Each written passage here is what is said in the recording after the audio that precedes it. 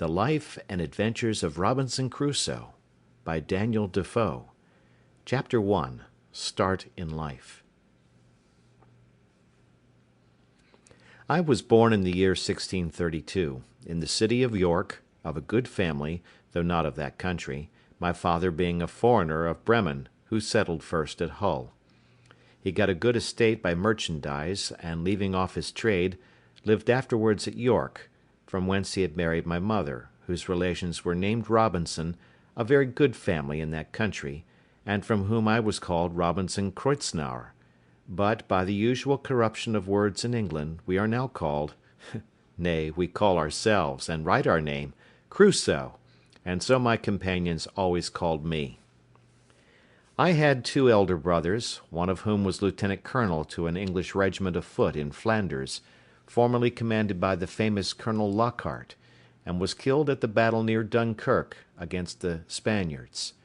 What became of my second brother I never knew, any more than my father or mother knew what became of me. Being the third son of the family and not bred to any trade, my head began to be filled very early with rambling thoughts. My father, who was very ancient, had given me a competent share of learning, as far as house education and a country free school generally go, and designed me for the law;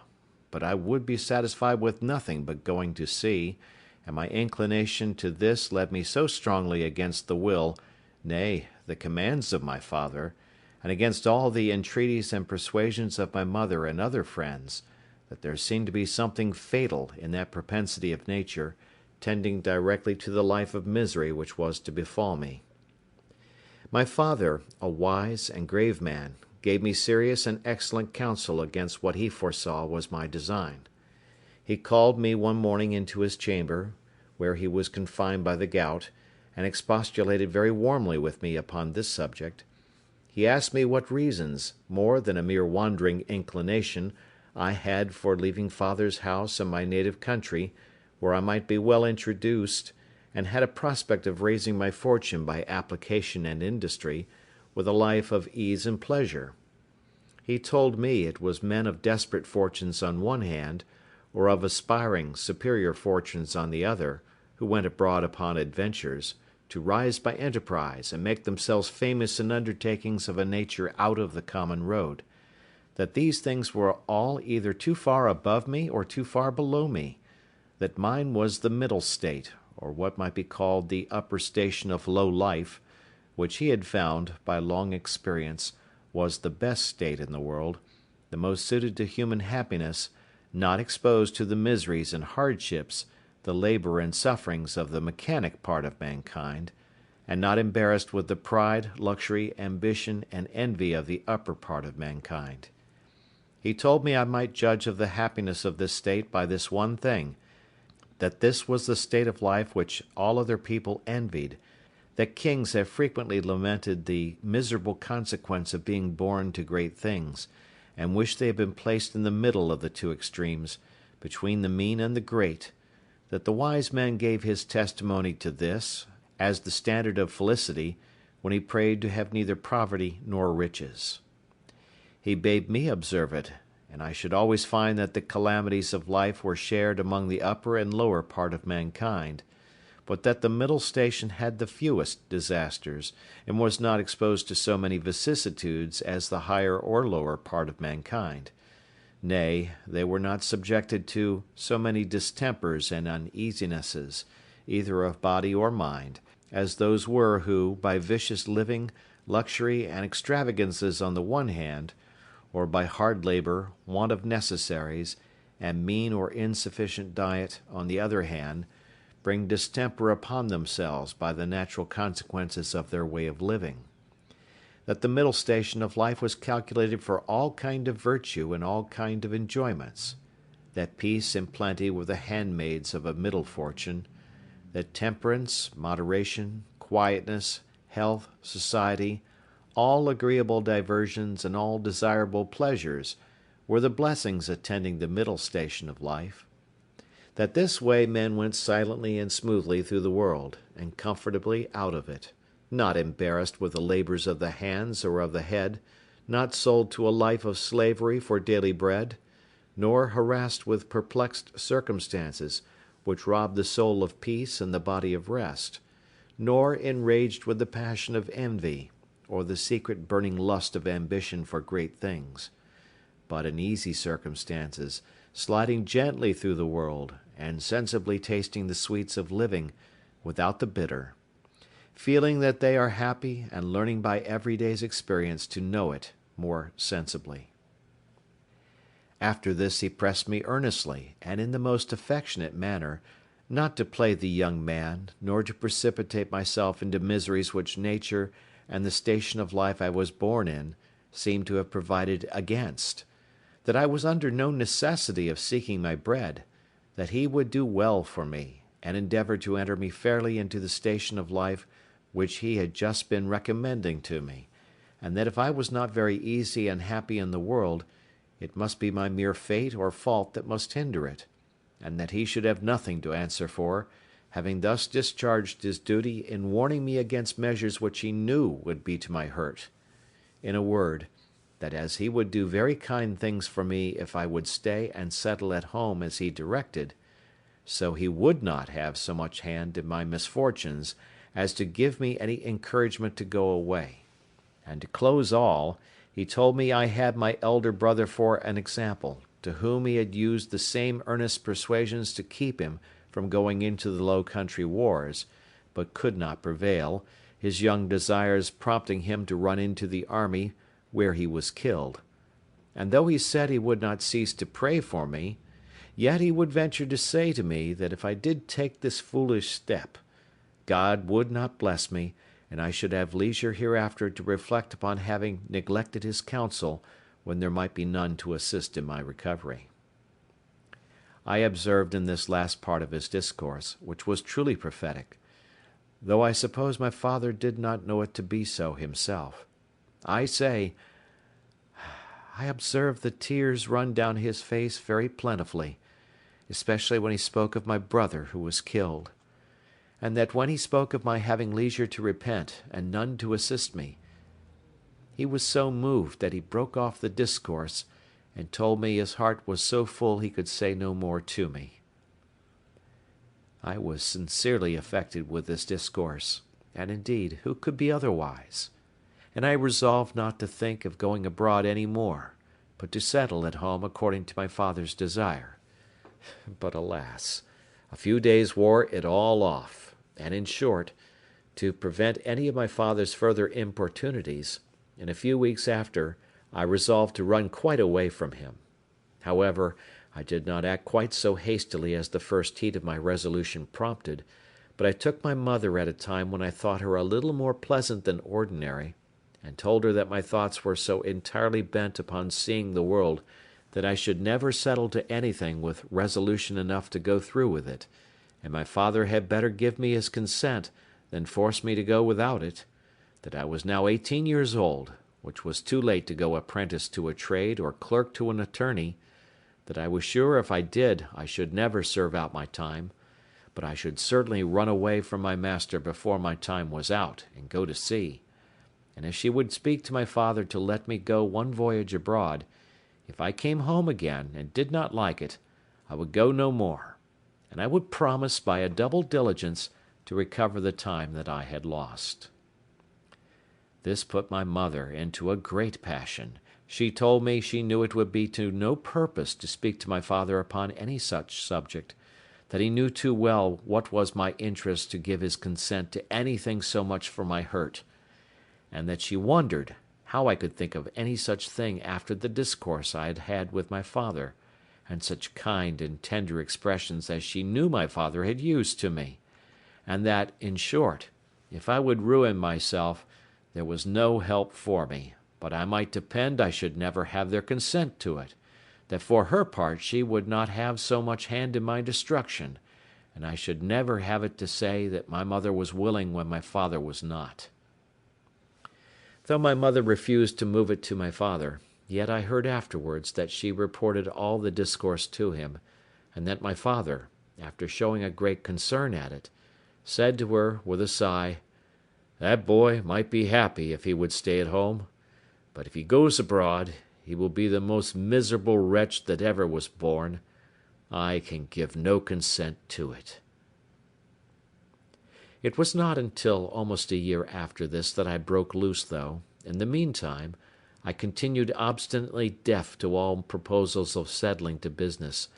and frequently expostulated with my father and mother about their being so positively determined against what they knew my inclinations prompted me to.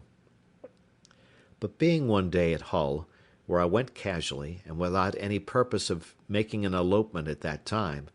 but, I say, being there, and one of my companions being about to sail to London in his father's ship, and prompting me to go with them with the common allurement of seafaring men,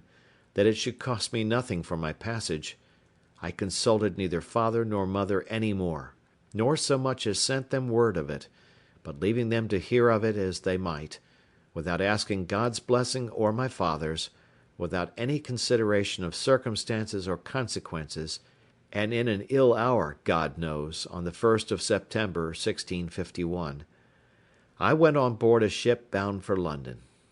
Never any young adventurer's misfortunes, I believe, began sooner or continued longer than mine. The ship was no sooner out of the Humber than the wind began to blow and the sea to rise in a most frightful manner,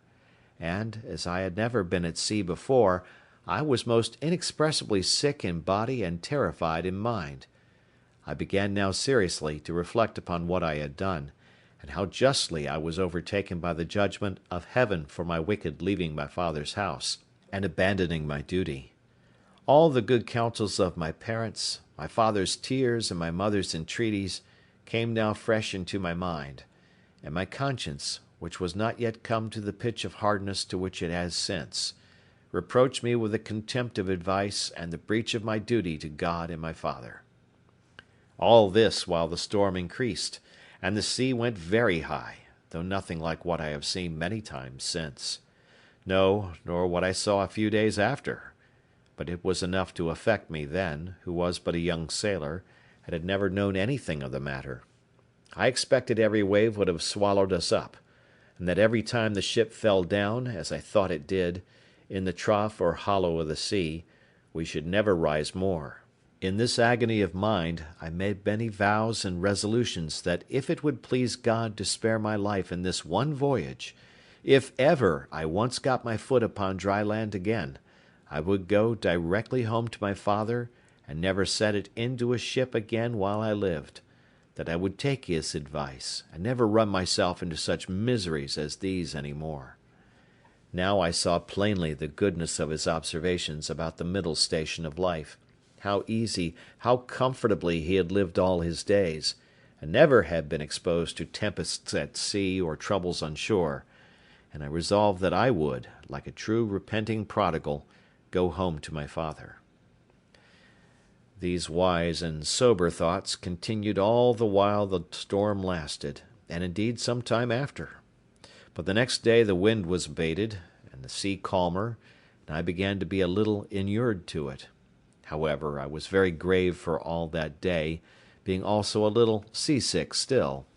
But towards night the weather cleared up, the wind was quite over, and a charming fine evening followed. The sun went down perfectly clear, and arose so the next morning, and having little or no wind, and a smooth sea, the sun shining upon it, the sight was, as I thought, the most delightful that ever I saw. I had slept well in the night, and was now no more seasick, but very cheerful, looking with wonder upon the sea that was so rough and terrible the day before, and could be so calm and so pleasant in so little a time after. And now, lest my good resolutions should continue, my companion, who had enticed me away, comes to me. "Well, Bob," says he, clapping me upon the shoulder, "how do you do after it? I warrant you were frighted, weren't you, last night, when it blew but a capful of wind?" "A capful, do you call it?" said I. "'Twas a terrible storm." "A storm, you fool you!" replies he. "Do you call that a storm? Ha! Why, it was nothing at all. Give us but a good ship and sea room, and we think nothing of such a squall of wind as that. But you're but a freshwater sailor, Bob. Come, let us make a bowl of punch, and we'll forget all that. Do you see what charming weather 'tis now? To make short this sad part of my story, we went the way of all sailors. The punch was made, and I was made half drunk with it. And in that one night's wickedness I drowned all my repentance, all my reflections upon my past conduct, all my resolutions for the future. In a word, as the sea was returned to its smoothness of surface and settled calmness by the abasement of that storm,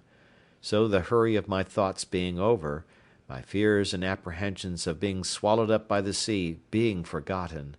and the current of my former desires returned, I entirely forgot the vows and promises that I made in my distress. I found, indeed, some intervals of reflection, and the serious thoughts did, as it were, endeavour to return again sometimes. But I shook them off, and roused myself from them as it were from a distemper, and applying myself to drinking and company, soon mastered the return of those fits,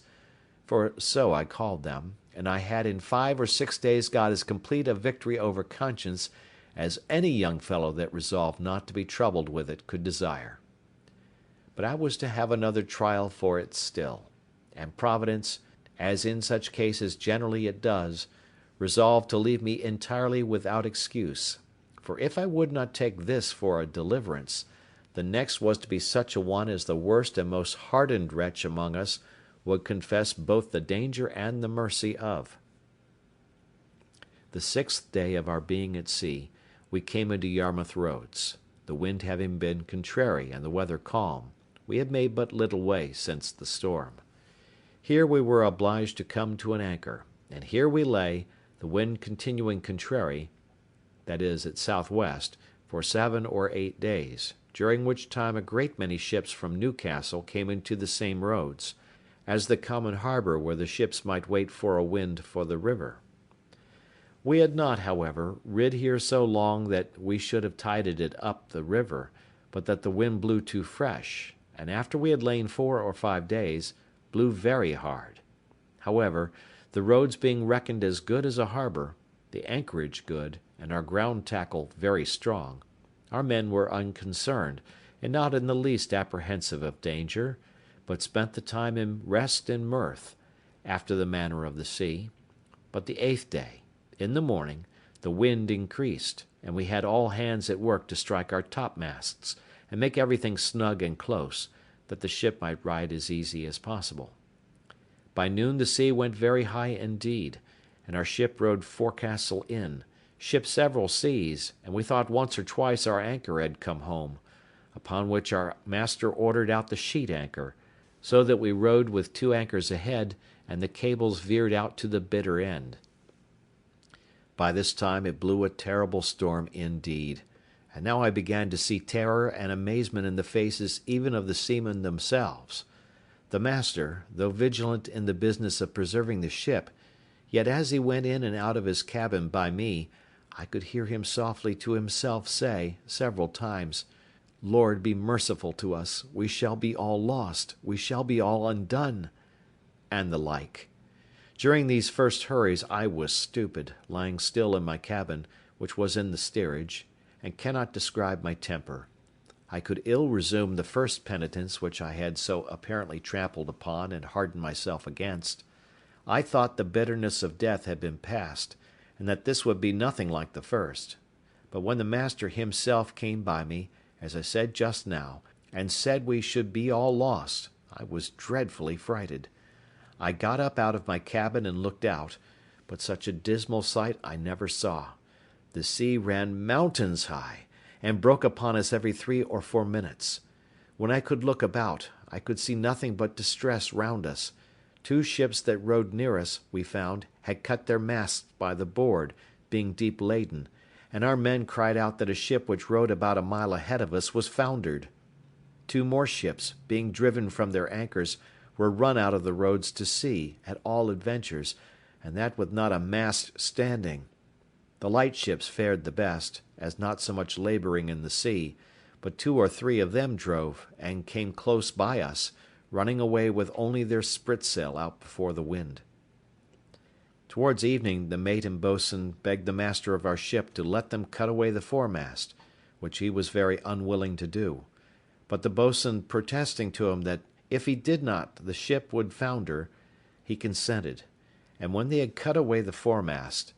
the mainmast stood so loose and shook the ship so much they were obliged to cut that away also, and make a clear deck.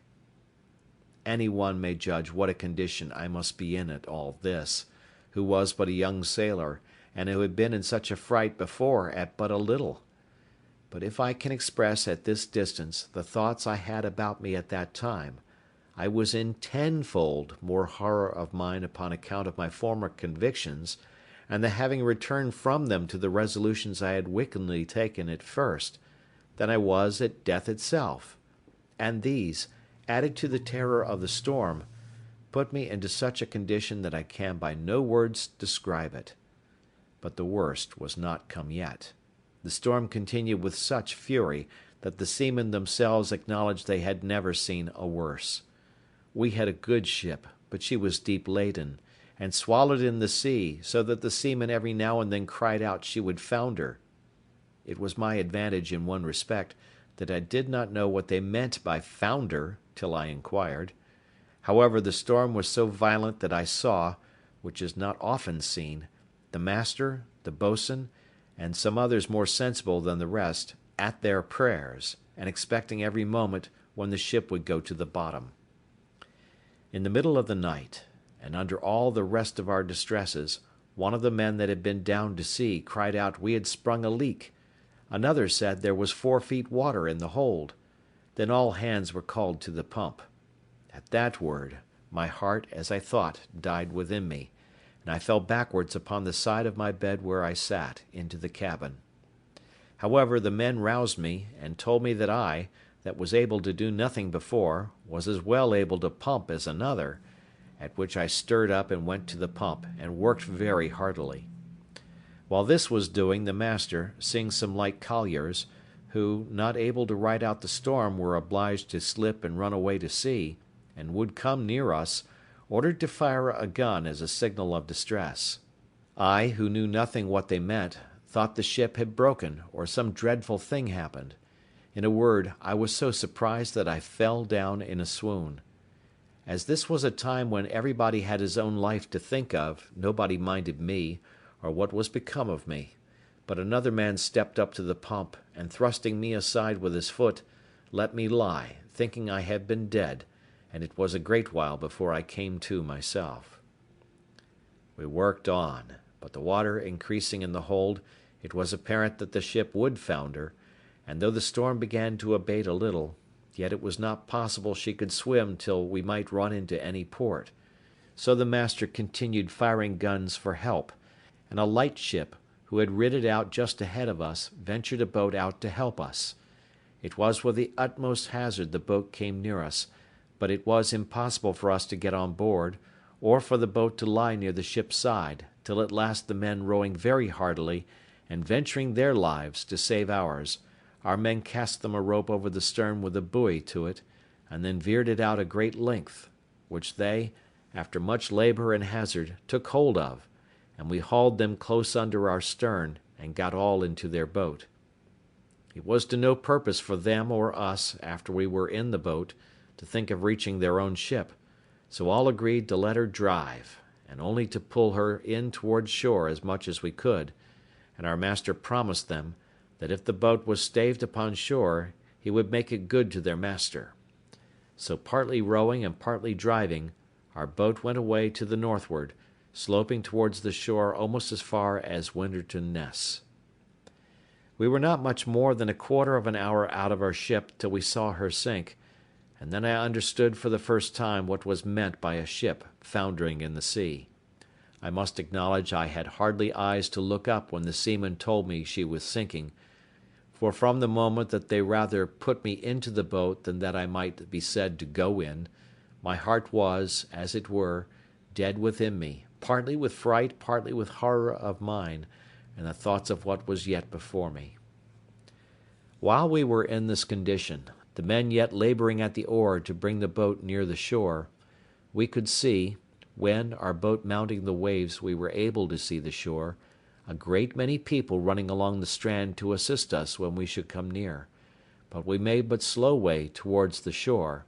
nor were we able to reach the shore till, being past the lighthouse at Winterton, the shore falls off to the westward towards Cromer, and so the land broke off a little the violence of the wind. Here we got in, and though not without much difficulty, got all safe on shore, and walked afterwards on foot to Yarmouth, where, as unfortunate men, we were used with great humanity, as well by the magistrates of the town, who assigned us good quarters, as by particular merchants and owners of ships, and had money given us sufficient to carry us either to London or back to Hull as we thought fit. Had I now had the sense to have gone back to Hull, and have gone home, I had been happy, and my father, as in our blessed Saviour's parable, had even killed the fatted calf for me, for hearing the ship I went away in was cast away in Yarmouth roads, it was a great while before he had any assurances that I was not drowned. But my ill fate pushed me on now with an obstinacy that nothing could resist, and though I had several times loud calls from my reason and my more composed judgment to go home, yet I had no power to do it. I know not what to call this, nor will I urge that it is a secret overruling decree that hurries us on to be the instruments of our own destruction, even though it be before us, and that we rush upon it with our eyes open. Certainly nothing but some such decreed unavoidable misery, which it was impossible for me to escape, could have pushed me forward against the calm reasonings and persuasions of my most retired thoughts, and against two such visible instructions as I had met with in my first attempt. My comrade, who had helped to harden me before, and who was the master's son, was now less forward than I. The first time he spoke to me after we were at Yarmouth, which was not till 2 or 3 days, for we were separated in the town to several quarters, I say, the first time he saw me, it appeared his tone was altered, and looking very melancholy, and shaking his head, he asked me how I did, and telling his father who I was, and how I had come this voyage only for a trial, in order to go further abroad, his father, turning to me with a very grave and concerned tone, "Young man," says he, "you ought never to go to sea any more. You ought to take this for a plain invisible token that you are not to be a seafaring man." "Why, sir," said I, "will you go to sea no more?" "That is another case," said he. "It is my calling, and therefore my duty; but as you made this voyage on trial, you see what a taste heaven has given you of what you are to expect if you persist. Perhaps this has all befallen us on your account, like Jonah in the ship of Tarshish. Pray," continues he, "what are you, and on what account did you go to sea?" Upon that I told him some of my story, at the end of which he burst out into a strange kind of passion. "What had I done," says he, "that such an unhappy wretch should come into my ship? I would not set my foot in the same ship with thee again for £1,000. This indeed was, as I said, an excursion of his spirits, which were yet agitated by the sense of his loss, and was farther than he could have authority to go. However, he afterwards talked very gravely to me, exhorting me to go back to my father, and not tempt Providence to my ruin, telling me I might see a visible hand of heaven against me. "And, young man," said he, "depend upon it, if you do not go back, wherever you go, you will meet with nothing but disasters and disappointments, till your father's words are fulfilled upon you." We parted soon after, for I made him little answer, and I saw him no more; which way he went I knew not. As for me, having some money in my pocket, I travelled to London by land, and there, as well as on the road, had many struggles with myself what course of life I should take, and whether I should go home or to sea. As to going home, shame opposed the best motions that offered to my thoughts, and it had immediately occurred to me how I should be laughed at among the neighbours, and should be ashamed to see, not my father and mother only, but even everybody else, from whence I have since often observed how incongruous and irrational the common temper of mankind is, especially of youth, to that reason which ought to guide them in such cases, that is, that they are not ashamed to sin, and yet are ashamed to repent, not ashamed of the action for which they ought justly to be esteemed fools, but are ashamed of the returning, which only can make them be esteemed wise men. In this state of life, however, I remained some time, uncertain what measures to take, and what course of life to lead. An irresistible reluctance continued to going home,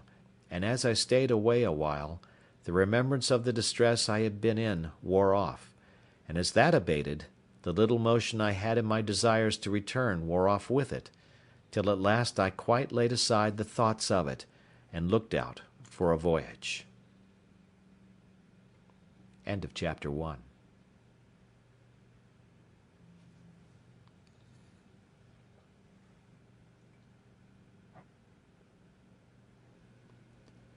The Life and Adventures of Robinson Crusoe, by Daniel Defoe. Chapter 2, Slavery and Escape. That evil influence which carried me first away from my father's house, which hurried me into the wild and indigested notion of raising my fortune, and that impressed those conceits so forcibly upon me as to make me deaf to all good advice, and to the entreaties and even the commands of my father, I say, the same influence, whatever it was, presented the most unfortunate of all enterprises to my view, and I went on board a vessel bound to the coast of Africa, or, as our soldiers vulgarly called it, a voyage to Guinea. It was my great misfortune that in all these adventures I did not ship myself as a sailor, when, though I might indeed have worked a little harder than ordinary, yet at the same time I should have learnt the duty and office of a foremast man, and in time might have qualified myself for a mate or lieutenant, if not for a master. But as it was always my fate to choose for the worse, so I did here, for having money in my pocket and good clothes upon my back, I would always go on board in the habit of a gentleman, and so I neither had any business in the ship, nor learned to do any. It was my lot first of all to fall into pretty good company in London, which does not always happen to such loose and misguided young fellows as I then was, the devil generally not omitting to lay some snare for them very early. But it was not so with me. I first got acquainted with the master of a ship who had been on the coast of Guinea, and who, having had very good success there, was resolved to go again. This captain taking a fancy to my conversation, which was not at all disagreeable at that time, hearing me say I had a mind to see the world, told me if I would go the voyage with him I should be at no expense. I should be his messmate and his companion, and if I could carry anything with me, I should have all the advantage of it that the trade would admit, and perhaps I might meet with some encouragement. I embraced the offer, and entering into a strict friendship with this captain, who was an honest, plain-dealing man, I went the voyage with him, and carried a small adventure with me, which, by the disinterested honesty of my friend the captain, I increased very considerably, for I carried about £40 in such toys and trifles as the captain directed me to buy. These £40 I had mustered together by the assistance of some of my relations whom I corresponded with, and who, I believe, got my father, or at least my mother, to contribute so much as that to my first adventure. This was the only voyage which I may say was successful in all my adventures, which I owe to the integrity and honesty of my friend the captain, under whom also I got a competent knowledge of the mathematics and the rules of navigation, learned how to keep an account of the ship's course, take an observation, and, in short, to understand some things that were needful to be understood by a sailor; for as he took delight to instruct me, I took delight to learn. And, in a word, this voyage made me both a sailor and a merchant, for I brought home 5 pounds 9 ounces of gold dust for my adventure, which yielded me in London, at my return, almost £300, and this filled me with those aspiring thoughts which have since so completed my ruin. Yet even in this voyage I had my misfortunes too, particularly that I was continually sick, being thrown into a violent calenture by the excessive heat of the climate, our principal trading being upon the coast, from latitude of 15 degrees north even to the line itself. I was now set up for a Guinea trader, and my friend, to my great misfortune, dying soon after his arrival, I resolved to go the same voyage again, and I embarked in the same vessel with one who was his mate in the former voyage, had now got command of the ship. This was the unhappiest voyage that ever man made, for though I did not carry quite £100 of my new gained wealth, so that I had £200 left, which I lodged with my friend's widow, who was very just to me, yet I fell into terrible misfortunes. The first was this: our ship making her course towards the Canary Islands, or rather between those islands and the African shore, was surprised in the grey of the morning by a Turkish rover of Sallee, who gave chase to us with all the sail she could make. We crowded also as much canvas as our yards would spread, or our masts carry, to get clear, but finding the pirate gained upon us, and would certainly come up with us in a few hours, we prepared to fight, our ship having 12 guns, and the rogue 18. About 3 in the afternoon he came up with us, and bringing to, by mistake, just athwart our quarter, instead of athwart our stern, as he intended, we brought 8 of our guns to bear on that side, and poured in a broadside upon him, which made him sheer off again, after returning our fire, and pouring in also his small shot from near 200 men which he had on board. However, we had not a man touched, all our men keeping close. He prepared to attack us again, and we to defend ourselves; but laying us on board the next time upon our other quarter, he entered 60 men upon our decks, who immediately fell to cutting and hacking the sails and rigging. We plied them with small shot, half-pikes, powder chests, and such like, and cleared our deck of them twice. However, to cut short this melancholy part of our story, our ship being disabled, and 3 of our men killed and 8 wounded, we were obliged to yield, and were carried all prisoners into Sallee, a port belonging to the Moors. The usage I had there was not so dreadful as at first I apprehended, nor was I carried up the country to the Emperor's court, as the rest of our men were, but was kept by the captain of the rover as his proper prize, and made his slave, being young and nimble, and fit for his business. At this surprising change of my circumstances, from a merchant to a miserable slave, I was perfectly overwhelmed, and now I looked back upon my father's prophetic discourse to me, that I should be miserable and have none to relieve me, which I thought was now so effectually brought to pass that I could not be worse. For now the hand of heaven had overtaken me, and I was undone without redemption. But, alas, this was but a taste of the misery I was to go through, as will appear in the sequel of this story. As my new patron, or master, had taken me home to his house, so I was in hopes that he would take me with him when he went to sea again, believing that it would some time or other be his fate to be taken by a Spanish or Portugal man of war, and that then I should be set at liberty. But this hope of mine was soon taken away, for when he went to sea, he left me on shore to look after his little garden, and do the common drudgery of slaves about his house; and when he came home again from his cruise, he ordered me to lie in the cabin to look after the ship. Here I meditated nothing but my escape, and what method I might take to effect it, but found no way that had the least probability in it, nothing presented to make the supposition of it rational, for I had nobody to communicate it to that would embark with me, no fellow slave, no Englishman, Irishman, or Scotchman there but myself, so that for 2 years, though I often pleased myself with the imagination, yet I never had the least encouraging prospect of putting it in practice. After about 2 years, an odd circumstance presented itself, which put the old thought of making some attempt for my liberty again in my head. My patron lying at home longer than usual without fitting out his ship, which, as I heard, was for want of money, he used constantly, once or twice a week, sometimes oftener if the weather was fair, to take the ship's pinnace and go out into the road a fishing, and as he always took me and young Moresco with him to row the boat, we made him very merry, and I proved very dexterous in catching fish, insomuch that sometimes he would send me with a Moor, one of his kinsmen, and the youth, the Moresco, as they called him, to catch a dish of fish for him. It happened one time, that going a-fishing in a calm morning, a fog rose so thick that, though we were not half a league from the shore, we lost sight of it, and rowing we knew not whither or which way, we laboured all day, and all the next night,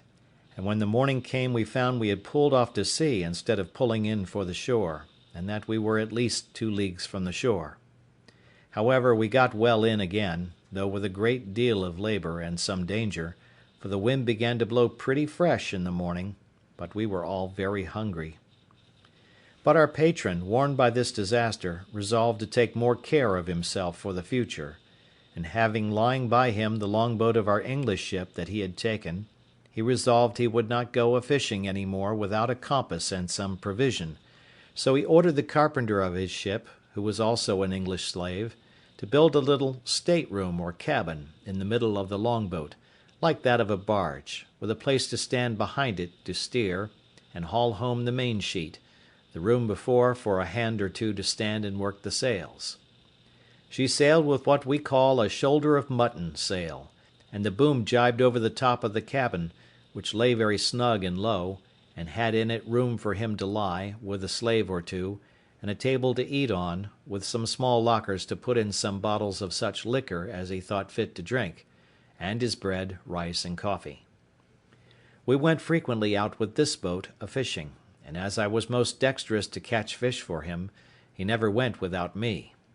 It happened that he had appointed to go out in this boat, either for pleasure or for fish, with 2 or 3 Moors of some distinction in that place, and for whom he had provided extraordinarily, and had, therefore, sent on board the boat overnight a larger store of provisions than ordinary, and had ordered me to get ready 3 fusees with powder and shot, which were on board his ship, so that they designed some sport of fowling as well as fishing. I got all things ready as he had directed, and waited the next morning with the boat washed clean, her ancient and pendants out, and everything to accommodate his guests, when by and by my patron came on board alone, and told me his guests had put off going from some business that fell out, and ordered me, with the man and boy, as usual, to go out with the boat and catch them some fish, so that his friends were to sup at his house, and commanded that as soon as I got some fish I should bring it home to his house, all of which I prepared to do. This moment my former notions of deliverance darted into my thoughts, for now I found I was likely to have a little ship at my command, and my master being gone, I prepared to furnish myself, not for fishing business, but for a voyage, though I knew not, neither did I so much as consider, whither I should steer. Anywhere to get out of that place was my desire.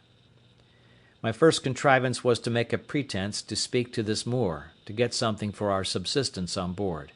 for I told him we must not presume to eat of our patron's bread. He said that was true, so he brought a large basket of rusk or biscuit, and 3 jars of fresh water into the boat. I knew where my patron's case of bottles stood, which it was evident, by the make, were taken out of some English prize, and I conveyed them into the boat while the Moor was on shore, as if they had been there before for our master. I conveyed also a great lump of beeswax into the boat, which weighed about 1/2 hundredweight, with a parcel of twine or thread, a hatchet, a saw, and a hammer, all of which were of great use to us afterwards, especially the wax, to make candles. Another trick I tried upon him, which he innocently came into also. His name was Ismail, which they call Muley or Moly, so I called to him, "Moly," said I, "our patron's guns are on board the boat. Can you not get a little powder and shot? It may be we may kill some alcamies (a fowl like our curlews) for ourselves, for I know he keeps the gunner's stores in the ship." "Yes," says he, "I'll bring some." And accordingly he brought a great leather pouch, which held 1.5 pounds of powder, or rather more, and another with shot, that had 5 or 6 pounds, with some bullets, and put all into the boat. At the same time I had found some powder of my master's in the great cabin, with which I filled one of the large bottles in the case, which was almost empty, pouring what was in it into another, and thus furnished with everything needful, we sailed out of the port to fish. The castle, which is at the entrance of the port, knew who we were, and took no notice of us, and we were not above a mile out of port before we hauled in our sail and set us down to fish. The wind blew from the north-northeast, which was contrary to my desire, for had it blown southerly I had been sure to have made the coast of Spain, and at least reached to the Bay of Cadiz; but my resolutions were, blow which way it would, I would be gone from that horrid place where I was, and leave the rest to fate. After we had fished some time and caught nothing, for when I had fish on my hook I would not pull them up, that he might not see them, I said to the Moor, "This will not do, our master will not be thus served, we must stand farther off." He, thinking no harm, agreed, and being in the head of the boat, set the sails; and, as I had the helm, I ran the boat out near a league farther, and then brought her to, as if I would fish, when, giving the boy the helm, I stepped forward to where the Moor was, and making as if I stooped for something behind him, I took him by surprise with my arm under his waist, and tossed him clear overboard into the sea. He rose immediately, for he swam like a cork, and called to me, begged to be taken in, told me he would go all over the world with me. He swam so strong after the boat that he would have reached me very quickly, there being but little wind, upon which I stepped into the cabin, and fetching one of the fowling pieces, I presented it at him, and told him I had done him no hurt, and if he would be quiet, I would do him none. "But," said I, "you swim well enough to reach to the shore, and the sea is calm. Make the best of your way to shore, and I will do you no harm. But if you come near the boat, I'll shoot you through the head, for I am resolved to have my liberty." So he turned himself about, and swam for the shore, and I make no doubt but he reached it with ease, for he was an excellent swimmer. I could have been content to have taken this Moor with me, and have drowned the boy, but there was no venturing to trust him. When he was gone, I turned to the boy, whom they called Xury, and said to him, "Xury, if you will be faithful to me, I'll make you a great man; but if you will not stroke your face to be true to me, that is, swear by Mahomet and his father's beard, I must throw you into the sea too." The boy smiled in my face, and spoke so innocently that I could not distrust him, and swore to be faithful to me, and go all over the world with me. While I was in view of the Moor that was swimming, I stood out directly to sea with the boat, rather stretching to windward, that they might think me gone toward the strait's mouth, as indeed any one that had been in their wits must have been supposed to do; for who would have supposed we were sailed on to the southward, to the truly barbarian coast, where whole nations of negroes were sure to surround us with their canoes and destroy us; where we could not go on shore but we should be devoured by savage beasts, or more merciless savages of humankind?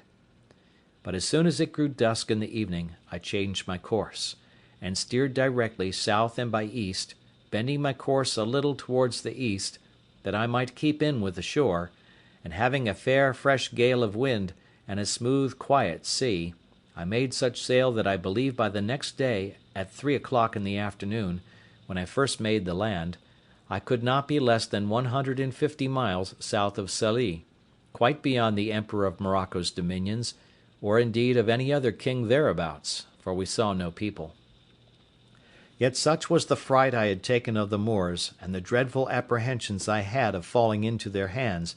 that I would not stop, or go on shore, or come to an anchor, the wind continuing fair till I had sailed in that manner 5 days, and then the wind shifting to the southward. I concluded also that if any of our vessels were in chase of me, they also would now give over; so I ventured to make to the coast, and came to an anchor in the mouth of a little river, I knew not what, nor where, neither what latitude, what country, what nation, or what river.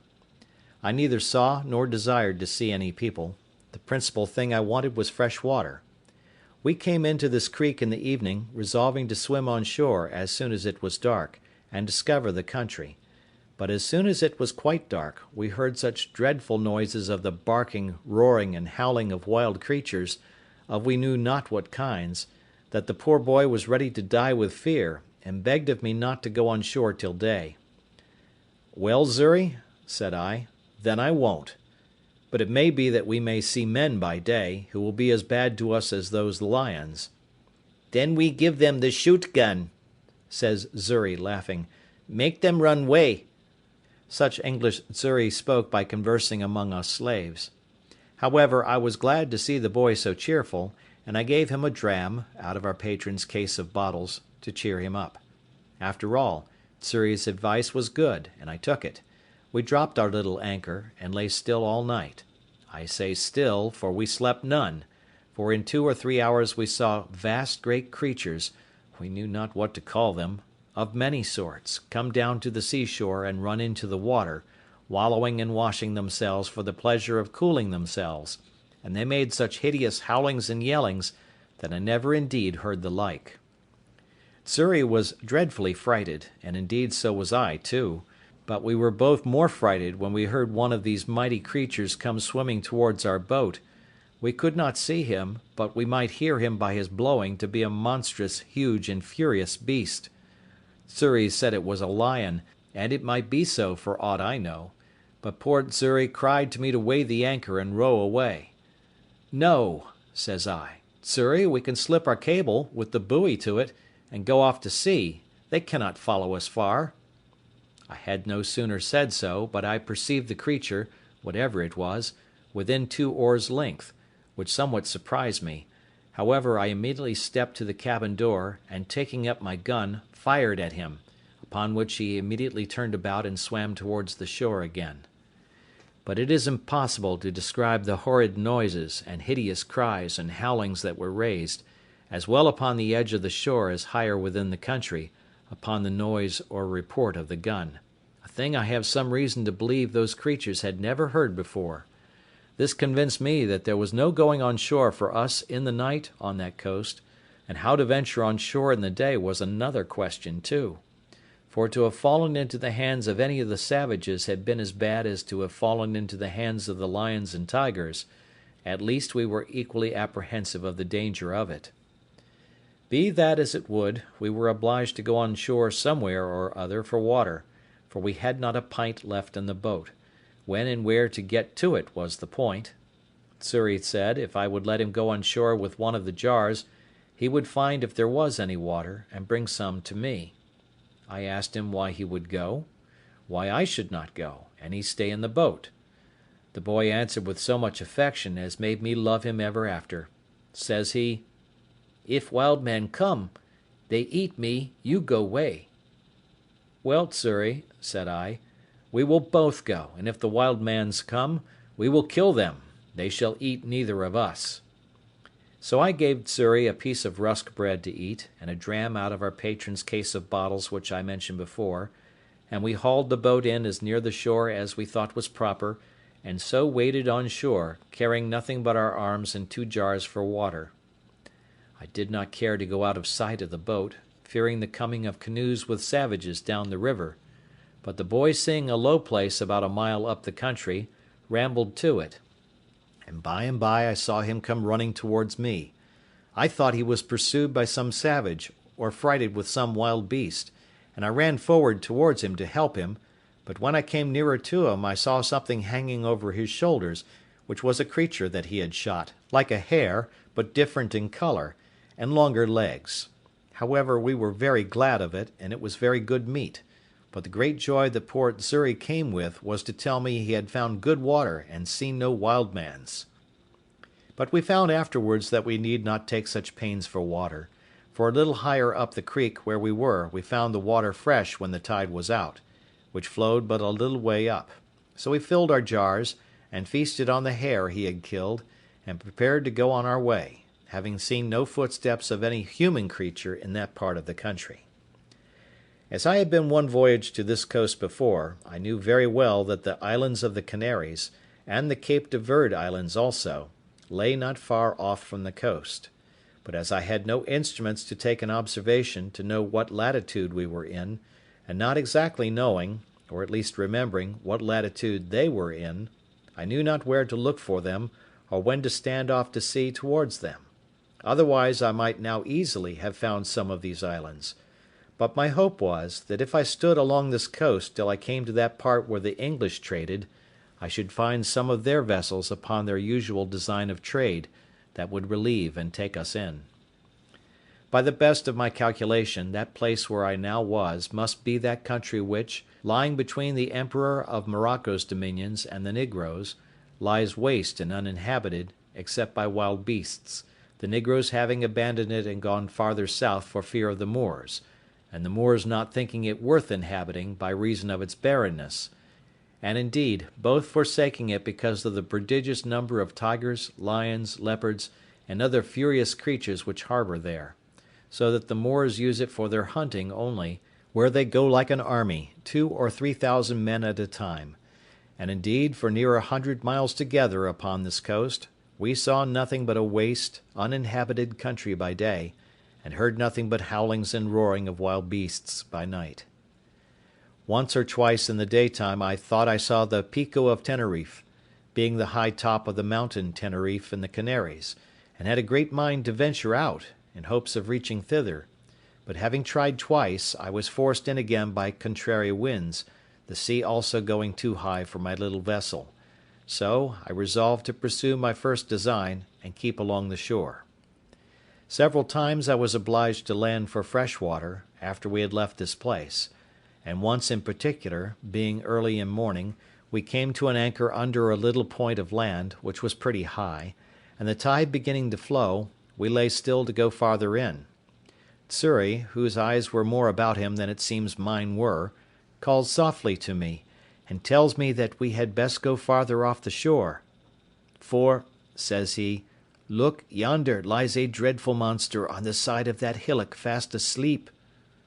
I looked where he pointed, and saw a dreadful monster indeed, for it was a terrible great lion that lay on the side of the shore, under the shade of a piece of the hill that hung, as it were, a little over him. "Xury," says I, "you shall on shore and kill him." Xury looked frighted, and said, "Me kill, he eat me at one mouth." One mouthful he meant.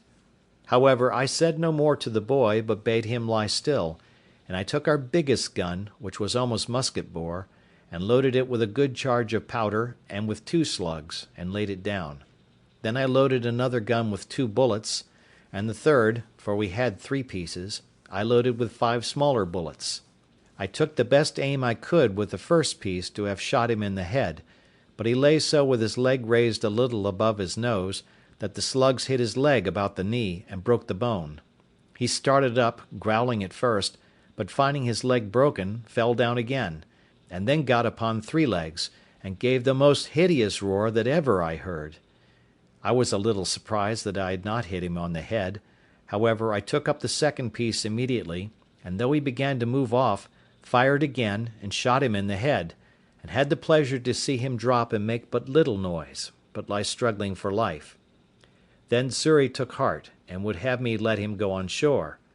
"Well, go," said I. So the boy jumped into the water, and taking a little gun in one hand, swam to the shore with the other hand, and coming close to the creature, put the muzzle of the piece to his ear, and shot him in the head again, which dispatched him quite.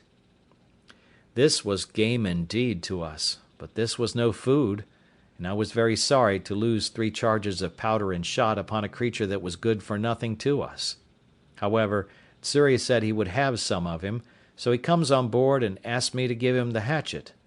"For what, Xury?" said I. "Me cut off his head," said he. However, Xury could not cut off his head, but he cut off a foot, and brought it with him, and it was a monstrous great one. I bethought myself, however, that perhaps the skin of him might, one way or other, be of some value to us, and I resolved to take his skin if I could. So Xury and I went to work with him, but Xury was much the better workman at it, for I knew very ill how to do it. Indeed, it took us both up the whole day, but at last we got off the hide of him, and spreading it on top of our cabin, the sun effectually dried it in 2 days' time, and it afterwards served me to lie upon. End of chapter 2.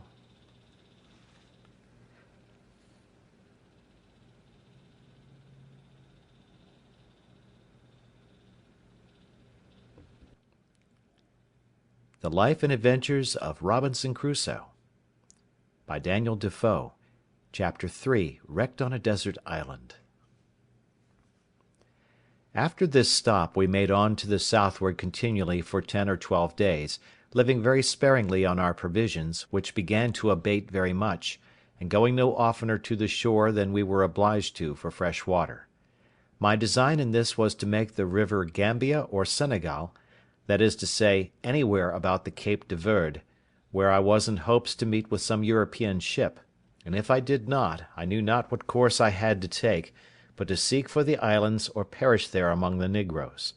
I knew that all the ships from Europe, which sailed either to the coast of Guinea or to Brazil, or to the East Indies, made this cape, or those islands, and in a word, I put the whole of my fortune upon this single point, either that I must meet with some ship or must perish.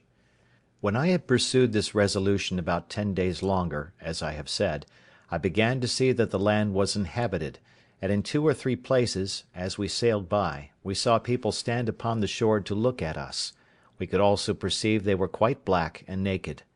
I was once inclined to have gone on shore to them, but Xury was my better counsellor, and said to me, "No go, no go."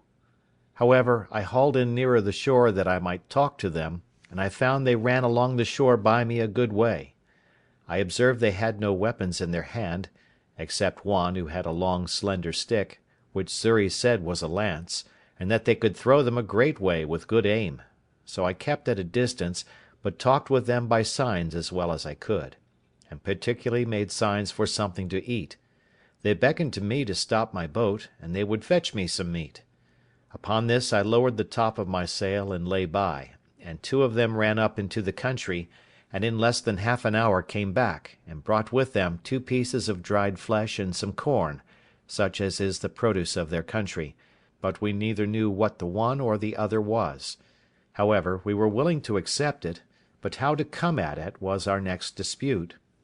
for I would not venture on shore to them, and they were as much afraid of us. But they took a safe way for us all, for they brought it to the shore and laid it down, and went and stood a great way off till we fetched it on board, and then came close to us again. We made signs of thanks to them, for we had nothing to make them amends, but an opportunity offered that very instant to oblige them wonderfully, for while we were lying by the shore came 2 mighty creatures, one pursuing the other, as we took it, with great fury from the mountains towards the sea. Whether it was the male pursuing the female, or whether they were in sport or in rage, we could not tell, any more than we could tell whether it was usual or strange; but I believe it was the latter, because, in the first place, those ravenous creatures seldom appear but in the night, and in the second place, we found the people terribly frighted, especially the women. The man that had the lance or dart did not fly from them, but the rest did. However, as the 2 creatures ran directly into the water, they did not offer to fall upon any of the negroes, but plunged themselves into the sea, and swam about as if they had come for their diversion. At last one of them began to come nearer our boat than at first I expected, but I lay ready for him, for I had loaded my gun with all possible expedition, and bade Xury load both the others. As soon as he came fairly within my reach, I fired, and shot him directly in the head.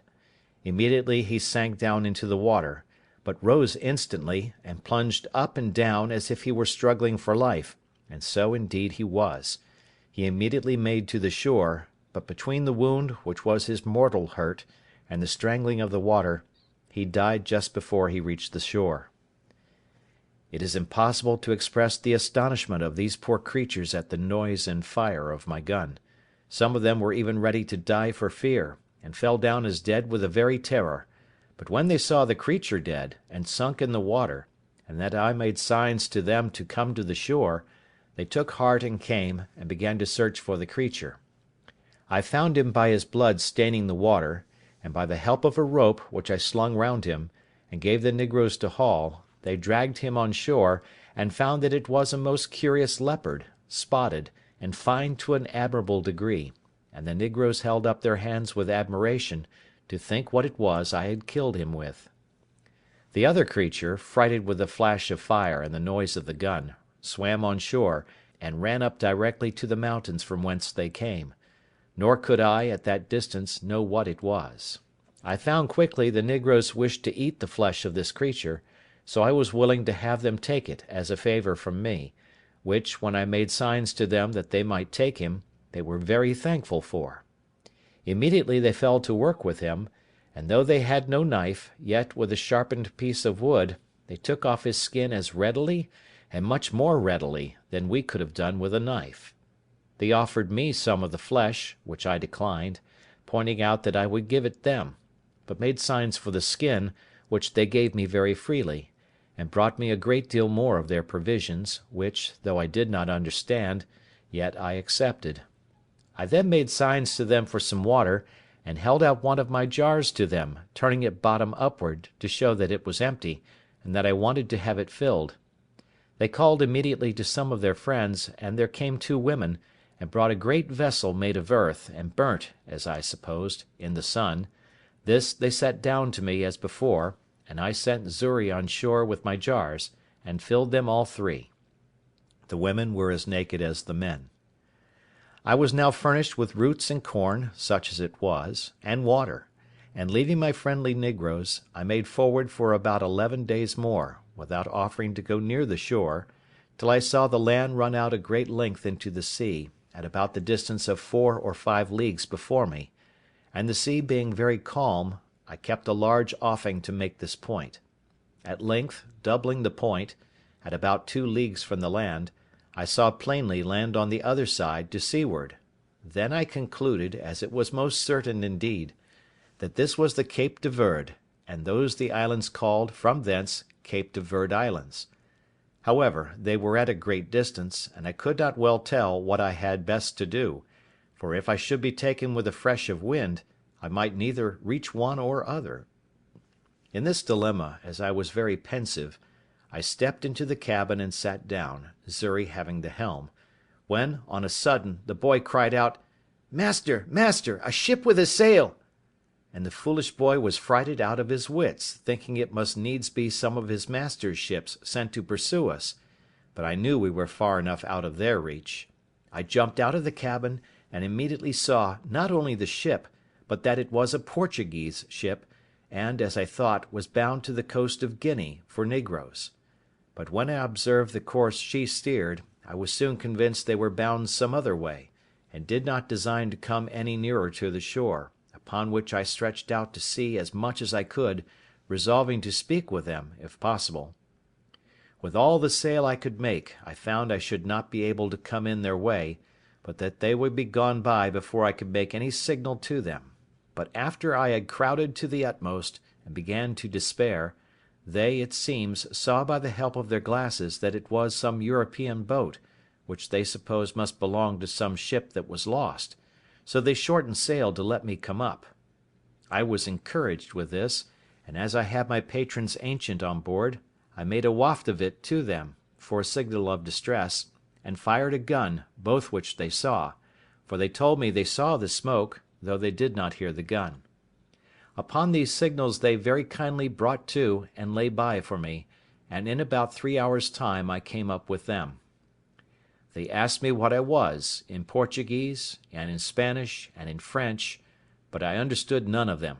But at last a Scotch sailor, who was on board, called to me, and I answered him, and told him I was an Englishman, that I had made my escape out of slavery from the Moors, at Sallee.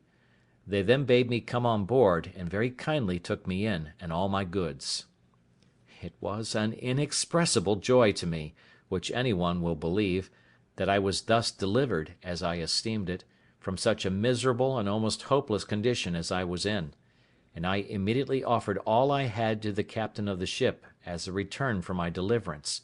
but he generously told me he would take nothing from me, but that all I had should be delivered safe to me when I came to the Brazils. "For," says he, "I have saved your life on no other terms than I would be glad to be saved myself, and it may, one time or other, be my lot to be taken up in the same condition. Besides," said he, "when I carry you to the Brazils, so great a way from your own country, if I should take from you what you have, you will be starved there, and then I only take away that life I have given. No, no," says he, "Signor Inglés (Mr. Englishman), I will carry you thither in charity, and those things will help to buy your subsistence there, and your passage home again." As he was charitable in this proposal, so he was just in the performance to a tittle, for he ordered the seamen that none should touch anything that I had, Then he took everything into his own possession, and gave me back an exact inventory of them, that I might have them, even to my 3 earthen jars. As to my boat, it was a very good one, and that he saw, and told me he would buy it of me for his ship's use, and asked me what I would have for it. I told him he had been so generous to me in everything that I could not offer to make any price of the boat, but left it entirely to him; upon which he told me he would give me a note of hand to pay me 80 pieces of eight for it at Brazil, and when it came there, if any one offered to give more, he would make it up.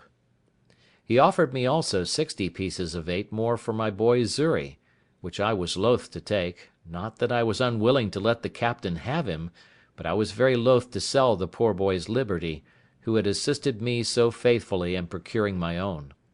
However, when I let him know my reason, he owned it to be just, and offered me this medium, that he would give the boy an obligation to set him free in 10 years, if he turned Christian. Upon this, and Xury saying he was willing to go to him, I let the captain have him. We had a very good voyage to the Brazils, and I arrived in the Bay de Todos los Santos, or All Saints' Bay, in about 22 days after. And now I was once more delivered from the most miserable of all conditions of life, and what to do next with myself I was to consider.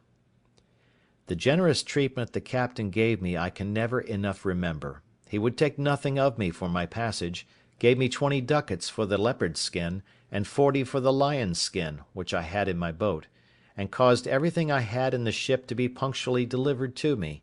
and what I was willing to sell he bought of me, such as the case of bottles, 2 of my guns, and a piece of the lump of beeswax, for I had made candles of the rest.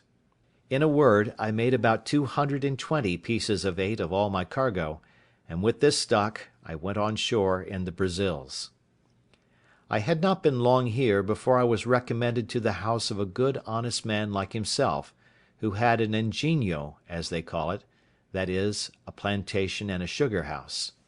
I lived with him some time, and acquainted myself by that means with the manner of planting and making of sugar, and seeing how well the planters lived, and how they got rich suddenly, I resolved, if I could get a license to settle there, I would turn planter among them, resolving in the meantime to find out some way to get my money, which I had left in London, remitted to me. To this purpose, getting a kind of letter of naturalization, I purchased as much land that was uncured as my money could reach, and formed a plan for my plantation and settlement, such a one as might be suitable to the stock which I proposed to myself to receive from England. I had a neighbour, a Portuguese, of Lisbon, but born of English parents, whose name was Wells, and in much such circumstances as I was. I call him my neighbour, because his plantation lay next to mine, and we went on very sociably together. My stock was but low, as well as his, and we rather planted for food than anything else for about 2 years. However, we began to increase, and our land began to come into order, so that the 3rd year we planted some tobacco, and made each of us a large piece of ground ready for planting canes in the year to come. But we both wanted help, and now I found, more than before, I had done wrong in parting with my boy Xury. But, alas, for me to do wrong that never did right was no great wonder. I had no remedy but to go on. I had got into an employment quite remote to my genius, and directly contrary to the life I delighted in, and for which I forsook my father's house, and broke through all his good advice. Nay, I was coming into the very middle station, or upper degree of low life, which my father advised me to before, and which, if I resolved to go on with, I might as well have stayed at home, and never have fatigued myself in the world as I had done;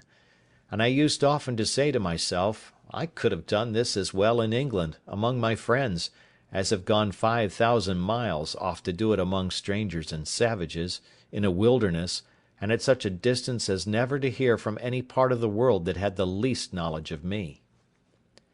In this manner I used to look upon my condition with the utmost regret. I had nobody to converse with, but now and then this neighbour; no work to be done, but by the labour of my hands; and I used to say, I lived just like a man cast away upon some desolate island, that had nobody there but himself. But how just has it been, and how should all men reflect, that when they compare their present conditions with others that are worse, Heaven may oblige them to make the exchange, and be convinced of their former felicity by their experience. I say, how just has it been, that the true solitary life I reflected on, in an island of mere desolation, should be my lot, who had so often unjustly compared it with the life which I then led, in which, had I continued, I had in all probability been exceeding prosperous and rich. I was in some degree settled in my measures for carrying on the plantation before my kind friend, the captain of the ship that took me up at sea, went back; for the ship remained there, in providing his lading and preparing for his voyage, nearly 3 months. When telling him what little stock I had left behind me in London, he gave me this friendly and sincere advice. "Señor Inglés," says he, for so he always called me, "if you will give me letters, and a procuration in form to me, with orders to the person who has your money in London to send your effects to Lisbon, to such persons as I shall direct, and in such goods as are proper for this country, I will bring you the produce of them, God willing, at my return. But since human affairs are all subject to changes and disasters, I would have you give orders but for £100 sterling, which, you say, is half your stock, and let the hazard be run for the first; so that, if it comes safe, you may order the rest the same way, and, if it miscarry, you may have the other half to have recourse to for your supply." This was so wholesome advice, and looked so friendly, that I could not but be convinced it was the best course I could take; so I accordingly prepared letters to the gentlewoman with whom I had left my money, and a procuration to the Portuguese captain, as he desired. I wrote the English captain's widow a full account of all my adventures, my slavery, escape, and how I had met with the Portuguese captain at sea, the humanity of his behaviour, and what condition I was now in, with all other necessary directions for my supply; and when this honest captain came to Lisbon, he found means, by some of the English merchants there, to send over, not the order only, but a full account of my story to a merchant in London, who represented it effectually to her; whereupon she not only delivered the money, but out of her own pocket sent the Portugal captain a very handsome present for his humanity and charity to me.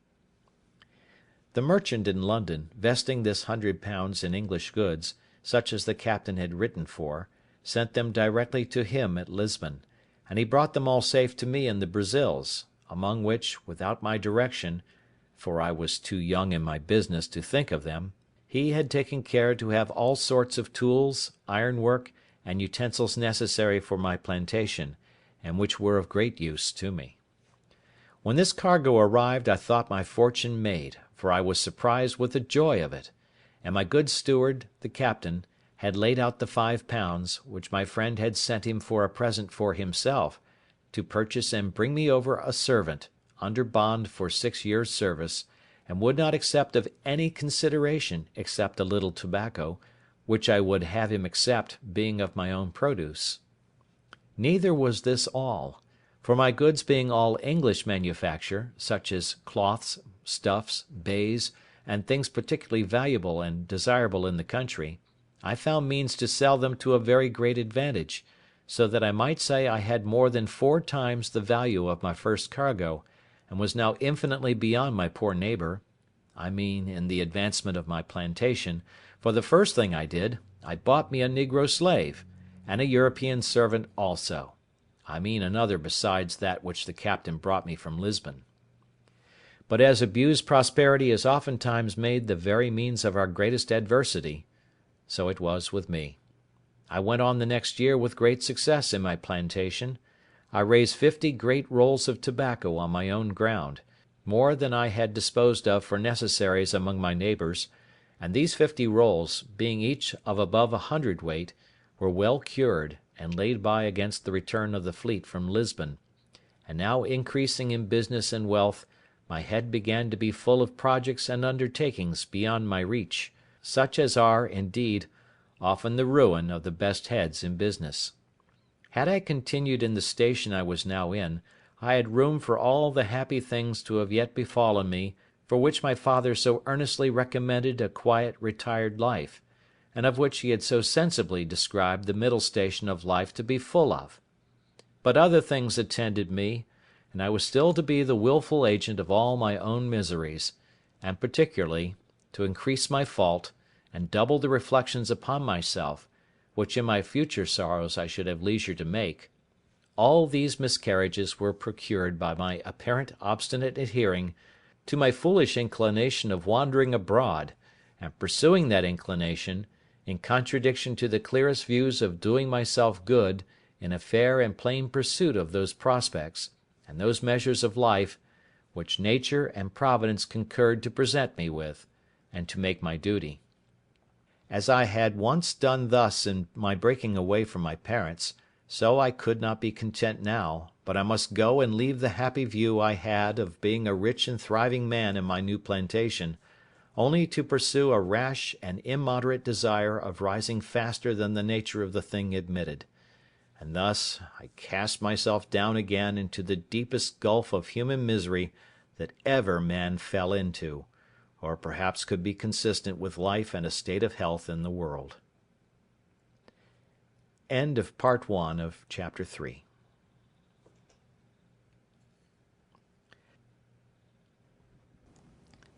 The Life and Adventures of Robinson Crusoe, by Daniel Defoe.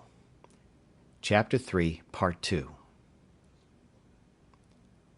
To come, then, by the just degrees to the particulars of this part of my story. You may suppose that having now lived almost 4 years in the Brazils, and beginning to thrive and prosper very well upon my plantation, I had not only learned the language, but had contracted acquaintance and friendship among my fellow planters, as well as among the merchants at San Salvador, which was our port; and that, in my discourses among them, I had frequently given them an account of my 2 voyages to the coast of Guinea, the manner of trading with the negroes there, and how easy it was to purchase upon the coast for trifles, such as beads, toys, knives, scissors, hatchets, bits of glass, and the like, not only gold dust, guinea grains, elephants' teeth, etc., but negroes, for the service of the Brazils, in great numbers. They listened always very attentively to my discourses on these heads, but especially to that part which related to the buying of negroes, which was a trade at that time, not only far entered into, but, as far as it was, had been carried on by asientos, or permission of the kings of Spain and Portugal, and engrossed in the public stock, so that few negroes were bought, and these excessively dear. It happened, being in company with some merchants and planters of my acquaintance, and talking of those things very earnestly, 3 of them came to me next morning, and told me they had been musing very much upon what I had discoursed with them of the last night, and they came to make a secret proposal to me; and, after enjoining me to secrecy, they told me that they had a mind to fit out a ship to go to Guinea, that they had all plantations as well as I, and were straitened for nothing so much as servants; that as it was a trade that could not be carried on, because they could not publicly sell the negroes when they came home, so they desired to make but one voyage, to bring the negroes on shore privately, and divide them among their own plantations; and, in a word, the question was whether I would go their supercargo in the ship, to manage the trading part upon the coast of Guinea; and they offered me that I should have my equal share of the negroes, without providing any part of the stock. This was a fair proposal, it must be confessed,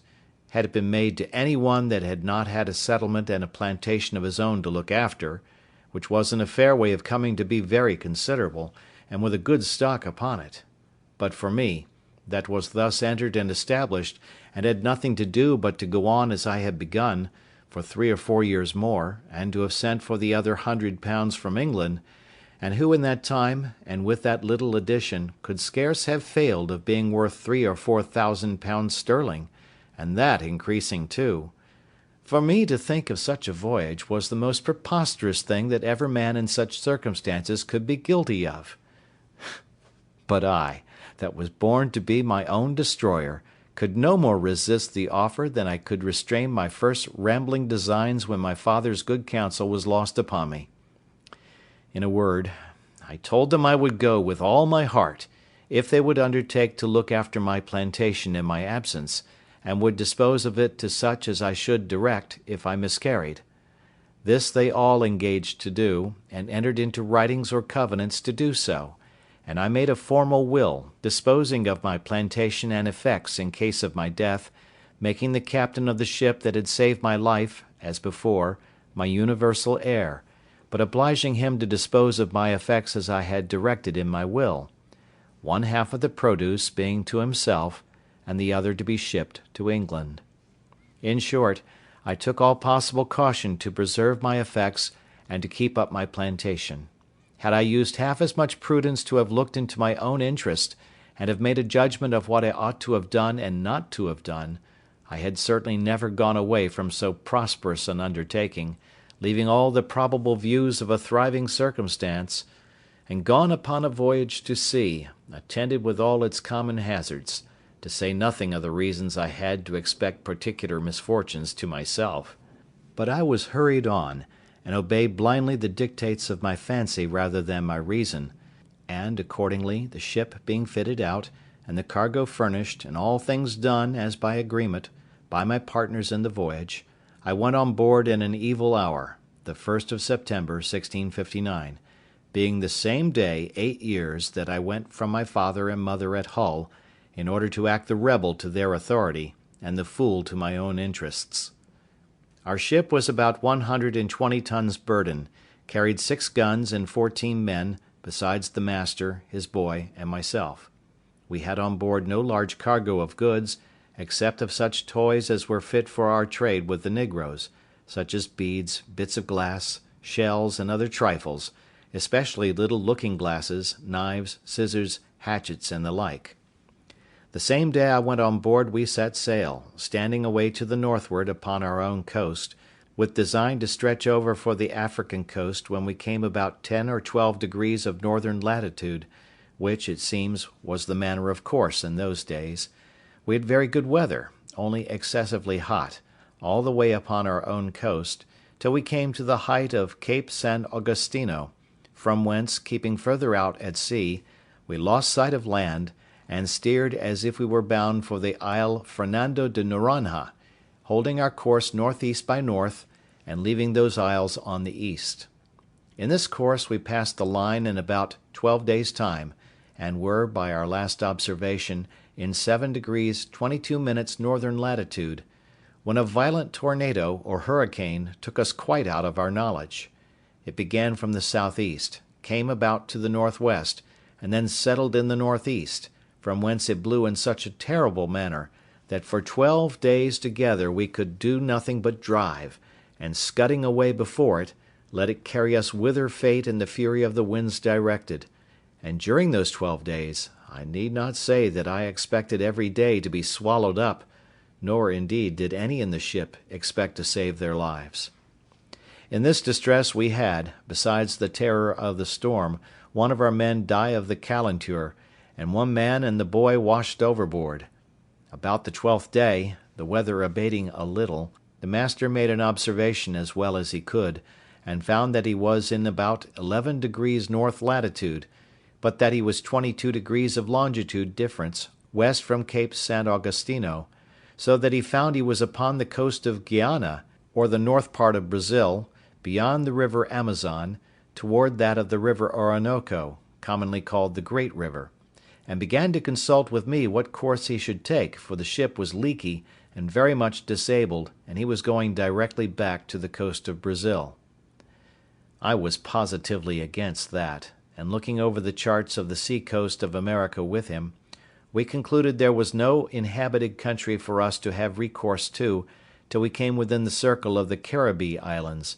and therefore resolved to stand away for Barbados, which, by keeping off at sea, to avoid the indraft of the Bay or Gulf of Mexico, we might easily perform, as we hoped, in about 15 days' sail, whereas we could not possibly make our voyage to the coast of Africa without some assistance both to our ship and to ourselves. With this design we changed our course, and steered away northwest by north, in order to reach some of our English islands, where I hoped for relief. But our voyage was otherwise determined, for being in the latitude of 12 degrees 18 minutes, a second storm came upon us, which carried us away with the same impetuosity westward, and drove us so out of the way of all human commerce, that, had our lives been saved as to the sea, we were rather in danger of being devoured by savages than ever returning to our own country. In this distress, the wind still blowing very hard, one of our men early in the morning cried out, "Land!" and we had no sooner run out of the cabin to look out, in hopes of seeing whereabouts in the world we were, than the ship struck upon a sand, and in a moment her motion being so stopped, the sea broke over her in such a manner that we expected we should all have perished immediately, and we were immediately driven into our close quarters, to shelter us from the very foam and spray of the sea. It is not easy for anyone who has not been in the like condition to describe or conceive the consternation of men in such circumstances. We knew nothing where we were, or upon what land it was we were driven, whether an island or the main, whether inhabited or not inhabited. As the rage of the wind was still great, though rather less than at first, we could not so much as hope to have the ship hold many minutes without breaking into pieces, unless the winds, by a kind of miracle, should turn immediately about. In a word, we sat looking upon one another, and expecting death every moment, and every man, accordingly, preparing for another world, for there was little or nothing more for us to do in this. That which was our present comfort, and all the comfort we had, was that, contrary to our expectation, the ship did not break yet, and that the master said the wind began to abate. Now, though we thought that the wind did a little abate, yet the ship having thus struck upon the sand, and sticking too fast for us to expect her getting off, we were in a dreadful condition indeed, and had nothing to do but to think of saving our lives as well as we could. We had a boat at our stern just before the storm, but she was first staved by dashing against the ship's rudder, and in the next place she broke away, and either sunk or was driven off to sea, so there was no hope from her. We had another boat on board, but how to get her off into the sea was a doubtful thing. However, there was no time to debate, for we fancied that the ship would break in pieces every minute, and some told us she was actually broken already. In this distress the mate of our vessel laid hold of the boat, and with the help of the rest of the men got her slung over the ship's side, and getting all into her, let go, and committed ourselves, being 11 in number, to God's mercy and the wild sea, for though the storm was abated considerably, yet the sea ran dreadfully high upon the shore, and might be well called den wild zee, as the Dutch call the sea in a storm. And now our case was very dismal indeed, for we all saw plainly that the sea went so high that the boat could not live, and that we should be inevitably drowned. As to making sail, we had none, nor if we had could we have done anything with it. So we worked at the oar towards the land, though with heavy hearts, like men going to execution, for we all knew that when the boat came near the shore, she would be dashed in 1,000 pieces by the breach of the sea. However, we committed our souls to God in the most earnest manner, and the wind driving us towards the shore, we hastened our destruction with our own hands, putting as well as we could towards land. What the shore was, whether rock or sand, whether steep or shoal, we knew not. The only hope that could rationally give us the least shadow of expectation was, if we might find some bay or gulf, or the mouth of some river, where by great chance we might have run our boat in, or got under the lee of the land, and perhaps made smooth water. But there was nothing like this appeared. But, as we made nearer and nearer the shore, the land looked more frightful than the sea. After we had rowed, or rather driven about 1.5 leagues, as we reckoned it, a raging wave, mountain-like, came rolling astern of us, and plainly bade us expect the coup de grace. It took us with such a fury that it overset the boat at once, and separating us as well from the boat as from one another, gave us no time to say, "O God!" for we were all swallowed up in a moment. Nothing can describe the confusion of thought which I felt when I sank into the water, for though I swam very well, yet I could not deliver myself from the waves so as to draw breath, till that wave having driven me, or rather carried me, a vast way on towards the shore, and having spent itself, went back, and left me upon the land almost dry, but half dead with the water I took in. I had so much presence of mind, as well as breath left, that seeing myself nearer the mainland than I expected, I got upon my feet, and endeavoured to make on towards the land as fast as I could, before another wave should return and take me up again. But I soon found it was impossible to avoid it, for I saw the sea come after me as high as a great hill, and as furious as an enemy, which I had no means or strength to contend with. My business was to hold my breath, and raise myself upon the water if I could, and so, by swimming, to preserve my breathing, and pilot myself towards the shore if possible, my greatest concern now being that the sea, as it would carry me a great way towards the shore when it came on, might not carry me back again with it when it gave back towards the sea. The wave that came upon me again buried me at once 20 or 30 feet deep in its own body, and I could feel myself carried with a mighty force and swiftness towards the shore, a very great way,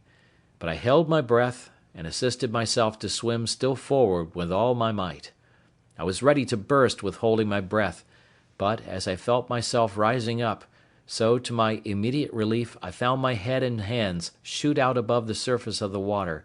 and though it was not 2 seconds of time that I could keep myself so, yet it relieved me greatly, gave me breath, and new courage. I was covered again with water a good while, but not so long but I held it out, and finding the water had spent itself, and began to return, I struck forward against the return of the waves, and felt ground again with my feet. I stood still a few moments to recover breath, until the waters went from me, and then took to my heels and ran with what strength I had further towards the shore. But neither would this deliver me from the fury of the sea, which came pouring in after me again, and twice more I was lifted up by the waves and carried forward as before, the shore being very flat. The last time of these two had well nigh been fatal to me, for the sea having hurried me along as before, landed me, or rather dashed me, against a piece of rock, and that with such force that it left me senseless, and indeed helpless, as to my own deliverance, for the blow taking my side and breast beat the breath as it were quite out of my body, and had it returned again immediately, I must have been strangled in the water. But I recovered a little before the return of the waves, and seeing I should be covered again with the water, I resolved to hold fast by a piece of the rock, and so to hold my breath, if possible, till the wave went back. Now, as the waves were not so high as at first, being nearer land, I held my hold till the wave abated, and then fetched another run, which brought me so near the shore that the next wave, though it went over me, yet did not so swallow me up as to carry me away, and the next run I took, I got to the mainland, where to my great comfort I clambered up the cliffs of the shore and sat me down upon the grass, free from danger and quite out of the reach of the water. I was now landed and safe on shore, and began to look up and thank God that my life was saved, in a case wherein there was some minutes before scarce any room to hope. I believe it was impossible to express, to the life, what the ecstasies and transports of the soul are, when it is so saved, as I may say, out of the very grave; and I do not wonder now at the custom, when a malefactor, who has the halter around his neck, is tied up, and just going to be turned off, and has a reprieve brought to him. I say, I do not wonder that they bring a surgeon with it, to let him blood that very moment they tell him of it, that the surprise may not drive the animal spirits from the heart and overwhelm him. For sudden joys, like griefs, confound at first. I walked about on the shore lifting up my hands, and my whole being, as I may say, wrapped up in a contemplation of my deliverance, making 1,000 gestures and motions which I cannot describe, reflecting upon all my comrades that were drowned, and that there should not be one soul saved but myself; for, as for them, I never saw them afterwards, or any sign of them, except 3 of their hats, 1 cap, and 2 shoes that were not fellows. I cast my eye to the stranded vessel, when, the breach in the froth of the sea being so big I could hardly see it, it lay so far off, and considered, Lord, how was it possible I could get on shore? After I had solaced my mind with the comfortable part of my condition, I began to look around me, to see what kind of place I was in, and what was next to be done; and I soon found my comforts abate, and that, in a word, I had a dreadful deliverance; for I was wet, had no clothes to shift me, nor anything either to eat or drink to comfort me; neither did I see any prospect before me but that of perishing with hunger or being devoured by wild beasts; and that which was particularly afflicting to me was, that I had no weapon, either to hunt and kill any creature for my sustenance, or to defend myself against any other creature that might desire to kill me for theirs. In a word, I had nothing about me but a knife, a tobacco pipe, and a little tobacco in a box. This was all my provisions, and this threw me into such terrible agonies of mind, that for a while I ran about like a madman. Night coming upon me, I began with a heavy heart to consider what would be my lot if there were any ravenous beasts in that country, as at night they always come abroad for their prey. All the remedy that offered to my thoughts at that time was to get up into a thick bushy tree like a fir, but thorny, which grew near me, and where I resolved to sit all night, and consider the next day what death I should die, for as yet I saw no prospect of life. I walked about a furlong from the shore, to see if I could find any fresh water to drink, which I did, to my great joy; and having drank, and put a little tobacco into my mouth to prevent hunger, I went to the tree, and getting up into it, endeavoured to place myself so that if I should sleep I might not fall; and having cut me a short stick, like a truncheon, for my defence, I took up my lodging, and having been excessively fatigued, I fell fast asleep, and slept as comfortably as, I believe, few could have done in my condition, and found myself more refreshed with it than, I think, I ever was on such an occasion. End of chapter 3.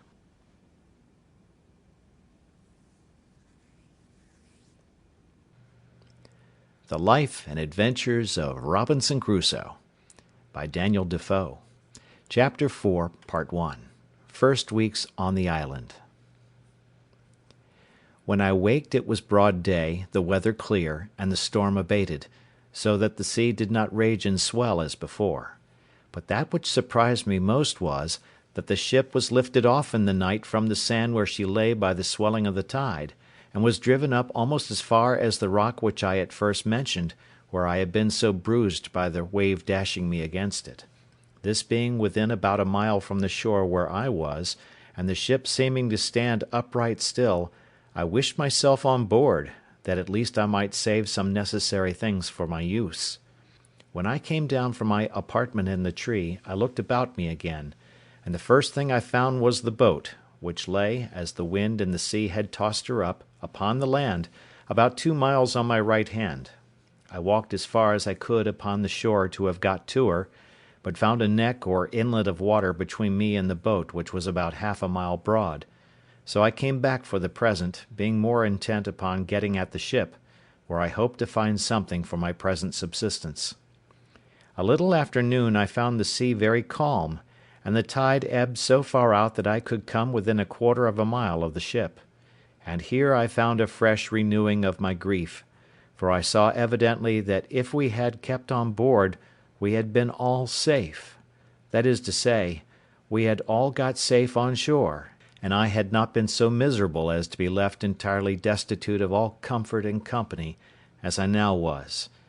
This forced tears to my eyes again, but as there was little relief in that, I resolved, if possible, to get to the ship, so I pulled off my clothes, for the weather was hot to extremity, and took the water. But when I came to the ship my difficulty was still greater to know how to get on board, for, as she lay aground, and high out of the water, there was nothing within my reach to lay hold of. I swam round her twice, and the second time I spied a small piece of rope, which I wondered I did not see at first, hung down by the fore chains so low as that with great difficulty I got hold of it, and by the help of that rope I got up into the forecastle of the ship. Here I found that the ship was bulged, and had a great deal of water in her hold, but that she lay so on the side of a bank of hard sand, or rather earth, that her stern lay lifted up upon the bank, and her head low, almost to the water. By this means all her quarter was free, and all that was in that part was dry, for you may be sure my first work was to search, and to see what was spoiled and what was free. And, first, I found that all the ship's provisions were dry and untouched by the water, and being very well disposed to eat, I went to the bread room and filled my pockets with biscuit, and ate it as I went about other things, for I had no time to lose. I also found some rum in the great cabin, of which I took a large dram, and which I had indeed need enough of to spirit me for what was before me. Now I wanted nothing but a boat to furnish myself with many things which I foresaw would be very necessary to me. It was in vain to sit still and wish for what was not to be had, and this extremity roused my application. We had several spare yards, and 2 or 3 large spars of wood, and a spare topmast or 2 in the ship. I resolved to fall to work with these, and I flung as many of them overboard as I could manage for their weight, tying every one with a rope, that they might not drive away. When this was done, I went down the ship's side, and pulling them to me, I tied 4 of them together at both ends as well as I could, in the form of a raft, and laying 2 or 3 short pieces of plank upon them crossways, I found I could walk upon it very well, but that it was not able to bear any great weight, the pieces being too light. So I went to work, and with a carpenter's saw I cut a spare topmast into 3 lengths, and added them to my raft, with a great deal of labour and pains. But the hope of furnishing myself with necessaries encouraged me to go beyond what I should have been able to have done upon another occasion. My raft was now strong enough to bear any reasonable weight. My next care was what to load it with, and how to preserve what I laid upon it from the surf of the sea. But I was not long considering this. I first laid all the planks or boards upon it that I could get, and having considered well what I most wanted, I got 3 of the seamen's chests, which I had broken open and emptied, and lowered them down upon my raft. The first of these I filled with provisions, such as bread, rice, 3 Dutch cheeses, 5 pieces of dry goat's flesh, which we lived much upon, and a little remainder of European corn, which had been laid by for some fowls which we brought to sea with us, but the fowls were killed. There had been some barley and wheat together, but to my great disappointment I found afterwards that the rats had eaten it or spoiled it all. As for liquors, I found several, cases of bottles belonging to our skipper, in which were some cordial waters, and in all about 5 or 6 gallons of rack. These I stowed by themselves, there being no need to put them into the chest, nor any room for them. While I was doing this, I found the tide begin to flow, though very calm, and I had the mortification to see my coat, shirt, and waistcoat, which I had left on the shore, upon the sand, swim away. As for my breeches, which were only linen and open kneed, I swam on board in them and my stockings. However, this set me on rummaging for clothes, of which I found enough, but took no more than I wanted for present use, for I had other things which my eye was more upon, as, first, tools to work with on shore. And it was after long searching that I found out the carpenter's chest, which was indeed a very useful prize to me, and much more valuable than a shipload of gold would have been at that time. I got it down to my raft, whole as it was, without losing time to look into it, for I knew in general what it contained. My next care was for some ammunition and arms. There were 2 very good fowling pieces in the great cabin, and 2 pistols. These I secured first, with some powder horns and a small bag of shot, and 2 old rusty swords. I knew there were 3 barrels of powder in the ship, but knew not where our gunner had stowed them, but with much search I found them, 2 of them dry and good, the 3rd had taken water. Those 2 I got to my raft with the arms. And now I thought myself pretty well freighted, and began to think how I should get to shore with them, having neither sail, oar, nor rudder, and the least capful of wind would have overset all my navigation. I had 3 encouragements. First, a smooth, calm sea. Secondly, the tide rising and setting in to the shore. Thirdly, what little wind there was blew me towards the land. And thus, having found 2 or 3 broken oars belonging to the boat,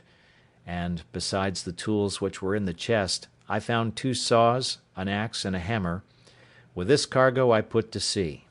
For a mile or thereabouts my raft went very well, only that I found it drive a little distant from the place where I had landed before, by which I perceived that there was some indraft of the water, and consequently I hoped to find some creek or river there, which I might make use of as a port to get to land with my cargo. As I imagined, so it was.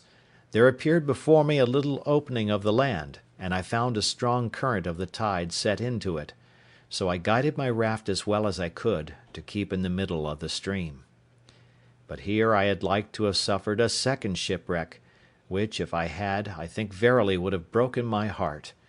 For knowing nothing of the coast, my raft ran aground at one end of it upon a shoal, and not being aground at the other end, it wanted but a little that all my cargo had slipped off towards the end that was afloat, and to fallen into the water. I did my utmost, by setting my back against the chests, to keep them in their places, but could not thrust off the raft with all my strength, neither durst I stir from the posture I was in, but holding up the chests with all my might, I stood in that manner near half an hour, in which time the rising of the water brought me a little more upon a level, and a little after, the water still rising, my raft floated again, and I thrust her off with the oar I had into the channel, and then driving up higher, I at length found myself in the mouth of a little river, with land on both sides and a strong current of tide running up. I looked on both sides for a proper place to get to shore, for I was not willing to be driven too high up the river, hoping in time to see some ships at sea, and therefore resolved to place myself as near the coast as I could. At length I spied a little cove on the right shore of the creek, to which with great pain and difficulty I guided my raft, and at last got so near that, reaching ground with my oar, I could thrust her directly in. But here I had like to have dipped all my cargo into the sea again, for that shore lying pretty steep, that is to say, sloping, there was no place to land but where one end of my float, if it ran on shore, would lie so high, and the other sink lower, as before, that it would endanger my cargo again. All that I could do was to wait till the tide was at the highest, keeping the raft with my oar like an anchor, to hold the side of it fast to the shore near a flat piece of ground, which I expected the water would flow over, and so it did. As soon as I found water enough, for my raft drew about a foot of water, I thrust her upon that flat piece of ground, and there fastened or moored her, by sticking my 2 broken oars into the ground, one on one side near one end, and one on the other side near the other end, and thus I lay till the water ebbed away, and left my raft and all my cargo safe on shore. My next work was to view the country, and seek a proper place for my habitation, and where to stow my goods to secure them from whatever might happen. Where I was, I yet knew not, whether on the continent or on an island, whether inhabited or not inhabited, whether in danger of wild beasts or not. There was a hill not above a mile from me, which rose up very steep and high, and which seemed to overtop some other hills, which lay as in a ridge from it northward. I took out one of the fowling pieces, and one of the pistols, and a horn of powder, and thus armed I travelled for discovery up to the top of that hill, where, after I had with great labour and difficulty got to the top, I saw my fate, to my great affliction, that I was in an island environed every way with the sea, no land to be seen except some rocks, which lay a great way off, and 2 small islands, less than this, which lay about 3 leagues to the west. I found also that the island I was in was barren, and, as I saw good reason to believe, uninhabited except by wild beasts, of whom, however, I saw none. Yet I saw abundance of fowls, but knew not their kinds, neither when I killed them could I tell what was fit for food, and what not. At my coming back, I shot at a great bird which I saw sitting upon a tree on the side of a great wood. I believe it was the first gun that had been fired there since the creation of the world. I had no sooner fired, than from all parts of the wood there arose an innumerable number of fowls of many sorts, making a confused screaming and crying, and every one according to his usual note, but not one of them of any kind that I knew. As for the creature I killed, I took it to be a kind of hawk, its colour and beak resembling it, but it had no talons or claws more than common. Its flesh was carrion, and fit for nothing. Contented with this discovery, I came back to my raft and fell to work to bring my cargo on shore, which took me up the rest of that day. What to do with myself at night, I knew not, nor indeed where to rest, for I was afraid to lie down on the ground, not knowing but some wild beast might devour me, though, as I afterwards found, there was really no need for those fears. However, as well as I could, I barricaded myself round with the chest and boards that I had brought on shore, and made a kind of hut for that night's lodging. As for food, I yet saw not which way to supply myself, except that I had seen 2 or 3 creatures like hares run out of the wood where I shot the fowl. I now began to consider that I might yet get a great many things out of the ship which would be useful to me, and particularly some of the rigging and sails, and such other things as might come to land, and I resolved to make another voyage on board the vessel, if possible. And as I knew that the first storm that blew must necessarily break her all in pieces, I resolved to set all other things apart till I had got everything out of the ship that I could get. Then I called a council, that is to say, in my thoughts, whether I should take back the raft, but this appeared impracticable, so I resolved to go as before, when the tide was down, and I did so, only that I stripped before I went from my hut, having nothing on but my checkered shirt, a pair of linen drawers, and a pair of pumps on my feet. I got on board the ship as before, and prepared a second raft, and having had experience of the first, I neither made this so unwieldy, nor loaded it so hard, but yet I brought away several things very useful to me. As first, in the carpenter's stores, I found 2 or 3 bags full of nails and spikes, a great screw-jack, a dozen or 2 of hatchets, and above all that most useful thing called a grindstone. All these I secured, together with several things belonging to the gunner, particularly 2 or 3 iron crows, and 2 barrels of musket bullets, 7 muskets, another fowling piece, with some small quantity of powder more, a large bagful of small shot, and a great roll of sheet lead, but this last was so heavy, I could not hoist it up to get it over the ship's side. Besides these things, I took all the men's clothes that I could find, and a spare foretopsail, a hammock, and some bedding, and with this I loaded my second raft, and brought them all safe on shore, to my very great comfort. I was under no apprehension, during my absence from the land, that at least my provisions might be devoured on shore, but when I came back I found no sign of any visitor, only there sat a creature like a wild cat upon one of the chests, which, when I came towards it, ran away a little distance, and then stood still.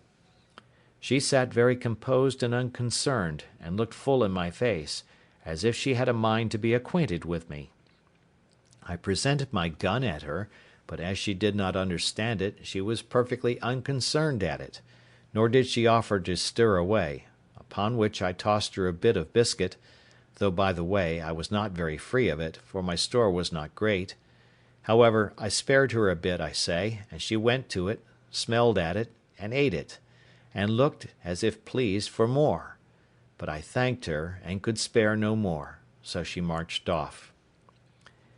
Having got my second cargo on shore, though I was fain to open the barrels of powder and bring them by parcels, for they were too heavy, being large casks, I went to work to make me a little tent with a sail, and some poles which I cut for that purpose, and into this tent I brought everything that I knew would spoil either with rain or sun, and I piled all the empty chests and casks up in a circle around the tent, to fortify it from any sudden attempt, either from man or beast. When I had done this, I blocked up the door of the tent with some boards within, and an empty chest set up on end without, and spreading one of the beds upon the ground, laying my 2 pistols just at my head, and my gun at length by me, I went to bed for the first time, and slept very quietly all night, for I was very weary and heavy. For the night before I had slept little, and had laboured very hard all day to fetch all these things from the ship, and to get them on shore. I had the biggest magazine of all kinds now that ever was laid up, I believe, for one man. But I was not satisfied still, for while the ship sat upright in that posture, I thought I ought to get everything out of her that I could. So every day at low water I went on board, and brought away something or other, but particularly the 3rd time I went, I brought away as much of the rigging as I could, as also all the small ropes and rope twine I could get, with a piece of spare canvas, which was to mend the sails upon occasion, and the barrel of wet gunpowder. In a word, I brought away all the sails, first and last, only that I was fain to cut them in pieces, and bring as much at a time as I could, for they were no more useful to be sails, but as mere canvas only. But that which comforted me more still was, that last of all, after I had made 5 or 6 such voyages as these, and thought I had nothing more to expect from the ship that was worth my meddling with, I say, after all this, I found a great hogshead of bread, 3 large runlets of rum, or spirits, a box of sugar, and a barrel of fine flour. This was surprising to me, because I had given over expecting any more provisions, except what was spoiled by the water. I soon emptied the hogshead of the bread, and wrapped it up, parcel by parcel, in pieces of the sails, which I cut out, and in a word, I got all this safe on shore also. End of Part 1 of Chapter 4.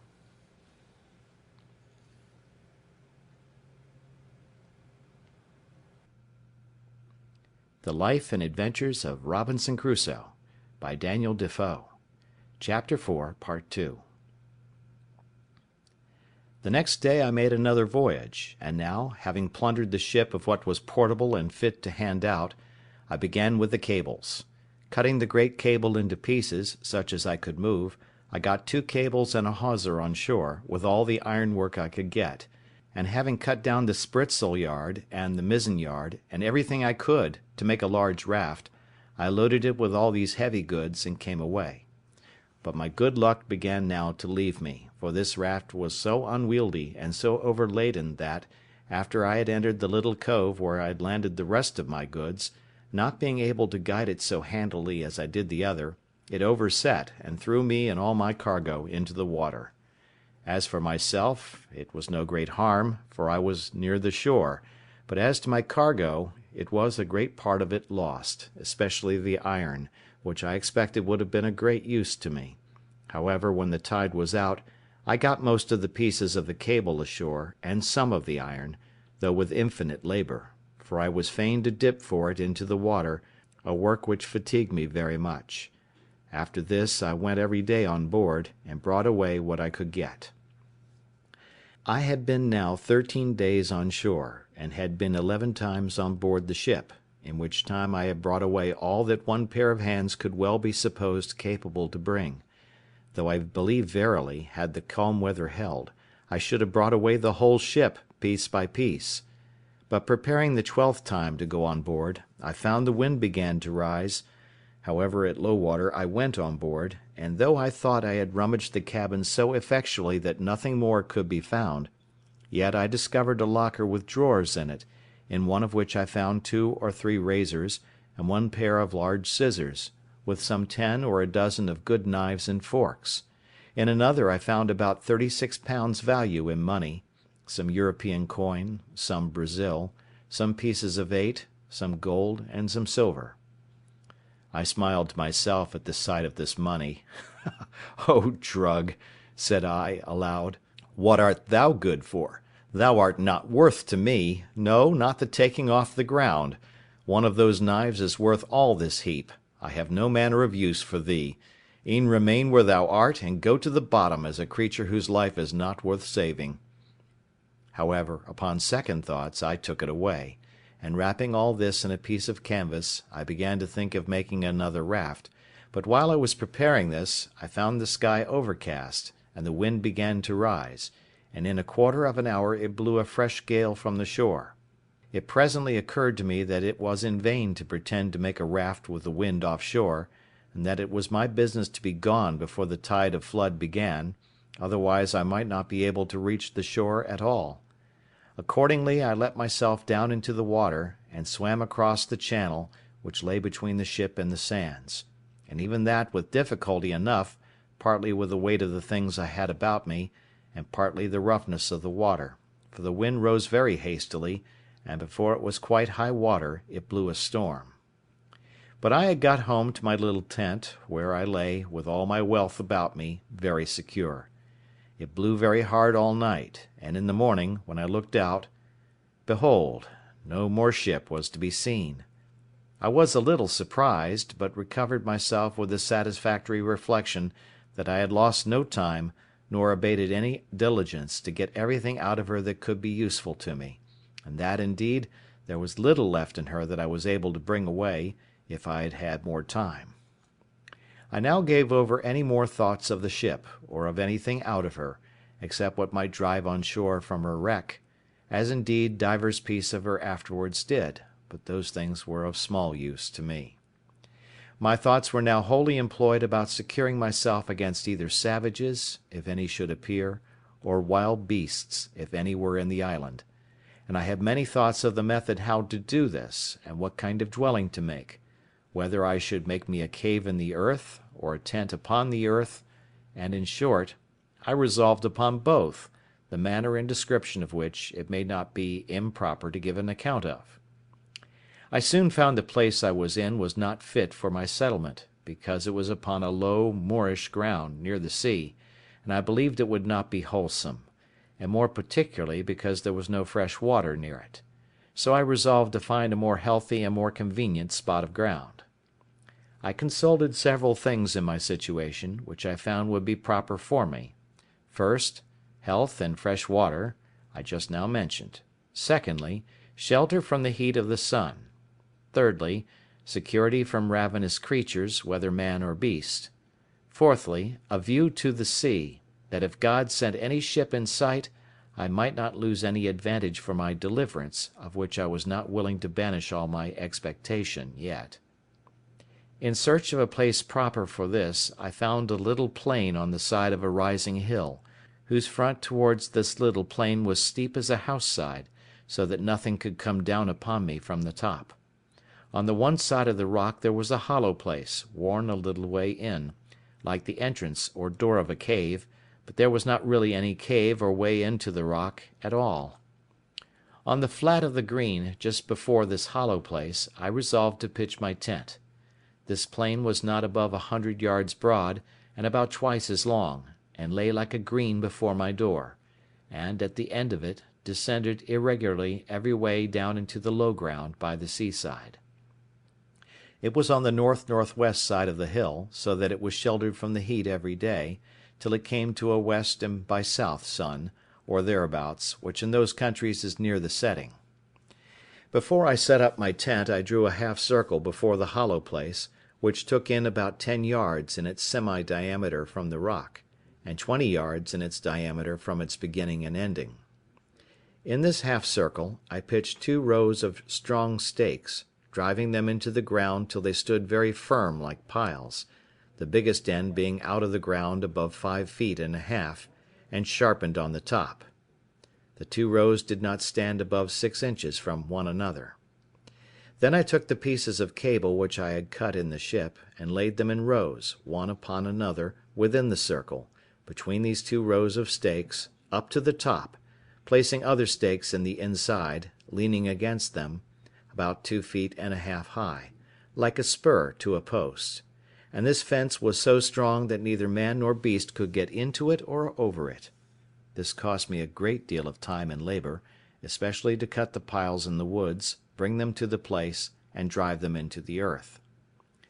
The entrance into this place I made to be, not by a door, but by a short ladder to go over the top, which latter, when I was in, I lifted over after me, and so I was completely fenced in and fortified, as I thought, from all the world, and consequently slept secure in the night, which otherwise I could not have done, though, as it appeared afterwards, there was no need of all this caution from the enemies that I apprehended danger from. Into this fence or fortress, with infinite labour, I carried all my riches, all my provisions, ammunition, and stores, of which you have the account above; and I made a large tent, which, to preserve me from the rains that in one part of the year are very violent there, I made double, one smaller tent within, and one larger tent above it, and covered the uppermost with a large tarpaulin, which I had saved among the sails. And now I lay no more for a while in the bed which I had brought on shore, but in a hammock, which was indeed a very good one, and belonged to the mate of the ship. Into this tent I brought all my provisions, and everything that would spoil by the wet, and having thus enclosed all my goods, I made up the entrance, which till now I had left open, and so passed and repassed, as I said, by a short ladder. When I had done this, I began to work my way into the rock, and bringing all the earth and stones that I dug down out through my tent, I laid them up within my fence in the nature of a terrace, so that it raised the ground within about 1.5 foot, and thus I made me a cave just behind my tent, which served me like a cellar to my house. It cost me much labour and many days before all these things were brought to perfection, and therefore I must go back to some other things which took up some of my thoughts. At the same time it happened, after I had laid my scheme for the setting up of my tent, and making the cave, that a storm of rain falling from the thick, dark cloud, a sudden flash of lightning happened, and after that a great clap of thunder, as is naturally the effect of it. I was not so much surprised with the lightning as I was with a thought which darted into my mind as swift as the lightning itself. Oh, my powder! My very heart sank within me when I thought that, at one blast, all my powder might be destroyed, on which, not my defence only, but the providing of my food, as I thought, entirely depended.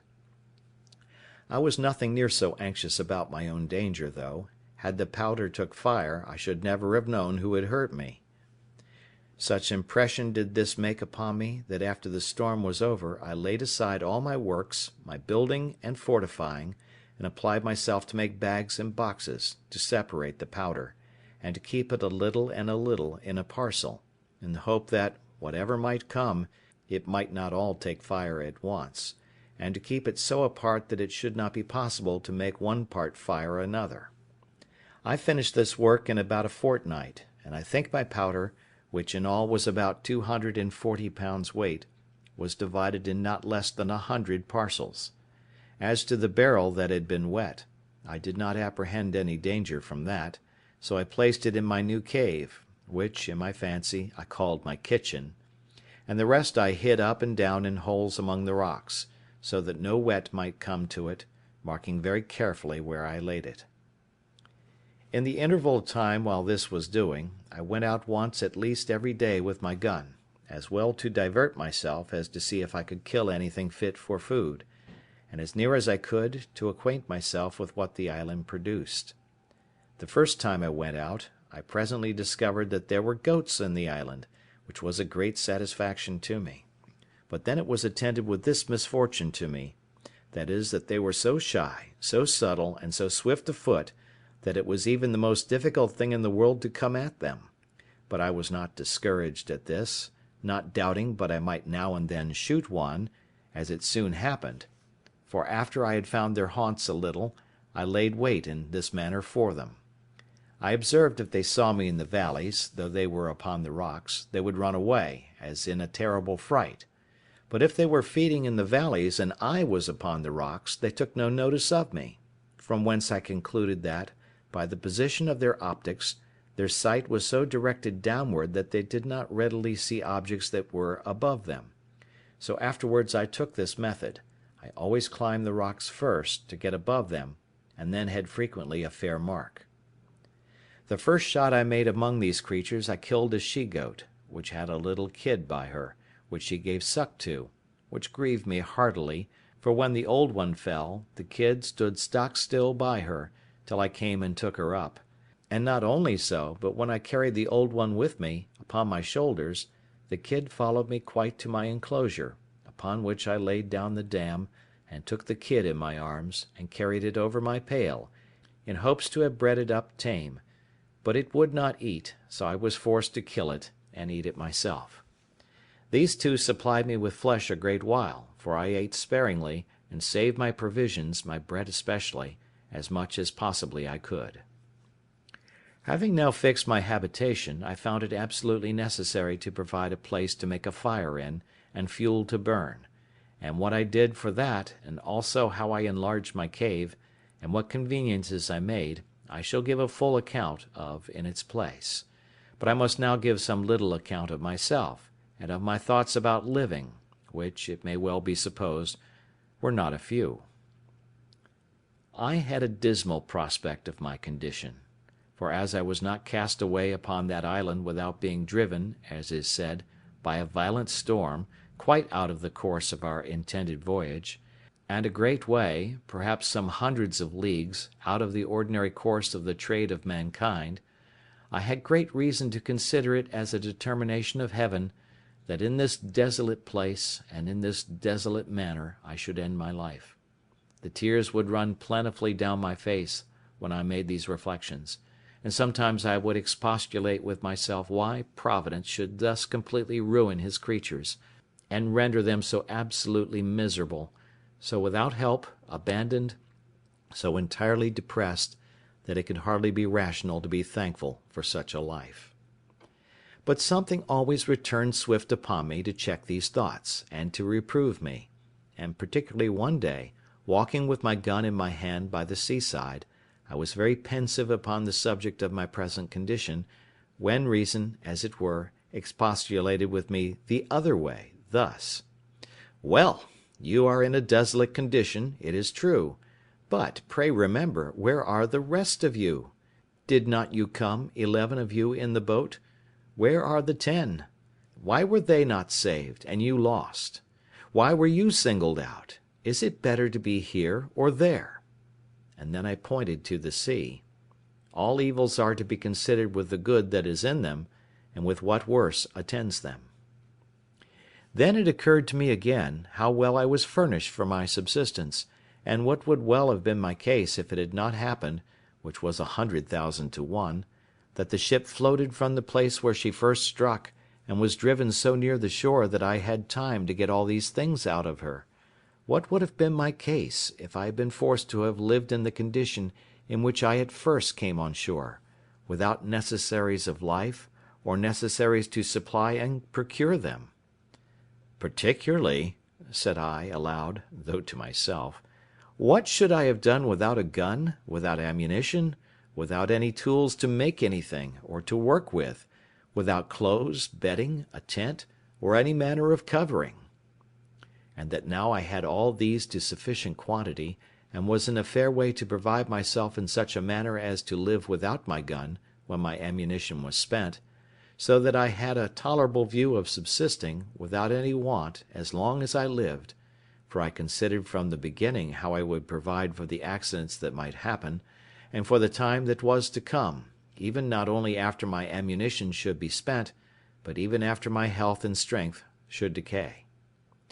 I confess I had not entertained any notion of my ammunition being destroyed at one blast; I mean my powder being blown up by lightning; and this made the thoughts of it so surprising to me when it lightened and thundered, as I observed just now.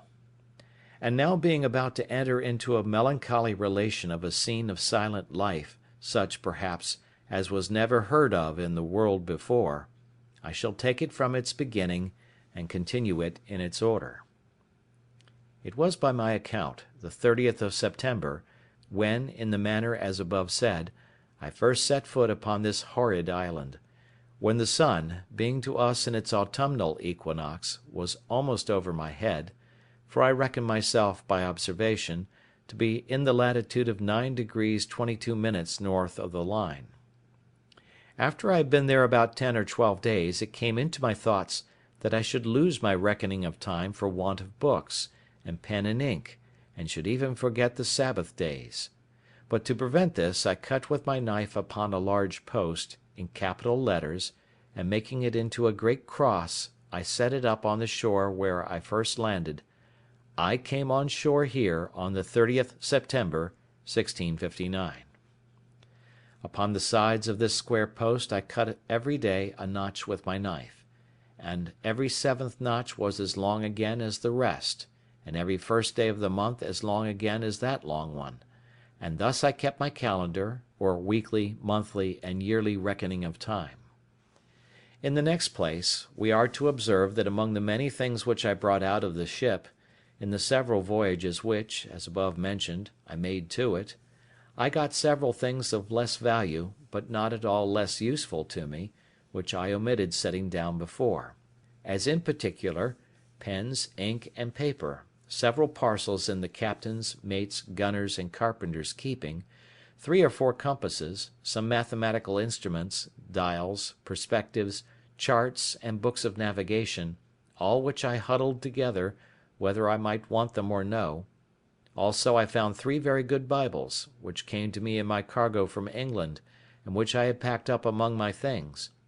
some Portuguese books also, and among them 2 or 3 Popish prayer books, and several other books, all of which I carefully secured. And I must not forget that we had in the ship a dog and 2 cats, of whose eminent history I may have occasion to say something in its place, for I carried both the cats with me, and as for the dog, he jumped out of the ship of himself, and swam on shore to me the day after I went on shore with my first cargo, and was a trusty servant to me many years. I wanted nothing that he could fetch me, nor any company that he could make up to me. I only wanted to have him talk to me, but that would not do. As I observed before, I found pens, ink, and paper, and I husbanded them to the utmost, and I shall show that while my ink lasted, I kept things very exact, but after that was gone I could not, for I could not make any ink by any means that I could devise.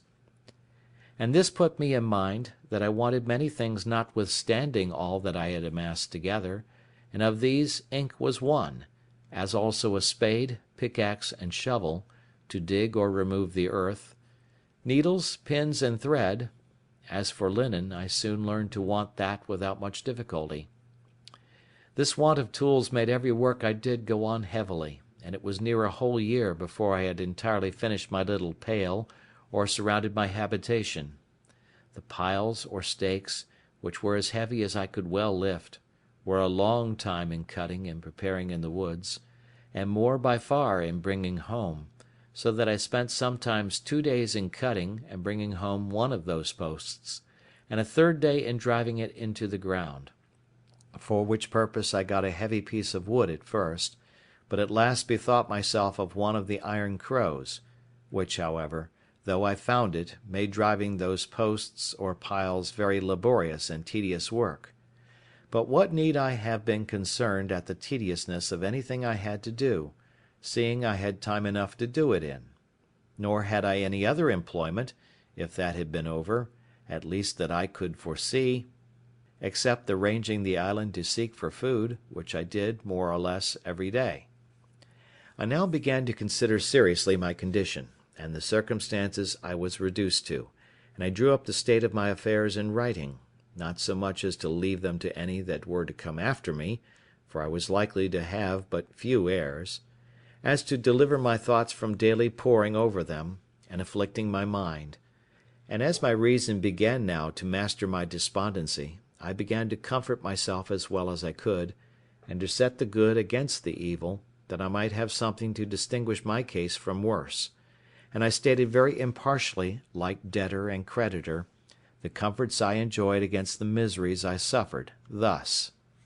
on the evil side, I am cast upon a horrid, desolate island, void of all hope of recovery. On the good side, but I am alive, and not drowned, as all my ship's company were. On evil, I am singled out and separated, as it were, from all the world, to be miserable. But I am singled out, too, from all the ship's crew, to be spared from death, and he that miraculously saved me from death can deliver me from this condition. I am divided from mankind, a solitaire, one banished from human society. But I am not starved, or perishing on a barren place, affording no sustenance. I have no clothes to cover me. But I am in a hot climate, where, if I had clothes, I could hardly wear them. I am without any defence, or means to resist any violence of man or beast. But I am cast on an island where I see no wild beasts to hurt me, as I saw on the coast of Africa, and what if I had been shipwrecked there? I have no soul to speak to or relieve me. But God wonderfully sent the ship in near enough to the shore, that I have got out as many necessary things as will either supply my wants, or enable me to supply myself, even as long as I live.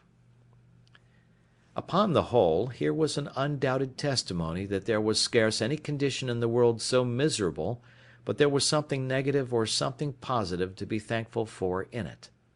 And let this stand as a direction from the experience of the most miserable of all conditions in this world,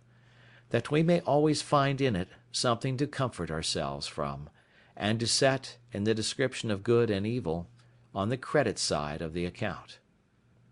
Having now brought my mind a little to relish my condition, and given over looking out to see if I could spy a ship, I say, giving over these things, I began to apply myself to arrange my way of living, and to make things as easy to me as I could. I have already described my habitation, which was a tent under the side of a rock, surrounded with a strong pale of posts and cables, but I might now rather call it a wall, for I raised a kind of wall up against it of turfs, about 2 feet thick on the outside, and after some time, I think it was a year and a half, I raised rafters from it, leaning to the rock, and thatched or covered it with boughs of trees, and such things as I could get, to keep out the rain, which I found at some times of the year very violent. I have already observed how I brought all my goods into this pale, and into the cave which I had made behind me. But I must observe, too, that at first this was a confused heap of goods, which, as they lay in no order, so they took up all my place. I had no room to turn myself, so I set myself to enlarge my cave, and work farther into the earth, for it was a loose sandy rock, which yielded easily to the labour I bestowed on it. And so when I found I was pretty safe as to beasts of prey, I worked sideways, to the right hand, into the rock, and then, turning to the right again, worked quite out, and made me a door to come out on the outside of my pale or fortification. This gave me not only egress and regress, as it was a back way to my tent and to my storehouse, but gave me room to store my goods. And now I began to apply myself to make such necessary things as I found I most wanted, particularly a chair and a table, for without these I was not able to enjoy the few comforts I had in the world. I could not write, or eat, or do several things with so much pleasure without a table, so I went to work. And here I must needs observe, that as reason is the substance and origin of the mathematics, so by stating and squaring everything by reason, and by making the most rational judgment of things, every man may be, in time, master of every mechanic art. I had never handled a tool in my life, and yet, in time, by labour, application, and contrivance, I found at last that I wanted nothing but I could have made it, especially if I had had tools. However, I made abundance of things, even without tools, and some with no more tools than an adze and a hatchet, which perhaps were never made that way before, and that with infinite labour.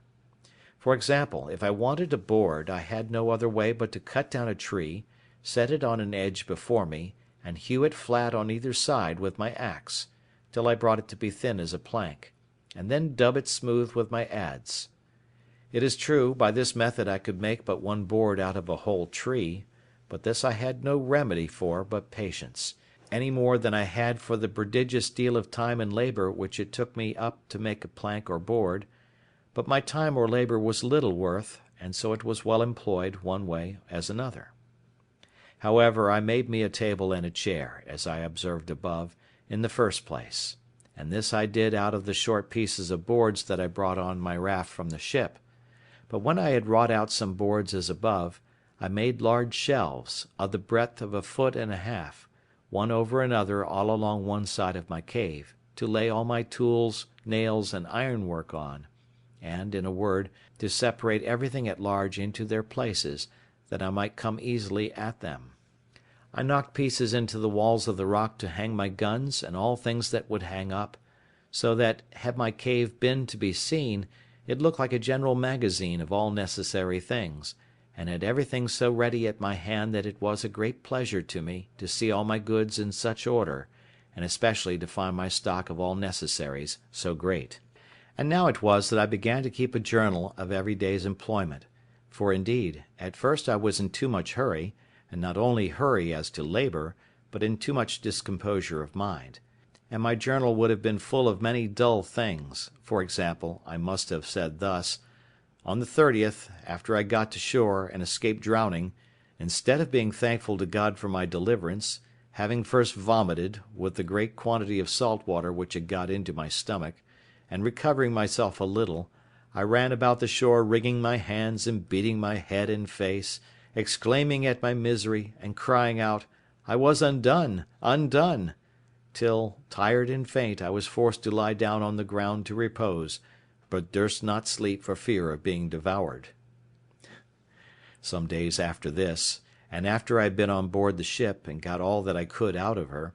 yet I could not forbear getting up to the top of a little mountain, and looking out to sea, in hopes of seeing a ship. Then fancy at a vast distance I spied a sail, pleased myself with the hope of it, and then after looking steadily, till I was almost blind, lose it quite, and sit down and weep like a child, and thus increase my misery by my folly. But having gotten over these things in some measure, and having settled my household staff and habitation, made me a table and a chair, and all as handsome about me as I could, I began to keep my journal, of which I shall here give you the copy, though in it will be told all these particulars over again, as long as it lasted, for having no more ink, I was forced to leave it off. End of chapter 4.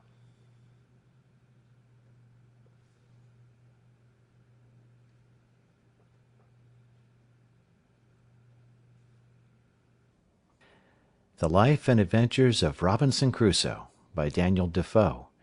Chapter 5. Builds a House. The Journal. September 30, 1659. I, poor miserable Robinson Crusoe, being shipwrecked during a dreadful storm in the offing, came on shore on this dismal unfortunate island, which I called the Island of Despair, all the rest of the ship's company being drowned, and myself almost dead. All the rest of the day I spent in afflicting myself at the dismal circumstances I was brought to; that is, I had neither food, house, clothes, weapon, nor place to fly to, and in despair of any relief, saw nothing but death before me, either that I should be devoured by wild beasts, murdered by savages, or starved to death for want of food. At the approach of night I slept in a tree for fear of wild creatures, but slept soundly, though it rained all night. October 1. In the morning I saw, to my great surprise, the ship had floated with the high tide, and was driven on shore again much nearer the island, which, as it was some comfort, on one hand, for, seeing her set upright and not broken to pieces, I hoped, if the wind abated, I might get on board, and get some food and necessaries out of her for my relief. So, on the other hand, it renewed my grief at the loss of my comrades who, I imagined, if we had all stayed on board, might have saved the ship, or, at least, that they would not have been all drowned as they were, and that, had the men been saved, we might perhaps have built us a boat out of the ruins of the ship to have carried us to some other part of the world. I spent great part of this day in perplexing myself on these things,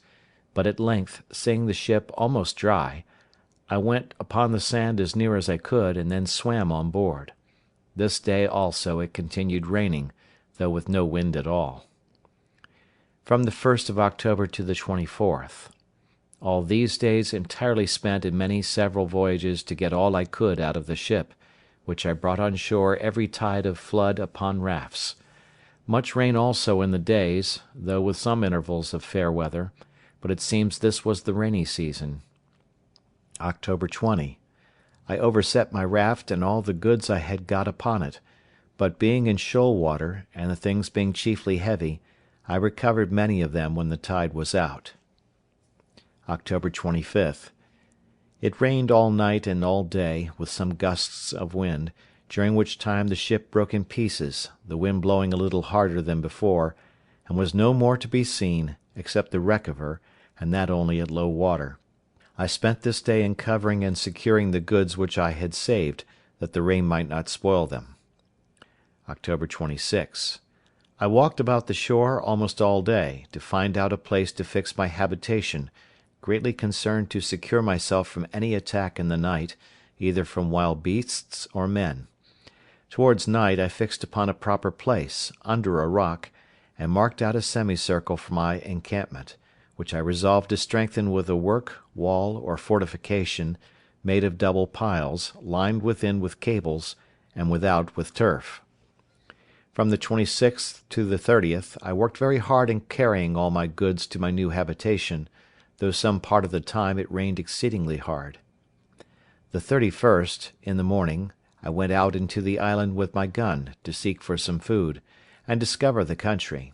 when I killed a she-goat, and her kid followed me home, which I afterwards killed also, because it would not feed. November 1st. I set up my tent under a rock, and lay there for the first night, making it as large as I could, with stakes driven in to swing my hammock upon. November 2nd. I set up all my chests and boards, and the pieces of timber which made my rafts, and with them formed a fence round me, a little within the place I had marked out for my fortification. November 3rd. I went out with my gun and killed 2 fowls like ducks, which were very good food. In the afternoon went to work to make me a table. November 4. This morning I began to order my times of work, of going out with my gun, time of sleep and time of diversion. That is, every morning I walked out with my gun for 2 or 3 hours, if it did not rain, then employed myself to work till about 11 o'clock, then eat what I had to live on, and from 12 to 2 I lay down to sleep, the weather being excessively hot, and then, in the evening, to work again. The working part of this day and of the next were wholly employed in making my table, for I was yet but a very sorry workman, though time and necessity made me a complete natural mechanic soon after, as I believe they would do any one else. November 5th. This day went abroad with my gun and my dog, and killed a wild cat. Her skin pretty soft, but her flesh good for nothing. Every creature that I killed I took of the skins and preserved them. Coming back by the seashore, I saw many sorts of sea fowls, which I did not understand, but was surprised and almost frightened with 2 or 3 seals, which, while I was gazing at, not well knowing what they were, got into the sea and escaped me for that time. November 6th. After my morning walk I went to work with my table again, and finished it, though not to my liking, nor was it long before I learned to mend it. November 7. Now it began to be settled fair weather. The 7th, 8th, 9th, 10th, and part of the 12th, for the 11th was Sunday, I took wholly up to make me a chair, and with much ado brought it to a tolerable shape, but never to please me, and even in the making I pulled it in pieces several times. Note: I soon neglected my keeping Sundays, for, omitting my mark for them on my post, I forgot which was which. November 13th. This day it rained, which refreshed me exceedingly, and cooled the earth, but it was accompanied with terrible thunder and lightning, which frightened me dreadfully, for fear of my powder. As soon as it was over, I resolved to separate my stock of powder into as many little parcels as possible, that it might not be in danger. November 14, 15, and 16. These 3 days I spent in making little square chests, or boxes, which might hold about 1 pound, or 2 pounds at most, of powder; and so, putting the powder in, I stowed it in places as secure and remote from one another as possible. On one of these 3 days I killed a large bird that was good to eat, but I knew not what to call it. November 17. This day I began to dig behind my tent into the rock, to make room for my further conveniency. Note: 3 things I wanted excessively for this work, viz., a pickaxe, a shovel, and a wheelbarrow or basket, so I desisted from my work and began to consider how to supply that want, and make me some tools. As for the pickaxe, I made use of the iron crows, which were proper enough, though heavy. But the next thing was a shovel or spade. This was so absolutely necessary that, indeed, I could do nothing effectually without it, but what kind of one to make I knew not. November 18. The next day, in searching the woods, I found a tree of that wood, or like it, which in the Brazils they call the iron tree, for its exceeding hardness. Of this, with great labour, and almost spoiling my axe, I cut a piece, and brought it home too with difficulty enough, for it was exceeding heavy. The excessive hardness of the wood, and my having no other way, made me a long while upon this machine, for I worked it effectually by little and little into the form of a shovel or spade, the handle exactly shaped like ours in England, only that the board part having no iron shod upon it at bottom, it would not last me so long. However, it served me well enough for the uses which I had occasion to put it to, but never was a shovel, I believe, made after that fashion, or so long in making. I was still deficient, for I wanted a basket or a wheelbarrow. A basket I could not make by any means, having no such things as twigs that would bend to make wicker ware, at least none yet found out; and as to a wheelbarrow, I fancied I could make all but the wheel, but that I had no notion of, neither did I know how to go about it; besides, I had no possible way to make the iron gudgeons for the spindle or axis of the wheel to run in,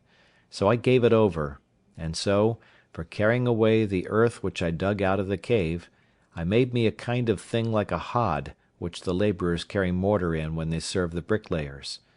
This was not so difficult to me as the making of the shovel, and yet this and the shovel, and the attempt which I made in vain to make a wheelbarrow, took me up no less than 4 days. I mean always excepting my morning walk with my gun, which I seldom failed, and very seldom failed also bringing home something fit to eat. November 23rd. My other work having now stood still, because of my making these tools, when they were finished I went on, and working every day, as my strength and time allowed,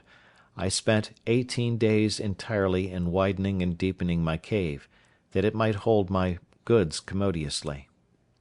Note: during all this time I worked to make this room or cave spacious enough to accommodate me as a warehouse or magazine, a kitchen, a dining room, and a cellar. As for my lodging, I kept to the tent; except that sometimes, in the wet season of the year, it rained so hard that I could not keep myself dry, which caused me afterwards to cover all my place within my pale with long poles, in the form of rafters, leaning against the rock, and load them with flags and large leaves of trees, like a thatch. December 10.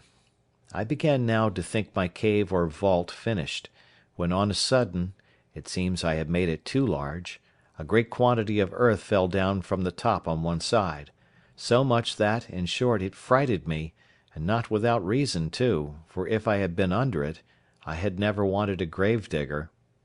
I had now a great deal of work to do over again, for I had the loose earth to carry out, and which was of more importance, I had the ceiling to prop up, that I might be sure no more would come down. December 11th. This day I went to work with it accordingly, and got 2 shores or posts pitched upright to the top, with 2 pieces of boards across over each post. This I finished the next day, and setting more posts up with boards, in about a week more I had the roof secured, and the posts, standing in rows, served me for partitions to part off the house. December 17th. From this day to the 20th I placed shelves, and knocked up nails on the posts, to hang everything up that could be hung up, and now I began to be in some order within doors. December 20.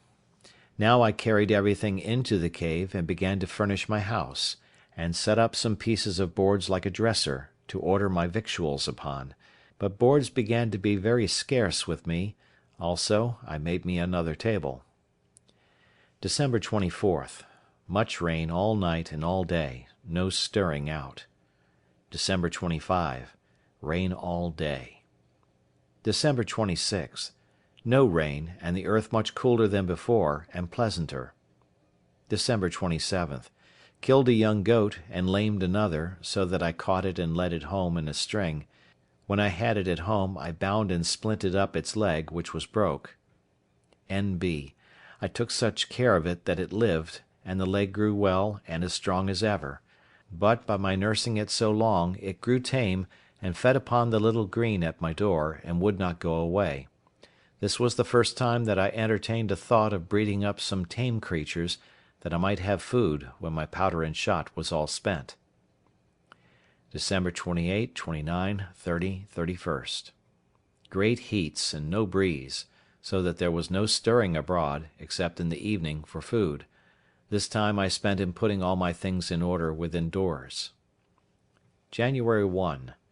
Very hot still, but I went abroad early and late with my gun, and lay still in the middle of the day. This evening, going farther into the valleys which lay towards the centre of the island, I found there were plenty of goats, though exceedingly shy and hard to come at. However, I resolved to try if I could not bring my dog to hunt them down. January 2. Accordingly, the next day I went out with my dog, and set him upon the goats; but I was mistaken, for they all faced about upon the dog, and he knew his danger too well, for he would not come near them. January 3rd. I began my fence or wall, which, being still jealous of my being attacked by somebody, I resolved to make very thick and strong. N.B. This wall being described before, I purposely omit what was said in the journal. It is sufficient to observe that I was no less time than from the 2nd of January to the 14th of April working, finishing, and perfecting this wall, though it was no more than about 24 yards in length, being a half circle from one place in the rock to another place, about 8 yards from it, the door of the cave being in the centre behind it. All this time I worked very hard, the rains hindering me many days, nay, sometimes weeks together; but I thought I should never be perfectly secure till this wall was finished; and it is scarce credible what inexpressible labour everything was done with, especially the bringing piles out of the woods and driving them into the ground, for I made them much bigger than I needed to have done. When this wall was finished, and the outside double fenced, with the turf wall raised close to it, I perceived myself that if any people were to come on shore there, they would not perceive anything like a habitation, and it was very well I did so, as may be observed hereafter, upon a very remarkable occasion. During this time I made my rounds in the woods for game every day, when the rain permitted me, and made frequent discoveries in these walks of something or other to my advantage. Particularly I found a kind of wild pigeons, which build, not as wood pigeons in a tree, but rather as house pigeons, in the holes of the rocks; and taking some young ones, I endeavoured to breed them up tame, and did so; but when they grew older they flew away, which perhaps was at first for want of feeding them, for I had nothing to give them. However, I frequently found their nests, and got their young ones, which were very good meat. And now, in the managing my household affairs, I found myself wanting in many things, which I thought at first it was impossible for me to make; as indeed with some of them it was. For instance, I could never make a cask to be hooped. I had a small runlet or two, as I observed before, but I could never arrive at the capacity of making one of them, though I spent many weeks about it. I could neither put in the heads, or join the staves so true to one another as to make them hold water; so I gave that also over. In the next place, I was at a great loss for candles, so that as soon as ever it was dark, which was generally by 7 o'clock, I was obliged to go to bed. I remembered the lump of beeswax with which I made candles in my African adventure, but I had none of that now. The only remedy I had was, that when I had killed a goat I saved the tallow, and with a little dish made of clay, which I baked in the sun, to which I added a wick of some oakum,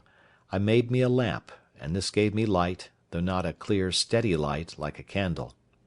In the middle of all my labours it happened that, rummaging my things, I found a little bag, which, as I hinted before, had been filled with corn for the feeding of poultry,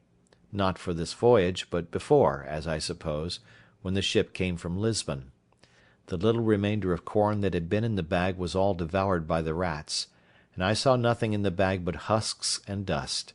and being willing to have the bag for some other use, I think it was to put powder in, when I divided it for fear of the lightning, or some such use,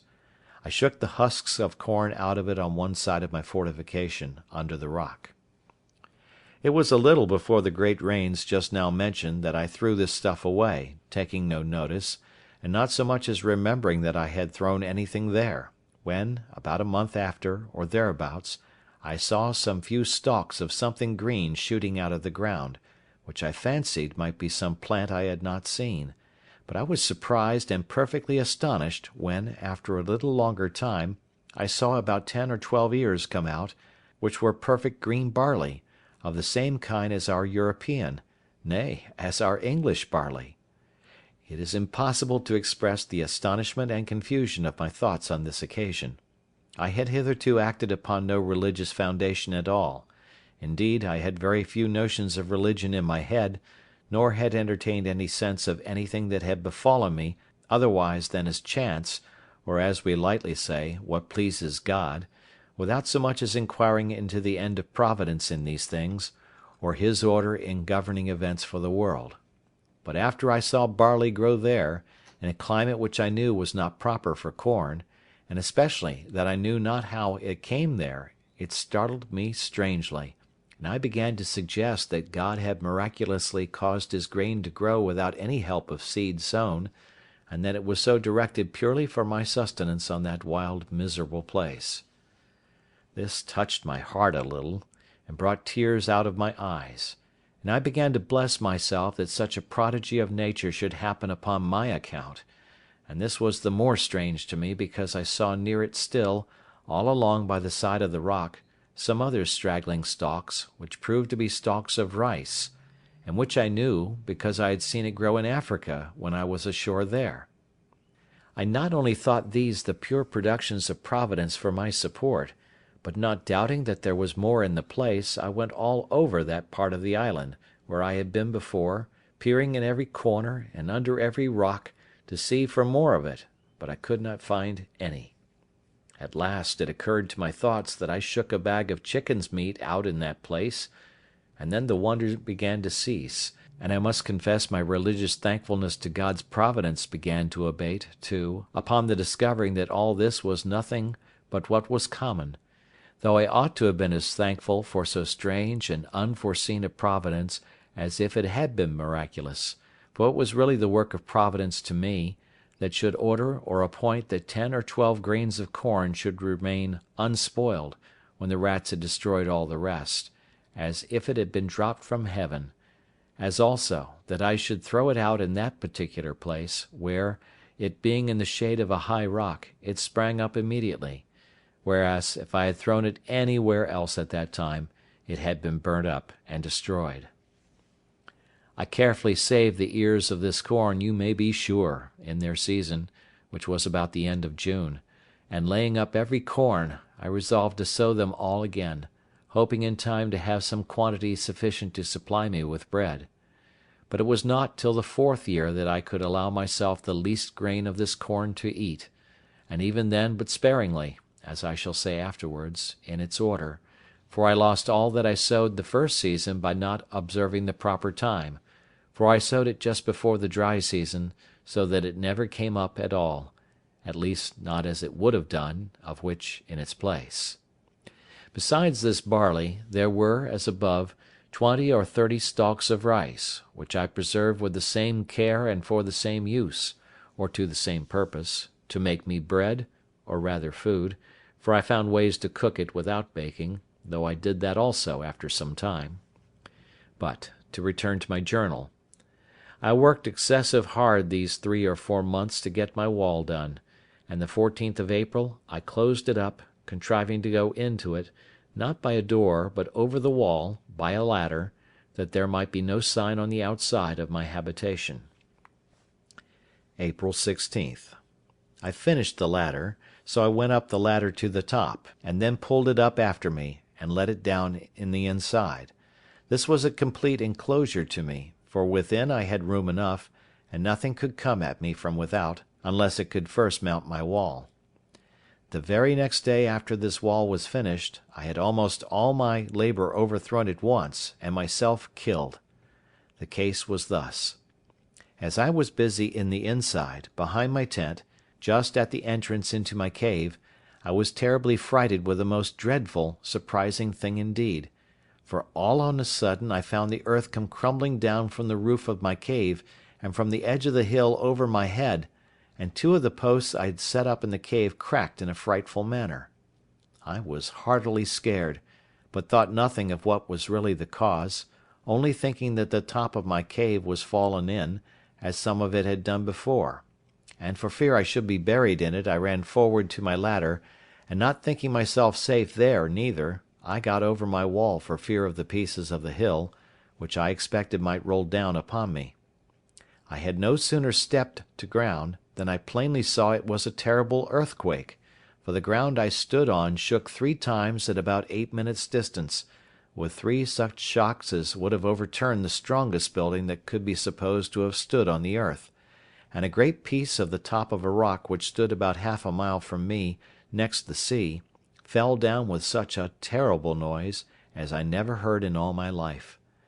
I perceived also the very sea was put into violent motion by it, and I believe the shocks were stronger under the water than on the island.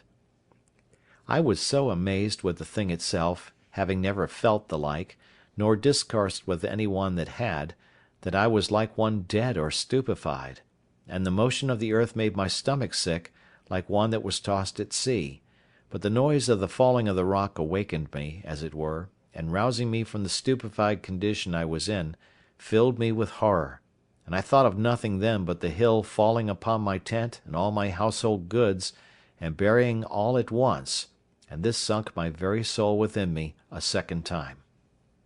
After the third shock was over, and I felt no more for some time, I began to take courage, and yet I had not heart enough to go over my wall again, for fear of being buried alive, but sat still upon the ground greatly cast down and disconsolate, not knowing what to do. All this while I had not the least serious religious thought, nothing but the common "Lord have mercy upon me," and when it was over, that went away too. While I sat thus, I found the air overcast and grow cloudy, as if it would rain.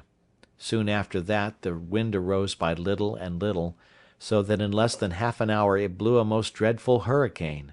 the sea was all on a sudden covered over with foam and froth; the shore was covered with the breach of the water; the trees were torn up by the roots, and a terrible storm it was. This held about 3 hours, and then began to abate, and in 2 hours more it was quite calm, and began to rain very hard. All this while I sat upon the ground, very much terrified and dejected, when on a sudden it came into my thoughts, that these winds and rain being the consequences of the earthquake itself was spent and over, and I might venture into my cave again. With this thought my spirits began to revive, and the rain also helping to persuade me,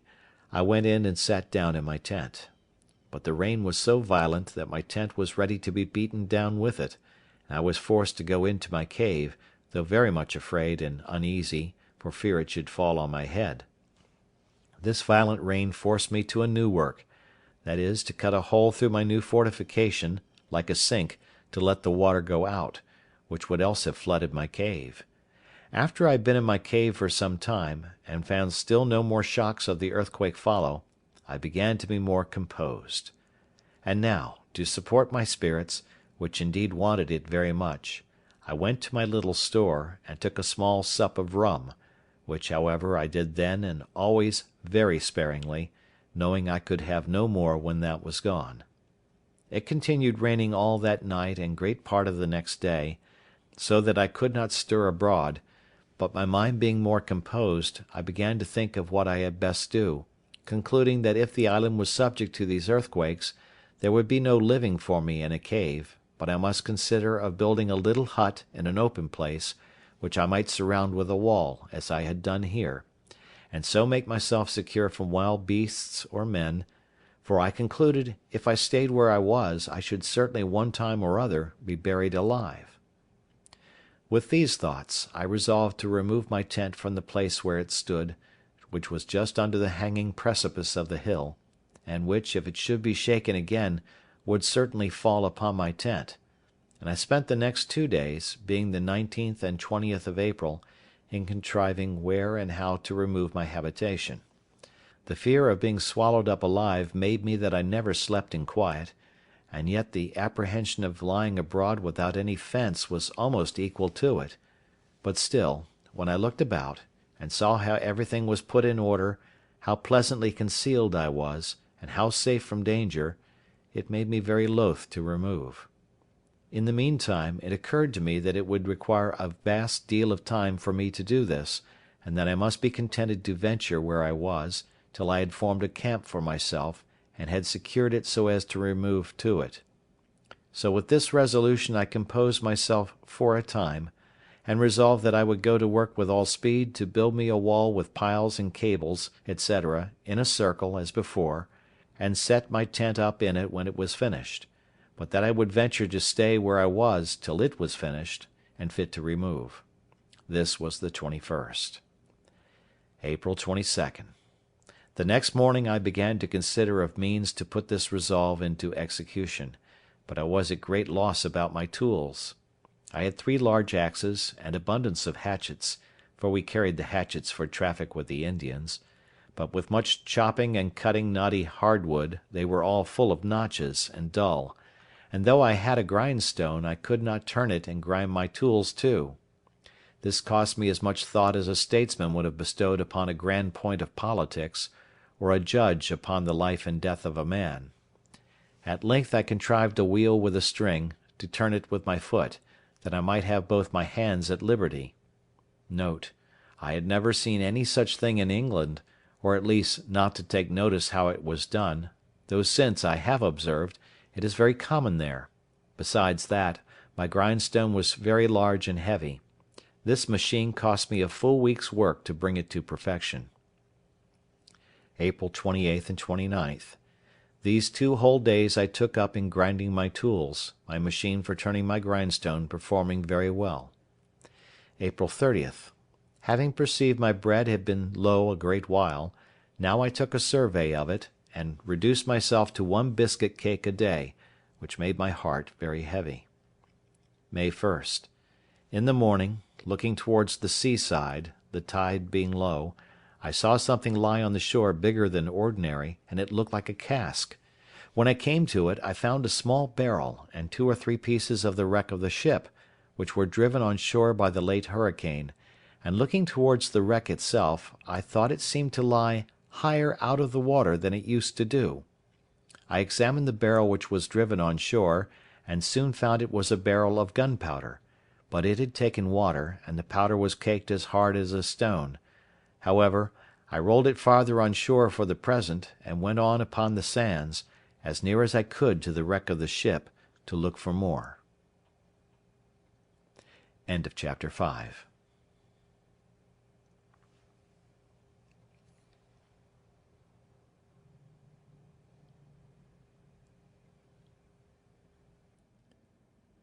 The Life and Adventures of Robinson Crusoe, by Daniel Defoe.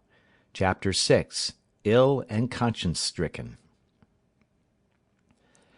When I came down to the ship I found it strangely removed. The forecastle, which lay before buried in sand, was heaved up at least 6 feet, and the stern, which was broke in pieces and parted from the rest by the force of the sea, soon after I had left rummaging her, was tossed as it were up and cast on one side, and the sand was thrown so high on that side next her stern, that whereas there was a great place of water before, so that I could not come within 1/4 of a mile of the wreck without swimming, I could now walk quite up to her when the tide was out.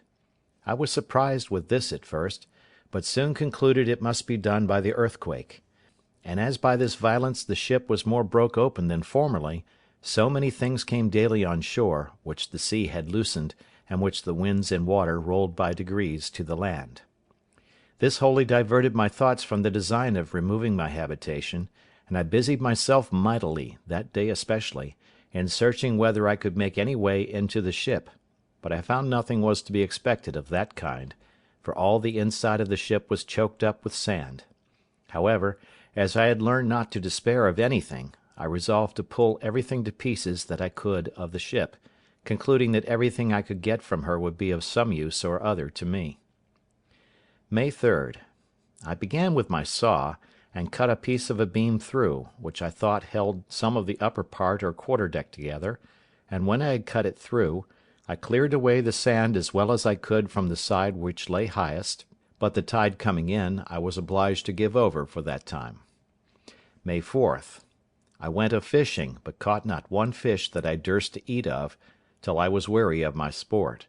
when, just going to leave off, I caught a young dolphin. I had made me a long line of some rope yarn, but I had no hooks, yet I frequently caught fish enough, as much as I cared to eat, all which I dried in the sun, and ate them dry.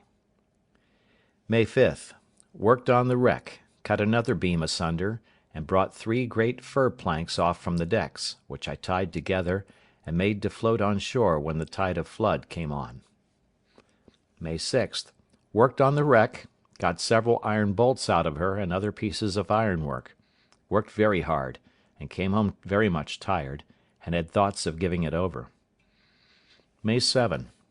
Went to the wreck again, not with an intent to work, but found the weight of the wreck had broke itself down, the beams being cut, that several pieces of the ship seemed to lie loose, and the inside of the hold lay so open that I could see into it, but it was almost full of water and sand.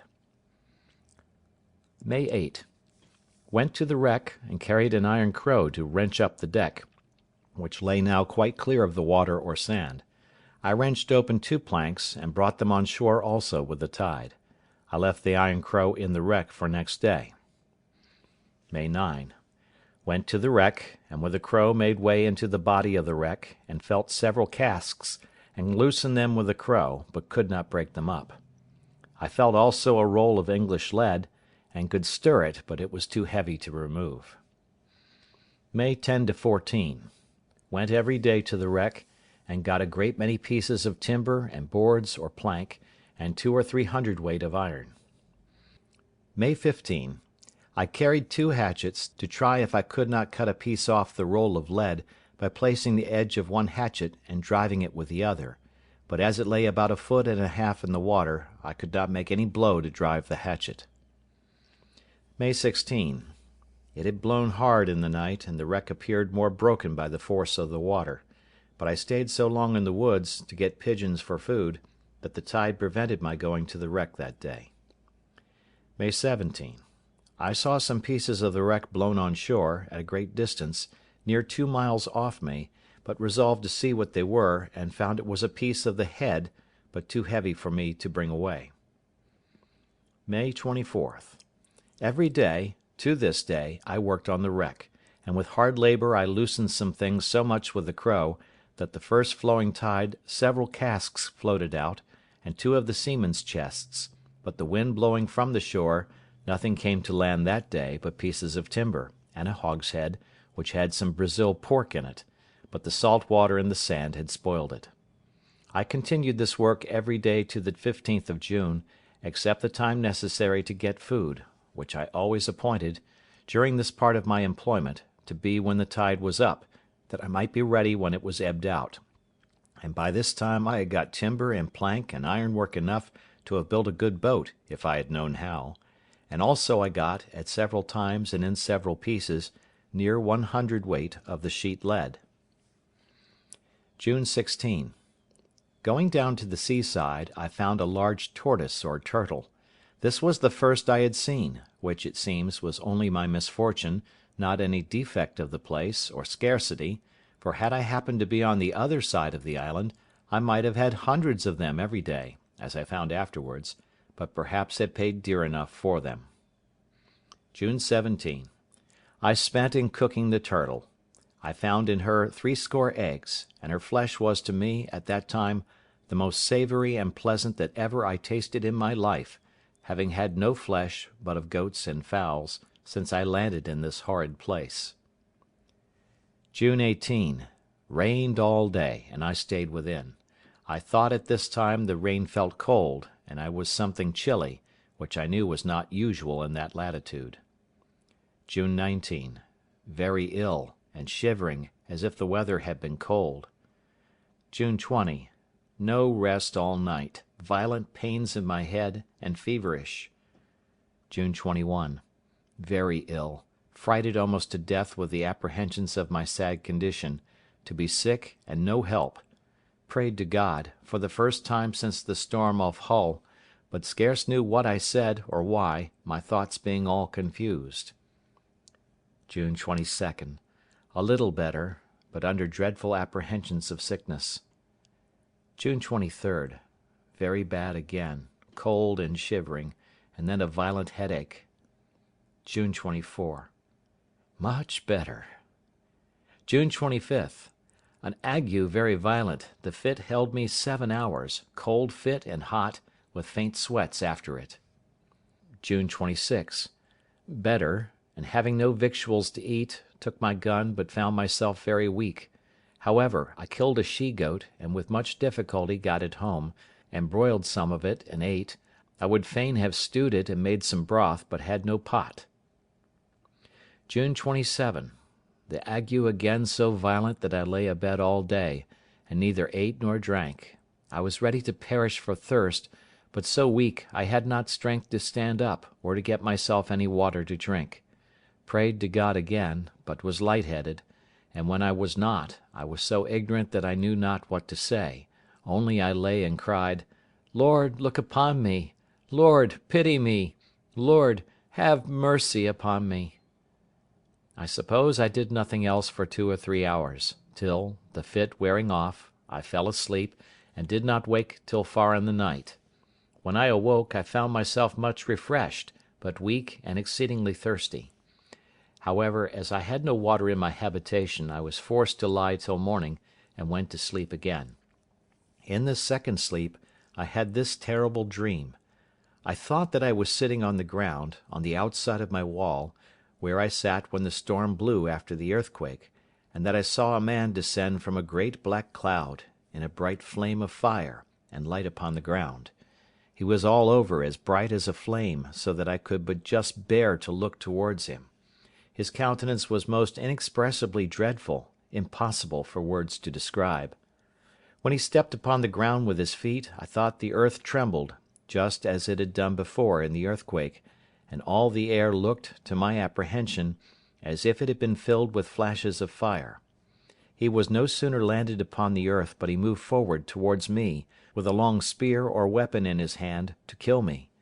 and when he came to a rising ground at some distance, he spoke to me, or I heard a voice so terrible that it is impossible to express the terror of it. All that I can say I understood was this: "Seeing all these things have not brought thee to repentance, now thou shalt die." At which words I thought he lifted up the spear that was in his hand to kill me. No one that shall ever read this account will expect that I should be able to describe the horrors of my soul at this terrible vision. I mean, that even while it was a dream, I even dreamed of those horrors. Nor is it any more possible to describe the impression that remained upon my mind when I awaked, and found it was but a dream.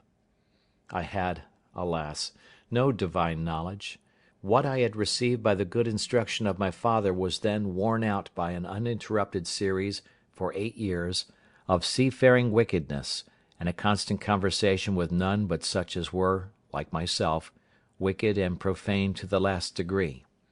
I do not remember that I had, in all that time, one thought that so much as tended either to looking upwards towards God, or inwards towards a reflection upon my own ways; but a certain stupidity of soul, without desire of good or conscience of evil, had entirely overwhelmed me, and I was all that the most hardened, unthinking, wicked creature among our common sailors can be supposed to be, not having the least sense, either of the fear of God in danger, or of thankfulness to God in deliverance. In the relating what is already past of my story, this will be the more easily believed when I shall add, that through all the variety of miseries that had to this day befallen me, I never had so much as one thought of it being the hand of God, or that it was a just punishment for my sin, my rebellious behaviour against my father, or my present sins, which were great, or so much as a punishment for the general course of my wicked life. When I was on the desperate expedition on the desert shores of Africa, I never had so much as one thought of what it would become of me, or one wish to God to direct me whither I should go, or to keep me from the danger which apparently surrounded me, as well from voracious creatures as cruel savages. But I was merely thoughtless of a God or a Providence, acted like a mere brute, from the principles of nature, and by the dictates of common sense only, and indeed hardly that. When I was delivered and taken up at sea by the Portugal captain, well used, and dealt justly and honourably with, as well as charitably, I had not the least thankfulness in my thoughts. When, again, I was shipwrecked, ruined, and in danger of drowning on this island, I was as far from remorse, or looking on it as a judgment. I only said to myself often that I was an unfortunate dog, and born to be always miserable. It is true, when I got on shore first here, and found all my ship's crew drowned and myself spared, I was surprised with a kind of ecstasy, and some transports of soul, which, had the grace of God assisted, might have come up to true thankfulness; but it ended where it began, in a mere common flight of joy, or, as I may say, being glad I was alive, without the least reflection upon the distinguished goodness of the hand which had preserved me, and had singled me out to be preserved when all the rest were destroyed; or an inquiry why Providence had been thus merciful unto me. Even just the same common sort of joy which seamen generally have after they are got safe ashore from a shipwreck, which they drown all in the next bowl of punch, and forget almost as soon as it is over; and all the rest of my life was like it. Even when I was afterwards, on due consideration, made sensible of my condition, how I was cast on this dreadful place, out of the reach of humankind, out of all hope of relief, or prospect of redemption, as soon as I saw but a prospect of living, and that I should not starve and perish for hunger, all the sense of my affliction wore off, and I began to be very easy, applied myself to the works proper for my preservation and supply, and was far enough from being afflicted at my condition as a judgment from heaven, or as the hand of God against me. These were thoughts which very seldom entered my head. The growing up of the corn, as is hinted in my journal, had at first some little influence upon me, and began to affect me with seriousness, as long as I thought it had something miraculous in it; but as soon as ever that part of the thought was removed, all the impression that was raised from it wore off also, as I have noted already. Even the earthquake, though nothing could be more terrible in its nature, or more immediately directing to the invisible power which alone directs such things, yet no sooner was the first fright over but the impression it had made went off also. I had no more sense of God or his judgments, much less of the present affliction of my circumstances being from his hand, than if I had been in the most prosperous condition of life. But now, when I began to be sick, and a leisurely view of the miseries of death came to place itself before me, when my spirits began to sink under the burden of a strong distemper, and nature was exhausted with the violence of the fever, conscience, that had slept so long, began to awake, and I began to reproach myself with my past life, in which I had so evidently, by uncommon wickedness, provoked the justice of God to lay me under uncommon strokes, and to deal with me in so vindictive a manner. These reflections oppressed me for the second or third day of my distemper, and in the violence, as well of the fever as of the dreadful reproaches of my conscience, extorted some words from me like praying to God, though I cannot say they were either a prayer attended with desires or with hopes. It was rather the voice of mere fright and distress. My thoughts were confused, the convictions great upon my mind, and the horror of dying in such a miserable condition raised vapours into my head with the mere apprehensions, and in these hurries of my soul I knew not what my tongue might express. But it was rather exclamation, such as, "Lord, what a miserable creature am I! If I should be sick, I shall certainly die for want of help, and what will become of me?" Then the tears burst out of my eyes, and I could say no more for a good while. In this interval the good advice of my father came to my mind, and presently his prediction, which I mentioned at the beginning of this story, that is, if I did take this foolish step, God would not bless me, and I would have leisure hereafter to reflect upon having neglected his counsel when there might be none to assist in my recovery. "Now," said I, aloud, "my dear father's words are come to pass. God's justice has overtaken me, and I have none to help or hear me. I rejected the voice of Providence, which had mercifully put me in a posture or station of life wherein I might have been happy and easy, but I would neither see it myself nor learn to know the blessing of it from my parents. I left them to mourn over my folly, and now I am left to mourn under the consequences of it. I abused their help and assistance, who would have lifted me in the world, and would have made everything easy to me, and now I have difficulties to struggle with, too great for even nature itself to support, and no assistance, no help, no comfort, no advice." Then I cried out, "Lord, be my help, for I am in great distress." This was the first prayer, if I may call it so, that I had made for many years. But to return to my journal. June 28th. Having been somewhat refreshed with the sleep I had had, and the fit being entirely off, I got up, and though the fright and terror of my dream was very great,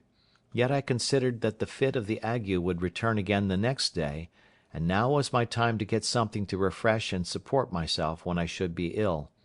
And the first thing I did, I filled a large square case bottle with water, and set it upon my table, in reach of my bed; and to take off the chill or aguish disposition of the water, I put about a quarter of a pint of rum into it, and mixed them together. Then I got me a piece of the goat's flesh and broiled it on the coals, but could eat very little. I walked about, but was very weak, and withal very sad and heavy-hearted under a sense of my miserable condition, dreading the return of my distemper the next day. At night I made my supper of 3 of the turtle's eggs, which I roasted in the ashes, and ate, as we call it, in the shell, and this was the first bit of meat I had ever asked God's blessing to, that I could remember, in my whole life.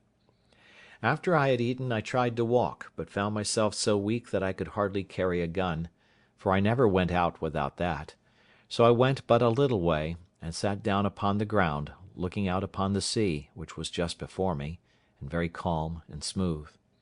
As I sat here, some such thoughts as these occurred to me: What is this earth and sea of which I have seen so much? Whence is it produced? And what am I, and all the other creatures wild and tame, human and brutal? Whence are we? Sure we are all made by some secret power, who formed the earth and sea, the air and sky. And who is that? Then it followed most naturally, it is God that has made all.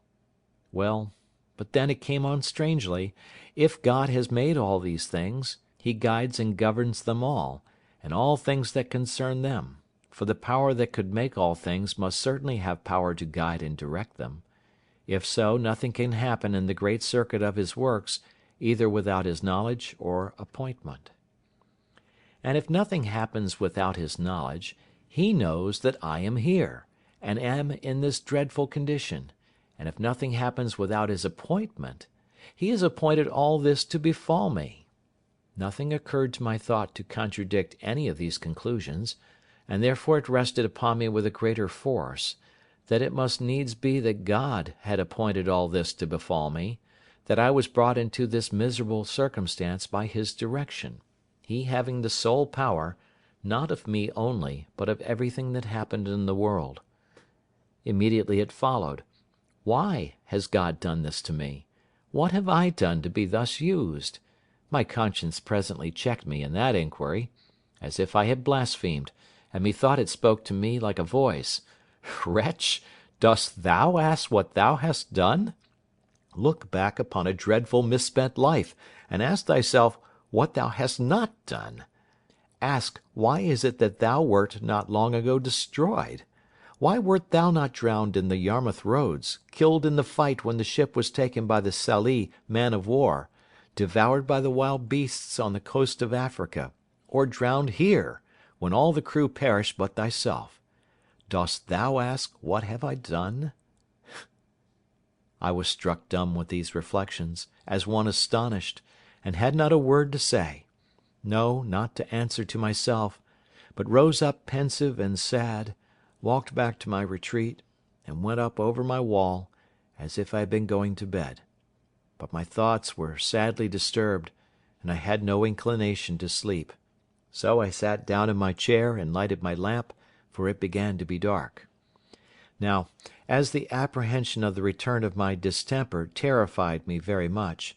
it occurred to my thought that the Brazilians take no physic but their tobacco for almost all distempers, and I had a piece of a roll of tobacco in one of the chests, which was quite cured, and some also that was green and not quite cured. I went, directed by Heaven, no doubt, for in this chest I found a cure both for soul and body. I opened the chest and found what I looked for, the tobacco. And as the few books I had saved lay there too, I took out one of the Bibles which I mentioned before, and which to this time I had not found leisure or inclination to look into. I say I took it out, and brought both that and the tobacco with me to the table. What use to make of the tobacco I knew not, in my distemper, or whether it was good for it or no; but I tried several experiments with it, as if I was resolved it should hit one way or other. I first took a piece of leaf and chewed it in my mouth, which indeed at first almost stupefied my brain, the tobacco being green and strong, and that I had not been much used to. Then I took some and steeped it an hour or two in some rum, and resolved to take a dose of it when I lay down. And lastly, I burnt some upon a pan of coals, and held my nose close over the smoke of it as long as I could bear it, as well for the heat as almost for suffocation. In the interval of this operation I took up the Bible and began to read; but my head was too much disturbed with the tobacco to bear reading, at least at that time; only, having opened the book casually, the first words that occurred to me were these: "Call on me in the day of trouble, and I will deliver thee, and thou shalt glorify me." These words were very apt to my case, and made some impression upon my thoughts at the time of reading them, though not so much as they did afterwards; for as for being delivered, the word had no sound, as I may say, to me; the thing was so remote, so impossible in my apprehension of things, that I began to say, as the children of Israel did when they were promised flesh to eat, "Can God spread a table in the wilderness?" So I began to say, "Can God himself deliver me from this place?" And as it was not for many years that any hopes appeared, this prevailed very often upon my thoughts. But, however, the words made a great impression upon me, and I mused upon them very often. It grew now late, and the tobacco had, as I said, dozed my head so much that I inclined to sleep; so I left my lamp burning in the cave, lest I should want anything in the night, and went to bed. But before I lay down, I did what I never had done in all my life. I kneeled down, and prayed to God to fulfil the promise to me, that if I called upon him in the day of trouble, he would deliver me. After my broken and imperfect prayer was over, I drank the rum in which I had steeped the tobacco, which was so strong and rank of the tobacco that I could scarcely get it down. Immediately upon this I went to bed. I found presently it flew up into my head violently, but I fell into a sound sleep, and waked no more till, by the sun, it must necessarily be near 3 o'clock in the afternoon the next day; nay, to this hour I am partly of opinion that I slept all the next day and night, and till almost 3 the day after; for otherwise I know not how I should lose a day out of my reckoning in the days of the week, as it appeared some years after I had done; for if I had lost it by crossing and recrossing the line, I should have lost more than one day; but certainly I lost a day in my account, and never knew which way. Be that, however, one way or the other, when I awaked I found myself exceedingly refreshed, and my spirits lively and cheerful; When I got up I was stronger than I was the day before, and my stomach better, for I was hungry; and in short, I had no fit the next day, but continued much altered for the better. This was the 29th. The 30th was my well day, of course, and I went abroad with my gun, but did not care to travel too far. I killed a sea fowl or two, something like a brand goose, and brought them home, but was not very forward to eat them, so I ate some more of the turtle's eggs, which were very good. This evening I renewed the medicine, which I had supposed did me good the day before, the tobacco steeped in rum, only I did not take so much as before, nor did I chew any of the leaf, or hold my head over the smoke. However, I was not so well the next day, which was the 1st of July, as I hoped I should have been, for I had a little spice of the cold fit, but it was not much. July 2nd. I renewed the medicine all the 3 ways, and dosed myself with it as at first, and doubled the quantity which I drank. July 3rd. I missed the fit for good and all, though I did not recover my full strength for some weeks after. While I was thus gathering strength, my thoughts ran exceedingly upon this scripture, "I will deliver thee," and the impossibility of my deliverance lay much upon my mind, in bar of my ever expecting it; but as I was discouraging myself with such thoughts, it occurred to my mind that I poured so much upon my deliverance from the main affliction, that I disregarded the deliverance I had received; and I was, as it were, made to ask myself such questions as these: Have I not been delivered, and wonderfully too, from sickness, from the most distressed condition that could be, and that was so frightful to me? And what notice had I taken of it? Had I done my part? God had delivered me, but I had not glorified him; that is to say, I had not owned and been thankful for that as a deliverance, and how could I expect greater deliverance? This touched my heart very much, and immediately I knelt down, and gave God thanks aloud for my recovery from my sickness. July 4. In the morning I took the Bible, and beginning at the New Testament, I began seriously to read it, and imposed upon myself to read a while every morning and every night, not tying myself to the number of chapters, but long as my thoughts should engage me. It was not long after I set seriously to this work till I found my heart more deeply and sincerely affected with the wickedness of my past life. The impression of my dream revived, and the words,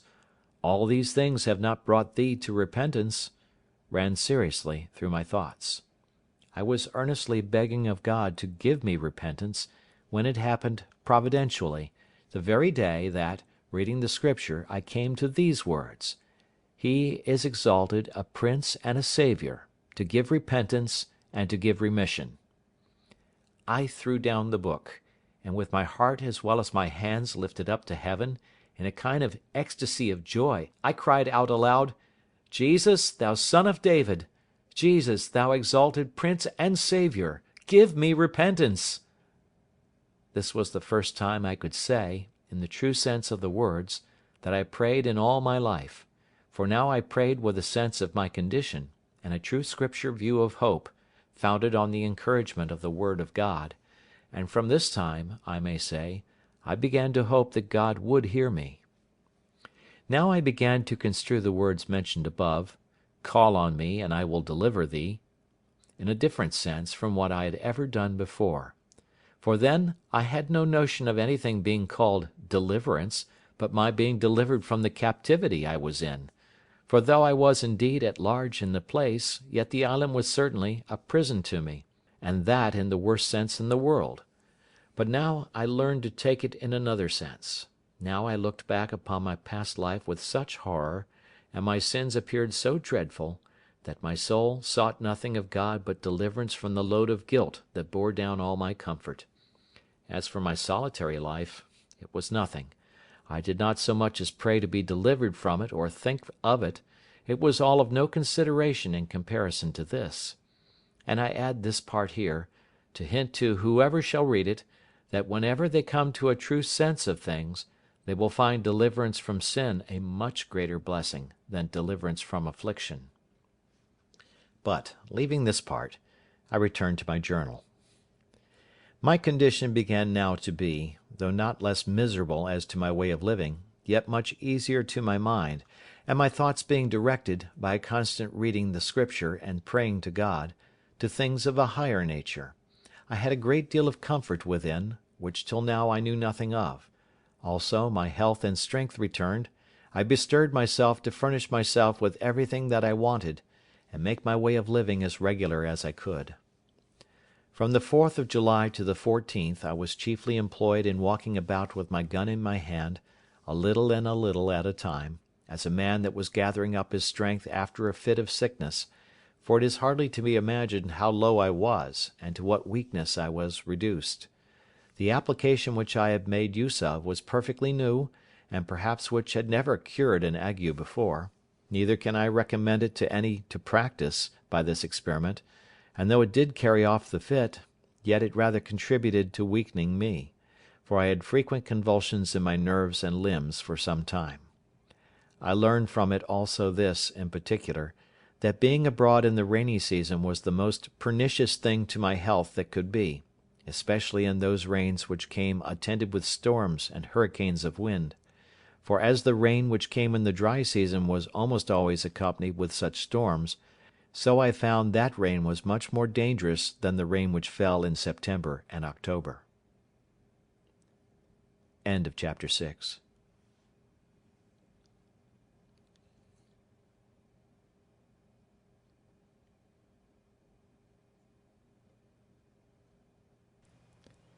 The Life and Adventures of Robinson Crusoe,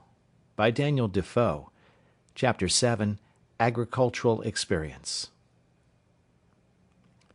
I had now been in this unhappy island above 10 months. All possibility of deliverance from this condition seemed to be entirely taken from me, and I firmly believed that no human shape had ever set foot upon that place. Having now secured my habitation, as I thought, fully to my mind, I had a great desire to make a more perfect discovery of the island, and to see what other productions I might find, which I yet knew nothing of. It was on the 15th of July that I began to make a more particular survey of the island itself. I went up the creek first, where, as I hinted, I brought my rafts on shore. I found after I came about 2 miles up that the tide did not flow any higher, and that it was no more than a little brook of running water, very fresh and good; but this being the dry season, there was hardly any water in some parts of it, at least not enough to run in any stream, so as it could be perceived. On the banks of this brook I found many pleasant savannas or meadows, plain, smooth, and covered with grass; and on the rising parts of them, next to the higher grounds, where the water, as might be supposed, never overflowed, I found a great deal of tobacco, green and growing to a great and very strong stalk. There were divers other plants, which I had no notion of or understanding about, that might, perhaps, have virtues of their own, which I could not find out. I searched for the cassava root, which the Indians in all that climate make their bread of, but I could find none. I saw large plants of aloes, but did not understand them. I saw several sugar canes, but wild, and, for want of cultivation, imperfect. I contented myself with these discoveries for this time, and came back, musing with myself what course I might take to know the virtue and goodness of any of the fruits or plants which I should discover, but could bring it to no conclusion; for, in short, I had made so little observation while I was in the Brazils, that I knew little of the plants in the field; at least, very little that might serve to any purpose now in my distress. The next day, the 16th, I went up the same way again, and after going something further than I had gone the day before, I found the brook and the savannas cease, and the country become more woody than before. In this part I found different fruits, and particularly I found melons upon the ground in great abundance, and grapes upon the trees. The vines had spread, indeed, over the trees, and the clusters of grapes were just now in their prime, very ripe and rich. This was a surprising discovery, and I was exceeding glad of them, but I was warned by my experience to eat sparingly of them, remembering that when I was ashore in Barbary, the eating of grapes killed several of our Englishmen, who were slaves there, by throwing them into fluxes and fevers. But I found an excellent use for these grapes, and that was, to cure or dry them in the sun, and keep them as dried grapes or raisins are kept, which I thought would be, as indeed they were, wholesome and agreeable to eat when no grapes could be had. I spent all that evening there, and went not back to my habitation, which, by the way, was the first night, as I might say, I had lain from home. In the night I took my first contrivance, and got up into a tree, where I slept well, and the next morning proceeded upon my discovery, travelling nearly 4 miles, as I might judge by the length of the valley, keeping still due north, with a ridge of hills on the south and north side of me.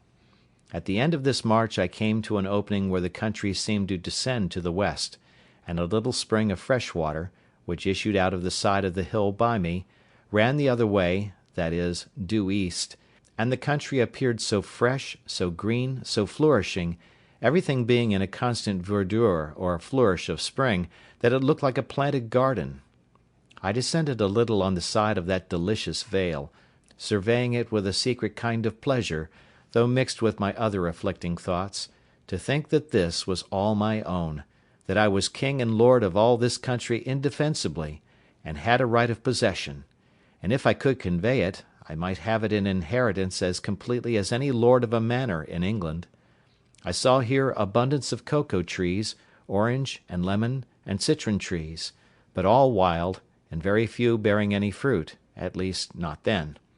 However, the green limes that I gathered were not only pleasant to eat, but very wholesome, and I mixed their juice afterwards with water, which made it very wholesome, and very cool and refreshing.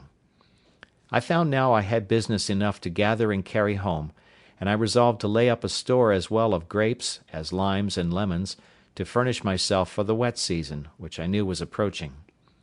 In order to do this, I gathered a great heap of grapes in one place, a lesser heap in another place, and a great parcel of limes and lemons in another place, and taking a few of each with me, I travelled homewards, resolving to come again, and bring a bag or sack, or what I could make, to carry the rest home.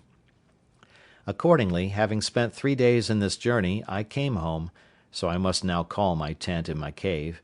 but before I got thither the grapes were spoiled, the richness of the fruit and the weight of the juice having broken them and bruised them, they were good for little or nothing. As to the limes, they were good, but I could bring but a few. The next day, being the 19th, I went back, having made me 2 small bags to bring home my harvest; but I was surprised, when coming to my heap of grapes, which were so rich and fine when I gathered them, to find them all spread about, trod to pieces, and dragged about, some here, some there, and abundance eaten and devoured. By this I concluded there were some wild creatures thereabouts, which had done this, but what they were I knew not. However, as I found there was no laying them up on heaps, and no carrying them away in a sack, but that one way they would be destroyed, and the other way they would be crushed with their own weight, I took another course, for I gathered a large quantity of the grapes, and hung upon the out branches of the trees, that they might cure and dry in the sun, and as for the limes and lemons, I carried as many back as I could well stand under. When I came home from this journey, I contemplated with great pleasure the fruitfulness of that valley, and the pleasantness of the situation, the security from storms on that side of the water, and the wood, and concluded that I had pitched upon a place to fix my abode which was by far the worst part of the country. Upon the whole, I began to consider of removing my habitation, and looking out for a place equally safe as where I was now situate, if possible, in that pleasant fruitful part of the island. This thought ran long in my head, and I was exceeding fond of it for some time, the pleasantness of the place tempting me; but when I came to a nearer view of it, I considered that I was now by the seaside, where it was at least possible that something might happen to my advantage, and, by the same ill fate that brought me hither, might bring some other unhappy wretches to the same place; and though it was scarce probable that any such thing should ever happen, yet to enclose myself among the hills and woods in the centre of the island was to anticipate my bondage, and to render such an affair not only improbable but impossible, and that therefore I ought not by any means to remove. However, I was so enamoured of this place that I spent much of my time there for the whole of the remaining part of the month of July; and though upon second thoughts I resolved not to remove, yet I built me a little kind of a bower, and surrounded it at a distance with a strong fence, being a double hedge, as high as I could reach, well staked and filled between with brushwood, and here I lay very secure, sometimes 2 or 3 nights together, always going over it with a ladder, so that I fancied now I had my country house and my sea-coast house, and this work took me up to the beginning of August. I had but newly finished my fence, and began to enjoy my labour, when the rains came on, and made me stick close to my first habitation; for though I had made me a tent like the other, with a piece of a sail, and spread it very well, yet I had not the shelter of a hill to keep me from storms, nor a cave behind me to retreat into when the rains were extraordinary. About the beginning of August, as I said, I had finished my bower, and began to enjoy myself. The 3rd of August I found the grapes I had hung up perfectly dried, and indeed were excellent good raisins of the sun, so I began to take them down from the trees, and it was very happy that I did so, for the rains which followed would have spoiled them, and I had lost the best part of my winter food, for I had above 200 large bunches of them. No sooner had I taken them all down, and carried the most of them home to my cave, than it began to rain, and from hence, which was the 14th of August, it rained more or less every day till the middle of October, and sometimes so violently that I could not stir out of my cave for several days. In this season I was much surprised with the increase of my family. I had been concerned for the loss of one of my cats, who ran away from me, or, as I thought, had been dead, and I heard no more tidings of her till, to my astonishment, she came home about the end of August with 3 kittens. This was the more strange to me because, though I had killed a wild cat, as I called it, with my gun, yet I thought it was quite a different kind from our European cats, but the young cats were the same kind of house breed as the old one, and both my cats being females, I thought it very strange.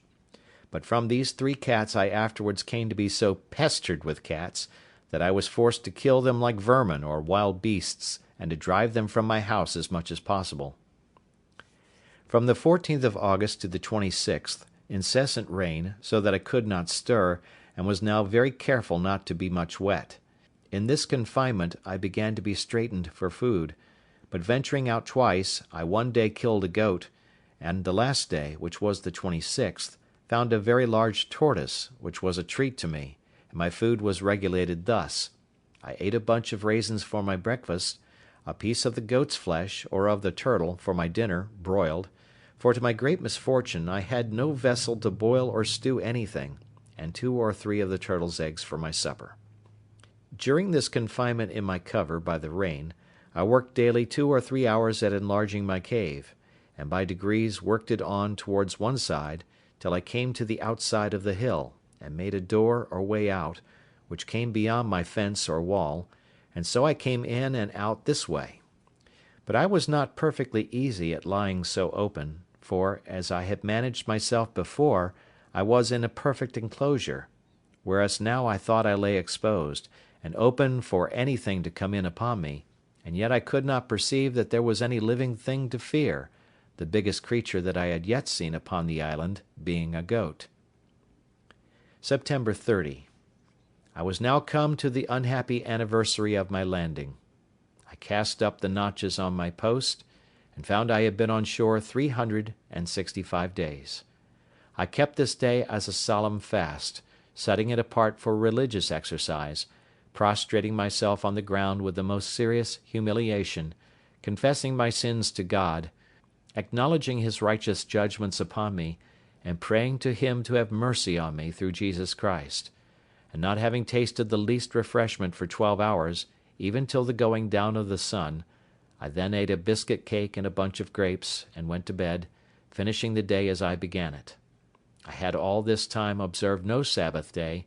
for as at first I had no sense of religion upon my mind,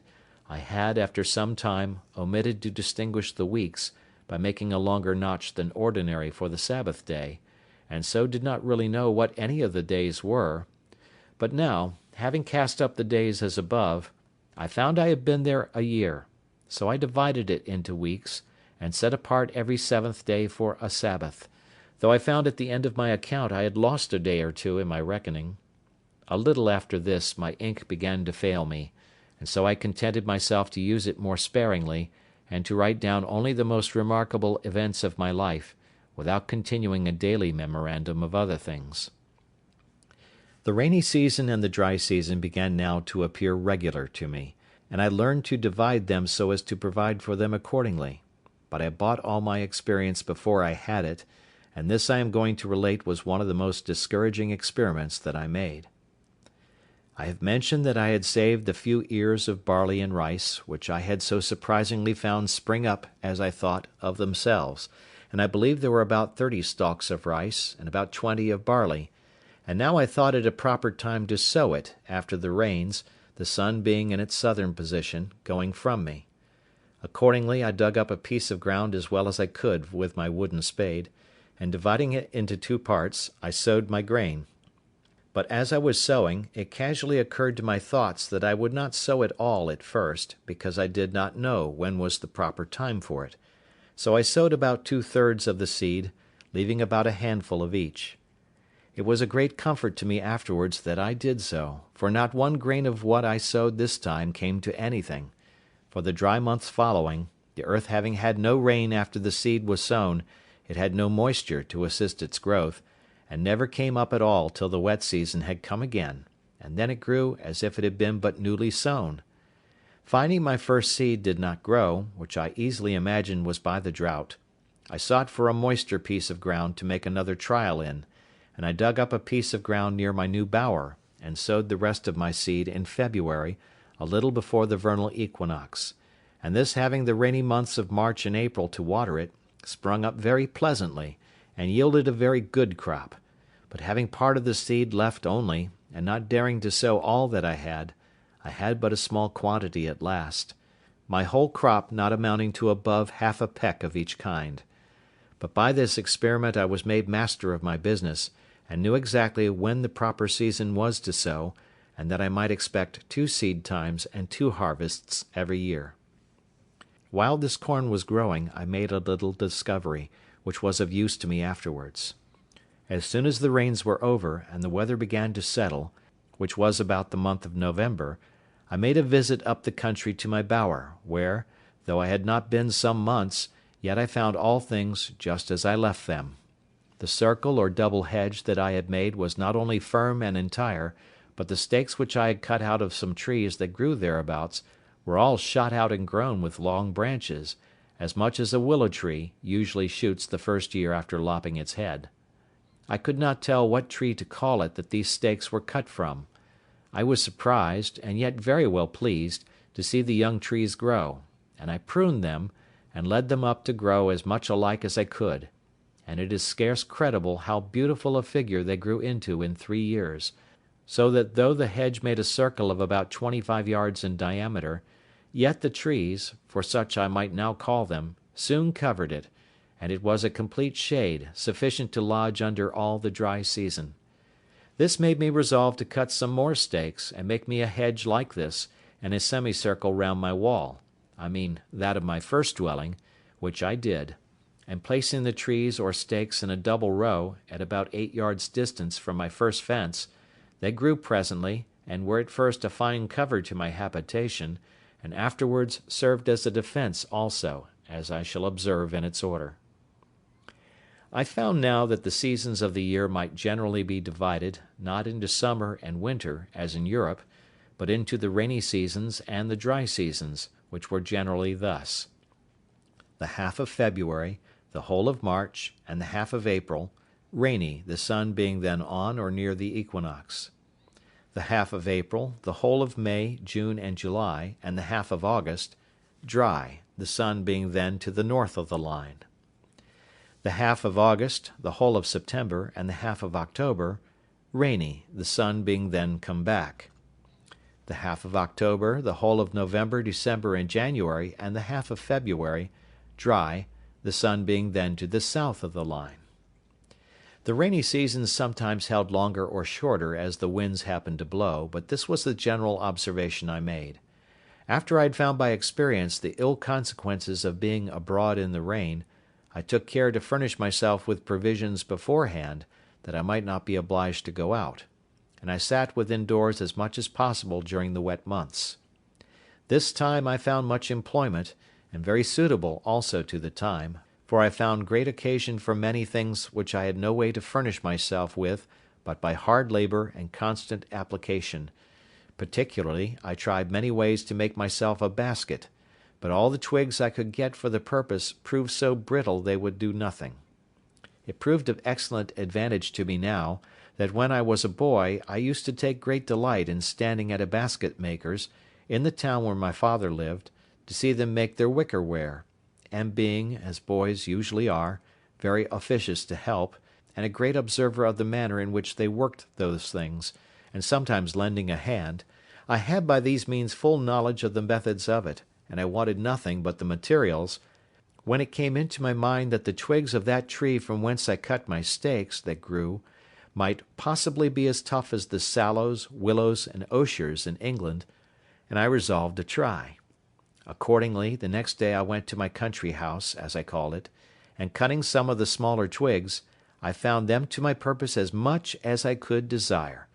whereupon I came the next time prepared with a hatchet to cut down a quantity, which I soon found, for there was great plenty of them.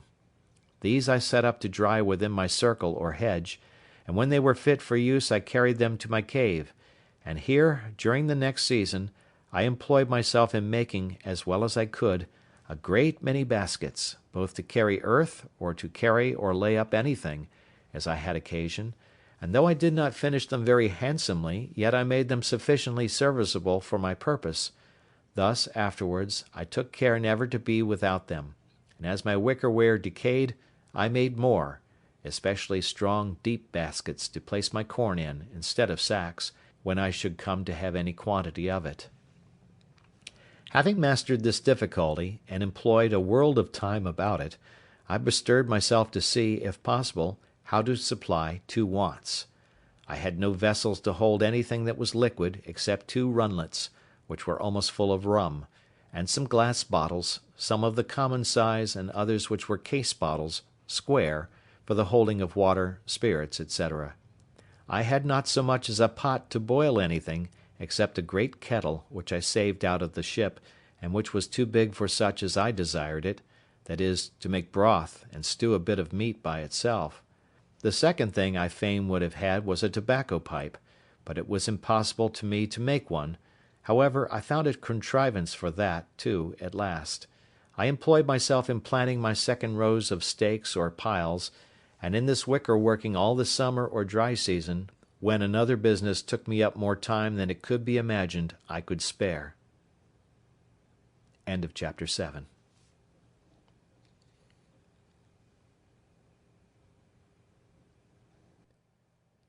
The Life and Adventures of Robinson Crusoe, by Daniel Defoe. Chapter 8. Surveys his Position. I mentioned before that I had a great mind to see the whole island, and that I had travelled up the brook, and so on to where I built my bower, and where I had an opening quite to the sea on the other side of the island. I now resolved to travel quite across to the seashore on that side, so taking my gun, a hatchet, and my dog, and a larger quantity of powder and shot than usual, with 2 biscuit cakes and a great bunch of raisins in my pouch for my store, I began my journey.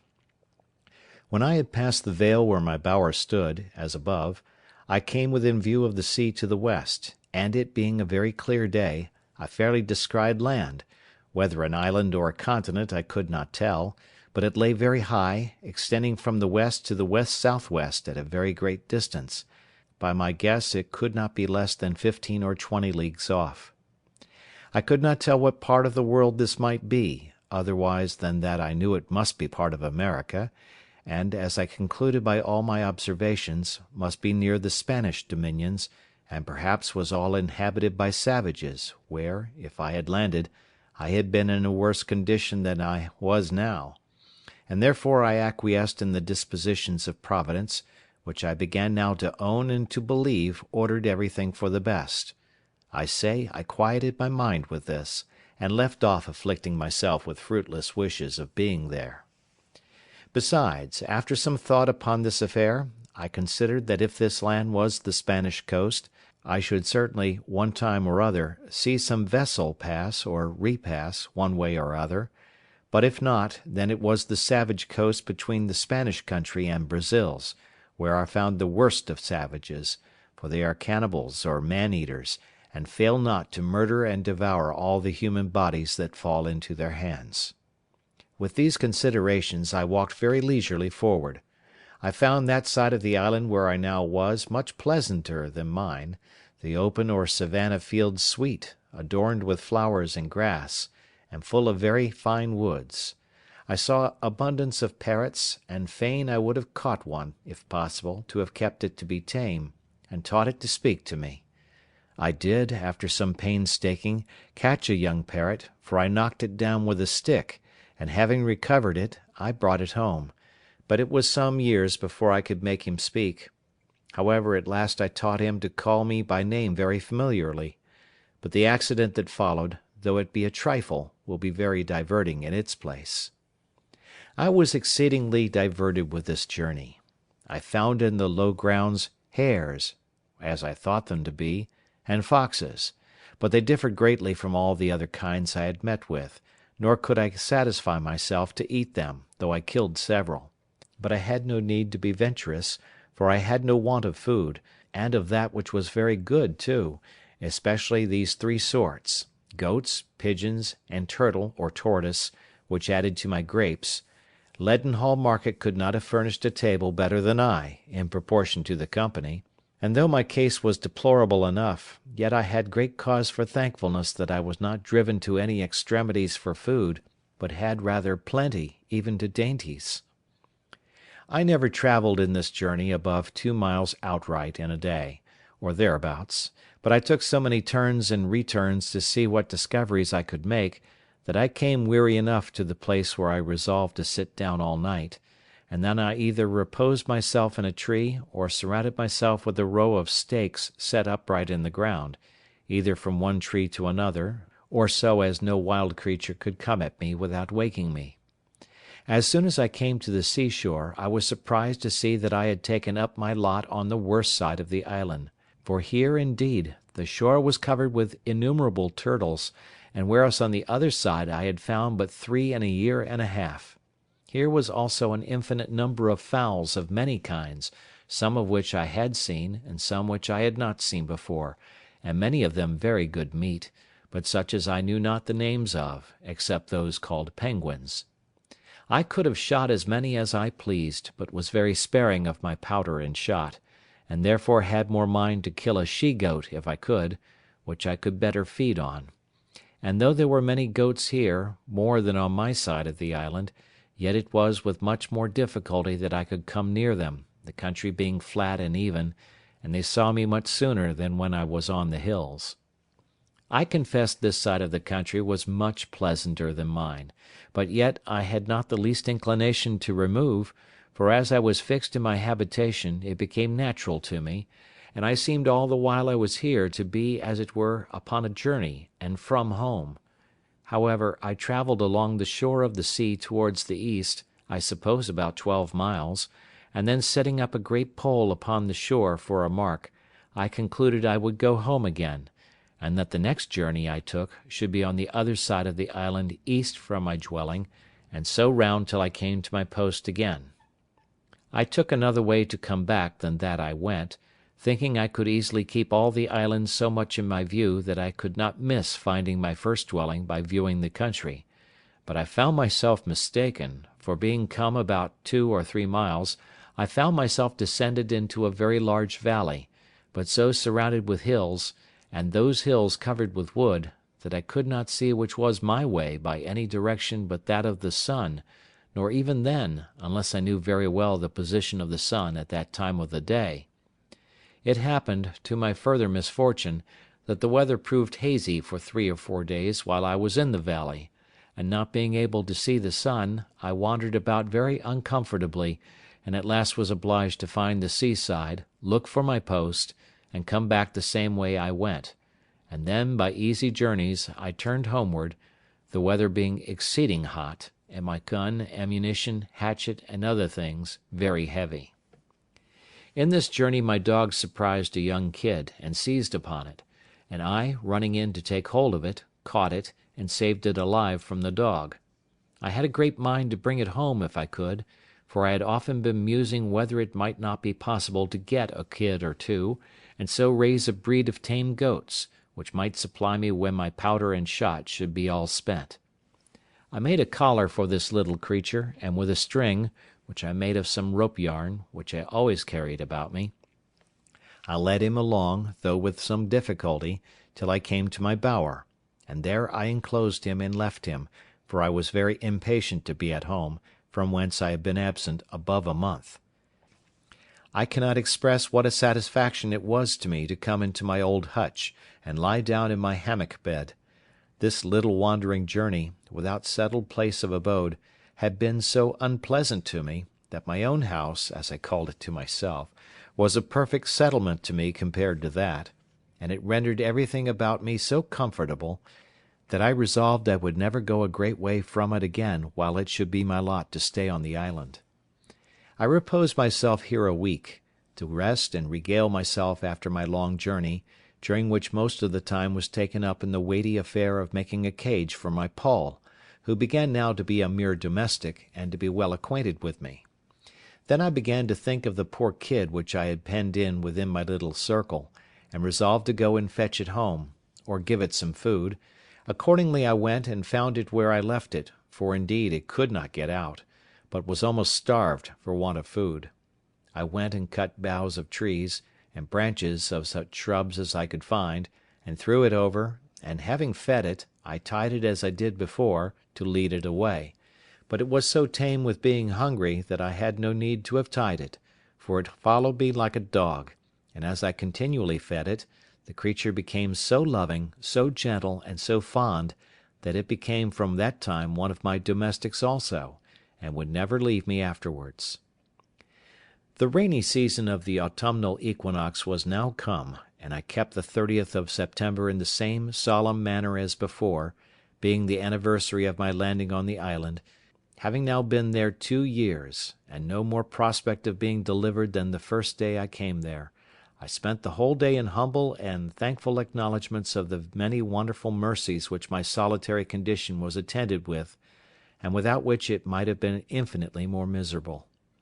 I gave humble and hearty thanks that God had been pleased to discover to me that it was possible I might be more happy in this solitary condition than I should have been in the liberty of society, and in all the pleasures of the world; that he could fully make up to me the deficiencies of my solitary state, and the want of human society, by his presence and the communications of his grace to my soul, supporting, comforting, and encouraging me to depend upon his providence here, and hope for his eternal presence hereafter. It was now that I began sensibly to feel how much more happy this life I now led was, with all its miserable circumstances, than the wicked, cursed, abominable life I had led all the past part of my days; and now I changed both my sorrows and my joys; my very desires altered, my affections changed their gusts, and my delights were perfectly new from what they were at my first coming, or indeed for the 2 years past. Before, as I walked about, either on my hunting or for viewing the country, the anguish of my soul at my condition would break out upon me on a sudden; my very heart would die within me, to think of the woods, the mountains, the deserts I was in, and how I was a prisoner, locked up with the eternal bars and bolts of the ocean, in an uninhabited wilderness, without redemption. In the midst of the greatest composure of my mind this would break out upon me like a storm, and make me wring my hands and weep like a child. Sometimes it would take me in the middle of my work, and I would immediately sit down and sigh, and look upon the ground for an hour or two together; and this was still worse to me, for if I could burst out into tears, or vent myself by words, it would go off, and the grief, having exhausted itself, would abate. But now I began to exercise myself with new thoughts. I daily read the Word of God, and applied all the comforts of it to my present state. One morning, being very sad, I opened the Bible upon these words: "I will never, never leave thee, nor forsake thee." Immediately it occurred that these words were to me, Why else should they be directed in such a manner, just at the moment when I was mourning over my condition as one forsaken of God and man?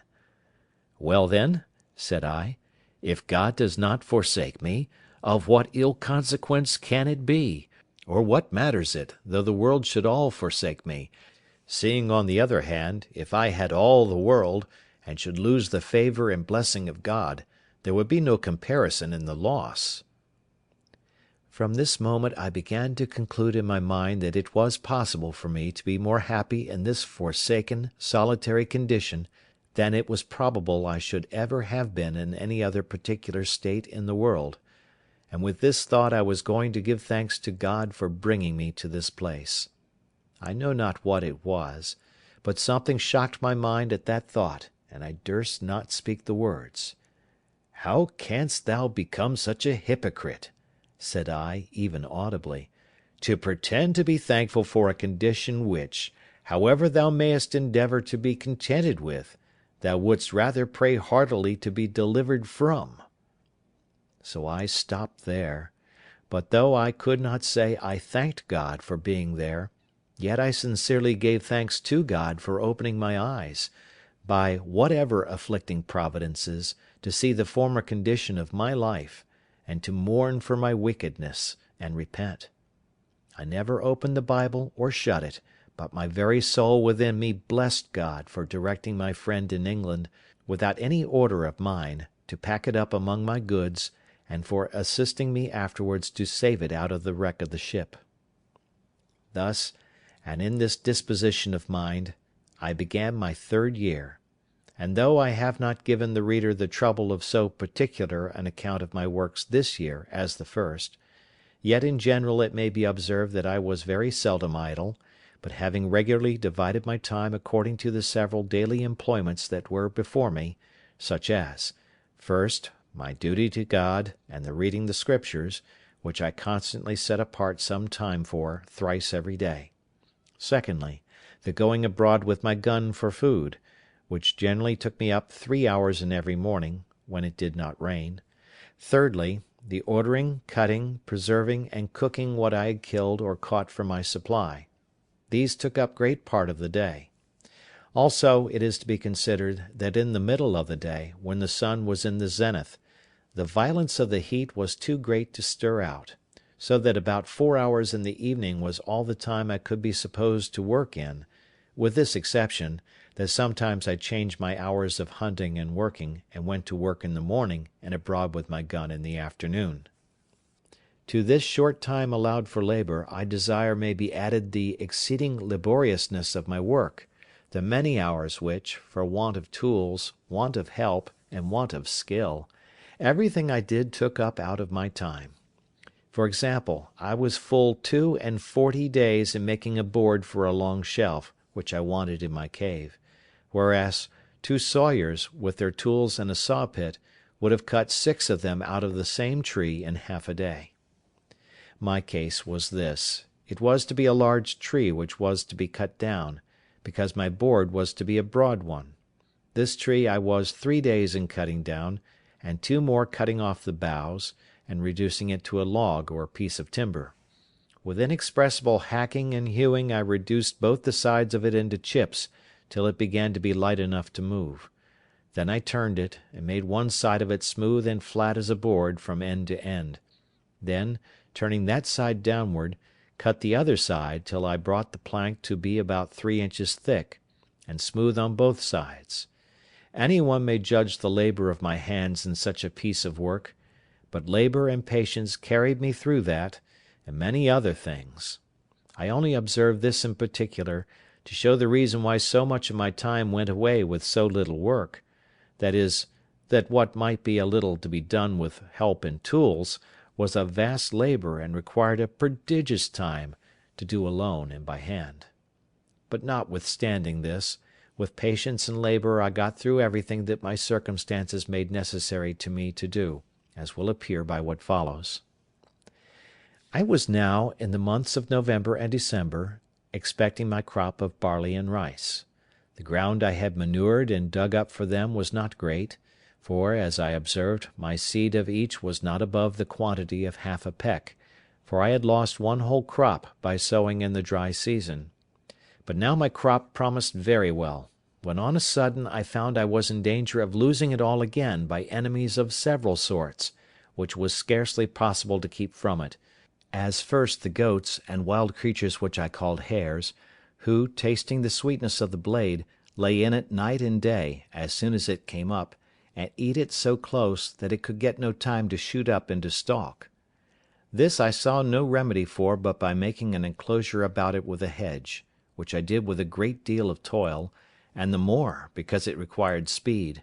However, as my arable land was but small, suited to my crop, I got it totally well fenced in about 3 weeks' time, and shooting some of the creatures in the daytime, I set my dog to guard it in the night, tying him up to a stake at the gate, where he would stand and bark all night long, so in a little time the enemies forsook the place, and the corn grew very strong and well, and began to ripen apace. But as the beasts ruined me before, while my corn was in the blade, so the birds were as likely to ruin me now, when it was in the ear; for going along by the place to see how it throve, I saw my little crop surrounded with fowls, of I know not how many sorts, who stood, as it were, watching till I should be gone. I immediately let fly among them, for I always have my gun with me. I had no sooner shot, but there rose up a little cloud of fowls, which I had not seen at all, from among the corn itself. This touched me sensibly, for I foresaw that in a few days they would devour all my hopes, that I should be starved, and never be able to raise a crop at all, and what to do I could not tell. However, I resolved not to lose my corn, if possible, though I should watch it night and day. In the first place, I went among it to see what damage was already done, and found they had spoiled a good deal of it, but that as it was yet too green for them, the loss was not so great but that the remainder was likely to be a good crop if it could be saved.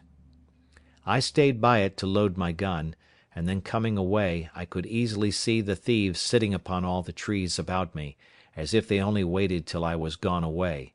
and the event proved it to be so, for as I walked off, as if I was gone, I was no sooner out of their sight than they dropped down one by one into the corn again. I was so provoked that I could not have patience to stay till more came on, knowing that every grain that they ate now was, as it might be said, a peck loaf to me in the consequence, but coming up to the hedge, I fired again, and killed 3 of them. This was what I wished for, so I took them up, and served them as we serve notorious thieves in England, hanged them in chains for a terror to others. It is impossible to imagine that this should have had such an effect as it had, for the fowls would not only come at the corn, but, in short, they forsook all that part of the island, and I could never see a bird near the place as long as my scarecrows hung there. This I was very glad of, you may be sure, and about the latter end of December, which was our second harvest of the year, I reaped my corn. I was sadly put to it for a scythe or sickle to cut it down, and all I could do was to make one, as well as I could, out of one of the broadswords or cutlasses, which I saved among the arms out of the ship. However, as my first crop was but small, I had no great difficulty to cut it down. In short, I reaped it in my way, for I cut nothing off but the ears, and carried it away in a great basket which I had made, and so rubbed it out with my hands, and at the end of all my harvesting, I found that out of my half peck of seed I had near 2 bushels of rice, and about 2 bushels and a half of barley; that is to say, by my guess, for I had no measure at the time. However, this was a great encouragement to me, and I foresaw that, in time, it would please God to supply me with bread; and yet here I was perplexed again, for I neither knew how to grind or make meal of my corn, or indeed how to clean it and part it, nor, if made into meal, how to make bread of it, and if how to make it, yet I knew not how to bake it. These things being added to my desire of having a good quantity for store, and to secure a constant supply, I resolved not to taste any of this crop, but to preserve it all for seed against the next season, and in the meantime to employ all my study and hours of working to accomplish this great work of providing myself with corn and bread. It might be truly said that now I worked for my bread. I believe few people have thought much upon the strange multitude of little things necessary in the providing, producing, curing, dressing, making, and finishing this one article of bread. I, that was reduced to a mere state of nature, found this to my daily discouragement, and was made more sensible of it every hour, even after I had got the first handful of seed corn, which, as I have said, came up unexpectedly, and indeed to a surprise. First, I had no plough to turn up the earth, no spade or shovel to dig it. Well, this I conquered by making me a wooden spade, as I observed before, but this did my work but in a wooden manner, and though it cost me a great many days to make it, yet, for want of iron, it not only wore out soon, but made my work the harder, and made it to be performed much worse. However, this I bore with, and was content to work it out with patience, and bear with the badness of the performance. When the corn was sown, I had no harrow, but was forced to go over it myself, and drag a great heavy bough of a tree over it, to scratch it, as it may be called, rather than rake or harrow it.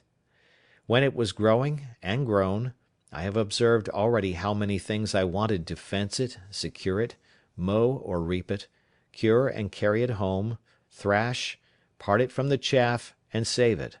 Then I wanted a mill to grind it, sieves to dress it, yeast and salt to make it into bread, and an oven to bake it.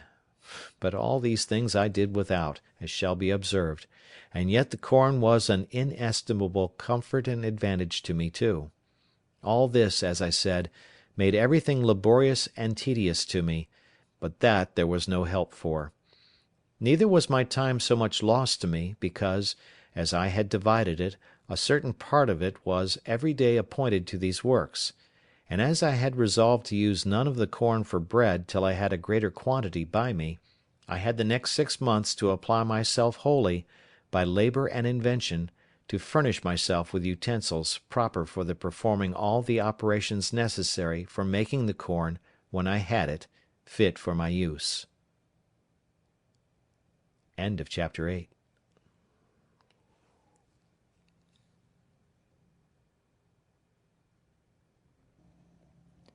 The Life and Adventures of Robinson Crusoe, by Daniel Defoe. Chapter 9. A Boat. But first I was to prepare more land, for I had now seed enough to sow above an acre of ground.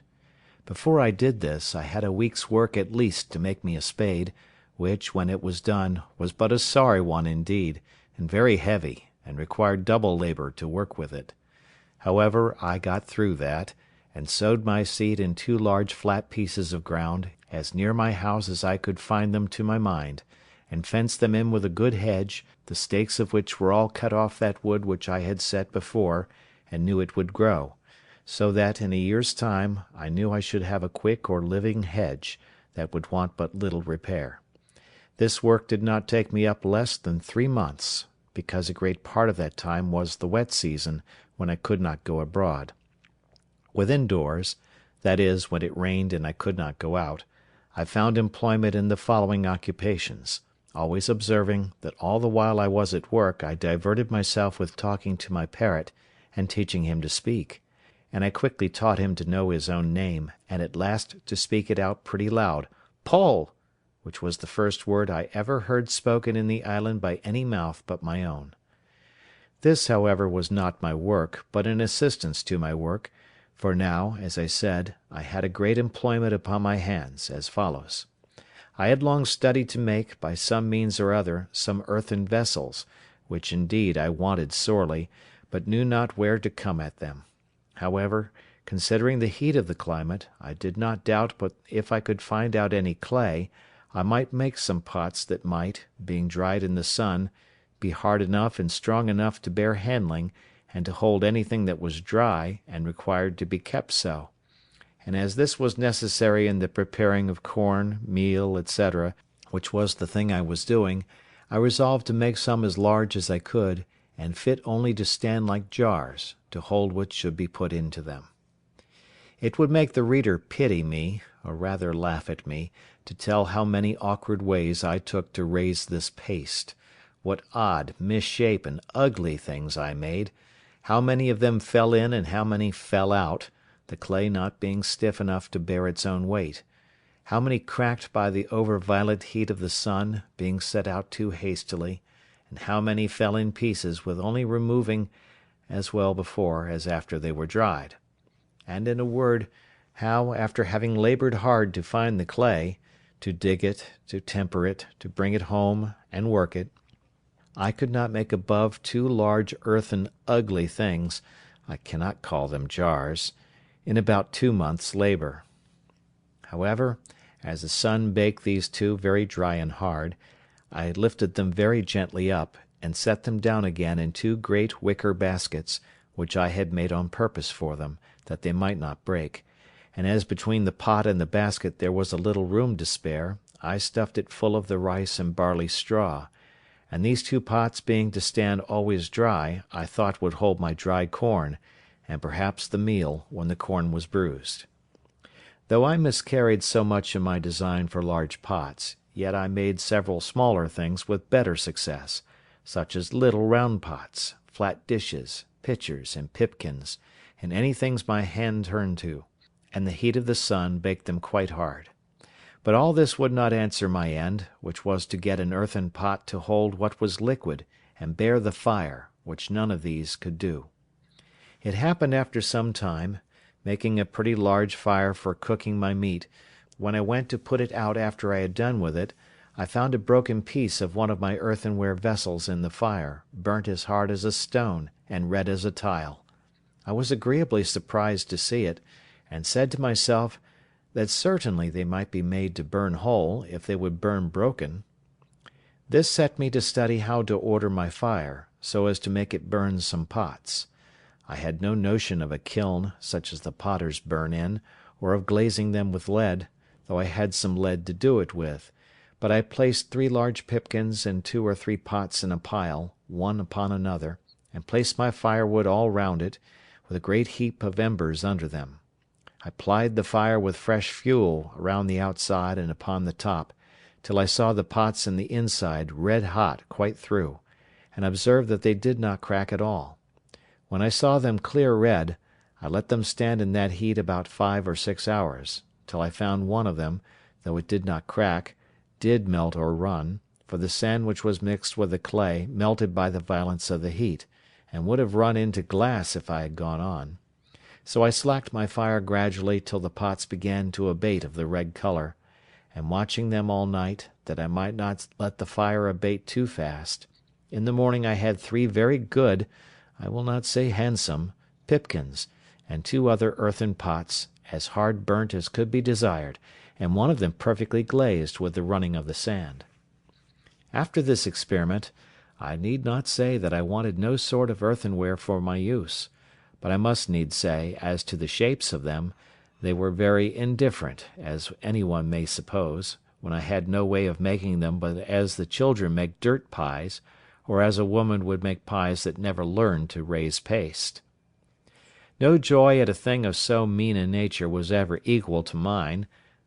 when I found I had made an earthen pot that would bear the fire, and I had hardly patience to stay till they were cold before I set one on the fire again with some water in it, to boil me some meat, which it did admirably well, and with a piece of a kid I made some very good broth, though I wanted oatmeal, and several other ingredients requisite to make it as good as I would have had it been. My next concern was to get me a stone mortar to stamp or beat some corn in, for as to the mill, there was no thought of arriving at that perfection of art with one pair of hands. To supply this want I was at a great loss, for of all the trades in the world I was as perfectly unqualified for a stone cutter as for any whatever, neither had I any tools to go about it with. I spent many a day to find out a great stone big enough to cut hollow, and make fit for a mortar, and could find none at all, except what was in the solid rock, and which I had no way to dig or cut out; nor indeed were the rocks in the island of hardness sufficient, but were all of a sandy crumbling stone, which neither would bear the weight of a heavy pestle, nor would break the corn without filling it with sand. So, after a great deal of time lost in searching for a stone, I gave it over, and resolved to look for a great block of hard wood, which I found indeed much easier, and getting one as big as I had strength to stir, I rounded it and formed it on the outside with my axe and hatchet, and then, with the help of fire and infinite labour, made a hollow place in it, as the Indians in Brazil make their canoes. After this I made a great heavy pestle or beater of the wood called the ironwood, and this I prepared and laid by against I had my next crop of corn, which I proposed to myself to grind, or rather pound into meal, to make bread. My next difficulty was to make a sieve or circe, to dress my meal, and to part it from the bran and the husk, without which I did not see it possible I could have any bread. This was a most difficult thing even to think on, for to be sure I had nothing like the necessary thing to make it. I mean fine thin canvas or stuff to circe the meal through. And here I was at a full stop for many months, nor did I really know what to do. Linen I had none left but what was mere rags. I had goat's hair, but neither knew how to weave it or spin it,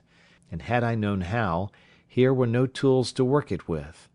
All the remedy that I found for this was, that at last I did remember I had, among the seamen's clothes which were saved out of the ship, some neckcloths of calico or muslin, and with some pieces of these I made 3 small sieves proper enough for the work, and thus I made shift for some years. How I did afterwards I shall show in its place. The baking part was the next thing to be considered, and how I should make bread when I came to have corn, for first I had no yeast. As to that part, there was no supplying the want, so I did not concern myself much about it. But for an oven I was indeed in great pain. At length I found out an experiment for that also, which was this. I made some earthen vessels very broad but not deep, that is to say, about 2 feet diameter, and not above 9 inches deep. These I burned in the fire, as I had done the other, and laid them by, and when I wanted to bake, I made a great fire upon my hearth, which I had paved with some square tiles of my own baking and burning also, but I should not call them square. When the firewood was burned pretty much into embers or live coals, I drew them forward onto this hearth, so as to cover it all over, and there I let them lie till the hearth was very hot.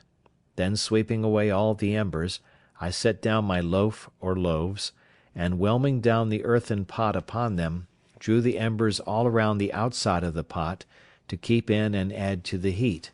and thus as well as in the best oven in the world I baked my barley loaves, and became in little time a good pastry cook into the bargain, for I made myself several cakes and puddings of the rice,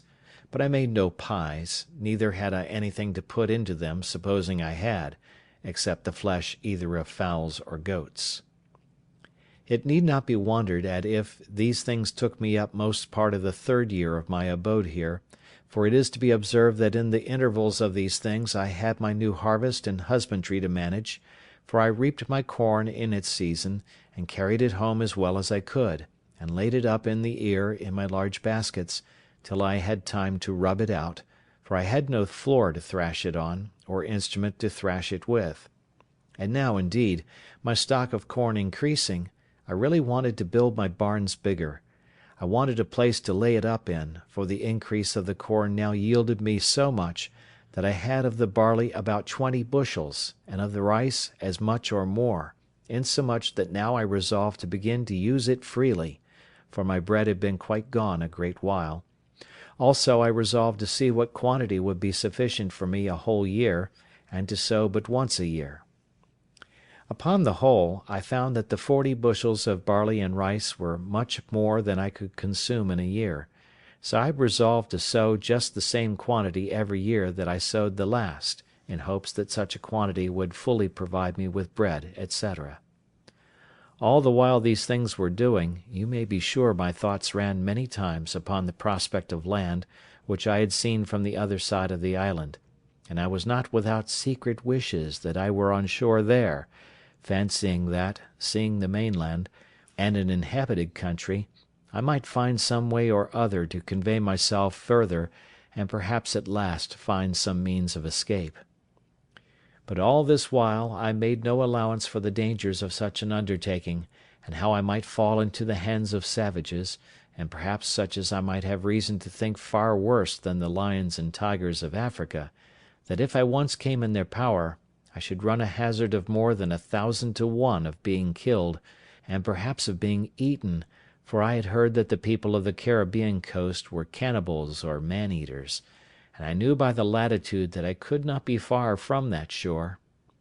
Then, supposing they were not cannibals, yet they might kill me, as many Europeans who had fallen into their hands had been served, even when they had been 10 or 20 together.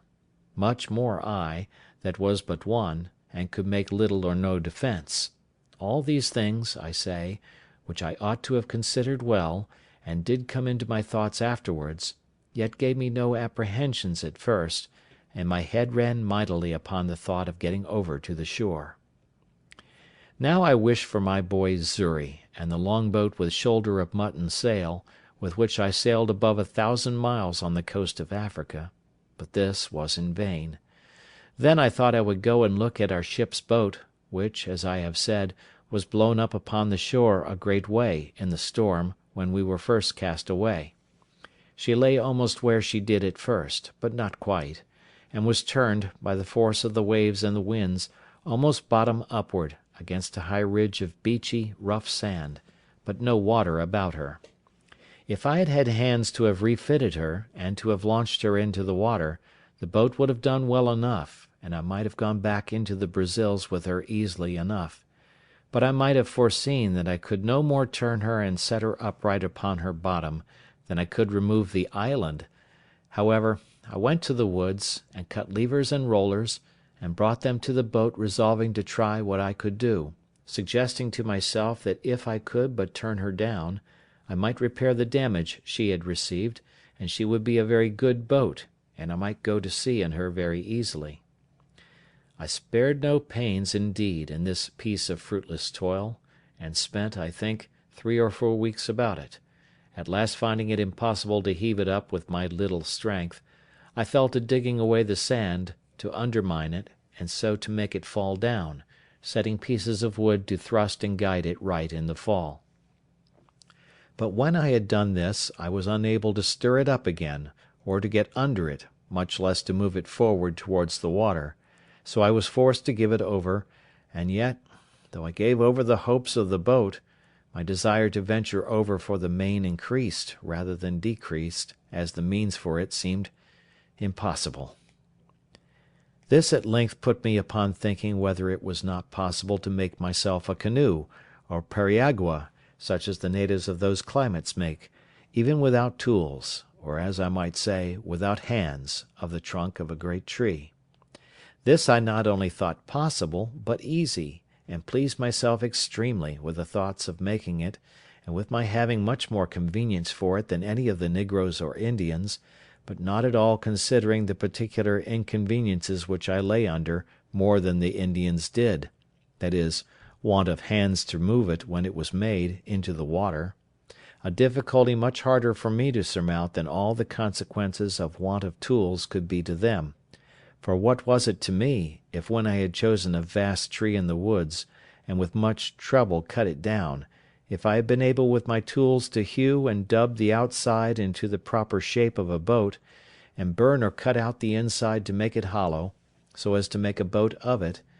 if after all this I must leave it just there where I found it, and not be able to launch it into the water? One would have thought I could not have had the least reflection upon my mind of my circumstances while I was making this boat, but I should have immediately thought how I should get it into the sea; but my thoughts were so intent upon my voyage over the sea in it, that I never once considered how I should get it off the land, and it was really, in its own nature, more easy for me to guide it over 45 miles of sea than about 45 fathoms of land, where it lay, to set it afloat in the water. I went to work upon this boat the most like a fool that ever a man did who had any of his senses awake.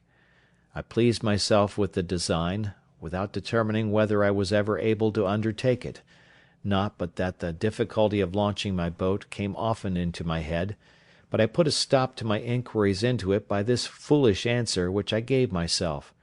"Let me first make it. I warrant I will find some way or other to get it along when it is done."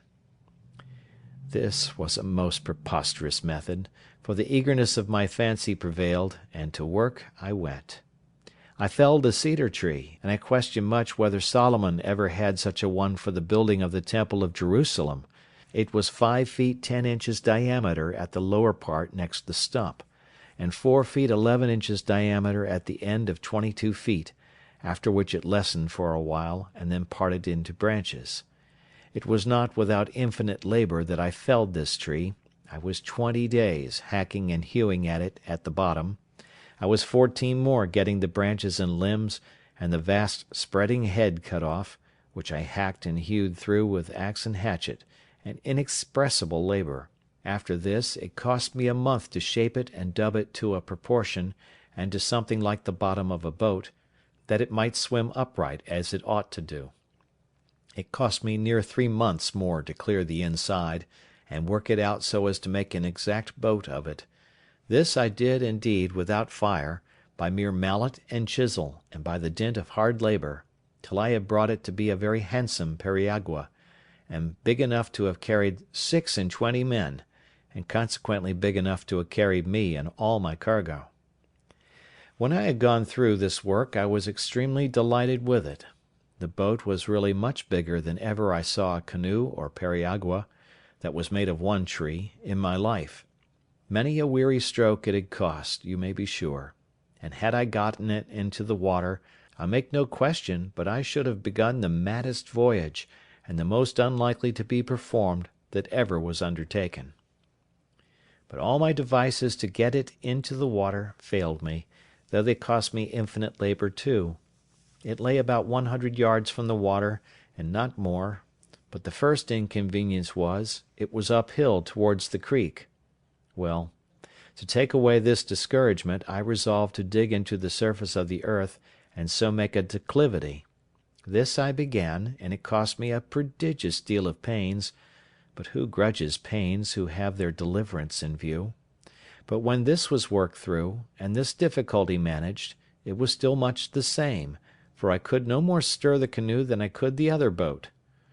Then I measured the distance of ground, and resolved to cut a dock or canal, to bring the water up to the canoe, seeing I could not bring the canoe down to the water. Well, I began this work, and when I began to enter upon it, and calculate how deep it was to be dug, how broad, how the stuff was to be thrown out, I found that, by the number of hands I had, being none but my own, it must have been 10 or 12 years before I could have gone through with it, for the shore lay so high that at the upper end it must have been at least 20 feet deep. So at length, though with great reluctancy, I gave this attempt over also. This grieved me heartily, and now I saw, though too late, the folly of beginning a work before we count the cost, and before we judge rightly of our own strength to go through with it. In the middle of this work I finished my 4th year in this place, and kept my anniversary with the same devotion, and with as much comfort as ever before; for, by a constant study and serious application to the Word of God, and by the assistance of His grace, I gained a different knowledge from what I had before. I entertained different notions of things. I looked now upon the world as a thing remote, which I had nothing to do with, no expectations from, and indeed no desires about. In a word, I had nothing indeed to do with it, nor was ever likely to have, so I thought it looked, as we may perhaps look upon it hereafter, that is, as a place I had lived in, but was come out of it, and well might I say, as Father Abraham to Dives, between me and thee is a great gulf fixed. In the first place, I was removed from all the wickedness of the world here. I had neither the lusts of the flesh, the lusts of the eye, nor the pride of life. I had nothing to covet, for I had all that I was now capable of enjoying. I was lord of the whole manor; or, if I pleased, I might call myself king or emperor over the whole country which I had possession of. There were no rivals; I had no competitor, none to dispute sovereignty or command with me. I might have raised shiploadings of corn, but I had no use for it; so I let as little grow as I thought enough for my occasion. I had tortoise or turtle enough, but now and then one was as much as I could put to any use.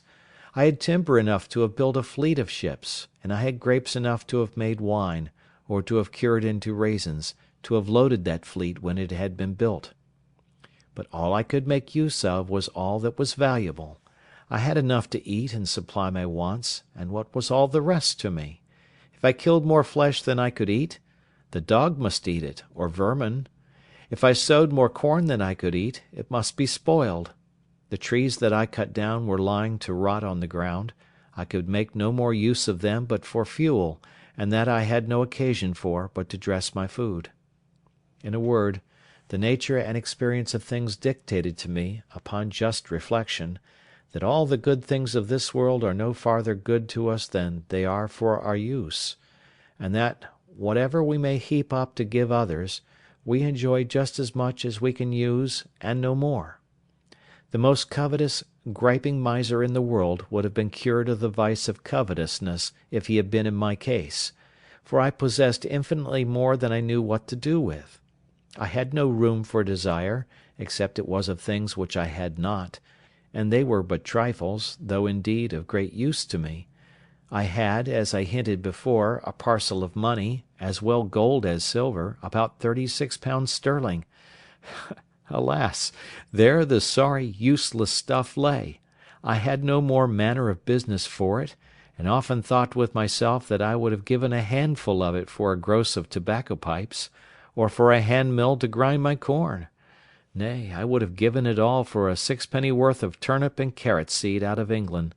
or for a handful of peas and beans and a bottle of ink. As it was, I had not the least advantage by it or benefit from it, but there it lay in a drawer, and grew mouldy with the damp of the cave in the wet seasons, and if I had had the drawer full of diamonds, it had been the same case. They had been of no manner of value to me, because of no use. I had now brought my state of life to be much easier in itself than it was at first, and much easier to my mind as well as to my body. I frequently sat down to meat with thankfulness, and admired the hand of God's providence, which had thus spread my table in the wilderness. I learned to look more upon the bright side of my condition and less upon the dark side, and to consider what I enjoyed rather than what I wanted, and this gave me sometimes such secret comforts that I cannot express them, and which I take notice of here, to put those discontented people in mind of it, who cannot enjoy comfortably what God has given them, because they see and covet something that He has not given them. All our discontents about what we want appeared to me to spring from the want of thankfulness for what we have. Another reflection was of great use to me, and doubtless would be so to any one that should fall into such distress as mine was, and this was, to compare my present condition with what I at first expected it would be, nay, with what it would certainly have been, if the good providence of God had not wonderfully ordered the ship to be cast up nearer to the shore, where I not only could come at her, but could bring what I got out of her to the shore, for my relief and comfort; without which, I had wanted for tools to work, weapons for defence, and gunpowder and shot for getting my food. I spent whole hours, I may say whole days, in representing to myself, in the most lively colours, how I must have acted if I had got nothing out of the ship; how I could not have so much as got any food, except fish and turtles, and that, as it was long before I found any of them, I must have perished first; that I should have lived, if I had not perished, like a mere savage;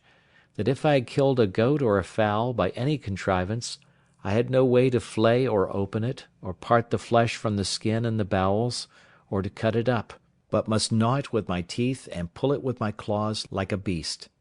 These reflections made me very sensible of the goodness of Providence to me, and very thankful for my present condition, with all its hardships and misfortunes; and this part also I cannot but recommend to the reflection of those who are apt, in their misery, to say, "Is any affliction like mine?" Let them consider how much worse the cases of some people are, and their case might have been, if Providence had thought fit. I had another reflection, which assisted me also to comfort my mind with hopes, and this was comparing my present situation with what I had deserved, and had therefore reason to expect from the hand of Providence. I had lived a dreadful life, perfectly destitute of the knowledge and fear of God. I had been well instructed by father and mother, neither had they been wanting to me in their early endeavours to infuse a religious awe of God into my mind, a sense of my duty, and what the nature and end of my being required of me. But, alas! falling early into the seafaring life, which of all lives is the most destitute of the fear of God, though his terrors are always before them,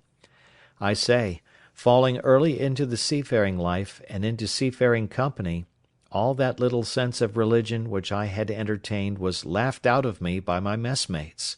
by a hardened despising of dangers and the views of death, which grew habitual to me by my long absence from all manner of opportunities to converse with anything but what was like myself, or to hear anything that was good or tended towards it. So void was I of everything that was good, or the least sense of what I was, or was to be, that, in the greatest deliverances I enjoyed, such as my escape from Sallee, my being taken up by the Portuguese master of the ship, my being planted so well in the Brazils, my receiving the cargo from England, and the like, I never had once the words, "Thank God," so much as on my mind, or in my mouth, nor in the greatest distress had I so much as a thought to pray to him, or so much as to say, "Lord, have mercy upon me." No, nor to mention the name of God, unless it was to swear by, and blaspheme it. I had terrible reflections upon my mind for many months, as I have already observed, on account of my wicked and hardened life past; and when I looked about me, and considered what particular providences had attended me since my coming into this place, and how God had dealt bountifully with me, had not only punished me less than my iniquity had deserved, but had so plentifully provided for me, this gave me great hopes that my repentance was accepted, and that God had yet mercy in store for me. With these reflections I worked my mind up, not only to a resignation to the will of God in the present disposition of my circumstances, but even to a sincere thankfulness for my condition; and that I, who was yet a living man, ought not to complain, seeing I had not the due punishment of my sins, that I enjoyed so many mercies which I had no reason to have expected in that place, that I ought never more to repine at my condition, but to rejoice, and to give daily thanks for that daily bread, which nothing but a crowd of wonders could have brought; that I ought to consider I had been fed even by a miracle, even as great as that of feeding Elijah by ravens, nay, by a long series of miracles, and that I could hardly have named a place in the uninhabitable part of the world where I could have been cast more to my advantage, a place where, as I had no society, which was my affliction on one hand, so I found no ravenous beasts, no furious wolves or tigers to threaten my life, no venomous creatures or poisons which I might feed on to my hurt, no savages to murder and devour me. In a word, as my life was a life of sorrow one way, so it was a life of mercy another, and I wanted nothing to make it a life of comfort but to be able to make my sense of God's goodness to me, and care over me in this condition, be my daily consolation; and after I did make a just improvement on these things, I went away and was no more sad. I had now been here so long that many things which I had brought on shore for my help were either quite gone, or very much wasted and near spent. My ink, as I observed, had been gone some time, all but a very little, which I eked out with water, a little and a little, till it was so pale, it scarce left any appearance of black upon the paper. As long as it lasted I made use of it to minute down the days of the month on which any remarkable thing happened to me; and first, by casting up times past, I remembered that there was a strange concurrence of days in the various providences which befell me, and which, if I had been superstitiously inclined to observe days as fatal or fortunate, I might have had reason to have looked upon with a great deal of curiosity. First, I had observed that the same day that I broke away from my father and friends and ran away to Hull in order to go to sea, The same day afterwards I was taken by the Sallee man of war, and made a slave. The same day of the year that I escaped out of the wreck of that ship in Yarmouth Roads, that same day year afterwards I made my escape from Sallee in a boat. The same day of the year I was born on, that is the 30th of September, that same day I had my life so miraculously saved 26 years after, when I was cast on shore in this island, so that my wicked life and my solitary life began both on a day. The next thing to my ink being wasted was that of my bread. I mean the biscuit which I brought out of the ship. This I had husbanded to the last degree, allowing myself but one cake of bread a day for above a year, and yet I was quite without bread for near a year before I got any corn of my own, and great reason I had to be thankful that I had any at all, the getting of it being, as has been already observed, next to miraculous. My clothes, too, began to decay. As to linen, I had had none a good while, except some checkered shirts which I found in the chests of the other seamen, and which I carefully preserved, because many times I could bear no other clothes on but a shirt, and it was a very great help to me that I had, among all the men's clothes of the ship, almost 3 dozen of shirts. There were also, indeed, several thick watch coats of the seamen's which were left, but they were too hot to wear; and though it is true that the weather was so violently hot that there was no need of clothes, yet I could not go quite naked; no, though I had been inclined to it, which I was not, nor could I abide the thought of it, though I was alone. The reason why I could not go naked was, I could not bear the heat of the sun so well when quite naked as with some clothes on; nay, the very heat frequently blistered my skin; whereas, with a shirt on, the air itself made some motion, and whistling under the shirt was twofold cooler than without it. No more could I ever bring myself to go out in the heat of the sun without a cap or a hat; the heat of the sun, beating with such violence as it does in that place, would give me the headache presently, by darting so directly on my head, without a cap or hat on, so that I could not bear it; whereas, if I put on my hat it would presently go away. Upon these views I began to consider about putting the few rags I had, which I called clothes, into some order. I had worn out all the waistcoats I had, and my business was now to try if I could not make jackets out of the great watchcoats which I had by me, and with such other materials as I had; so I set to work tailoring, or rather, indeed, botching, for I made most piteous work of it. However, I made shift to make 2 or 3 new waistcoats, which I hoped would serve me a great while; as for breeches or drawers, I made but a very sorry shift indeed till afterwards.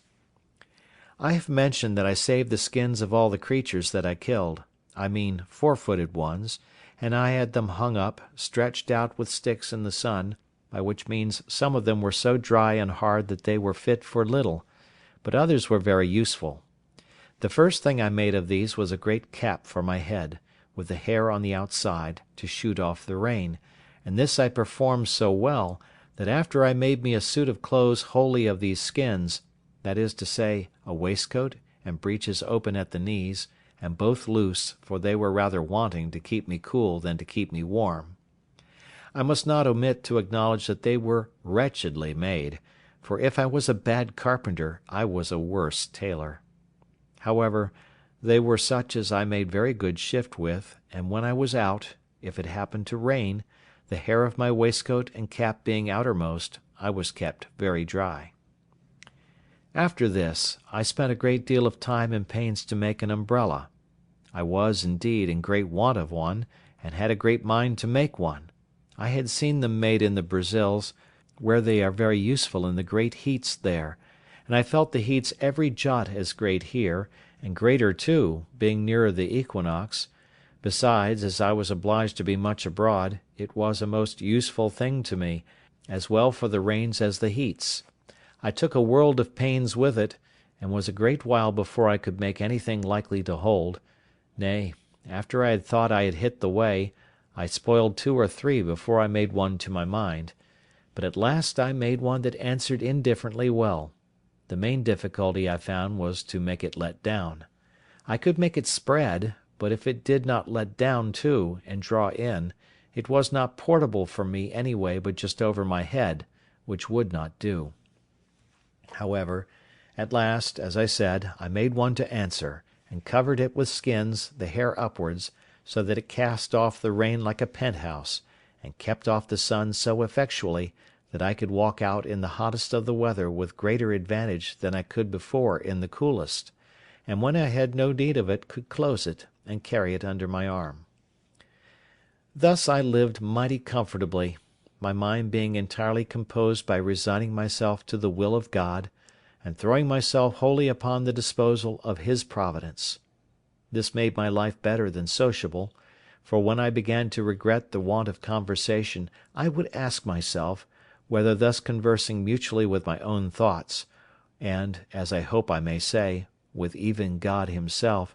by ejaculations, was not better than the utmost enjoyment of human society in the world? Chapter 9.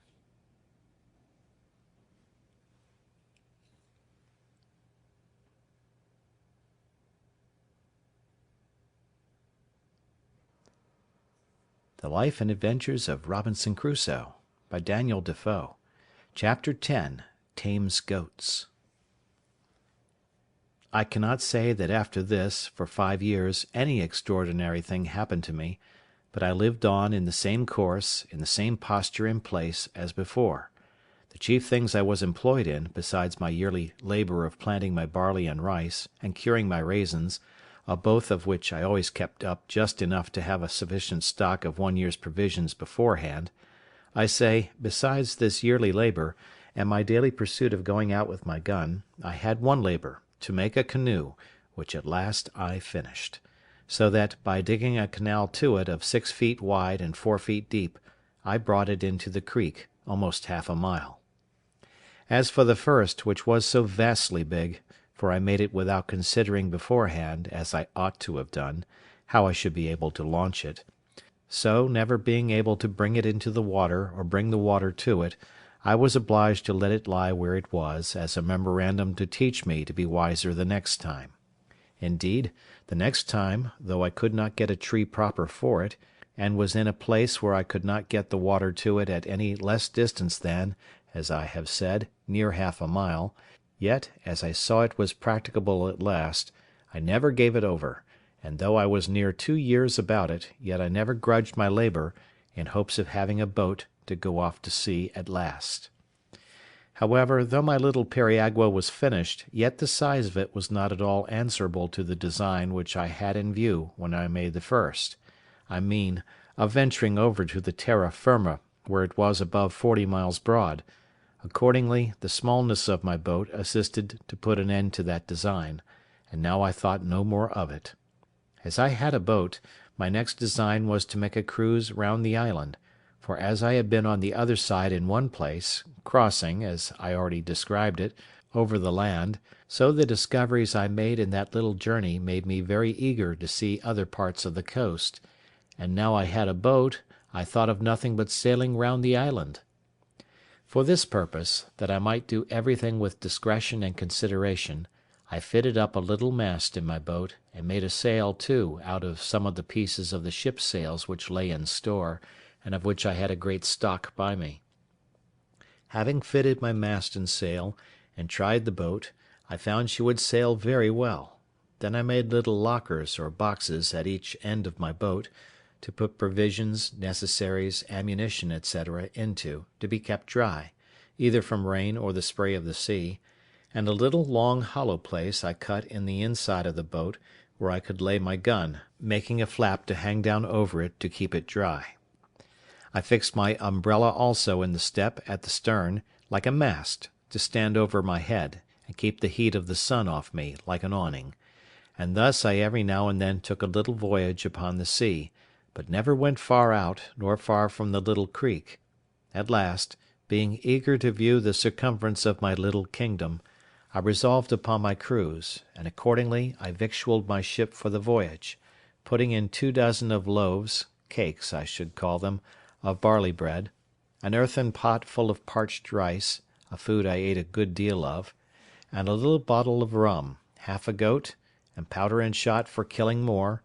and 2 large watch coats, of those which, as I mentioned before, I had saved out of the seamen's chests. These I took, one to lie upon, and the other to cover me in the night. It was the 6th of November, in the 6th year of my reign, or my captivity, which you please, that I set out on this voyage, and I found it much longer than I expected, for though the island itself was not very large, yet when I came to the east side of it, I found a great ledge of rocks lay out about 2 leagues into the sea, some above water, some under it, and beyond that a shoal of sand, lying dry half a league more, so that I was obliged to go a great way out to sea to double the point. When I first discovered them, I was going to give over my enterprise and come back again, not knowing how far it might oblige me to go out to sea, and above all doubting how I should get back again. So I came to an anchor, for I had made a kind of an anchor with a piece of a broken grappling which I got out of the ship. Having secured my boat, I took my gun and went on shore, climbing up a hill, which seemed to overlook that point where I saw the full extent of it, and resolved to venture. In my viewing the sea from that hill where I stood, I perceived a strong, and indeed a most furious current, which ran to the east, and even came close to the point, and I took the more notice of it because I saw there might be some danger that when I came into it I might be carried out to sea by the strength of it, and not be able to make the island again; and indeed, had I not got first upon this hill, I believe it would have been so, for there was the same current on the other side the island, only that it set off at a further distance, and I saw that there was a strong eddy under the shore, so I had nothing to do but to get out of the first current, and I should presently be in an eddy.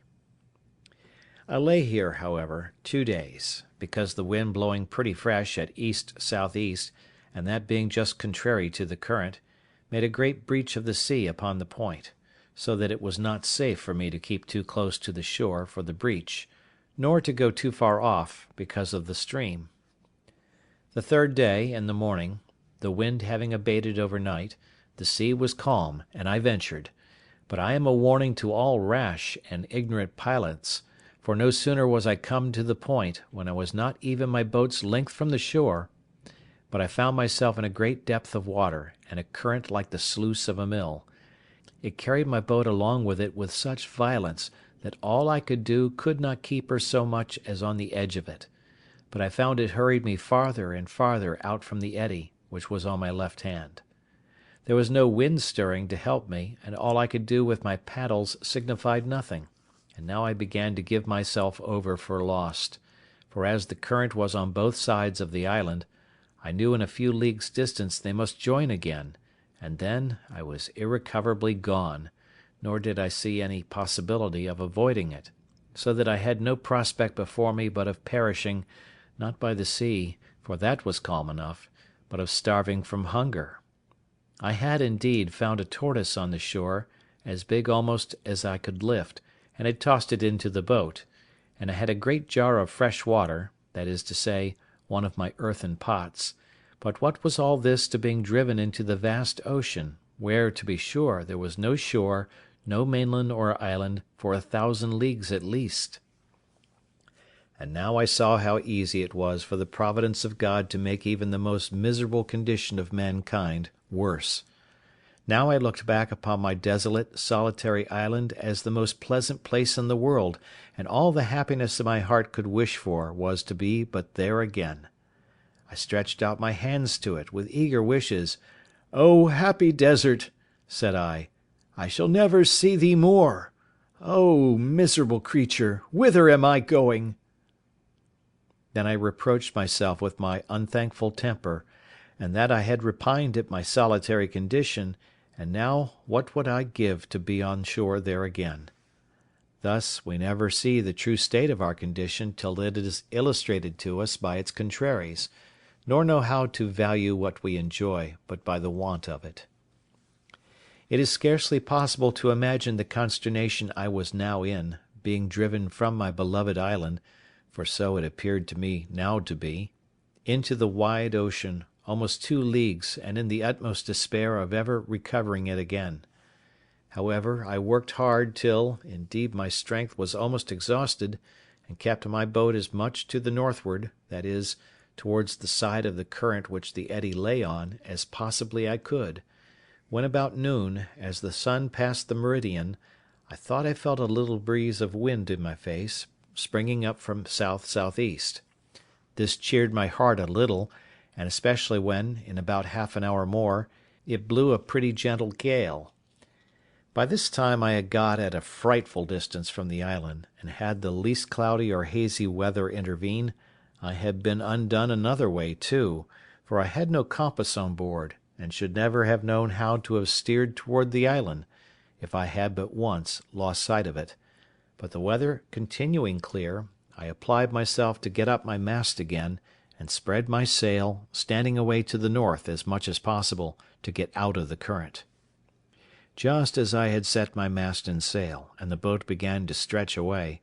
I saw even by the clearness of the water some alteration of the current was near, for where the current was so strong the water was foul; but perceiving the water clear, I found the current abate,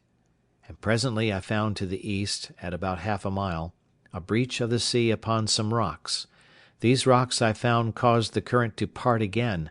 and as the main stress of it ran away more southerly, leaving the rocks to the northeast, so the other returned by the repulse of the rocks, and made a strong eddy, which ran back again to the northwest with a very sharp stream. They who know what it is to have a reprieve brought to them upon the ladder, or to be rescued from thieves just going to murder them, or who have been in such extremities,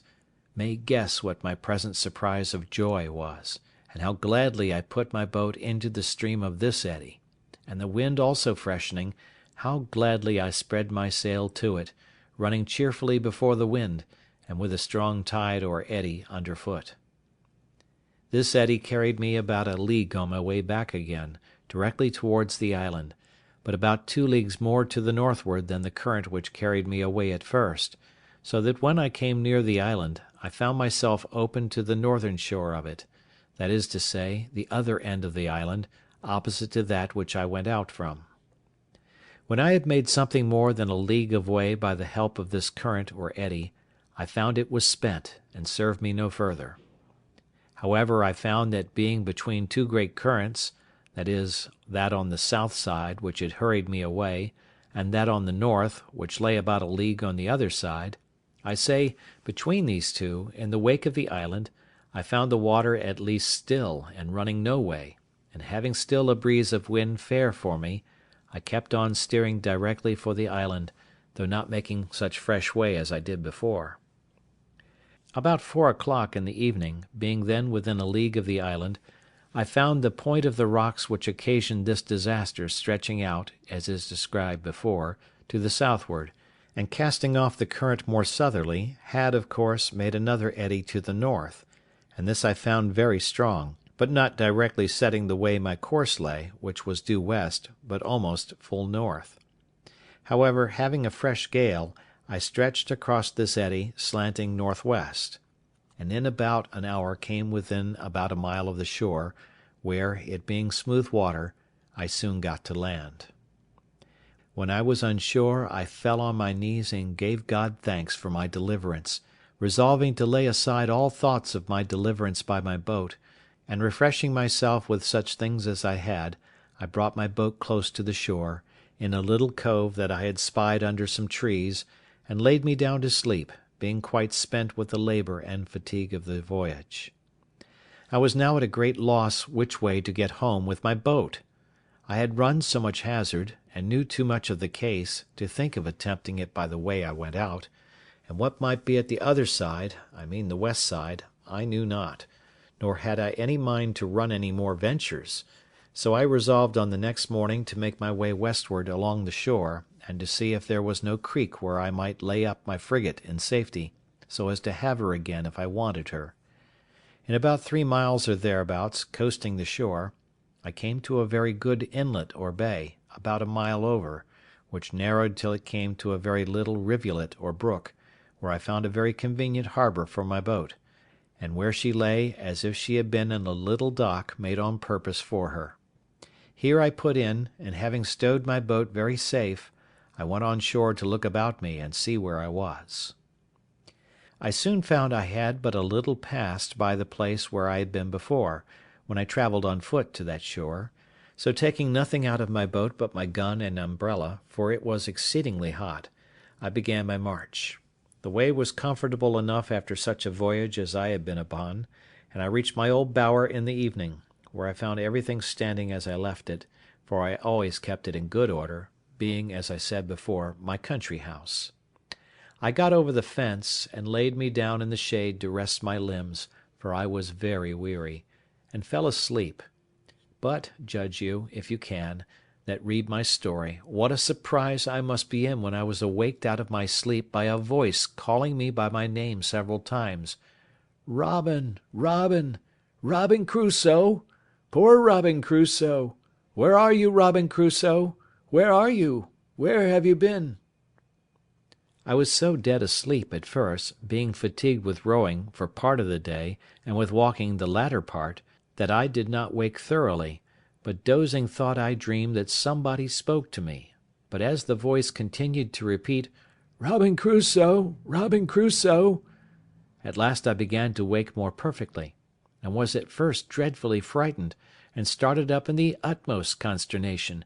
but no sooner were my eyes open but I saw my Poll sitting on the top of the hedge, and immediately knew that it was he that spoke to me; for just in such bemoaning language I had used to talk to him and teach him, and he had learned it so perfectly that he would sit upon my finger, and lay his bill close to my face, and cry, "Poor Robin Crusoe! Where are you? Where have you been? How came you here?" and such things as I had taught him. However, even though I knew it was the parrot, and that indeed it could be nobody else, it was a good while before I could compose myself. First, I was amazed how the creature got thither, and then, how he should just keep about the place and nowhere else; but as I was well satisfied it could be nobody but honest Poll, I got over it, and holding out my hand, and calling him by his name, "Poll,"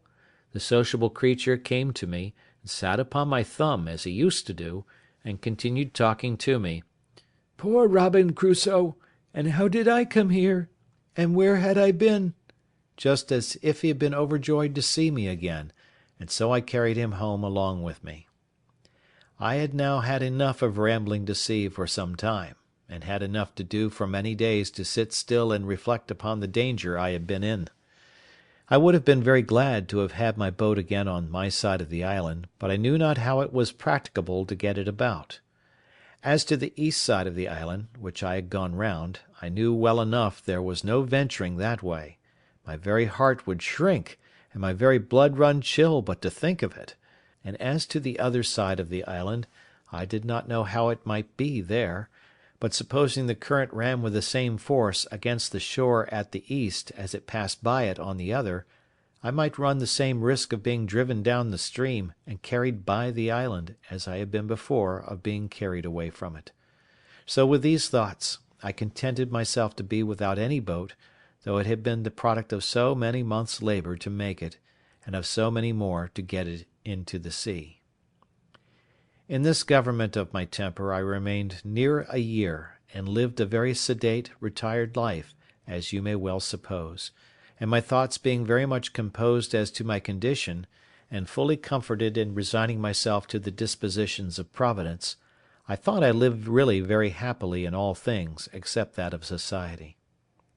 I improved myself in this time in all the mechanic exercises which my necessities put me upon applying myself to; and I believe I should, upon occasion, have made a very good carpenter, especially considering how few tools I had. Besides this, I arrived at an unexpected perfection in my earthenware, and contrived well enough to make them with a wheel, which I found infinitely easier and better, because I made things round and shaped, which before were filthy things indeed to look on. But I think I was never more vain of my own performance, or more joyful for anything I found out, than for my being able to make a tobacco pipe; and though it was a very ugly, clumsy thing when it was done, and only burned red, like other earthenware, yet it was hard and firm, and would draw the smoke. I was exceedingly comforted with it, for I had been always used to smoke, and there were pipes in the ship, but I forgot them at first, not thinking there was tobacco in the island, and afterwards, when I searched the ship again, I could not come at any pipes. In my wickerware also I improved much, and made abundance of necessary baskets, as well as my invention showed me, though not very handsome, yet they were such as were very handy and convenient for laying things up in, or fetching things home. For example, if I killed a goat abroad, I could hang it up in a tree, flay it, dress it, and cut it in pieces, and bring it home in a basket, and the like by a turtle. I could cut it up, take out the eggs, and a piece or two of the flesh, which was enough for me, and bring them home in a basket, and leave the rest behind me. Also, large deep baskets were the receivers of my corn, which I always rubbed out as soon as it was dry and cured, and kept it in great baskets. I began now to perceive my powder abated considerably. This was a want which was impossible for me to supply, and I began seriously to consider what I must do when I should have no more powder, that is to say, how I should kill any goats. I had, as is observed in the 3rd year of my being here, kept a young kid, and bred her up tame, and I was in hopes of getting a he-goat, but I could not by any means bring it to pass, till my kid grew an old goat, and as I could never find in my heart to kill her, she died at last of mere age. And being now in the 11th year of my residence, and, as I have said, my ammunition growing low, I set myself to study some art to trap and snare the goats, to see whether I could not catch some of them alive, and particularly I wanted a she-goat great with young. For this purpose I made snares to hamper them, and I do believe they were more than once taken in them, but my tackle was not good, for I had no wire, and I always found them broken and my bait devoured. At length I resolved to try a pitfall, so I dug several large pits in the earth, in places where I had observed the goats used to feed, and over those pits I placed hurdles of my own making too, with a great weight upon them, and several times I put ears of barley and dry rice without setting the trap, and I could easily perceive that the goats had gone in and eaten up the corn, for I could see the marks of their feet. At length I set 3 traps in one night, and going the next morning I found them, all standing, and yet the bait eaten and gone. This was very discouraging. However, I altered my traps, and not to trouble you with particulars, going one morning to see my traps, I found in one of them a large old he-goat, and in one of the others 3 kids, a male and 2 females. As to the old one, I knew not what to do with him. He was so fierce I durst not go into the pit to him, that is to say, to bring him away alive, which was what I wanted. I could have killed him, but that was not my business, nor would it answer my end, so I even let him out, and he ran away as if he had been frightened out of his wits.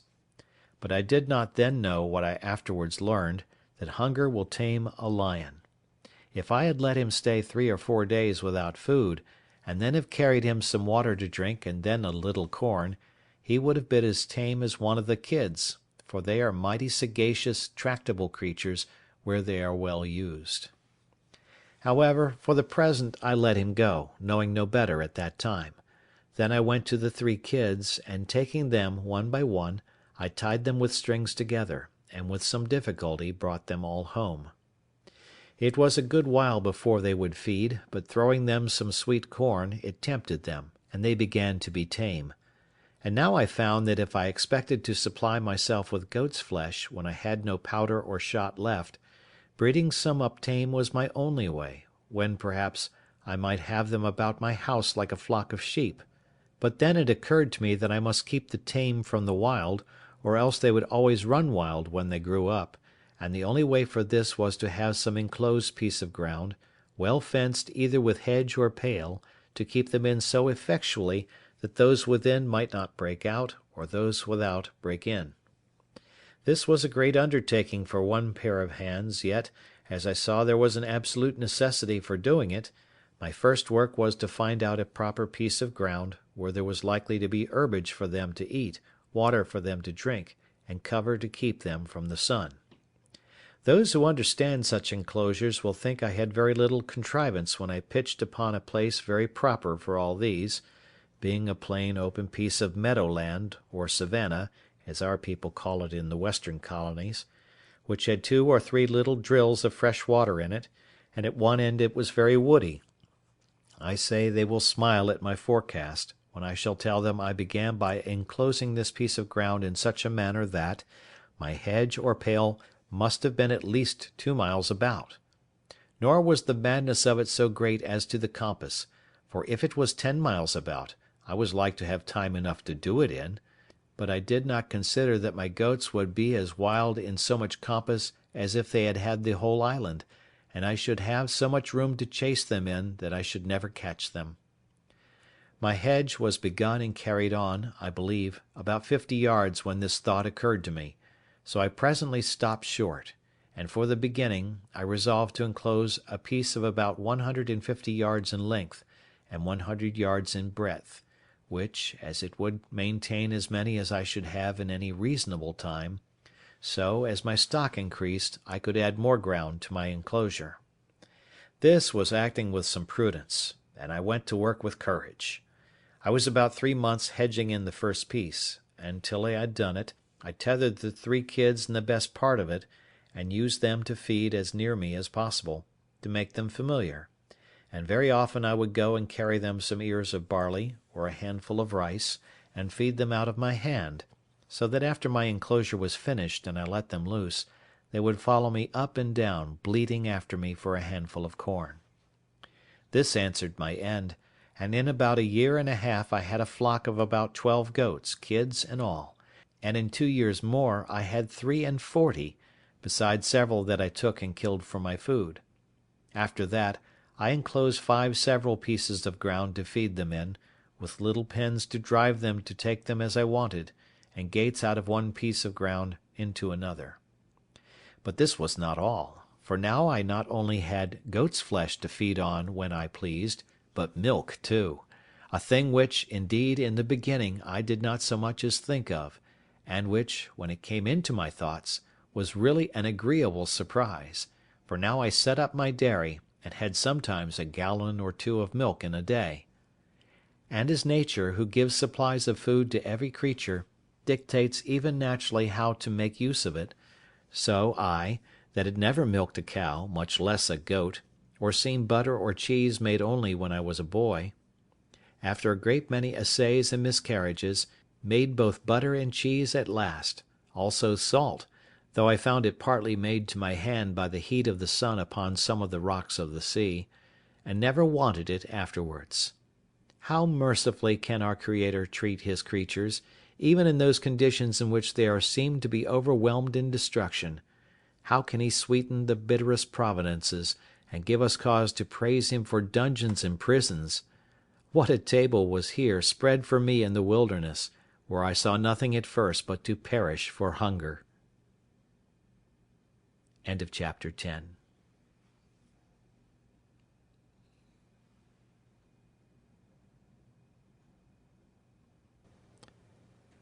The Life and Adventures of Robinson Crusoe,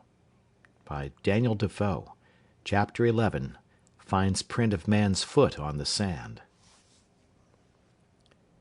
It would have made a stoic smile to have seen me and my little family sit down to dinner.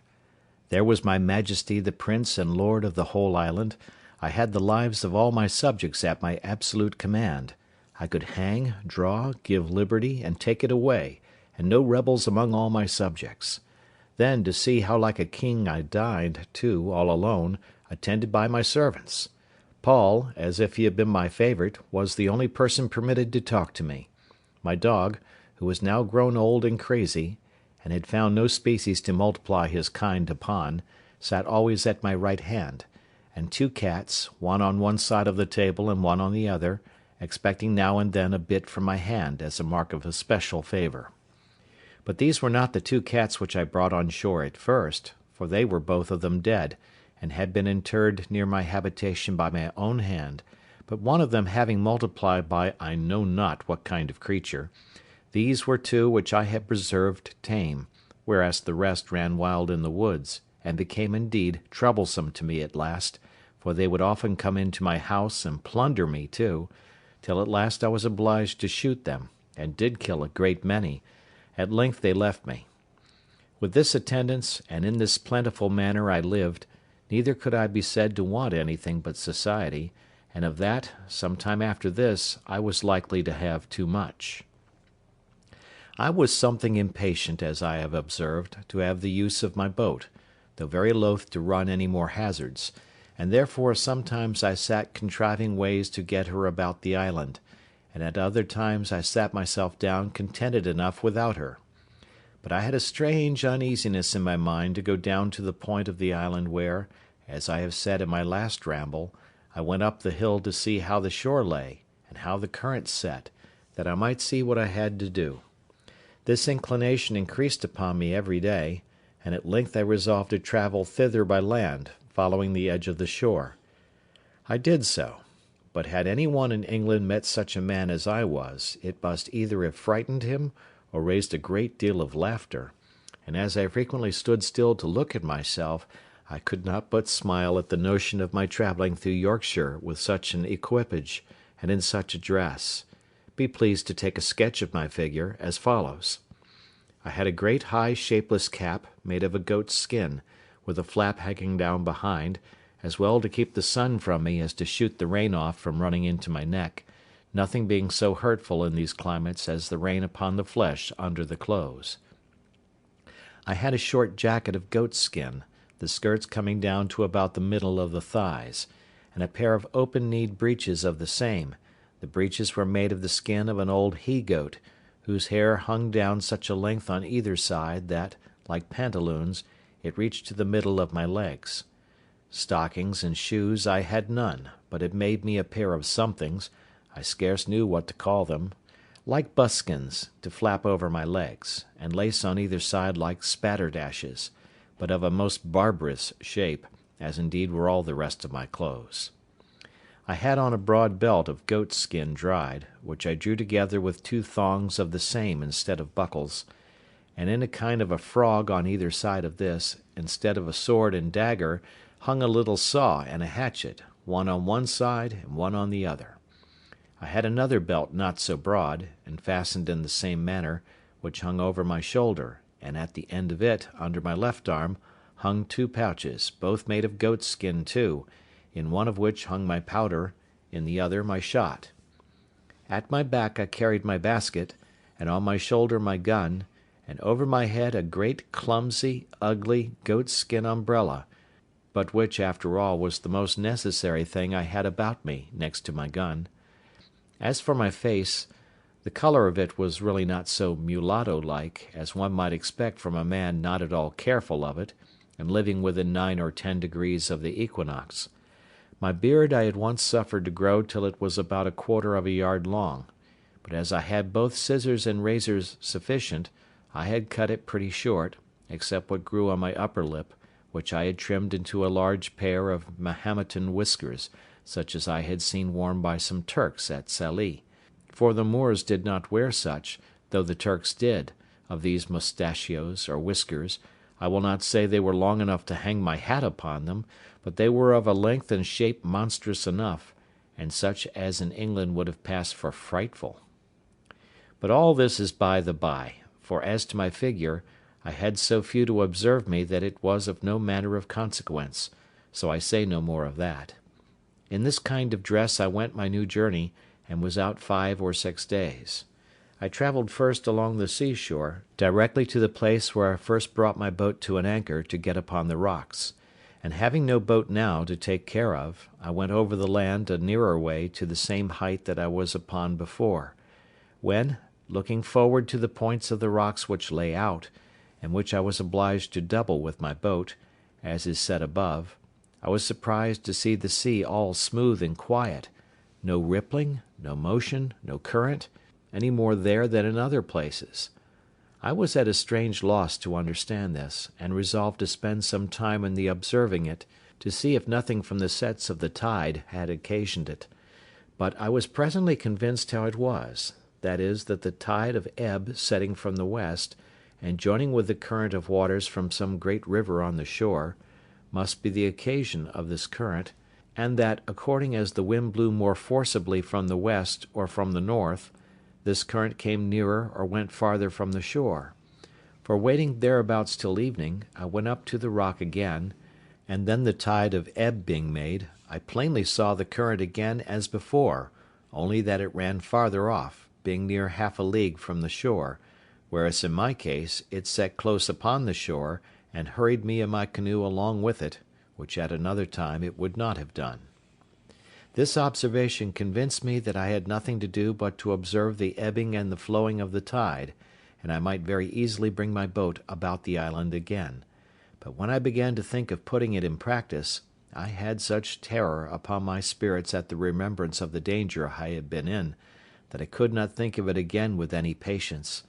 but, on the contrary, I took up another resolution, which was more safe, though more laborious; and this was, that I would build, or rather make, me another periagua or canoe, and so have one for one side of the island, and one for the other. You are to understand that now I had, as I may call it, two plantations in the island; one my little fortification or tent, with a wall about it, under the rock, with a cave behind me, which by this time I had enlarged into several apartments or caves, one within another. One of these, which was the driest and largest, and had a door out beyond my wall or fortification, that is to say, beyond where my wall joined to the rock, was all filled up with the large earthen pots of which I have given an account, and with 14 or 15 great baskets, which would hold 5 or 6 bushels each, where I laid up my stores of provisions, especially my corn, some in the ear, cut off short from the straw, and the other rubbed out with my hand. As for my wall, made as before, with long stakes or piles, those piles grew all like trees, and were by this time grown so big, and spread so very much, that there was not the least appearance to anyone's view of any habitation behind them. Near this dwelling of mine, but a little farther within the land, and upon lower ground, lay my 2 pieces of corn land, which I kept duly cultivated and sowed, and which duly yielded me their harvest in its season; and whenever I had occasion for more corn, I had more land adjoining as fit as that. Besides this, I had my country seat, and I had now a tolerable plantation there also; for first, I had my little bower, as I called it, which I kept in repair; that is to say, I kept the hedge which encircled it in constantly fitted up to its usual height, the ladder standing always in the inside. I kept the trees, which at first were no more than stakes, but were now grown very firm and tall, always cut, so that they might spread and grow thick and wild, and make the more agreeable shade, which they did effectually, to my mind. In the middle of this I had my tent always standing, being a piece of a sail spread over poles, set up for that purpose, and which never wanted any repair or renewing; and under this I had made me a squab or couch with the skins of the creatures I had killed, and with other soft things, and a blanket laid on them, such as belonged to our sea bedding, which I had saved, and a great watchcoat to cover me. And here, whenever I had occasion to be absent from my chief seat, I took up my country habitation. Adjoining to this I had my enclosures for my cattle,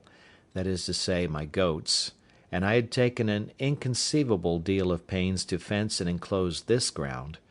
I was so anxious to see it kept entire, lest the goats should break through, that I never left off till, with infinite labour, I had stuck the outside of the hedge so full of small stakes, and so near to one another, that it was rather a pale than a hedge, and there was scarce room to put a hand through between them; which afterwards, when those stakes grew, as they all did in the next rainy season, made the enclosure strong like a wall, indeed stronger than any wall.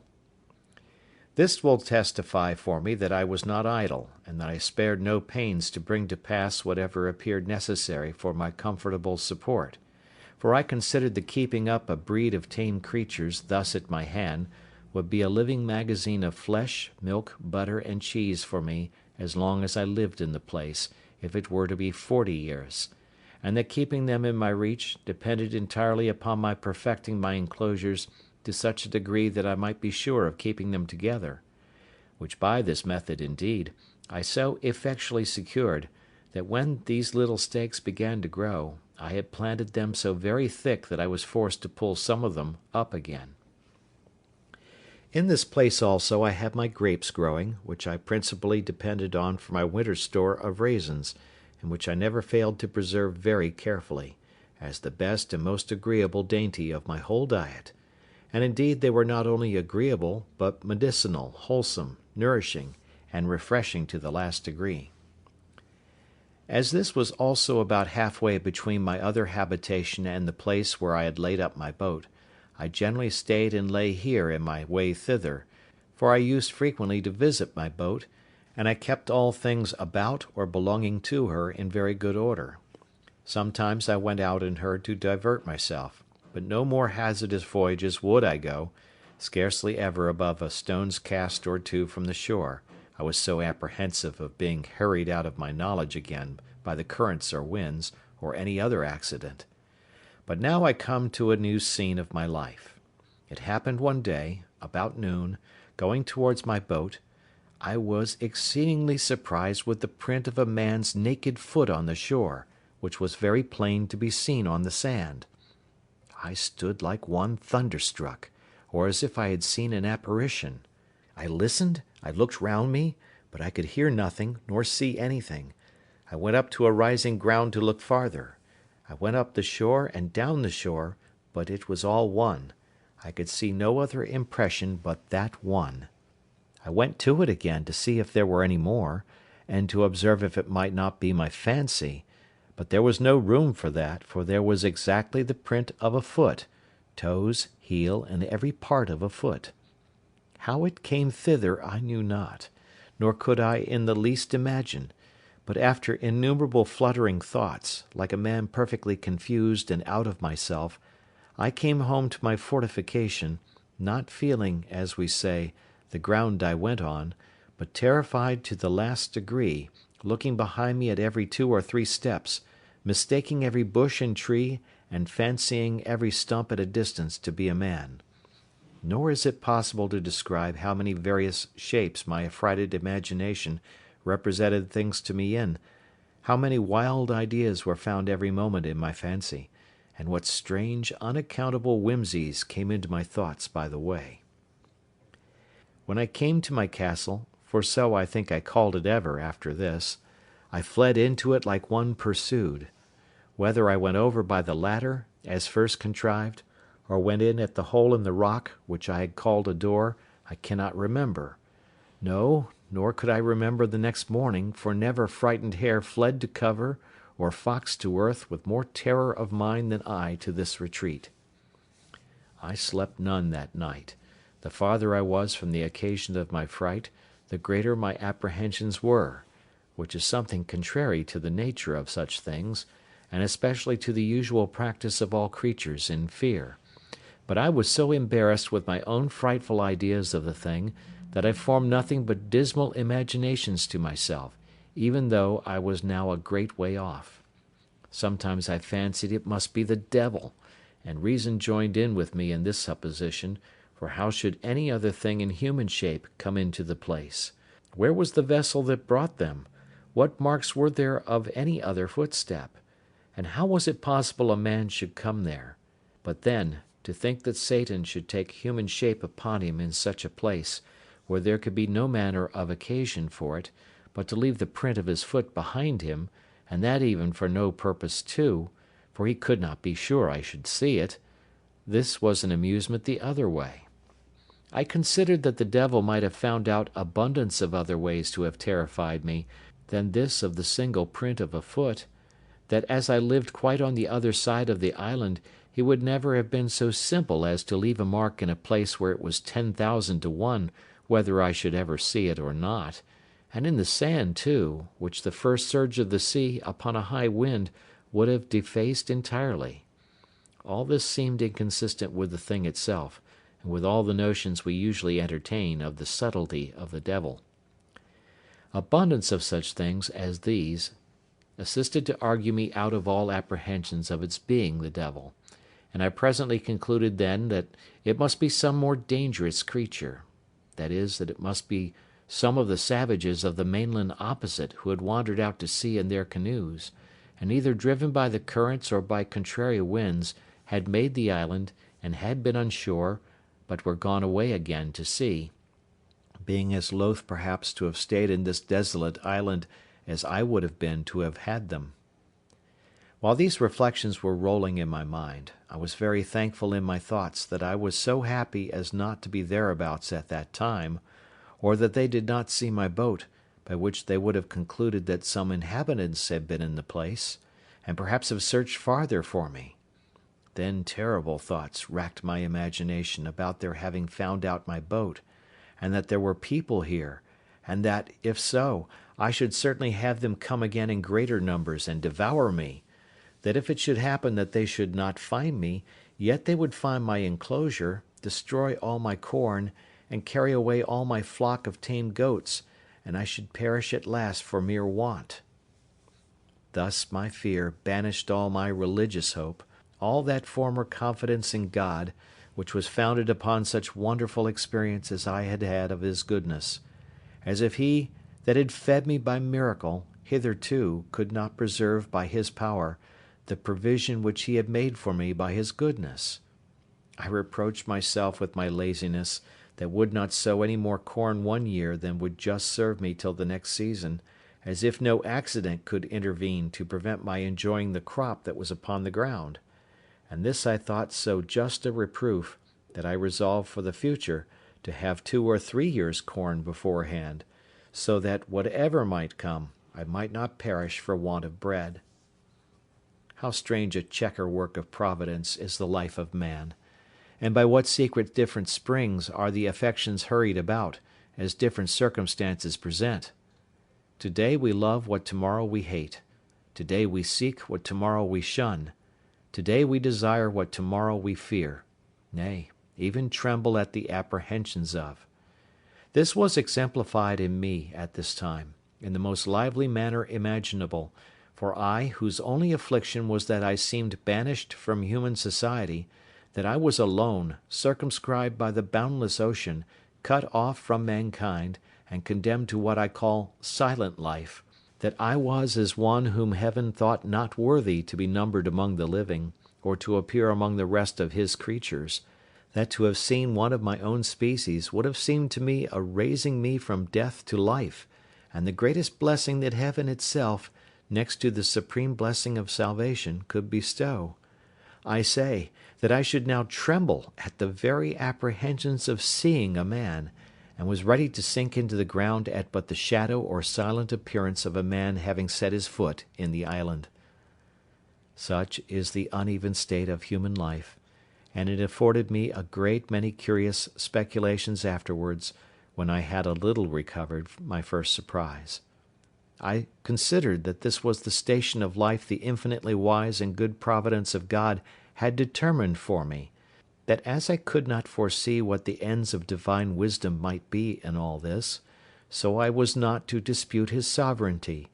who, as I was His creature, had an undoubted right, by creation, to govern and dispose of me absolutely as He thought fit; and who, as I was a creature that had offended Him, had likewise a judicial right to condemn me to what punishment He thought fit; and that it was my part to submit to bear His indignation, because I had sinned against Him.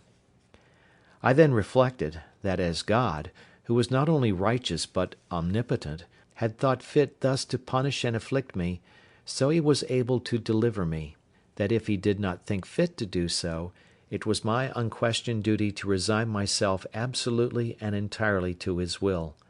and, on the other hand, it was my duty also to hope in Him, pray to Him, and quietly to attend to the dictates and directions of His daily providence. These thoughts took me up many hours, days, nay, I may say weeks and months; and one particular effect of my cogitations on this occasion I cannot omit. One morning early, lying in my bed, and filled with thoughts about my danger from the appearances of savages, I found it discomposed me very much; upon which these words of the Scripture came into my thoughts: "Call upon me in the day of trouble, and I will deliver thee, and thou shalt glorify me." Upon this, rising cheerfully out of my bed, My heart was not only comforted, but I was guided and encouraged to pray earnestly to God for deliverance. When I had done praying, I took up my Bible, and opening it to read, the first words that presented to me were, "Wait on the Lord, and be of good cheer, and he shall strengthen thy heart. Wait, I say, on the Lord." It is impossible to express the comfort this gave me. In answer, I thankfully laid down the book, and was no more sad, at least on that occasion. In the middle of these cogitations, apprehensions, and reflections, it came into my thoughts one day that all this might be a mere chimera of my own, and that this foot might be the print of my own foot when I came on shore from my boat. This cheered me up a little too, and I began to persuade myself it was all a delusion, that it was nothing else but my own foot, and why might I not come that way from the boat, as well as I was going that way to the boat? Again, I considered also that I could by no means tell for certain where I had trod, and where I had not, and that if at last this was only the print of my own foot, I had played the part of those fools who try to make stories of spectres and apparitions, and then are frightened at them more than anybody. Now I began to take courage, and to peep abroad again, for I had not stirred out of my castle for 3 days and nights, so that I began to starve for provisions, for I had little or nothing within doors but some barley cakes and water. Then I knew that my goats wanted to be milked too, which usually was my evening diversion, and the poor creatures were in great pain and inconvenience for want of it, and indeed it almost spoiled some of them, and almost dried up their milk. Encouraging myself, therefore, with the belief that this was nothing but the print of one of my own feet, and that I might be truly said to start at my own shadow, I began to go abroad again, and went to my country house to milk my flock, but to see with what fear I went forward, how often I looked behind me, how I was ready every now and then to lay down my basket and run for my life, it would have made any one have thought I was haunted with an evil conscience, or that I had been lately most terribly frightened, and so indeed I had. However, I went down thus 2 or 3 days, and having seen nothing, I began to be a little bolder, and to think there was really nothing in it but my own imagination. But I could not persuade myself fully of this till I should go down to the shore again, and see this print of a foot, and measure it by my own, and see if there was any similitude or fitness, that I might be assured it was my own foot. But when I came to the place, first, it appeared evidently to me that when I laid up my boat I could not possibly be on shore anywhere thereabouts. Secondly, when I came to measure the mark with my own foot, I found my foot not so large by a great deal. Both these things filled my head with new imaginations, and gave me the vapours again to the highest degree, so that I shook with cold like one in an ague, and I went home again filled with the belief that some man or men had been on shore there, or, in short, that the island was inhabited, and I might be surprised before I was aware, and what course to take for my security I knew not. Oh, what ridiculous resolutions men take when possessed with fear! It deprives them of the use of those means which reason offers for their relief. The first thing I proposed to myself was, to throw down my enclosures, and turn all my tame cattle wild into the woods, lest the enemy should find them, and then frequent the island in prospect of the same or the like booty. Then the simple thing of digging up my 2 cornfields, lest they should find such a grain there, and still be prompted to frequent the island. Then to demolish my bower and tent, that they might not see any vestiges of habitation, and be prompted to look farther, in order to find out the persons inhabiting. These were the subjects of the first night's cogitations after I was come home again, while the apprehensions which had so overrun my mind were fresh upon me, and my head was full of vapours. Thus fear of danger is 10,000 times more terrifying than danger itself, when apparent to the eyes, and we find the burden of anxiety greater, by much, than the evil which we are anxious about. And what was worse than all this, I had not that relief in this trouble that from the resignation I used to practise I hoped to have. I looked, I thought, like Saul, who complained not only that the Philistines were upon him, but that God had forsaken him, for I did not now take due ways to compose my mind, by crying to God in my distress, and resting upon his providence, as I had done before, for my defence and deliverance, which, if I had done, I had at least been more cheerfully supported under this new surprise, and perhaps carried through it with more resolution. This confusion of my thoughts kept me awake all night, but in the morning I fell asleep, and having, by the amusement of my mind, been as it were tired, and my spirits exhausted, I slept very soundly, and waked much better composed than I had ever been before. And now I began to think sedately, and upon debate with myself, I concluded that this island, which was so exceedingly pleasant, fruitful, and no farther from the mainland than I had seen, was not so entirely abandoned as I might imagine; that although there were no stated inhabitants who lived on the spot, yet that there might sometimes come boats off from the shore, who, either with design, or perhaps never but when they were driven by cross winds, might come to this place, that I had lived there 15 years now, and had not met with the least shadow or figure of any people yet, and that, if at any time they should be driven here, it was probable they went away again as soon as ever they could, seeing they had never thought fit to fix here upon any occasion; that the most I could suggest any danger from was from any casual accidental landing of straggling people from the main, who, as it was likely, if they were driven hither, were here against their wills; so they made no stay here, but went off again with all possible speed, seldom staying one night on shore, lest they should not have the help of the tides and daylight back again; and that therefore I had nothing to do but to consider of some safe retreat, in case I should see any savages land upon the spot. Now I began sorely to repent that I had dug my cave so large as to bring a door through again, which door, as I said, came out beyond where my fortification joined to the rock. Upon maturely considering this, therefore, I resolved to draw me a second fortification, in the manner of a semicircle, at a distance from my wall, just where I had planted a double row of trees about 12 years before, of which I made mention, these trees having been planted so thick before, they wanted but few piles to be driven between them, that they might be thicker and stronger, and my wall would be soon finished. So that I had now a double wall, and my outer wall was thickened with pieces of timber, old cables, and everything I could think of to make it strong, having in it 7 little holes, about as big as I might put my arm out at. In the inside of this I thickened my wall to about 10 feet thick, with continually bringing earth out of my cave, and laying it at the foot of the wall, and walking upon it, and through the 7 holes I contrived to plant the muskets, of which I took notice that I had got 7 on shore, out of the ship. These I planted like my cannon, and fitted them into frames, that held them like a carriage, so that I could fire all the 7 guns in 2 minutes' time. This wall I was many a weary month in finishing, and yet never thought myself safe till it was done. When this was done, I stuck all the ground without my wall, for a great length every way, as full with stakes or sticks of the osier-like wood, which I found so apt to grow,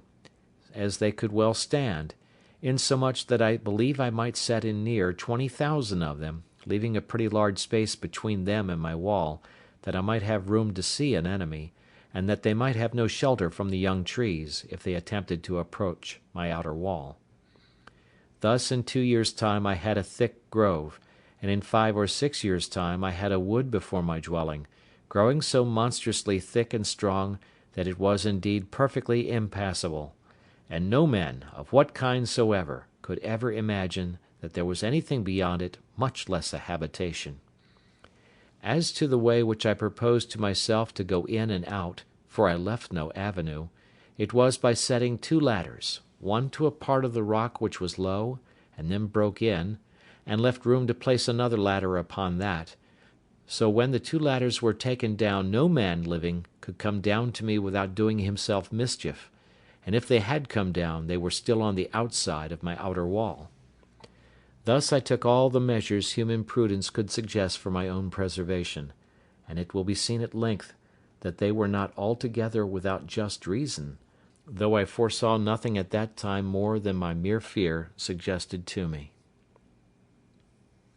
End of chapter 11.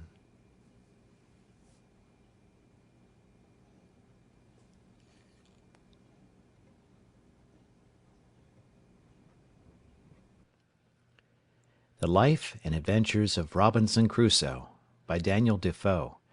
Chapter 12. A Cave Retreat.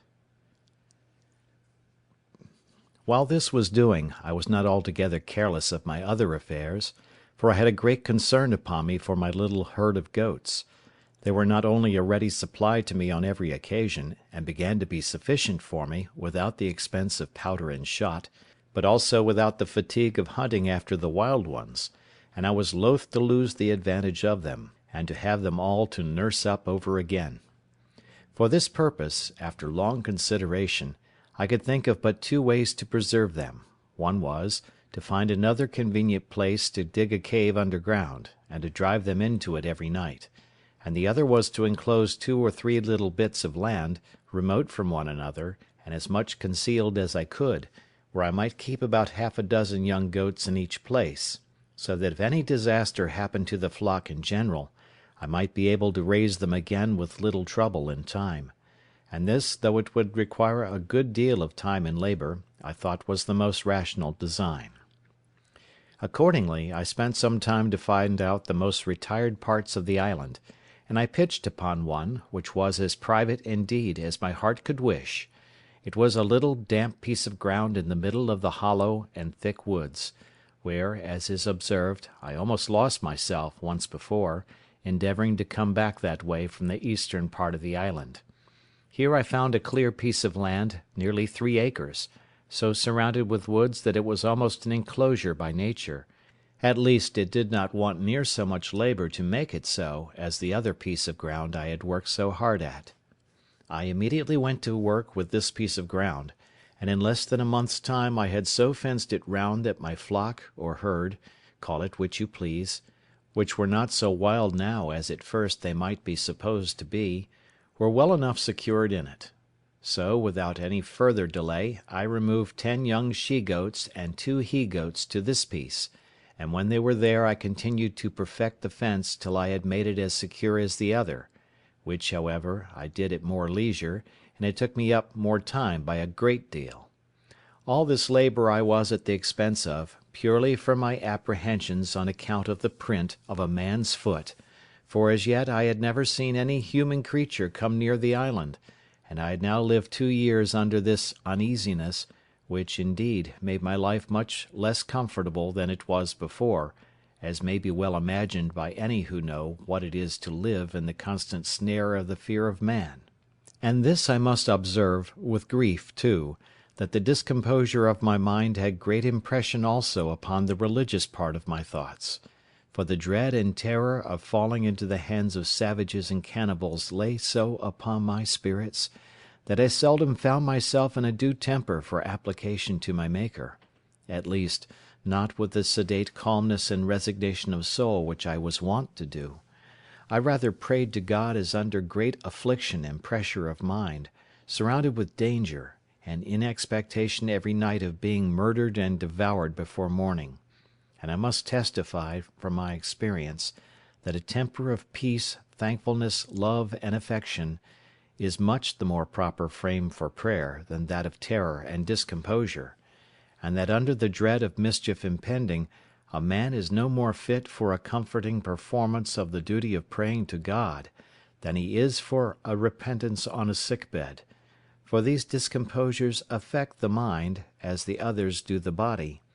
and the discomposure of the mind must necessarily be as great a disability as that of the body, and much greater;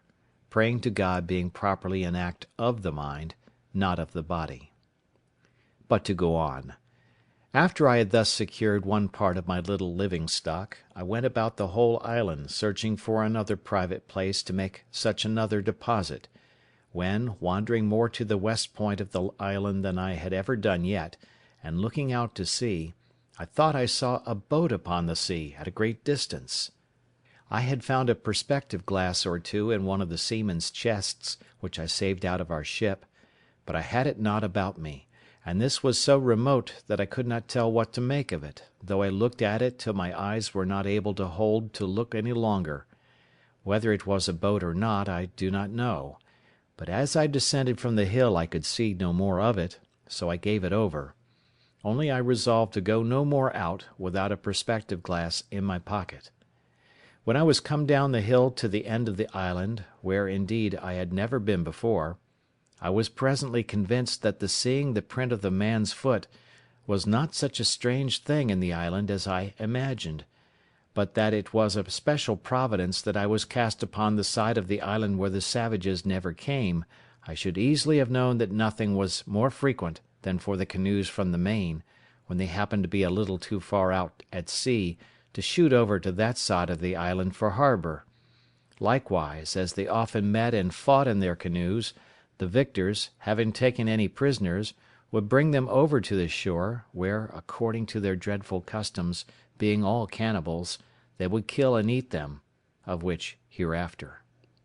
When I was come down the hill to the shore, as I said above, being the southwest point of the island, I was perfectly confounded and amazed, nor is it possible for me to express the horror of my mind at seeing the shore spread with skulls, hands, feet, and other bones of human bodies,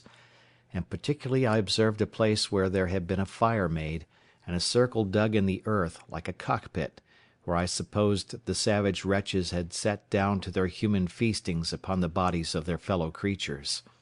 I was so astonished with the sight of these things, that I entertained no notions of any danger to myself from it for a long while. All my apprehensions were buried in the thoughts of such a pitch of inhuman, hellish brutality, and the horror of the degeneracy of human nature, which, though I had heard of it often, yet I never had so near a view of before. In short, I turned away my face from the horrid spectacle, my stomach grew sick, and I was just at the point of fainting, when nature discharged the disorder from my stomach, and having vomited with uncommon violence, I was a little relieved, but could not bear to stay in the place a moment. So I got up the hill again with all the speed I could, and walked on towards my own habitation. When I came a little out of that part of the island, I stood still a while, as amazed, and then, recovering myself, I looked up with the utmost affection of my soul, and with a flood of tears in my eyes, gave God thanks, that had cast my first lot in a part of the world where I was distinguished from such dreadful creatures as these, and that, though I had esteemed my present condition very miserable, had yet given me so many comforts in it, that I had still more to give thanks for than to complain of; and this, above all, that I had, even in this miserable condition, been comforted with the knowledge of Himself, and the hope of His blessing, which was a felicity more than sufficiently equivalent to all the misery which I had suffered or could suffer. In this frame of thankfulness I went home to my castle, and began to be much easier now, as to the safety of my circumstances, than ever I was before, for I observed that these wretches never came to this island in search of what they could get, perhaps not seeking, not wanting, or not expecting anything here, and having often, no doubt, been up the covered, woody part of it without finding anything to their purpose. I knew I had been here now almost 18 years, and never saw the least footsteps of human creature there before, and I might be 18 years more as entirely concealed as I was now, if I did not discover myself to them, which I had no manner of occasion to do, it being my only business to keep myself entirely concealed where I was, unless I found a better sort of creatures than cannibals to make myself known to. Yet I entertained such an abhorrence of the savage wretches that I have been speaking of, and of the wretched, inhuman custom of their devouring and eating one another up, that I continued pensive and sad, and kept close within my own circle for almost 2 years after this. When I say my own circle, I mean by it my 3 plantations, that is, my castle, my country seat, which I called my bower, and my enclosure in the woods; nor did I look after this for any other use than an enclosure for my goats, for the aversion which nature gave me to these hellish wretches was such, that I was as fearful of seeing them as of seeing the devil himself. I did not so much as go to look after my boat all this time, but began rather to think of making another, for I could not think of ever making any more attempts to bring the other boat round the island to me, lest I should meet with some of these creatures at sea, in which case, if I had happened to have fallen into their hands, I knew what would have been my lot. Time, however, and the satisfaction I had that I was in no danger of being discovered by these people, began to wear off my uneasiness about them, and I began to live just in the same composed manner as before, only with this difference, that I used more caution, and kept my eyes more about me than I did before, lest I should happen to be seen by any of them, and particularly I was more cautious of firing my gun, lest any of them, being on the island, should happen to hear it. It was, therefore, a very good providence to me that I had furnished myself with a tame breed of goats, and that I had no need to hunt any more about the woods or shoot at them, and if I did catch any of them after this, it was by traps and snares, as I had done before, so that for 2 years after this I believe I never fired my gun once off, though I never went out without it; and what was more, as I saved 3 pistols out of the ship, I always carried them out with me, or at least 2 of them, sticking them in my goatskin belt. I also furbished up one of the great cutlasses that I had out of the ship, and made me a belt to hang it on also, so that I was now a most formidable fellow to look at when I went abroad, if you add to the former description of myself the particular of 2 pistols and a broadsword hanging at my side in a belt, but without a scabbard. Things going on thus, as I have said, for some time, I seemed, excepting these cautions, to be reduced to my former calm, sedate way of living. All these things tended to show me more and more how far my condition was from being miserable, compared to some others, nay, to many other particulars of life which it may have pleased God to have made my lot. It put me upon reflecting how little repining there would be among mankind, at any condition of life, if people would rather compare their condition with those that were worse, in order to be thankful, than by always comparing them with those which are better, to assist their murmurings and complainings. As in my present condition there were not really many things which I wanted, so indeed I thought that the frights I had been in about these savage wretches, and the concern I had been in for my own preservation, had taken off the edge of my invention, for my own conveniences,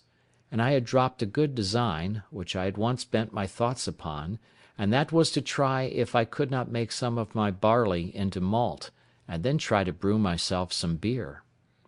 This was really a whimsical thought, and I reproved myself often for the simplicity of it, for I presently saw there would be the want of several things necessary to the making my beer that it would be impossible for me to supply; as first, casks to preserve it in, which was a thing that, as I have observed already, I could never compass. No, though I spent not only many days, but weeks, nay, months, in attempting it, but to no purpose. In the next place, I had no hops to make it keep, no yeast to make it work, no copper or kettle to make it boil, and yet with all these things wanting, I verily believe, had not the frights and terrors I was in about the savages intervened, I had undertaken it, and perhaps brought it to pass too, for I seldom gave anything over without accomplishing it, when once I had it in my head to begin it. But my invention now ran quite another way, for night and day I could think of nothing but how I might destroy some of the monsters in their cruel, bloody entertainment, and if possible save the victim they should bring hither to destroy. It would take up a larger volume than this whole work is intended to be to set down all the contrivances I hatched, or rather brooded upon, in my thoughts, for the destroying these creatures, or at least frightening them so as to prevent their coming hither any more. But all this was abortive; nothing could be possible to take effect, unless I was to be there to do it myself; and what could one man do among them, when perhaps there might be 20 or 30 of them together with their darts, or their bows and arrows, with which they could shoot as true to a mark as I could with my gun? Sometimes I thought if digging a hole under the place where they made their fire, and putting in 5 or 6 pounds of gunpowder, which when they kindled their fire would consequently take fire and blow up all that was near it. But, as in the first place I should be unwilling to waste so much powder upon them, my store being now within the quantity of 1 barrel, so neither could I be sure of its going off at any certain time, when it might surprise them, and at best that it would do little more than just blow the fire about their ears and fright them, but not sufficient to make them forsake the place. So I laid it aside, and then proposed that I would place myself in ambush in some convenient place, with my 3 guns all double loaded, and in the middle of their bloody ceremony let fly at them, when I should be sure to kill or wound perhaps 2 or 3 at every shot; and then falling in upon them with my 3 pistols and my sword, I made no doubt but that, if there were 20, I should kill them all. This fancy pleased my thoughts for some weeks, and I was so full of it that I often dreamed of it, and sometimes that I was just going to let fly at them in my sleep. I went so far with it in my imagination that I employed myself several days to find out proper places to put myself in ambuscade, as I said, to watch for them; and I went frequently to the place itself, which was now grown more familiar to me. But while my mind was thus filled with thoughts of revenge, and of bloody putting 20 or 30 of them to the sword, as I may call it, the horror I had at the place, and the signals of the barbarous wretches devouring one another, abetted my malice. Well, at length I found a place in the side of the hill where I was satisfied I might securely wait till I saw any of their boats coming, and might then, even before they would be ready to come on shore, convey myself unseen into some thickets of trees, in one of which there was a hollow large enough to conceal me entirely, and there I might sit and observe all their bloody doings, and take my full aim at their heads, when they were so close together as that it would be next to impossible that I should miss my shot, or that I could fail wounding 3 or 4 of them at the first shot. In this place, then, I resolved to fulfil my design, and accordingly I prepared 2 muskets and my ordinary fowling piece. The 2 muskets I loaded with a brace of slugs each, and 4 or 5 smaller bullets, about the size of pistol bullets, and the fowling piece I loaded with near a handful of swan shot of the largest size. I also loaded my pistols with about 4 bullets each, and in this posture, well provided with ammunition for a second and third charge, I prepared myself for my expedition. After I had thus laid the scheme of my design, and in my imagination put it into practice, I continually made my tour every morning to the top of the hill, which was from my castle, as I call it, about 3 miles or more, to see if I could observe any boats upon the sea, coming near the island, or standing over towards it; but I began to tire of this hard duty, after I had for 2 or 3 months constantly kept my watch, but came always back without any discovery, there having not in all that time been the least appearance, not even on or near the shore, but on the whole ocean, so far as my eye or glass could reach every way. As long as I kept my daily tour to the hill, to look out, so long also I kept up the vigour of my design, and my spirit seemed to be all the while in a suitable frame for so outrageous an execution as the killing of 20 or 30 naked savages, for an offence which I had not at all entered into any discussion of in my thoughts, any farther than my passions were at first fired by the horror I conceived at the unnatural custom of the people of that country, who, it seems, had been suffered by Providence, in his wise disposition of the world, to have no other guide than that of their own abominable and vitiated passions, and consequently were left, and perhaps had been so for some ages, to act such horrid things, and receive such dreadful customs, as nothing but nature, entirely abandoned by heaven, and actuated by some hellish degeneracy, which could have run them into. But now, when, as I have said, I began to be weary of the fruitless excursion which I made so long and so far every morning in vain, so my opinion of the action itself began to alter, and I began, with cooler and calmer thoughts, to consider what I was going to engage in, what authority or call I had to pretend to be judge and executioner upon these men as criminals, whom Heaven had thought fit for so many ages to suffer unpunished to go on, and to be, as it were, the executioners of his judgments one upon another; how far these people were offenders against me, and what right I had to engage in the quarrel of that blood which they shed promiscuously upon one another. I debated this very often with myself thus: how do I know what God himself judges in this particular case? It is certain these people do not commit this as a crime. It is not against their own consciences reproving, or their light reproaching them. They do not know it to be an offence, and then commit it in defiance of divine justice, as we do in almost all the sins we commit. They think it no more a crime to kill a captive taken in war than we do to kill an ox, or to eat human flesh than we do to eat mutton. When I considered this a little, it followed necessarily that I was certainly in the wrong; that these people were not murderers, in the sense that I had before condemned them in my thoughts, any more than those Christians were murderers who often put to death the prisoners taken in battle, or more frequently, upon many occasions, put whole troops of men to the sword, without giving quarter, though they threw down their arms and submitted. In the next place, it occurred to me that although the usage they gave one another was thus brutish and inhuman, yet it was really nothing to me. These people had done me no injury; that if they attempted, or I saw it necessary, for my own immediate preservation, to fall upon them, something might be said for it;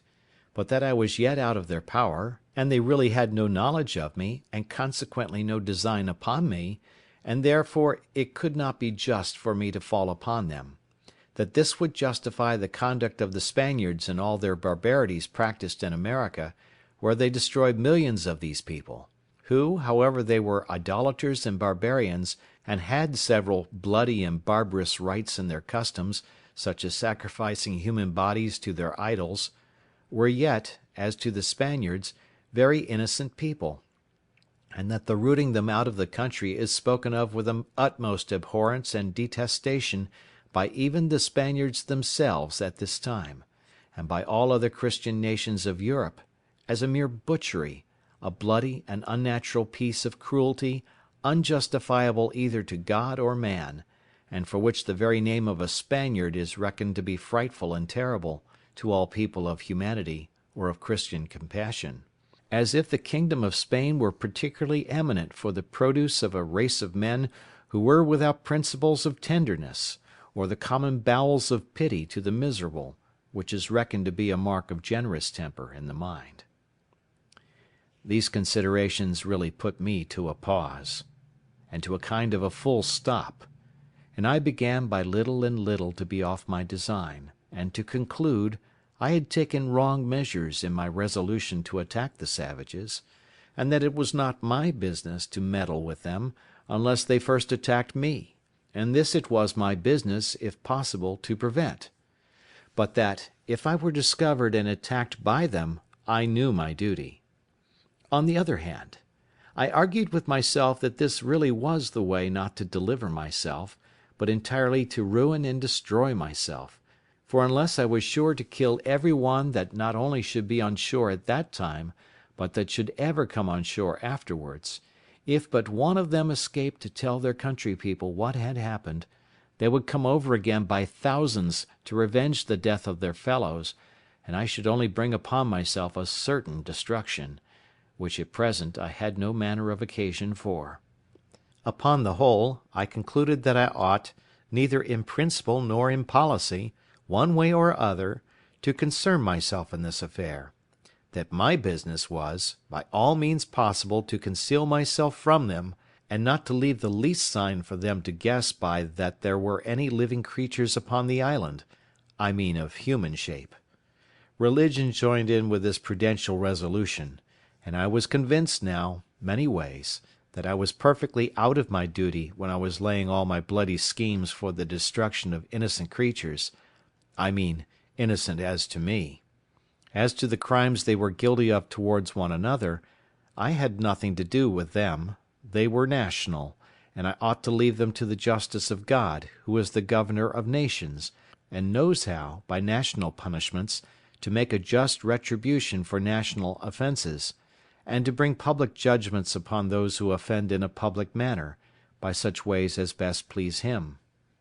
This appeared so clear to me now, that nothing was a greater satisfaction to me than that I had not been suffered to do a thing which I now saw so much reason to believe would have been no less a sin than that of wilful murder, if I had committed it. And I gave most humble thanks on my knees to God, that he had thus delivered me from blood guiltiness, beseeching him to grant me the protection of his providence, that I might not fall into the hands of the barbarians,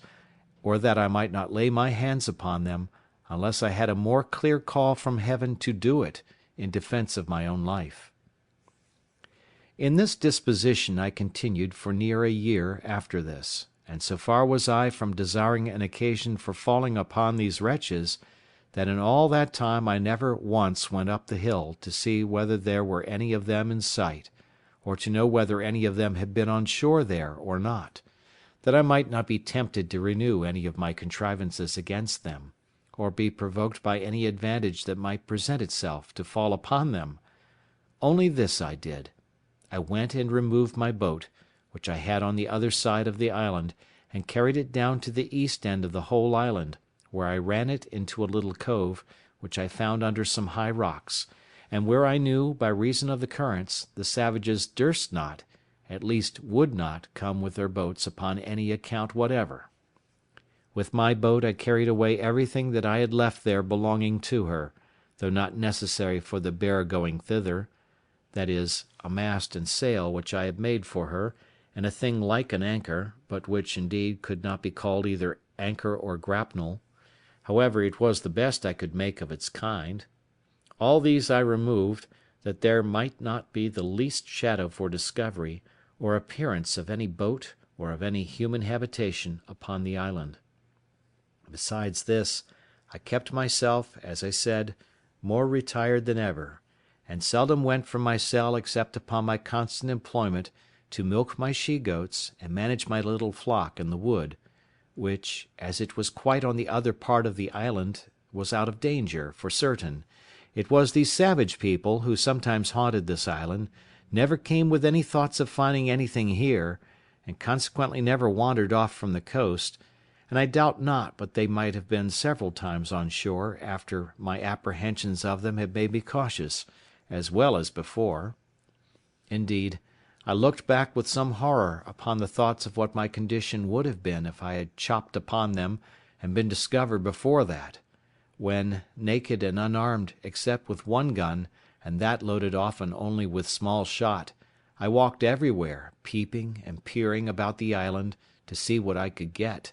What a surprise should I have been in if, when I discovered the print of a man's foot, I had, instead of that, seen 15 or 20 savages, and found them pursuing me, and by the swiftness of their running no possibility of my escaping them. The thoughts of this sometimes sank my very soul within me, and distressed my mind so much that I could not soon recover it, to think what I should have done, and how I should not only have been unable to resist them, but even should not have had presence of mind enough to do what I might have done, much less what now, after so much consideration and preparation, I might be able to do. Indeed, after serious thinking of these things, I would be melancholy, and sometimes it would last a great while. But I resolved it all at last into thankfulness to that Providence which had delivered me from so many unseen dangers, and had kept me from those mischiefs which I could have no way been the agent in delivering myself from, because I had not the least notion of any such thing depending, or the least supposition of its being possible. This renewed a contemplation which often had come into my thoughts in former times, when first I began to see the merciful dispositions of Heaven. In the dangers we run through in this life, how wonderfully we are delivered when we know nothing of it; how, when we are in a quandary, as we call it, a doubt or hesitation whether to go this way or that way, a secret hint shall direct us this way, when we intended to go that way. Nay, when sense, our own inclination, and perhaps business has called us to go the other way, yet a strange impression upon the mind, from we know not what springs, and by we know not what power, shall overrule us to go this way, and it shall afterwards appear that had we gone that way, which we should have gone, and even to our imagination ought to have gone, we should have been ruined and lost. Upon these and many like reflections, I afterwards made it a certain rule with me, that whenever I found those secret hints or pressings of mine to doing or not doing anything that presented, or going this way or that way, I never failed to obey the secret dictate, though I knew no other reason for it than such a pressure or such a hint hung upon my mind. I could give many examples of the success of this conduct in the course of my life, but more especially in the latter part of my inhabiting this unhappy island, because, besides many occasions which it is very likely I might have taken notice of, if I had seen with the same eyes that I see with now. But it is never too late to be wise, and I cannot but advise all considering men, whose lives are attended with such extraordinary incidents as mine, and even though not so extraordinary, not to slight such secret intimations of Providence, let them come from what invisible intelligence they will. That I shall not discuss, and perhaps cannot account for, but certainly they are a proof of the converse of spirits, and a secret communication between those embodied and those unembodied, and such a proof as can never be understood, of which I shall have occasion to give some remarkable instances in the remainder of my solitary residence in this dismal place. I believe the reader of this will not think it strange if I confess that these anxieties, these constant dangers I lived in, and the concern that was now upon me, put an end to all invention, and to all the contrivances that I had laid for my future accommodations and conveniences. I had the care of my safety more now upon my hands than that of my food. I cared not to drive a nail, or chop a stick of wood now, for fear the noise I might make should be heard; much less would I fire a gun for the same reason; and above all I was intolerably uneasy at making any fire, lest the smoke, which is visible at a great distance in the day, should betray me.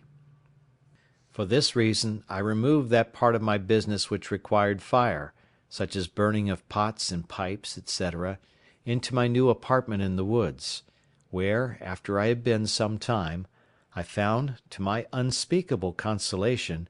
a mere natural cave in the earth, which went in a vast way, and where, I dare say, no savage, had he been at the mouth of it, would be so hardy as to venture in, nor indeed would any man else, but one who, like me, wanted nothing so much as a safe retreat. The mouth of this hollow was at the bottom of a great rock, where, by mere accident, I would say, if I did not see abundant reason to ascribe all such things now to Providence,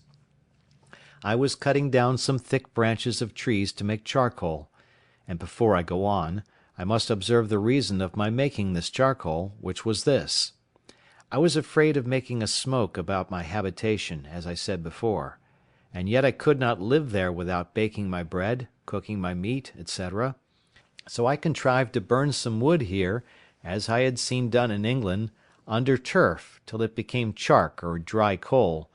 and then putting the fire out, I preserved the coal to carry home, and perform the other services for which fire was wanting, without danger of smoke. But this is by the by. While I was cutting down some wood here, I perceived that, behind a very thick branch of low brushwood or underwood, there was a kind of hollow place. I was curious to look in it, and getting with difficulty into the mouth of it, I found it was pretty large, that is to say, sufficient for me to stand upright in it, and perhaps another with me; but I must confess to you that I made more haste out than I did in, when looking farther into the place, and which was perfectly dark, I saw two broad shining eyes of some creature, whether devil or man I knew not, which twinkled like two stars, the dim light from the cave's mouth shining directly in, and making the reflection. However, after some pause, I recovered myself, and began to call myself 1,000 fools, and to think that he that was afraid to see the devil was not fit to live 20 years in an island all alone, and that I might well think there was nothing in this cave that was more frightful than myself. Upon this, plucking up my courage, I took up a firebrand, and in I rushed again, with the stick flaming in my hand. I had not gone 3 steps in before I was almost as frightened as before, for I heard a very loud sigh, like that of a man in some pain, and it was followed by a broken noise, as of words half expressed, and then a deep sigh again. I stepped back, and was indeed struck with such a surprise that it put me into a cold sweat, and if I had had a hat on my head, I will not answer for it that my hair might not have lifted it off. But still plucking up my spirits as well as I could, and encouraging myself a little with considering that the power and presence of God was everywhere, and was able to protect me, I stepped forward again, and by the light of the firebrand, holding it up a little over my head, I saw lying on the ground a monstrous, frightful old he-goat, just making his will, as we say, and gasping for life, and dying indeed of mere old age. I stirred him a little to see if I could get him out, and he essayed to get up, but was not able to raise himself, and I thought with myself he might even lie there, for if he had frightened me, so he would certainly fright any of the savages, if any of them should be so hardy as to come in there while he had any life in him. I was now recovered from my surprise, and began to look round me, when I found the cave was but very small; that is to say, it might be about 12 feet over, but in no manner of shape, neither round nor square, no hands having ever been employed in making it but those of mere nature. I observed also that there was a place at the farther side of it that went in further, but was so low that it required me to creep upon my hands and knees to go into it, and whither it went I knew not. So, having no candle, I gave it over for that time, but resolved to go again the next day provided with candles and a tinder box, which I had made of the lock of one of the muskets, with some wildfire in the pan. Accordingly, the next day I came provided with 6 large candles of my own making, for I made very good candles now of goat's tallow, but was hard set for candle wick, using sometimes rags or rope yarn, and sometimes the dried rind of a weed like nettles. And going into this low place I was obliged to creep upon all fours, as I have said, almost 10 yards, which, by the way, I thought was a venture bold enough, considering that I knew not how far it might go, nor what was beyond it. When I had got through the strait, I found the roof rose higher up, I believe near 20 feet, but never was such a glorious sight seen in the island, I dare say, as it was to look round the sides and roof of this vault, or cave. The wall reflected 100,000 lights to me from my 2 candles. What it was in the rock, whether diamonds or any other precious stones, or gold which I rather supposed it to be, I knew not. The place I was in was a most delightful cavity or grotto, though perfectly dark. The floor was dry and level, and had a sort of a small loose gravel upon it, so that there was no nauseous or venomous creature to be seen, neither was there any damp or wet on the sides or roof. The only difficulty in it was the entrance, which, however, as it was a place of security, and such a retreat as I wanted, I thought was a convenience, so that I really rejoiced at the discovery, and resolved, without any delay, to bring some of those things which I was most anxious about to this place; particularly, I resolved to bring hither my magazine of powder and all my spare arms, that is 2 fowling pieces, for I had 3 in all, and 3 muskets, for of them I had 8 in all; so I kept in my castle only 5, which stood ready mounted like pieces of cannon on my outmost fence, and were ready also to take out upon any expedition. Upon this occasion of removing my ammunition I happened to open the barrel of powder which I took up out of the sea, and which had been wet, and I found that the water had penetrated about 3 or 4 inches into the powder on every side, which, caking and growing hard, had preserved the inside like a kernel in the shell, so that I had near 60 pounds of very good powder in the centre of the cask. This was a very agreeable discovery to me at that time, So I carried all away thither, never keeping above 2 or 3 pounds of powder with me in my castle, for fear of a surprise of any kind. I also carried thither all the lead I had left for bullets.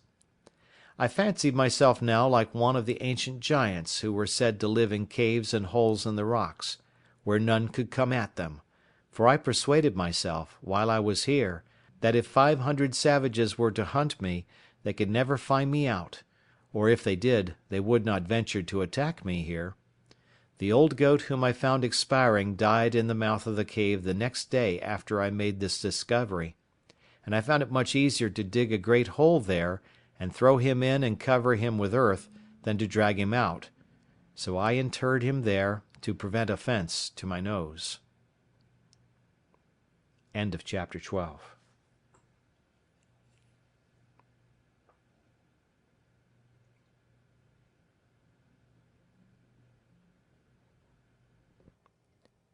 The Life and Adventures of Robinson Crusoe, by Daniel Defoe. Chapter 13. Wreck of a Spanish Ship. I was now in the 23rd year of my residence in this island, and was so naturalized to the place and the manner of living that, could I but have enjoyed the certainty that no savages would come to the place to disturb me, I could have been content to have capitulated for spending the rest of my time there, even to the last moment, till I had laid me down and died, like the old goat in the cave.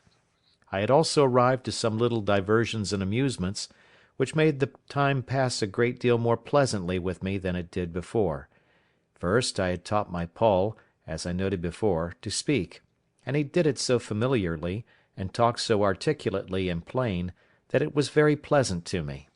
and he lived with me no less than 26 years. How long he might have lived afterwards I know not, though I know they have a notion in the Brazils that they live 100 years. My dog was a pleasant and loving companion to me for no less than 16 years of my time, and then died of mere old age. As for my cats, they multiplied, as I have observed, to that degree that I was obliged to shoot several of them at first, to keep them from devouring me and all I had; but at length, when the 2 old ones I brought with me were gone, and after some time continually driving them from me, and letting them have no provision with me, they all ran wild into the woods, except 2 or 3 favourites, which I kept tame, and whose young, when they had any, I always drowned, and these were part of my family. Besides these I always kept 2 or 3 household kids about me, whom I taught to feed out of my hand, and I had 2 more parrots, which talked pretty well, and would all call "Robin Crusoe," but none like my first; nor indeed did I take the pains with any of them that I had done with him. I had also several tame sea fowls, whose name I knew not, that I caught upon the shore, and cut their wings; and the little stakes which I had planted before my castle wall being now grown up to a good thick grove, these fowls all lived among these low trees, and bred there, which was very agreeable to me, so that, as I said above, I began to be very well contented with the life I led, if I could have been secured from the dread of the savages. But it was otherwise directed, and it may not be amiss for all people who shall meet with my story to make this just observation from it: how frequently, in the course of our lives, the evil which in itself we seek most to shun, and which, when we are fallen into, is the most dreadful to us, is oftentimes the very means or door of our deliverance, by which alone we can be raised again from the affliction we are fallen into. I could give many examples of this in the course of my unaccountable life, but in nothing was it more particularly remarkable than in the circumstances of my last years of solitary residence in this island. It was now the month of December, as I said above, in my 23rd year, and this, being the southern solstice, for winter I cannot call it, was the particular time of my harvest, and required me to be pretty much abroad in the fields, when, going out early in the morning, even before it was thorough daylight, I was surprised with seeing a light of some fire upon the shore, at a distance from me of about 2 miles, toward that part of the island where I had observed some savages had been, as before, and not on the other side, but to my great affliction it was on my side of the island. I was indeed terribly surprised at the sight, and stopped short within my grove, not daring to go out, lest I might be surprised; and yet I had no more peace within, from the apprehensions I had that if these savages, in rambling over the island, should find my corn standing or cut, or any of my works or improvements, they would immediately conclude that there were people in the place, and would then never rest till they had found me out. In this extremity I went back directly to my castle, pulled up the ladder after me, and made all things without look as wild and natural as I could. Then I prepared myself within, putting myself in a posture of defence. I loaded all my cannon, as I called them, that is to say, my muskets, which were mounted upon my new fortification, and all my pistols, and resolved to defend myself to the last gasp, not forgetting seriously to commend myself to the divine protection, and earnestly to pray to God to deliver me out of the hands of the barbarians. I continued in this posture about 2 hours, and began to be impatient for intelligence abroad, for I had no spies to send out. After sitting a while longer, and musing what I should do in this case, I was not able to bear sitting in ignorance longer; so setting up my ladder to the side of the hill, where there was a flat place, as I observed before, and then pulling the ladder after me, I set it up again and mounted the top of the hill,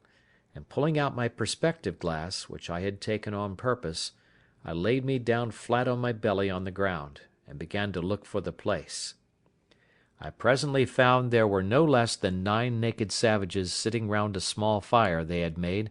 not to warm them, for they had no need of that, the weather being extremely hot,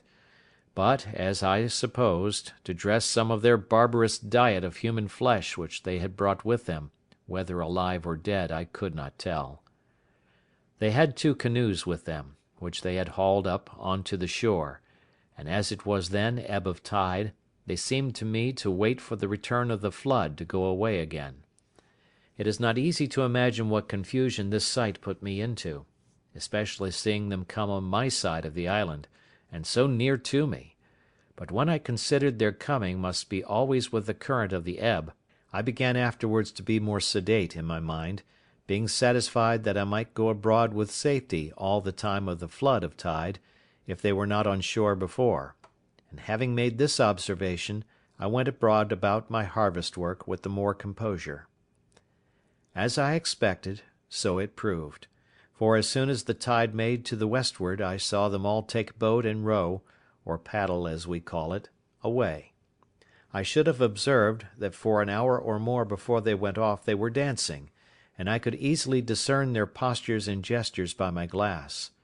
I could not perceive, by my nicest observation, but that they were stark naked, and had not the least covering upon them, but whether they were men or women I could not distinguish.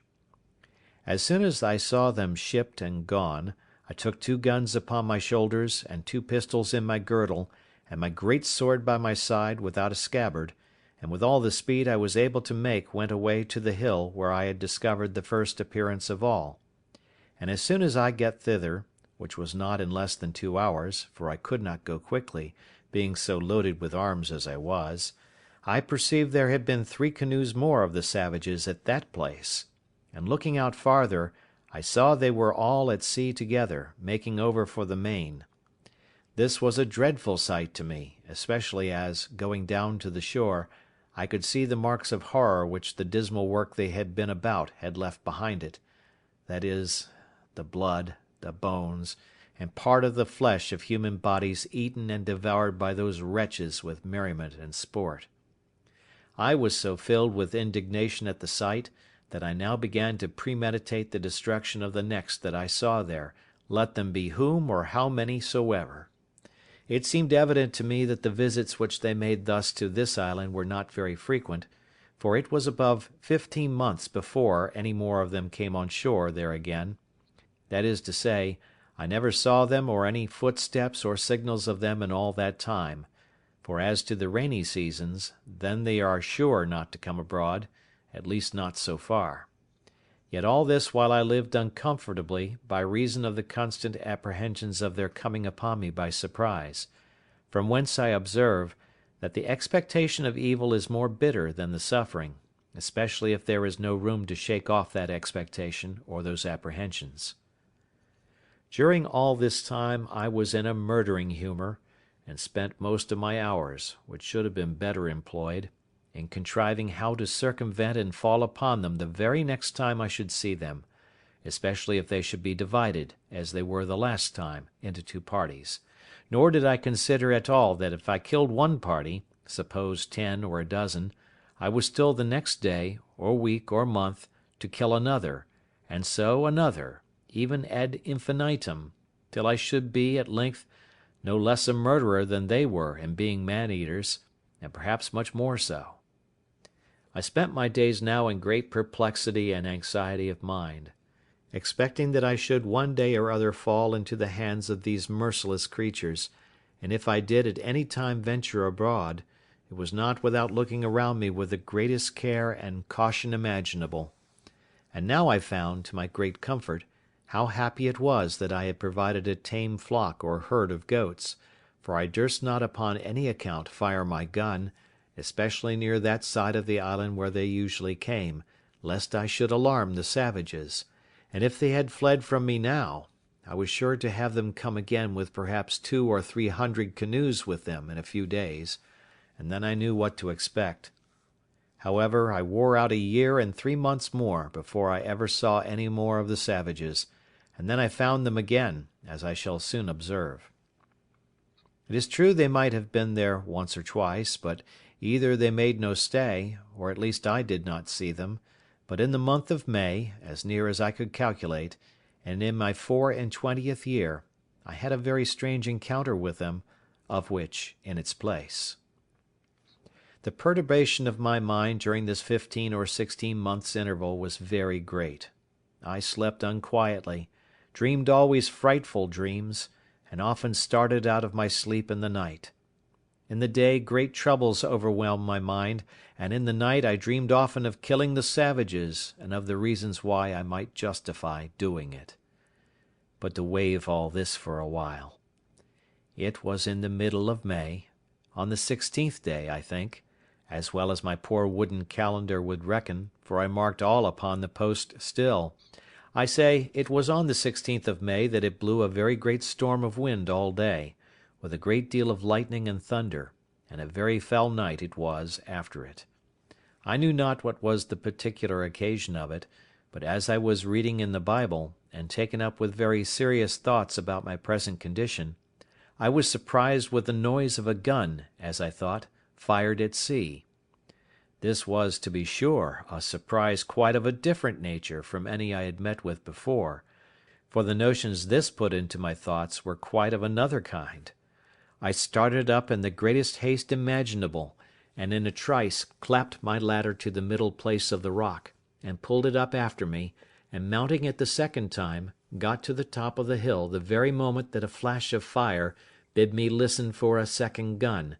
which accordingly, in about half a minute, I heard, and by the sound I knew that it was from that part of the sea where I was driven down the current in my boat. I immediately considered that this must be some ship in distress, and that they had some comrade, or some other ship in company, and fired these for signals of distress, and to obtain help.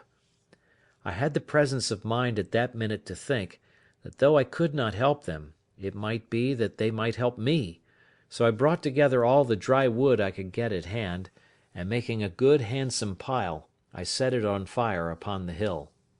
The wood was dry, and blazed freely, and though the wind blew very hard, yet it burned fairly out, so that I was certain, if there was any such thing as a ship, they must needs see it.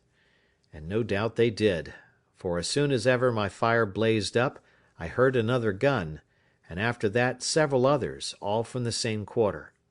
I plied my fire all night long, till daybreak, and when it was broad day, and the air cleared up, I saw something at a great distance at sea, full east of the island, whether a sail or a hull I could not distinguish, no, not with my glass; the distance was so great, and the weather still something hazy also; at least it was so out at sea. I looked frequently at it all that day, and soon perceived that it did not move, so I presently concluded that it was a ship at anchor, And being eager, you may be sure, to be satisfied, I took my gun in my hand, and ran towards the south side of the island to the rocks where I had formerly been carried away by the current;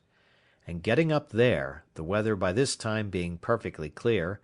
I could plainly see, to my great sorrow, the wreck of a ship, cast away in the night upon those concealed rocks which I found when I was out in my boat, and which rocks, as they checked the violence of the stream, and made a kind of counter-stream or eddy, were the occasion of my recovering from the most desperate, hopeless condition that ever I had been in all my life. Thus, what is one man's safety is another man's destruction; for it seems these men, whoever they were, being out of their knowledge, and the rocks being wholly under water, had been driven upon them in the night, the wind blowing hard at east-northeast. Had they seen the island, as I must necessarily suppose they did not, they must, as I thought, have endeavoured to have saved themselves on shore by the help of their boat; but their firing off guns for help, especially when they saw, as I imagined, my fire, filled me with many thoughts. First, I imagined that upon seeing my light they might have put themselves into their boat, and endeavoured to make the shore, but that the sea running very high, they might have been cast away. Other times I imagined that they might have lost their boat before, as might be the case many ways, particularly by the breaking of the sea upon their ship, which many times obliged men to stave, or take in pieces, their boat, and sometimes to throw it overboard with their own hands. Other times I imagined they had some other ship or ships in company, who, upon the signals of distress they made, had taken them up and carried them off. Other times I fancied they were all gone off to sea in their boat, and being hurried away by the current that I had been formerly in, were carried out into the great ocean, where there was nothing but misery and perishing, and that, perhaps, they might by this time think of starving, and of being in a condition to eat one another. As all these were but conjectures at best, so, in the condition I was in, I could do no more than look upon the misery of the poor men and pity them, which had still this good effect upon my side, that it gave me more and more cause to give thanks to God, who had so happily and comfortably provided for me in my desolate condition, and that of two ships' companies who were now cast away upon this part of the world, not one life should be spared but mine. I learned here again to observe that it is very rare that the providence of God casts us into any condition so low, or any misery so great, but we may see something or other to be thankful for, and may see others in worse circumstances than our own. Such certainly was the case of these men, of whom I could not so much as see room to suppose any were saved. Nothing could make it rational so much as to wish or expect that they did not all perish there, except the possibility only of their being taken up by another ship and company; and that this was but mere possibility indeed, for I saw not the least sign or appearance of any such thing. I cannot explain, by any possible energy of words, what a strange longing I felt in my soul upon this sight, breaking out sometimes thus: "Oh, that there had been but one or two, nay, or but one soul saved out of this ship, to have escaped to me, that I might but have had one companion, one fellow creature, to have spoken to me and to have conversed with." In all the time of my solitary life I never felt so earnest, so strong a desire after the society of my fellow creatures, or so deep a regret at the want of it. These were some secret springs in the affections which, when they are set a-going by some object in view, or, though not in view, yet rendered present to the mind by the power of imagination, that motion carries out the soul, by its impetuosity, to such violent, eager embracings of the object, that the absence of it is insupportable. Such were these earnest wishings that but one man had been saved.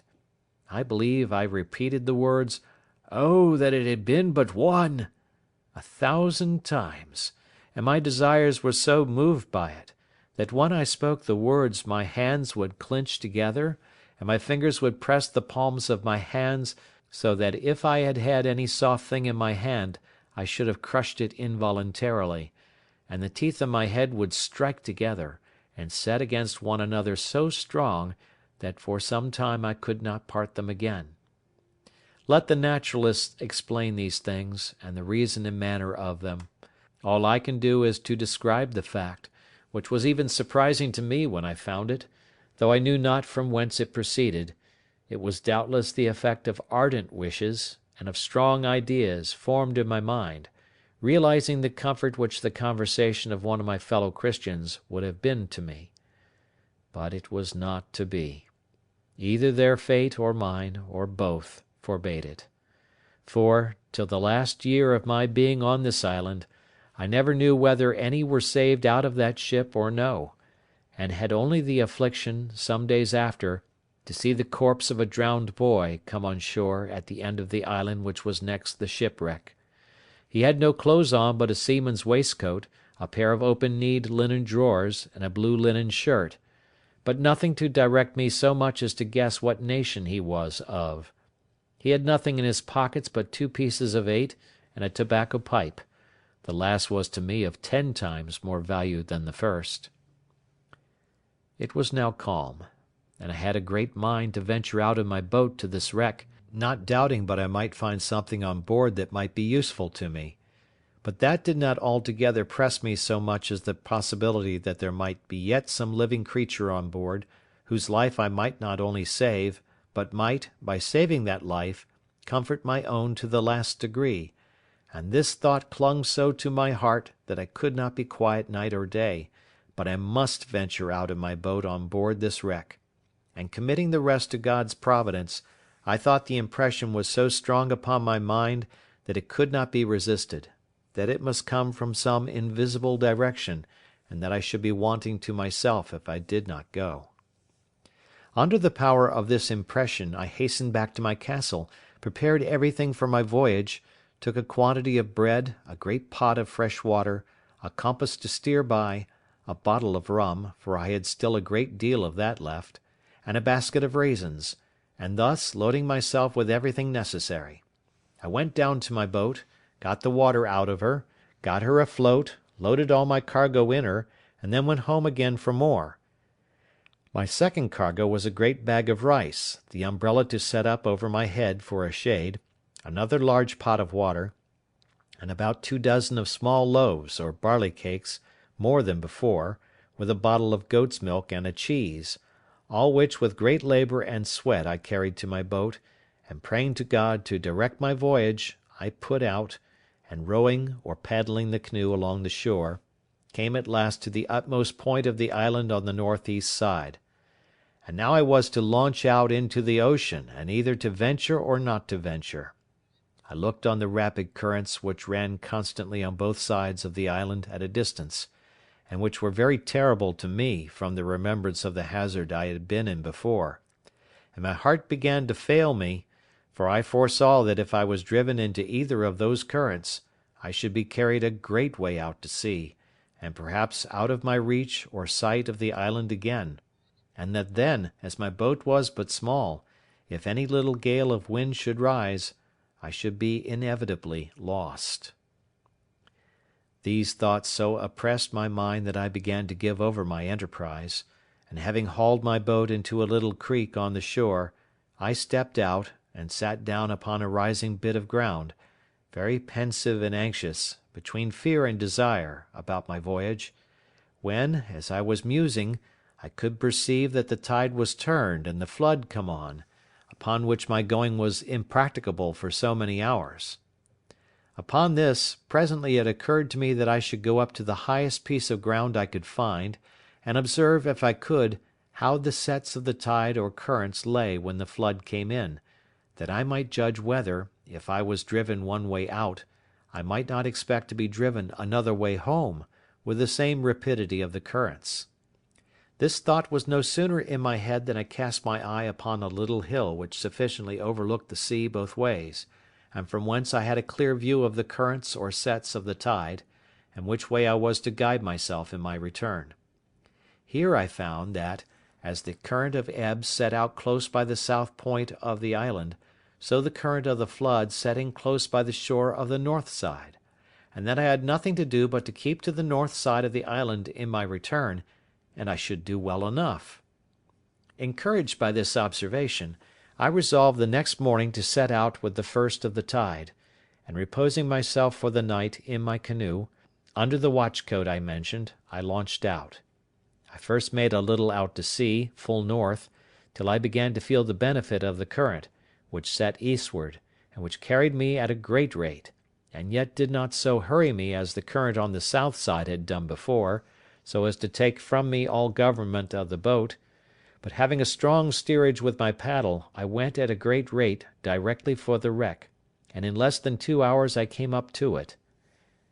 It was a dismal sight to look at.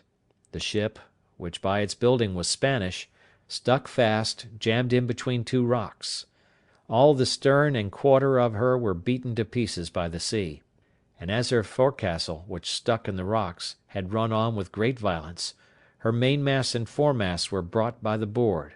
that is to say, broken short off, but her bowsprit was sound, and the head and bow appeared firm. When I came close to her, a dog appeared upon her, who, seeing me coming, yelped and cried, and as soon as I called him, jumped into the sea to come to me. I took him into the boat, but found him almost dead with hunger and thirst. I gave him a cake of my bread, and he devoured it like a ravenous wolf that had been starving a fortnight in the snow. I then gave the poor creature some fresh water, with which, if I would have let him, he would have burst himself. After this I went on board, but the first sight I met with was 2 men drowned in the cook-room or forecastle of the ship, with their arms fast about one another. I concluded, as is indeed probable, that when the ship struck, it being in a storm, the sea broke so high and so continually over her, that the men were not able to bear it, and were strangled with the constant rushing in of the water, as much as if they had been under water. Besides the dog, there was nothing left in the ship that had life, nor any goods that I could see, but what were spoiled by the water. There were some casks of liquor, whether wine or brandy I knew not, which lay lower in the hold, and which, the water being ebbed out, I could see, but they were too big to meddle with. I saw several chests, which I believe belonged to some of the seamen, and I got 2 of them into the boat, without examining what was in them. Had the stern of the ship been fixed, and the forepart broken off, I am persuaded I might have made a good voyage; for by what I found in those 2 chests, I had room to suppose the ship had a great deal of wealth on board, and, if I may guess from the course she steered, she must have been bound from Buenos Ayres, or the Rio de la Plata, in the south part of America, beyond the Brazils to the Havana, in the Gulf of Mexico, and so perhaps to Spain. She had, no doubt, a great treasure in her, but of no use at that time to anybody, and what became of the crew I then knew not. I found, besides these chests, a little cask full of liquor, of about 20 gallons, which I got into my boat with much difficulty. There were several muskets in the cabin, and a great powder horn, with about 4 pounds of powder in it. As for the muskets, I had no occasion for them, so I left them, but took the powder horn. I took a fire shovel and tongs, which I wanted extremely, as also 2 little brass kettles, a copper pot to make chocolate, and a gridiron, and with this cargo and the dog I came away, the tide beginning to make home again, and the same evening, about an hour within night, I reached the island again, weary and fatigued to the last degree. I reposed that night in the boat, and in the morning I resolved to harbour what I had got in my new cave, and not carry it home to my castle. After refreshing myself, I got all my cargo on shore, and began to examine the particulars. The cask of liquor I found to be a kind of rum, but not such as we had at the Brazils, and in a word, not at all good. But when I came to open the chests, I found several things of great use to me. For example, I found in one a fine case of bottles, of an extraordinary kind, and filled with cordial waters, fine and very good. The bottles held about 3 pints each, and were tipped with silver. I found 2 pots of very good succades, or sweetmeats, so fastened also on the top that the salt water had not hurt them, and 2 more of the same, which the water had spoiled. I found some very good shirts, which were very welcome to me, and about 12 of white linen handkerchiefs and coloured neckcloths. The former were also very welcome, being exceedingly refreshing to wipe my face in a hot day. Besides this, when I came to the till in the chest, I found there 3 great bags of pieces of 8, which held about 1100 pieces in all, and in one of them, wrapped up in a paper, 6 doubloons of gold, and some small bars or wedges of gold. I suppose they might all weigh near a pound. In the other chest were some clothes, but of little value; but, by the circumstances, it must have belonged to the gunner's mate, though there was no powder in it, except 2 pounds of fine glaze powder, and 3 flasks, kept, I suppose, for charging their fowling pieces on occasion. Upon the whole, I got very little by this voyage that was of any use to me; for, as to the money, I had no manner of occasion for it; it was to me as the dirt under my feet, and I would have given it all for 3 or 4 pair of English shoes and stockings, which were things I greatly wanted, but had had none on my feet for many years. I had, indeed, got 2 pair of shoes now, which I took off the feet of 2 drowned men whom I saw in the wreck, and I found 2 pair more in one of the chests, which were very welcome to me, but they were not like our English shoes, either for ease or service, being rather what we call pumps than shoes. I found in this seaman's chest about 50 pieces of 8, in reals, but no gold. I suppose this belonged to a poorer man than the other, which seemed to belong to some officer. Well, however, I lugged this money home to my cave, and laid it up, as I had done that before which I had brought from our own ship; but it was a great pity, as I said, that the other part of this ship had not come to my share; for I am satisfied I might have loaded my canoe several times over with money, and, thought I, if I ever escape to England, it might lie here safe enough till I come again and fetch it. Chapter 13.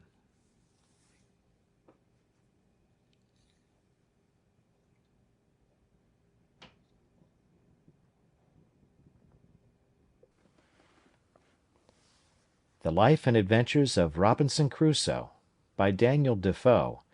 Chapter 14. A Dream Realized. Having now brought all my things on shore and secured them, I went back to my boat, and rowed or paddled her along the shore to her old harbour, where I laid her up and made the best of my way to my old habitation, where I found everything safe and quiet. I began now to repose myself, live after my old fashion, and take care of my family affairs; and for a while I lived easy enough, only that I was more vigilant than I used to be, looked out oftener, and did not go abroad so much; and if at any time I did stir with any freedom, it was always to the east part of the island, where I was pretty well satisfied the savages never came, and where I could go without so many precautions, and such a load of arms and ammunition as I always carried with me if I went the other way. I lived in this condition near 2 years more; but my unlucky head, that was always to let me know it was born to make my body miserable, was all these 2 years filled with projects and designs how, if it were possible, I might get away from this island; for sometimes I was for making another voyage to the wreck, though my reason told me there was nothing left there worth the hazard of my voyage; sometimes for a ramble one way, sometimes another; and I believe verily, if I had had the boat that I went from Sallee in, I should have ventured to sea, bound anywhere, I knew not whither. I have been, in all my circumstances, a memento to those who are touched with the general plague of mankind, whence, for aught I know, one half of their miseries flow. I mean that of not being satisfied with the station wherein God and nature hath placed them;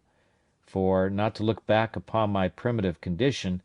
and the excellent advice of my father, the opposition to which was, as I may call it, my original sin, my subsequent mistakes of the same kind had been the means of my coming into this miserable condition; for had that Providence which so happily seated me at the Brazils, as a planter, blessed me with confined desires, and I could have been contented to have gone on gradually, I might have been by this time, I mean in the time of my being in this island,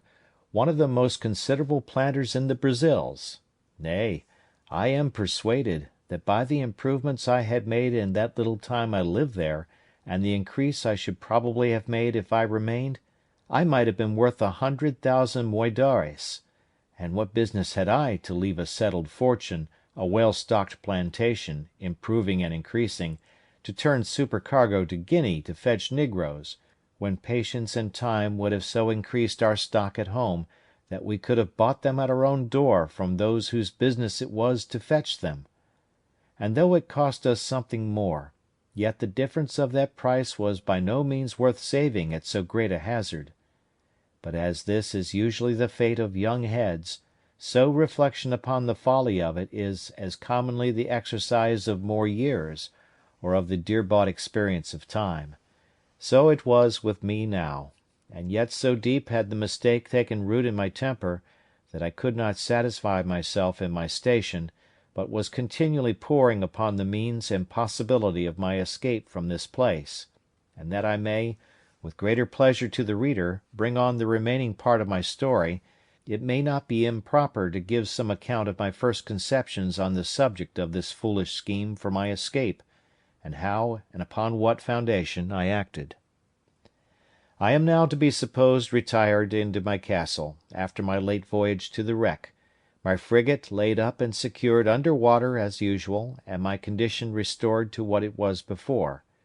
I had more wealth, indeed, than I had before, but was not at all the richer, for I had no more use for it than the Indians of Peru had before the Spaniards came there. It was one of the nights in the rainy season in March, the 24th year of my first setting foot in this island of solitude. I was lying in my bed or hammock, awake, very well in health, had no pain, no distemper, no uneasiness of body, nor any uneasiness of mind more than ordinary, but could by no means close my eyes, that is, so as to sleep; no, not a wink all night long, otherwise than as follows. It is impossible to set down the innumerable crowd of thoughts that whirled through that great thoroughfare of the brain, the memory, in this night's time. I ran over the whole history of my life in miniature, or by abridgment, as I may call it, to my coming to this island, and also of that part of my life since I came to this island. In my reflections upon the state of my case since I came on shore on this island, I was comparing the happy posture of my affairs in the first years of my habitations here, with the life of anxiety, fear, and care which I had lived in ever since I had seen the print of a foot in the sand.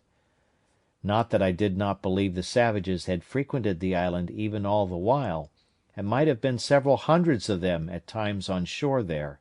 but I had never known it, and was incapable of any apprehensions about it. My satisfaction was perfect, though my danger was the same, and I was as happy in not knowing my danger as if I had never really been exposed to it. This furnished my thoughts with very many profitable reflections, and particularly this one: how infinitely good that Providence is, which has provided, in its government of mankind, such narrow bounds to his sight and knowledge of things; and though he walks in the midst of so many thousand dangers, the sight of which, if discovered to him, would distract his mind and sink his spirits, he is kept serene and calm by having the events of things hid from his eyes, and knowing nothing of the dangers which surround him. After these thoughts had for some time entertained me, I came to reflect seriously upon the real danger I had been in for so many years in this very island, and how I had walked about in the greatest security, and with all possible tranquillity, even when perhaps nothing but the brow of a hill, a great tree, or the casual approach of night, had been between me and the worst kind of destruction, that is, that of falling into the hands of cannibals and savages, who would have seized on me with the same view as I would on a goat or turtle, and would have thought it no more crime to kill and devour me than I did of a pigeon or a curlew. I would unjustly slander myself if I should say I was not sincerely thankful to my great preserver, to whose singular protection I acknowledged, with great humanity, all these unknown deliverances were due, and without which I must inevitably have fallen into their merciless hands. When these thoughts were over, my head was for some time taken up in considering the nature of these wretched creatures, I mean the savages, and how it came to pass in the world that the wise governor of all things should give up any of his creatures to such inhumanity, nay, to something so much below even brutality itself, as to devour its own kind. But as this ended in some, at that time, fruitless speculations, it occurred to me to inquire what part of the world these wretches lived in, how far off the coast was from whence they came, what they ventured over so far from home for, what kind of boats they had, and why I might not order myself and my business so that I might be able to go over thither as they were to come to me. I never so much as troubled myself to consider what I should do with myself when I went thither, what would become of me if I fell into the hands of these savages, or how I should escape them if they attacked me. No, nor so much as how it was possible for me to reach the coast, and not to be attacked by some or other of them, without any possibility of delivering myself; and if I should not fall into their hands, what I should do for provision, or whither I should bend my course. None of these thoughts, I say, so much as came in my way, but my mind was wholly bent upon the notion of my passing over in my boat to the mainland. I looked upon my present condition as the most miserable that could possibly be, that I was not able to throw myself into anything but death that could be called worse, and if I reached the shore of the main I might perhaps meet with relief, or I might coast along as I did on the African shore, till I came to some inhabited country, and where I might find some relief, and after all, perhaps I might fall in with some Christian ship that might take me in; and if the worst came to the worst, I could but die, which would put an end to all these miseries at once. Pray note, all this was the fruit of a disturbed mind, an impatient temper, made desperate, as it were, by the long continuance of my troubles, and the disappointments I had met in the wreck I had been on board of, and where I had been so near obtaining what I so earnestly longed for, somebody to speak to, and to learn some knowledge from them of the place where I was, and of the probable means of my deliverance. I was agitated wholly by these thoughts; all my calm of mind, in my resignation to Providence, and waiting the issue of the dispositions of Heaven, seemed to be suspended, and I had, as it were, no power to turn my thoughts to anything but to the project of a voyage to the main, which came upon me with such force, and such an impetuosity of desire, that it was not to be resisted. When this had agitated my thoughts for 2 hours or more, with such violence that it set my very blood into a ferment, and my pulse beat as if I had been in a fever, merely with the extraordinary fervour of my mind about it, nature, as if I had been fatigued and exhausted with the very thoughts of it, threw me into a sound sleep. One would have thought I should have dreamed of it, but I did not, nor of anything relating to it; but I dreamed that as I was going out in the morning as usual from my castle, I saw upon the shore 2 canoes and 11 savages coming to land, and that they brought with them another savage whom they were going to kill in order to eat him, when on a sudden the savage that they were going to kill jumped away and ran for his life, and I thought in my sleep that he came running into my little thick grove before my fortification to hide himself, and that I, seeing him alone, and not perceiving that the others sought him that way, showed myself to him, and smiling upon him, encouraged him, that he kneeled down to me, seeming to pray me to assist him, upon which I showed him my ladder, made him go up, and carried him into my cave, and he became my servant; and that as soon as I had got this man, I said to myself, "Now I may certainly venture to the mainland, for this fellow will serve me as a pilot, and will tell me what to do, and whither to go for provisions, and whither not to go for fear of being devoured, what places to venture into, and what to shun." I waked with this thought, and was under such inexpressible impressions of joy at the prospect of my escape in my dream, that the disappointments which I felt upon coming to myself, and finding that it was no more than a dream, were equally extravagant the other way, and threw me into a very great dejection of spirits. Upon this, however, I made this conclusion, that my only way to go about to attempt an escape was, to endeavour to get a savage into my possession, and if possible it should be one of their prisoners, whom they had condemned to be eaten, and should bring hither to kill. But these thoughts still were attended with this difficulty, that it was impossible to effect this without attacking a whole caravan of them, and killing them all, and this was not only a very desperate attempt, and might miscarry, but on the other hand, I had greatly scrupled the lawfulness of it to myself, and my heart trembled at the thoughts of shedding so much blood, though it was for my deliverance. I need not repeat the arguments which occurred to me against this, they being the same mentioned before, but though I had other reasons to offer now, that is, that those men were enemies to my life, and would devour me if they could, that it was self-preservation in the highest degree to deliver myself from this death of a life, and was acting in my own defence as much as if they were actually assaulting me, and the like. I say, though these things argued for it, yet the thoughts of shedding human blood for my deliverance were very terrible to me, and such as I could by no means reconcile myself to for a great while. However, at last, after many secret disputes with myself, and after great perplexities about it, for all these arguments, one way and another, struggled in my head a long time, the eager prevailing desire of deliverance at length mastered all the rest, and I resolved, if possible, to get one of these savages into my hands, cost what it would. My next thing was to contrive how to do it, and this indeed was very difficult to resolve on, but as I could pitch upon no probable means for it, so I resolved to put myself upon the watch, to see them when they came on shore, and leave the rest to the event, taking such measures as the opportunity should present, let what would be. With these resolutions in my thoughts, I set myself upon the scout as often as possible, and indeed so often that I was heartily tired of it, for it was above a year and a half that I waited, and for great part of that time went out to the west end, and to the southwest corner of the island almost every day, to look for canoes, but none appeared. This was very discouraging, and began to trouble me much, though I cannot say that it did in this case, as it had done some time before, wear off the edge of my desire to the thing,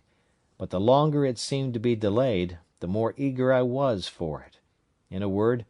I was not at first so careful to shun the sight of these savages, and avoid being seen by them, as I was now eager to be upon them. Besides, I fancied myself able to manage one,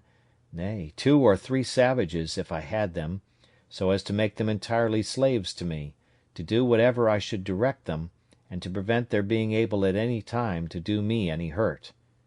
It was a great while that I pleased myself with this affair, but nothing still presented itself. All my fancies and schemes came to nothing, for no savages came near me for a great while. About a year and a half after I entertained these notions, and by long musing had, as it were, resolved them all into nothing, for want of an occasion to put them into execution, I was surprised one morning by seeing no less than 5 canoes all on shore together on my side of the island, and the people who belonged to them all landed and out of my sight.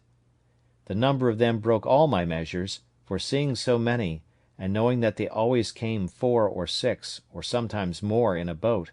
I could not tell what to think of it, or how to take my measures to attack 20 or 30 men single-handed, so lay still in my castle, perplexed and discomforted. However, I put myself into the same position for an attack that I had formerly provided, and was just ready for action, if anything had presented. Having waited a good while, listening to hear if they made any noise, at length, being very impatient, I set my guns at the foot of my ladder, and clambered up to the top of the hill, by my 2 stages, as usual;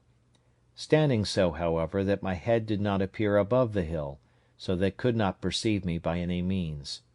Here I observed, by the help of my perspective glass, that they were no less than 30 in number, that they had a fire kindled, and that they had meat dressed. How they had cooked it I knew not, or what it was, but they were all dancing, in I know not how many barbarous gestures and figures, their own way, round the fire. While I was thus looking on them, I perceived, by my perspective, two miserable wretches dragged from the boats, where it seems they were laid by, and were now brought out for the slaughter. I perceived one of them immediately fall, being knocked down, I suppose, with a club or wooden sword, for that was their way, and 2 or 3 others were at work immediately, cutting him open for their cookery, while the other victim was left standing by himself till they should be ready for him. In that very moment this poor wretch, seeing himself a little at liberty and unbound, nature inspired him with hopes of life, and he started away from them, and ran with incredible swiftness along the sands, directly towards me, I mean towards that part of the coast where my habitation was. I was dreadfully frightened, I must acknowledge, when I perceived him run my way, and especially when, as I thought, I saw him pursued by the whole body, and now I expected that part of my dream was coming to pass, and that he would certainly take shelter in my grove; but I could not depend, by any means, upon my dream, that the other savages would not pursue him thither and find him there. However, I kept my station, and my spirits began to recover when I found that there was not above 3 men that followed him, and still more was I encouraged when I found that he outstripped them exceedingly in running, and gained ground on them, so that, if he could but hold out for half an hour, I saw easily he would fairly get away from them all. There was between them and my castle the creek, which I mentioned often in the first part of my story, where I landed my cargoes out of the ship, and this I saw plainly he must necessarily swim over, or the poor wretch would be taken there; but when the savage escaping came thither, he made nothing of it, though the tide was then up, but plunging in, swam through in about 30 strokes, or thereabouts, landed, and ran with exceeding strength and swiftness. When the 3 persons came to the creek, I found that 2 of them could swim, but the third could not, and that, standing on the other side, he looked at the others, but went no farther, and soon after went softly back again, which, as it happened, was very well for him in the end. I observed that the 2 who swam were yet more than twice as strong swimming over the creek as the fellow was that fled from them. It came very warmly upon my thoughts, and indeed irresistibly, that now was the time to get me a servant, and perhaps a companion or assistant, and that I was plainly called by Providence to save this poor creature's life. I immediately ran down the ladders with all possible expedition, fetched my 2 guns, for they were both at the foot of the ladders, as I observed before, and getting up again with the same haste to the top of the hill, I crossed towards the sea, and having a very short cut, and all downhill, placed myself in the way between the pursuers and the pursued, hallooing aloud to him that fled, who, looking back, was at first perhaps as much frightened at me as at them, but I beckoned with my hand to him to come back, and in the meantime I slowly advanced towards the 2 that followed; then, rushing at once upon the foremost, I knocked him down with the stock of my piece. I was loath to fire, because I would not have the rest hear, though at that distance it would not have been easily heard, and being out of sight of the smoke too, they would not have known what to make of it. Having knocked this fellow down, the other who pursued him stopped, as if he had been frightened, and I advanced towards him, but as I came nearer, I perceived presently he had a bow and arrow, and was fitting it to shoot at me, so I was then obliged to shoot at him first, which I did, and killed him at the first shot. The poor savage who fled, but had stopped, though he saw both his enemies fallen and killed, as he thought, yet was so frightened with the fire and noise of my piece that he stood stock still, and neither came forward nor went backward, though he seemed rather inclined to fly than to come on. I hallooed again to him, and made signs to come forward, which he easily understood, and came a little way, then stopped again, and then a little farther, and stopped again, and I could then perceive that he stood trembling, as if he had been taken prisoner, and had just been to be killed, as his 2 enemies were. I beckoned to him again to come to me, and gave him all the signs of encouragement that I could think of, and he came nearer and nearer, kneeling down every 10 or 12 steps, in token of acknowledgment for saving his life. I smiled at him, and looked pleasantly, and beckoned to him to come still nearer. At length he came close to me, and then he kneeled down again, kissed the ground, and laid his head upon the ground,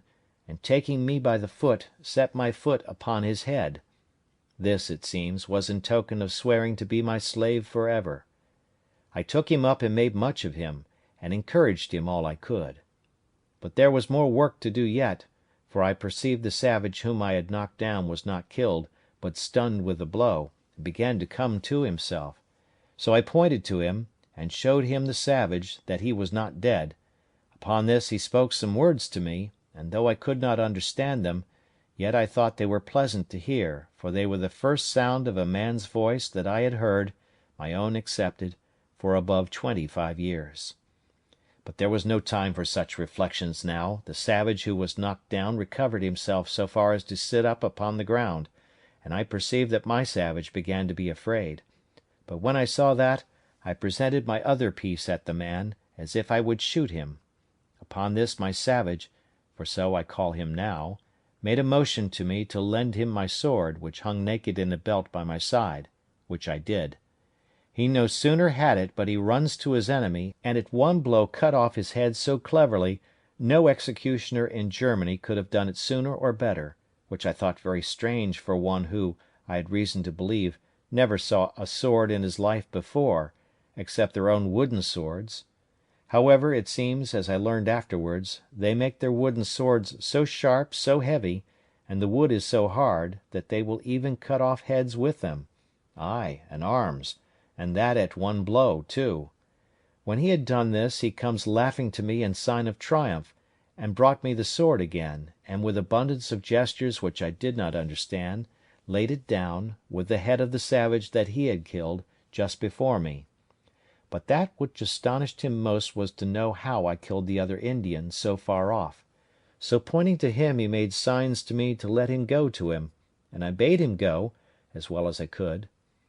When he came to him he stood like one amazed, looking at him, turning him first on one side, then on the other, looking at the wound the bullet had made, which it seems was just in his breast, where it had made a hole, and no great quantity of blood had followed,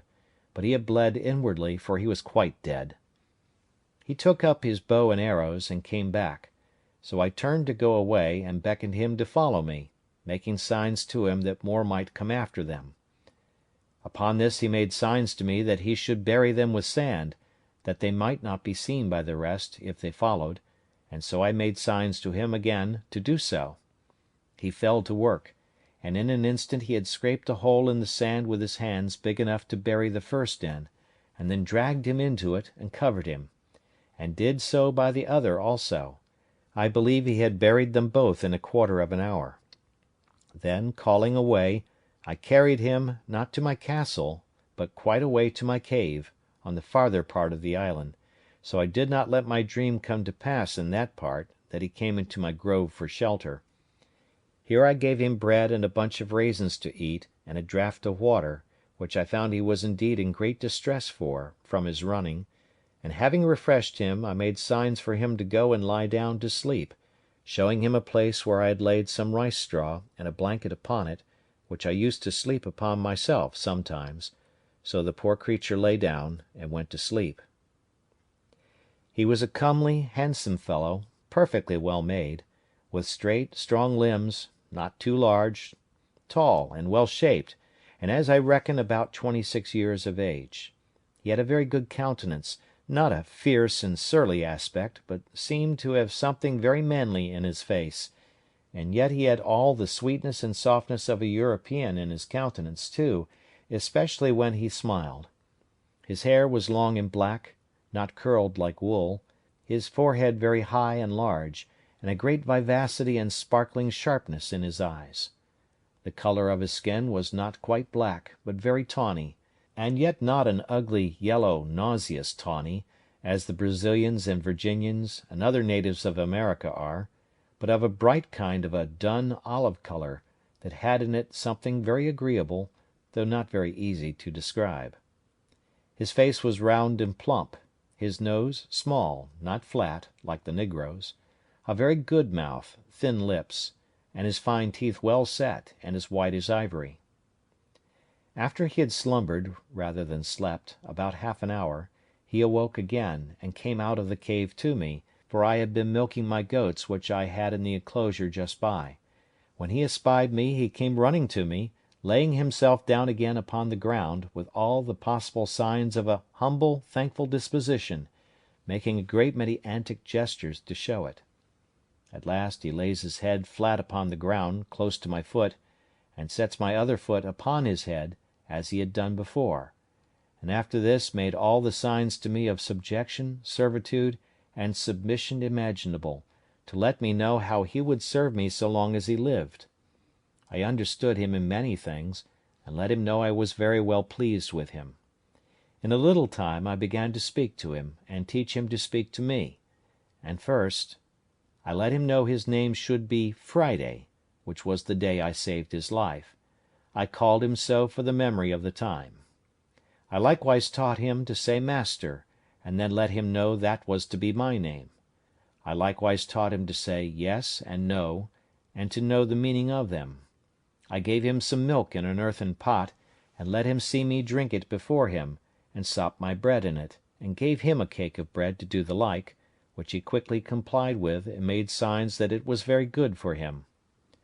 I kept there with him all that night, but as soon as it was day I beckoned to him to come with me, and let him know I would give him some clothes, at which he seemed very glad, for he was stark naked.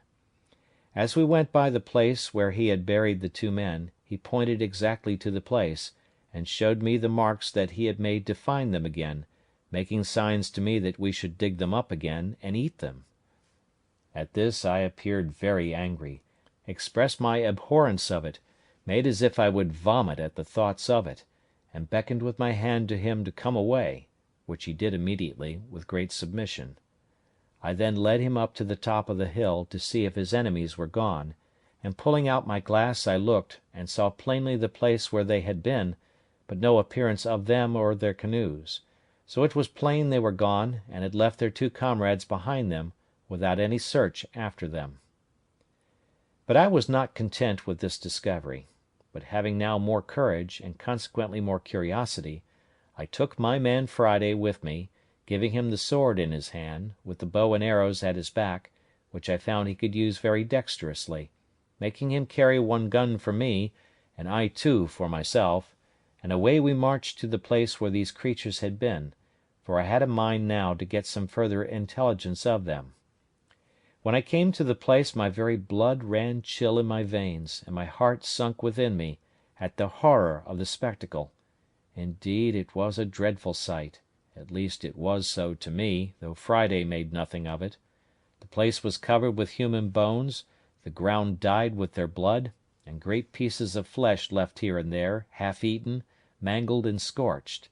and in short all the tokens of the triumphant feast they had been making there, after a victory over their enemies. I saw 3 skulls, 5 hands, and the bones of 3 or 4 legs and feet, and abundance of other parts of the bodies; and Friday, by his signs, made me understand that they brought over 4 prisoners to feast upon, that 3 of them were eaten up, and that he, pointing to himself, was the 4th, that there had been a great battle between them and their next king, of whose subjects, it seems, he had been one, and that they had taken a great number of prisoners, all which were carried to several places by those who had taken them in the fight, in order to feast upon them, as was done here by these wretches upon those they brought hither. I caused Friday to gather all the skulls, bone, flesh, and whatever remained, and lay them together in a heap, and make a great fire upon it, and burn them all to ashes. I found Friday had still a hankering stomach after some of the flesh, and was still a cannibal in his nature, but I showed so much abhorrence at the very thoughts of it, and at the least appearance of it, that he durst not discover it, for I had by some means let him know that I would kill him if he offered it. When he had done this, we came back to our castle, and there I fell to work for my man Friday, and first of all I gave him a pair of linen drawers, which I had out of the poor gunner's chest I mentioned, which I found in the wreck, and which with a little alteration fitted him very well; and then I made him a jerkin of goat's skin, as well as my skill would allow, for I was now grown a tolerably good tailor, and I gave him a cap which I made of hare's skin, very convenient, and fashionable enough; and thus he was clothed, for the present, tolerably well, and was mighty well pleased to see himself almost as well clothed as his master. It is true he went awkwardly in these clothes at first; wearing the drawers was very awkward to him, and the sleeves of the waistcoat galled his shoulders and the inside of his arms; but a little easing them where he complained they hurt him, and using himself to them, he took to them at length very well. The next day, after I came home to my hutch with him, I began to consider where I should lodge him, and that I might do well for him and yet be perfectly easy myself, I made a little tent for him in the vacant place between my two fortifications, in the inside of the last, and in the outside of the first.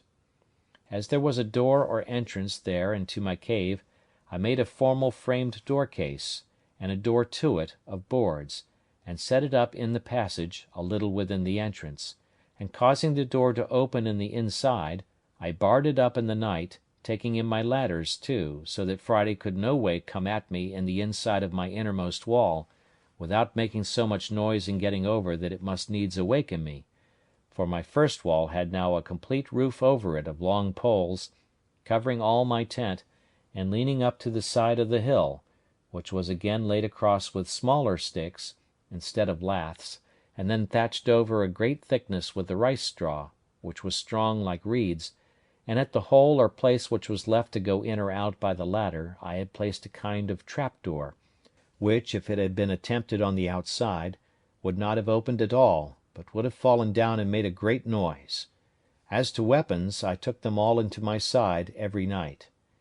But I needed none of all this precaution, for never man had a more faithful, loving, sincere servant than Friday was to me,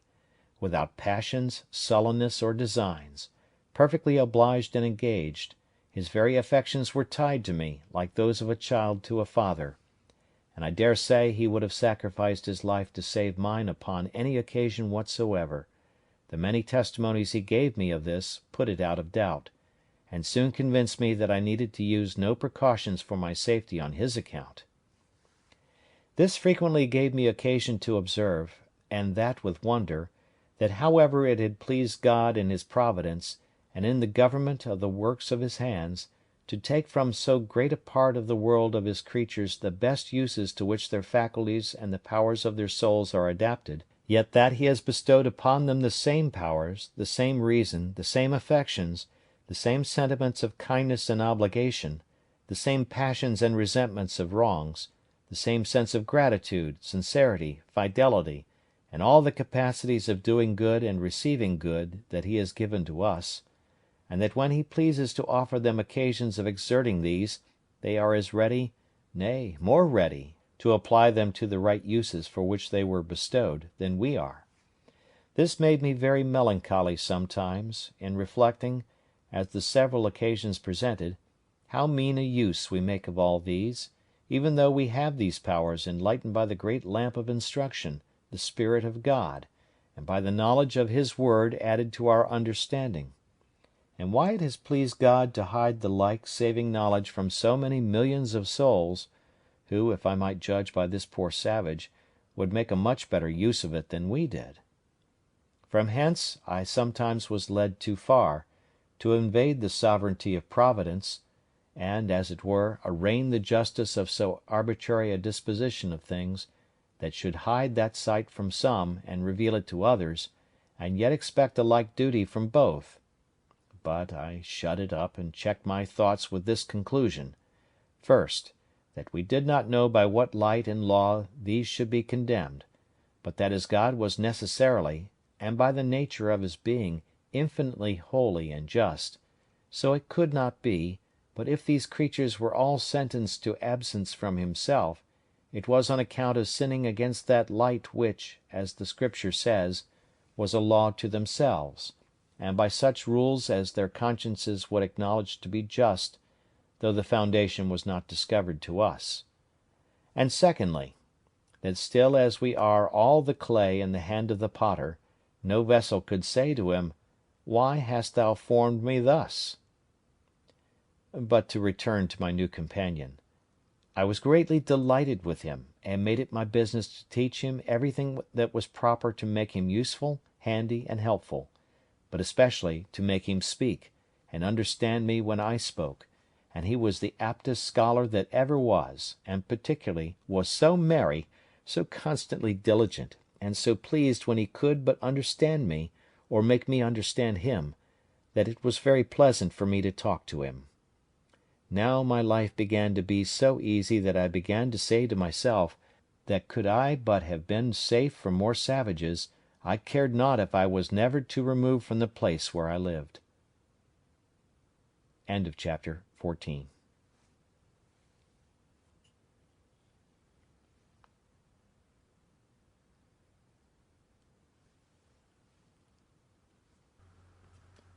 The Life and Adventures of Robinson Crusoe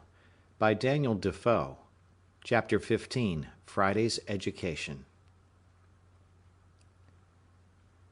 After I had been 2 or 3 days returned to my castle, I thought that, in order to bring Friday off from his horrid way of feeding, and from the relish of a cannibal's stomach, I ought to let him taste other flesh. So I took him out with me one morning to the woods. I went, indeed, intending to kill a kid out of my own flock, and bring it home and dress it, but as I was going I saw a she-goat lying down in the shade, and 2 young kids sitting by her. I catched hold of Friday. "Hold," said I, "stand still," and made signs to him not to stir. Immediately I presented my piece, shot, and killed one of the kids. The poor creature, who at a distance indeed seen me kill the savage, his enemy, but did not know, nor could imagine how it was done, was sensibly surprised, trembled and shook, and looked so amazed that I thought he would have sunk down. He did not see the kid I shot at, or perceive I had killed it, but ripped up his waistcoat to feel whether he was not wounded, and as I found presently, thought I was resolved to kill him, for he came and kneeled down to me, and embracing my knees, said a great many things I did not understand, but I could easily see the meaning was to pray me not to kill him. I soon found a way to convince him that I would do him no harm, and taking him up by the hand, laughed at him, and pointing to the kid which I had killed, beckoned to him to run and fetch it, which he did, and while he was wondering, and looking to see how the creature was killed, I loaded my gun again. By and by I saw a great fowl like a hawk, sitting upon a tree within shot, so, to let Friday understand a little what I would do, I called him to me again, pointed at the fowl, which was indeed a parrot, though I thought it had been a hawk. I say, pointing to the parrot, and to my gun, and to the ground under the parrot, to let him see I would make it fall, I made him understand that I would shoot and kill that bird. Accordingly I fired, and bade him look, and immediately he saw the parrot fall. He stood like one frightened again, notwithstanding all I had said to him, and I found he was the more amazed, because he did not see me put anything into the gun, but thought that there must be some wonderful fund of death and destruction in that thing, able to kill man, beast, bird, or anything near or far off. And the astonishment this created in him was such as could not wear off for a long time, and I believe, if I would have let him, he would have worshipped me and my gun. As for the gun itself, he would not so much as touch it for several days after, but he would speak to it and talk to it, as if it had answered him when he was by himself, which, as I afterwards learned of him, was to desire it not to kill him. Well, after his astonishment was a little over at this, I pointed to him to run and fetch the bird I had shot, which he did, but stayed some time, for the parrot, not being quite dead, had fluttered away a good distance from the place where she fell. However, he found her, took her up, and brought her to me, and as I had perceived his ignorance about the gun before, I took this advantage to charge the gun again, and not to let him see me do it, that I might be ready for any other mark that might present, but nothing more offered at that time. So I brought home the kid, and the same evening I took the skin off, and cut it out as well as I could, and having a pot fit for that purpose, I boiled or stewed some of the flesh, and made some very good broth. After I had begun to eat some, I gave some to my man, who seemed very glad of it, and liked it very well, but that which was strangest to him was to see me eat salt with it. He made a sign to me that the salt was not good to eat, and putting a little into his own mouth, he seemed to nauseate it, and would spit and sputter at it, washing his mouth with fresh water after it. On the other hand, I took some meat into my mouth without salt, and I pretended to spit and sputter for want of salt, as much as he had done at the salt. But it would not do, he would never care for salt with meat or in his broth, at least, not for a great while, and then but a very little. Having thus fed him with boiled meat and broth, I was resolved to feast him the next day by roasting a piece of the kid. This I did by hanging it before the fire on a string, as I had seen many people do in England, setting 2 poles up, one on each side of the fire, and one across the top, and tying the string to the cross stick, letting the meat turn continually. This Friday admired very much, but when he came to taste the flesh, he took so many ways to tell me how well he liked it, that I could not but understand him, and at last he told me, as well as he could never eat man's flesh any more, which I was very glad to hear. The next day I set him to work beating some corn out, and sifting it in the manner I used to do, as I observed before,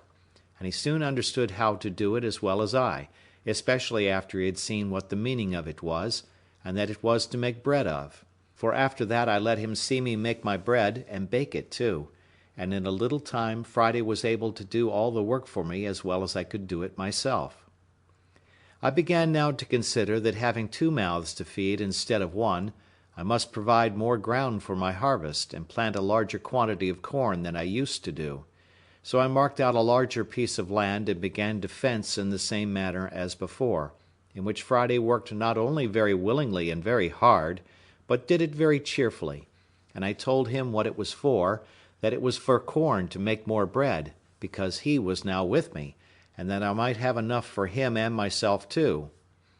He appeared very sensible of that part, and let me know that he thought I had much more labour upon me on his account than I had for myself, and that he would work the harder for me if I would tell him what to do. This was the pleasantest year of all the life I led in this place. Friday began to talk pretty well, and understand the names of almost everything I had occasion to call for, and of every place I had to send him to, and talked a great deal to me, so that, in short, I began now to have some use for my tongue again, which, indeed, I had very little occasion for before. Besides the pleasure of talking to him, I had a singular satisfaction in the fellow himself.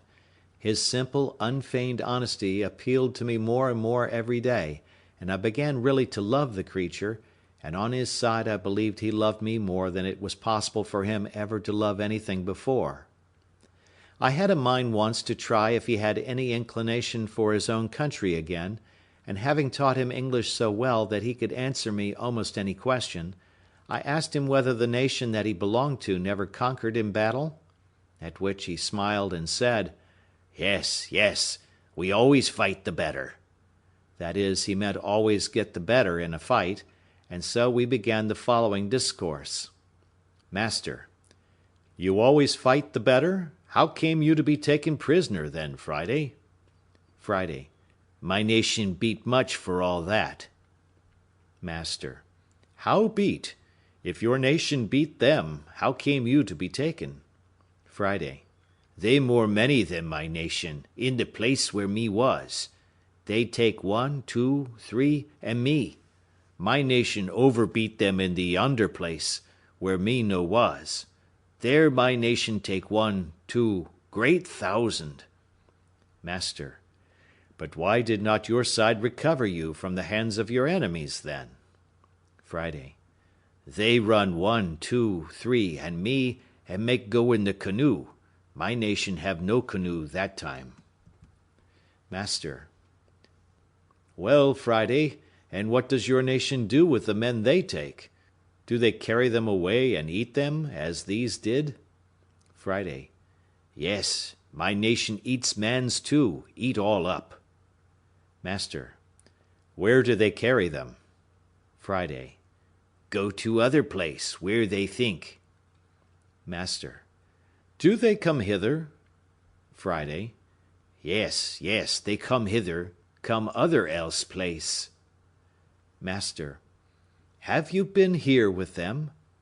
Friday: Yes, I have been here. Points to the northwest side of the island, which it seems was their side. By this I understood that my man Friday had formerly been among the savages who used to come on shore on the farther part of the island,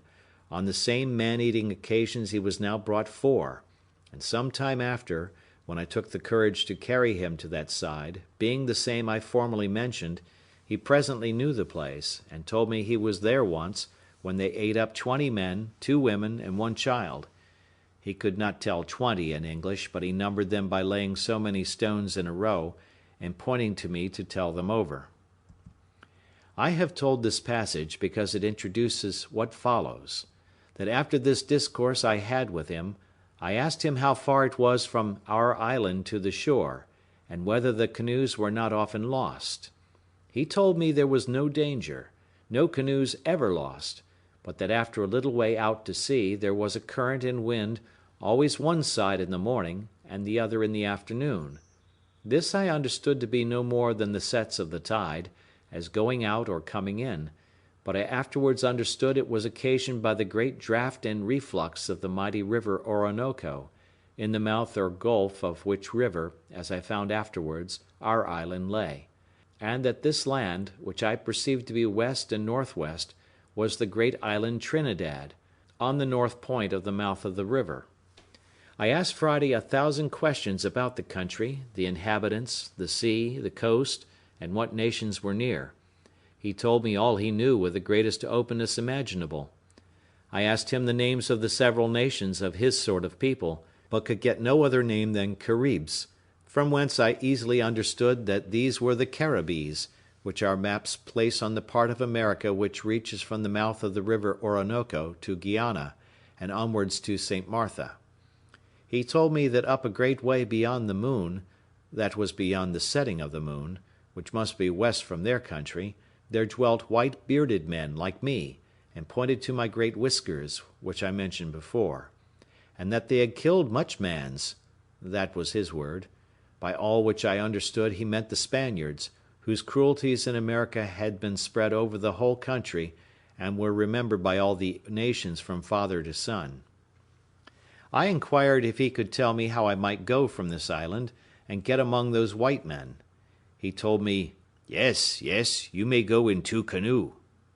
I could not understand what he meant, or make him describe to me what he meant by 2 canoe, till at last, with great difficulty, I found he meant it must be in a large boat, as big as 2 canoes.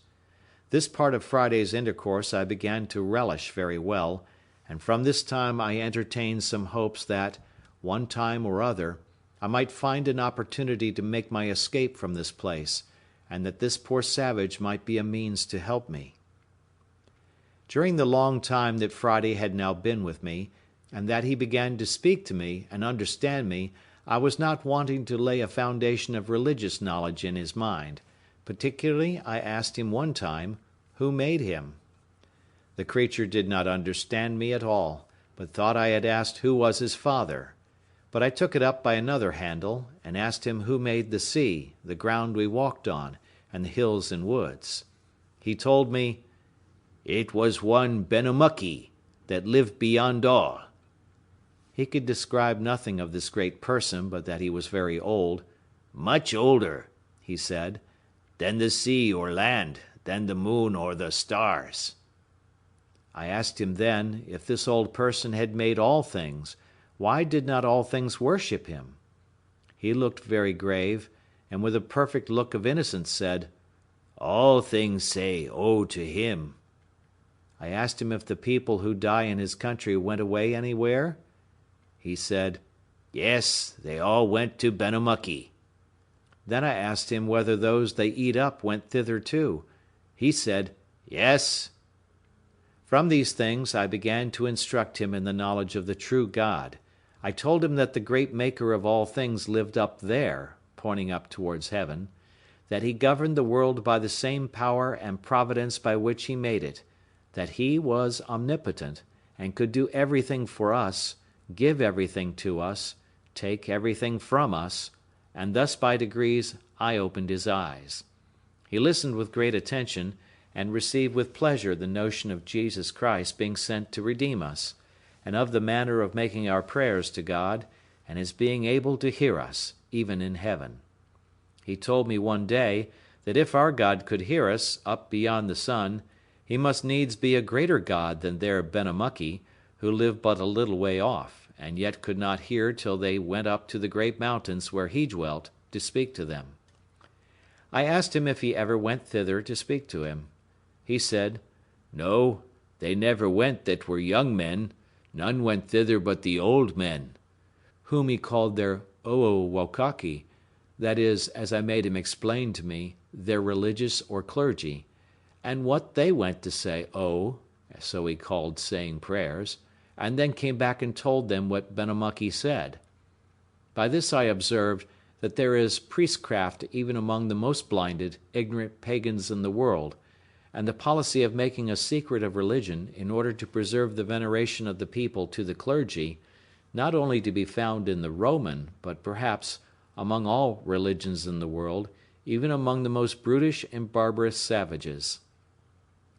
I endeavored to clear up this fraud to my man Friday, and told him that the pretense of their old men going up to the mountains to say to their god Benamuckee was a cheat,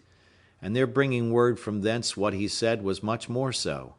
that if they met with any answer, or spake with any one there, it must be with an evil spirit.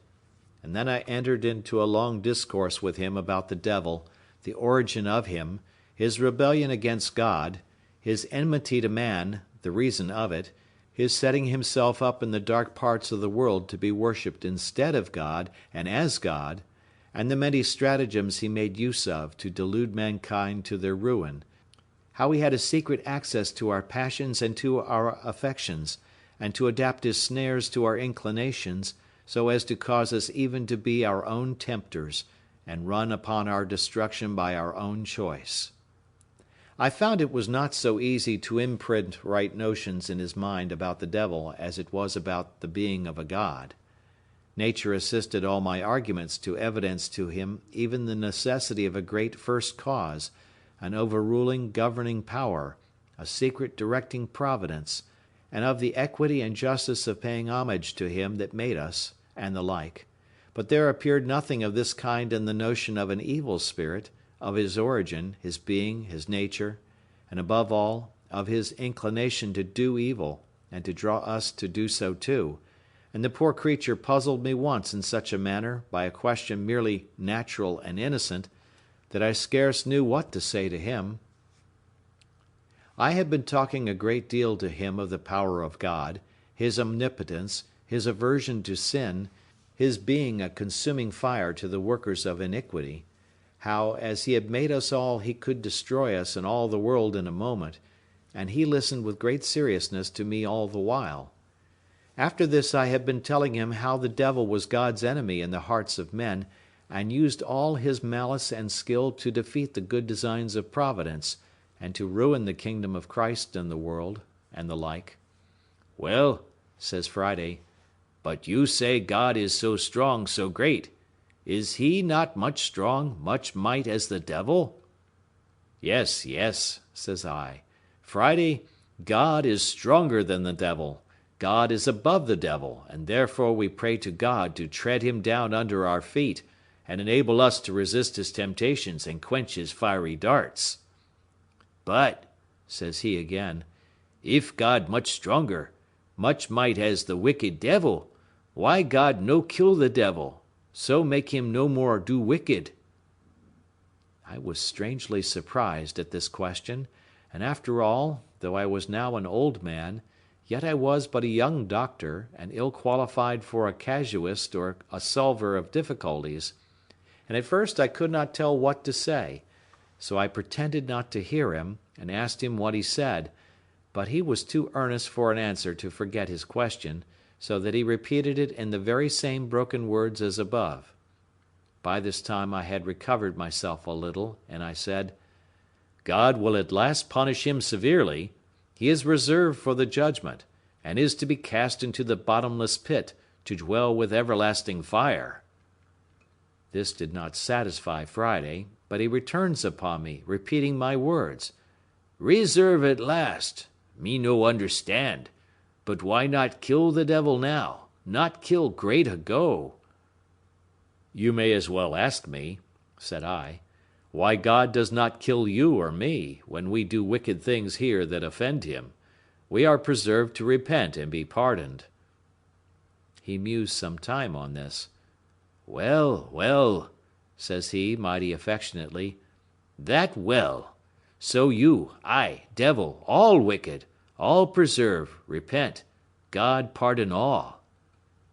Here I was run down again by him to the last degree, and it was a testimony to me how the mere notions of nature, though they will guide reasonable creatures to the knowledge of a God, and of a worship or homage due to the supreme being of God, as the consequence of our nature, yet nothing but divine revelation can form the knowledge of Jesus Christ, and of redemption purchased for us, of a mediator of the new covenant, and of an intercessor at the footstool of God's throne. I say, nothing but a revelation from heaven can form these in the soul, and that therefore the gospel of our Lord and Savior Jesus Christ, I mean the Word of God, and the Spirit of God, promised for the guide and sanctifier of his people, are the absolutely necessary instructors of the souls of men in the saving knowledge of God and the means of salvation. I therefore diverted the present discourse between me and my man, rising up hastily, as upon some sudden occasion of going out, then sending him for something a good way off, I seriously prayed to God that he would enable me to instruct savingly this poor savage, assisting, by his Spirit, the heart of the poor ignorant creature to receive the light of the knowledge of God in Christ, reconciling him to himself, and would guide me so to speak to him from the Word of God, that his conscience might be convinced, his eyes opened, and his soul saved. When he came again to me, I entered into a long discourse with him upon the subject of the redemption of man by the Saviour of the world, and of the doctrine of the gospel preached from heaven, that is, of repentance towards God, and faith in our blessed Lord Jesus. I then explained to him as well as I could why our blessed Redeemer took not on him the nature of angels, but the seed of Abraham, and how, for that reason, the fallen angels had no share in the redemption, that he came only to the lost sheep of the house of Israel, and the like. I had, God knows, more sincerity than knowledge in all the methods I took for this poor creature's instruction, and must acknowledge, what I believe all that act upon the same principle will find, that in laying things open to him, I really informed and instructed myself in many things that either I did not know or had not fully considered before, but which occurred naturally to my mind upon searching into them, for the information of this poor savage, and I had more affection in my inquiry after things after this occasion than ever I felt before, so that, whether this poor wild wretch was better for me or no, I had great reason to be thankful that ever he came to me, my grief sat lighter upon me, my habitation grew comfortable to me beyond measure, and when I reflected that in this solitary life which I have been confined to,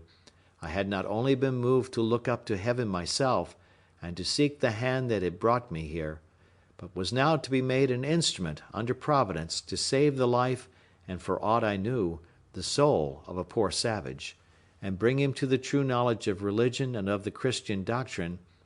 that he might know Christ Jesus, in whom is life eternal, I say, when I reflected upon all these things, a secret joy ran through every part of my soul, and I frequently rejoiced that ever I was brought to this place, which I had so often thought the most dreadful of all afflictions that could possibly have befallen me. I continued in this thankful frame all the remainder of my time, and the conversation which employed the hours between Friday and me was such as made the 3 years which we lived there together perfectly and completely happy, if any such thing as complete happiness can be formed in a sublunary state. This savage was now a good Christian, a much better than I, though I have reason to hope, and bless God for it, that we were equally penitent, and comforted restored penitents. We had here the Word of God to read, and no farther off from his Spirit to instruct than if we had been in England. I always applied myself in reading the Scripture to let him know, as well as I could, the meaning of what I read, and he again, by his serious inquiries and questionings, made me, as I said before, a much better scholar in the Scripture knowledge than I ever should have been by my own mere private reading.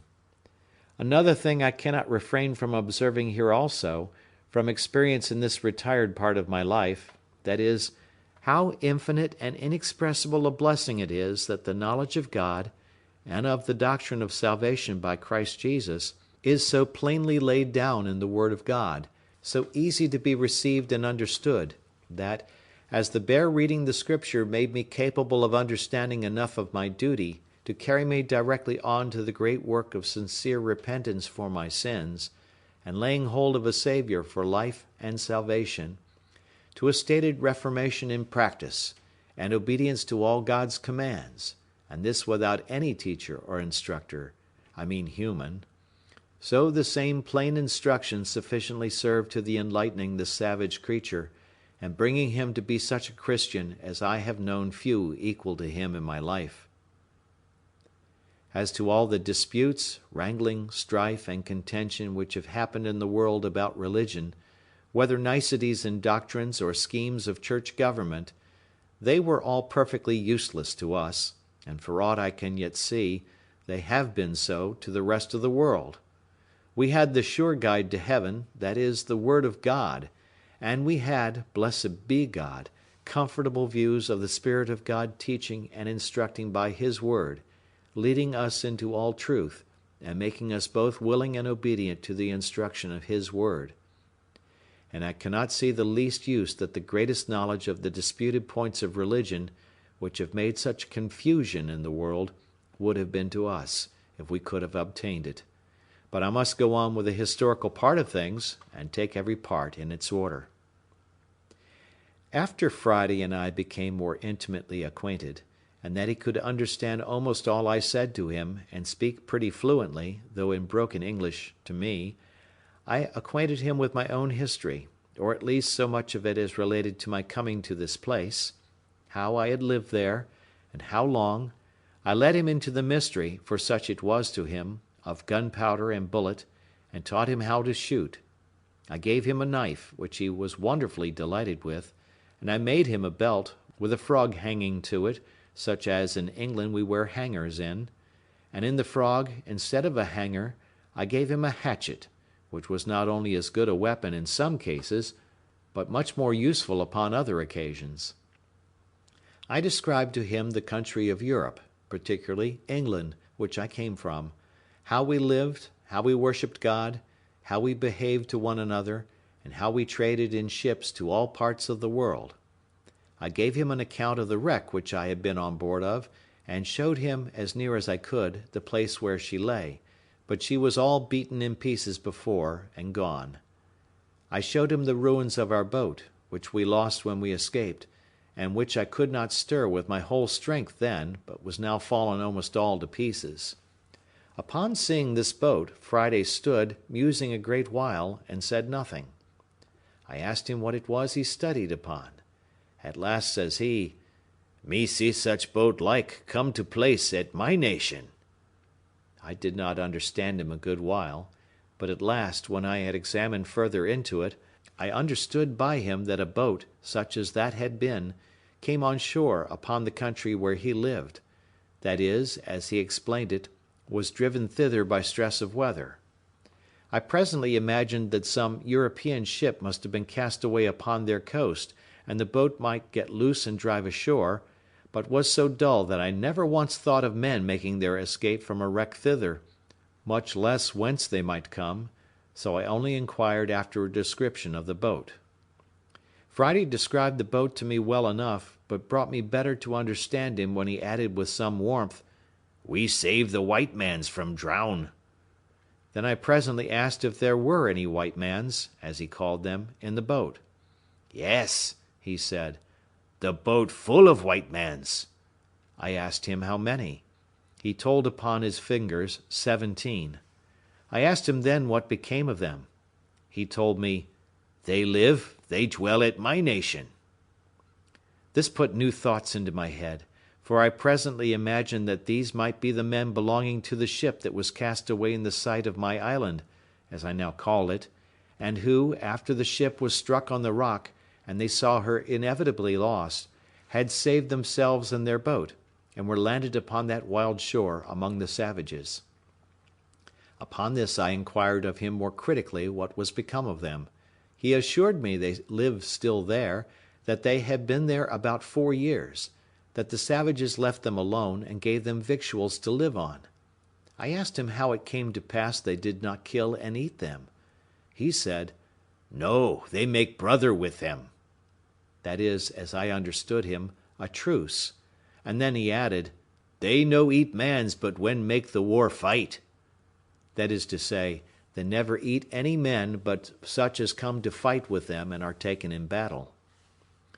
It was after this some considerable time, that being upon the top of the hill at the east side of the island, from whence, as I have said, I had in a clear day discovered the main or continent of America, Friday, the weather being very serene, looks very earnestly towards the mainland, and in a kind of surprise falls a jumping and dancing, and calls out to me, for I was at some distance from him. I asked him what was the matter. "Oh, joy!" says he. "Oh, glad! There see my country, there my nation." I observed an extraordinary sense of pleasure appeared in his face, and his eyes sparkled, and his countenance discovered a strange eagerness, as if he had a mind to be in his own country again. This observation of mine put a great many thoughts into me, which made me at first not so easy about my new man Friday as I was before, and I made no doubt but that, if Friday could get back to his own nation again, he would not only forget all his religion but all his obligation to me, and would be forward enough to give his countrymen an account of me, and come back, perhaps with 100 or 2 of them, and make a feast upon me, at which he might be as merry as he used to be with those of his enemies when they were taken in war. But I wronged the poor honest creature very much, for which I was very sorry afterwards. However, as my jealousy increased, and held some weeks, I was a little more circumspect, and not so familiar and kind to him as before, in which I was certainly wrong too, the honest grateful creature having no thought about it but what consisted with the best principles, both as a religious Christian and as a grateful friend, as appeared afterwards to my full satisfaction. While my jealousy of him lasted, you may be sure I was every day pumping him to see if he would discover any of the new thoughts which I suspected were in him, but I found everything he said was so honest and so innocent that I could find nothing to nourish my suspicion, and in spite of all my uneasiness, he made me at last entirely his own again, nor did he in the least perceive that I was uneasy, and therefore I could not suspect him of deceit. One day, walking up the same hill, but the weather being hazy at sea, so that we could not see the continents, I called to him and said, "Friday, do you not wish yourself in your own country, your own nation?" "Yes," he said, "I be much glad to be at my own nation." "What would you do there?" said I. "Would you turn wild again, eat men's flesh again, and be a savage as you were before?" He looked full of concern, and shaking his head said, "No, no. Friday tell them to live good, tell them to pray God, tell them to eat cornbread, cattle flesh, milk, no eat man again." "Why then," said I to him, "they will kill you." He looked grave at that, and then said, "No, no, they no kill me, they willing love learn." He meant by this they would be willing to learn. He added, they learned much of the bearded mans that came in the boat. Then I asked him if he would go back to them. He smiled at that, and told me that he could not swim so far. I told him I would make a canoe for him. He told me he would go if I would go with him. "I go?" says I. "Why, they will eat me if I come there." "No, no," says he. "Me make they no eat you. Me make they much love you." He meant he would tell them how I had killed his enemies and saved his life, and so he would make them love me. Then he told me, as well as he could, how kind they were to 17 white men, or bearded men, as they called them who came on shore there in distress. From this time, I confess, I had a mind to venture over, and see if I could possibly join with those bearded men, who I made no doubt were Spaniards and Portuguese, not doubting but, if I could, we might find some method to escape from thence, being upon the continent, and a good company together, better than I could from an island 40 miles off the shore, alone and without help. So, after some days, I took Friday to work again by way of discourse, and told him I would give him a boat to go back to his own nation, and accordingly I carried him to my frigate, which lay on the other side of the island, and having cleared it of water, for I always kept it sunk in water, I brought it out, showed it him, and we both went into it. I found he was a most dexterous fellow at managing it, and would make it go almost as swift again as I could. So when he was in, I said to him, "Well now, Friday, shall we go to your nation?" He looked very dull at my saying so, which it seems was because he thought the boat was too small to go so far. I then told him I had a bigger, so the next day I went to the place where the first boat lay which I had made, and which I could not get into the water. He said that was big enough, but then, as I had taken no care of it, and it had lain 2 or 23 years there, the sun had so split and dried it that it was rotten. Friday told me such a boat would do very well, and would carry "much enough victual, drink bread." That was his way of talking. End of chapter 15.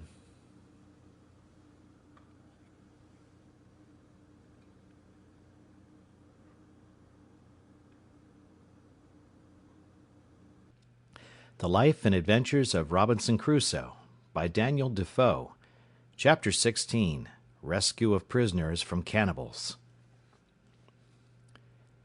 Upon the whole, I was by this time so fixed upon my design of going over with him to the continent, that I told him we would go and make one as big as that, and he should go home in it. He answered not one word, but looked very grave and sad. I asked him what was the matter with him. He asked me again, "Why you angry mad with Friday? What me done?" I asked him what he meant. I told him I was not angry with him at all. "No angry?" says he, repeating the word several times. "Why send Friday home away to my nation?" "Why," says I, "Friday, did you not say you wished you were there?" "Yes, yes," says he, "wish we both there. No wish Friday there, no master there." In a word, he would not think of going there without me. "I go there Friday?" says I. "What shall I do there?" He turned very quick upon me at this. "You do great deal much good," says he. "You teach wild mans be good, sober, tame mans. You tell them know God, pray God, and live new life." "Alas, Friday," says I, "thou knowest not what thou sayest. I am but an ignorant man myself." "Yes, yes," says he, "you teachee me good, you teachee them good."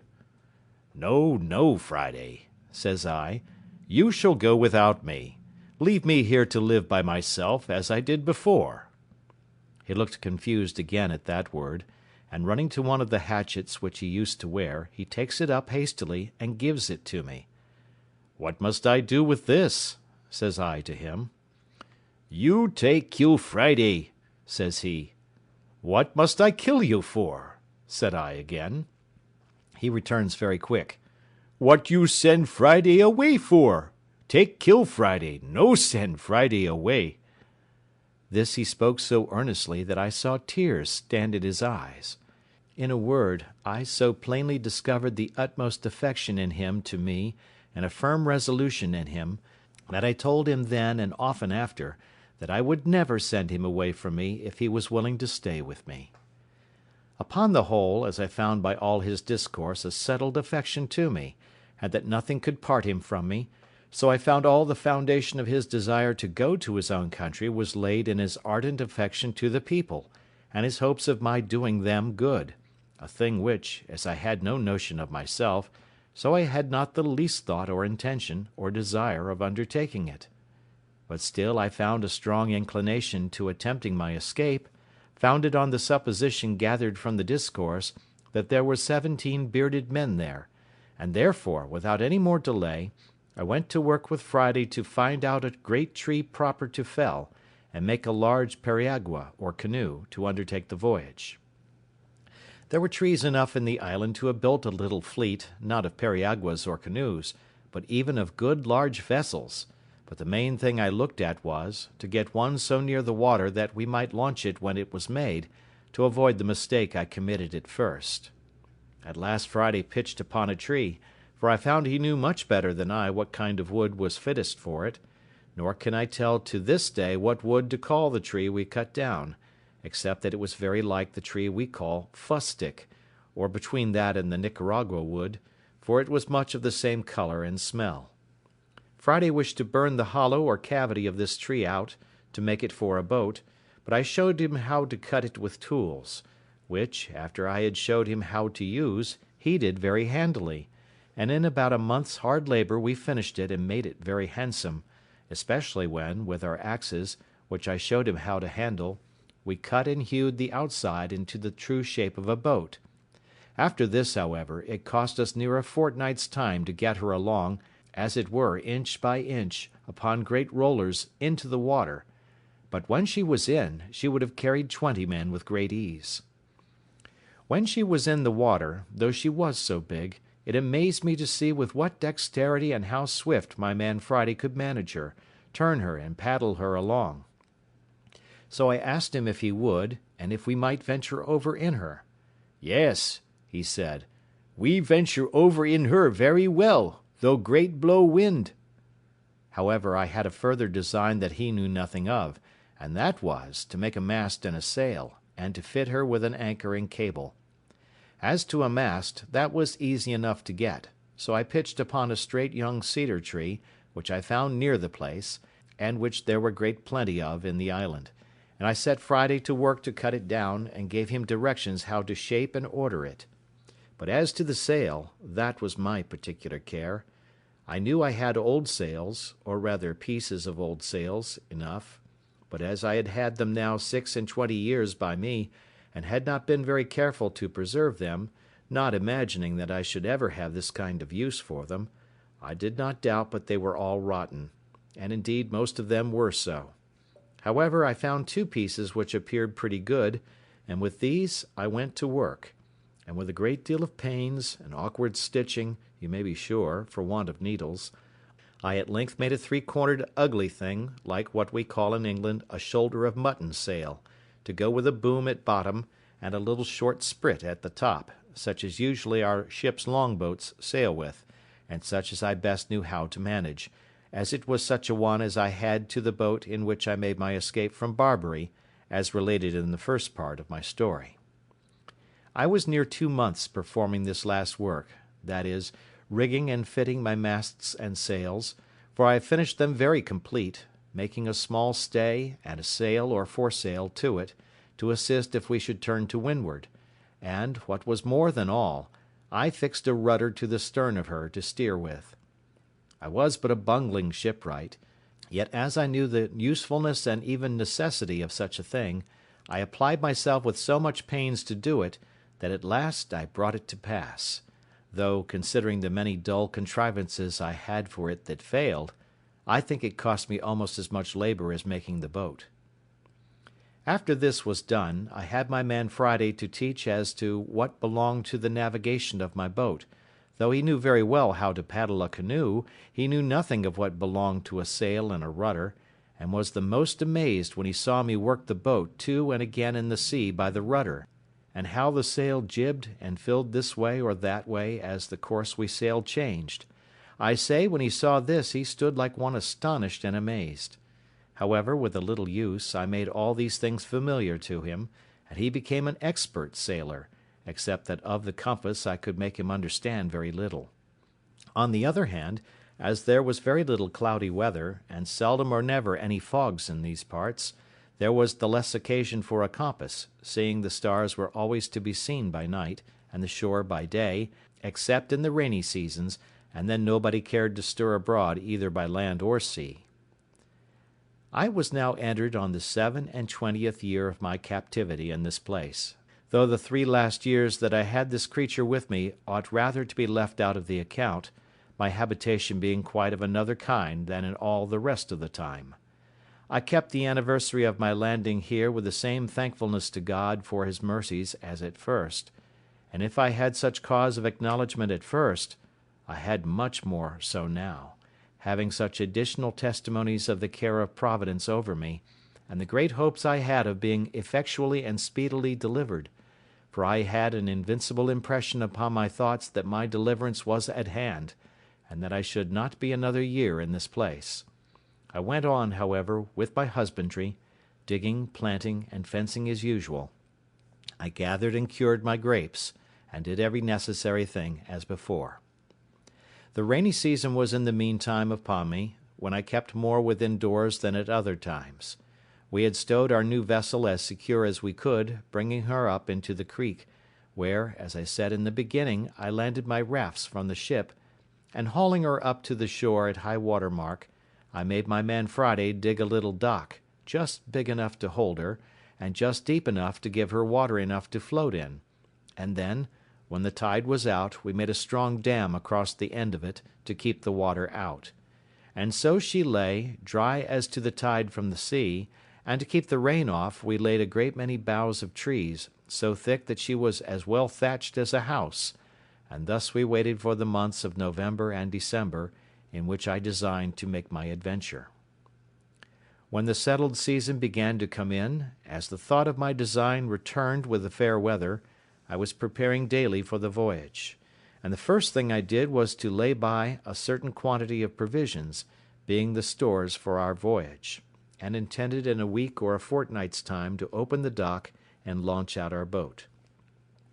I was busy one morning upon something of this kind, when I called to Friday, and bid him to go to the seashore and see if he could find a turtle or a tortoise, a thing which we generally got once a week, for the sake of the eggs as well as the flesh.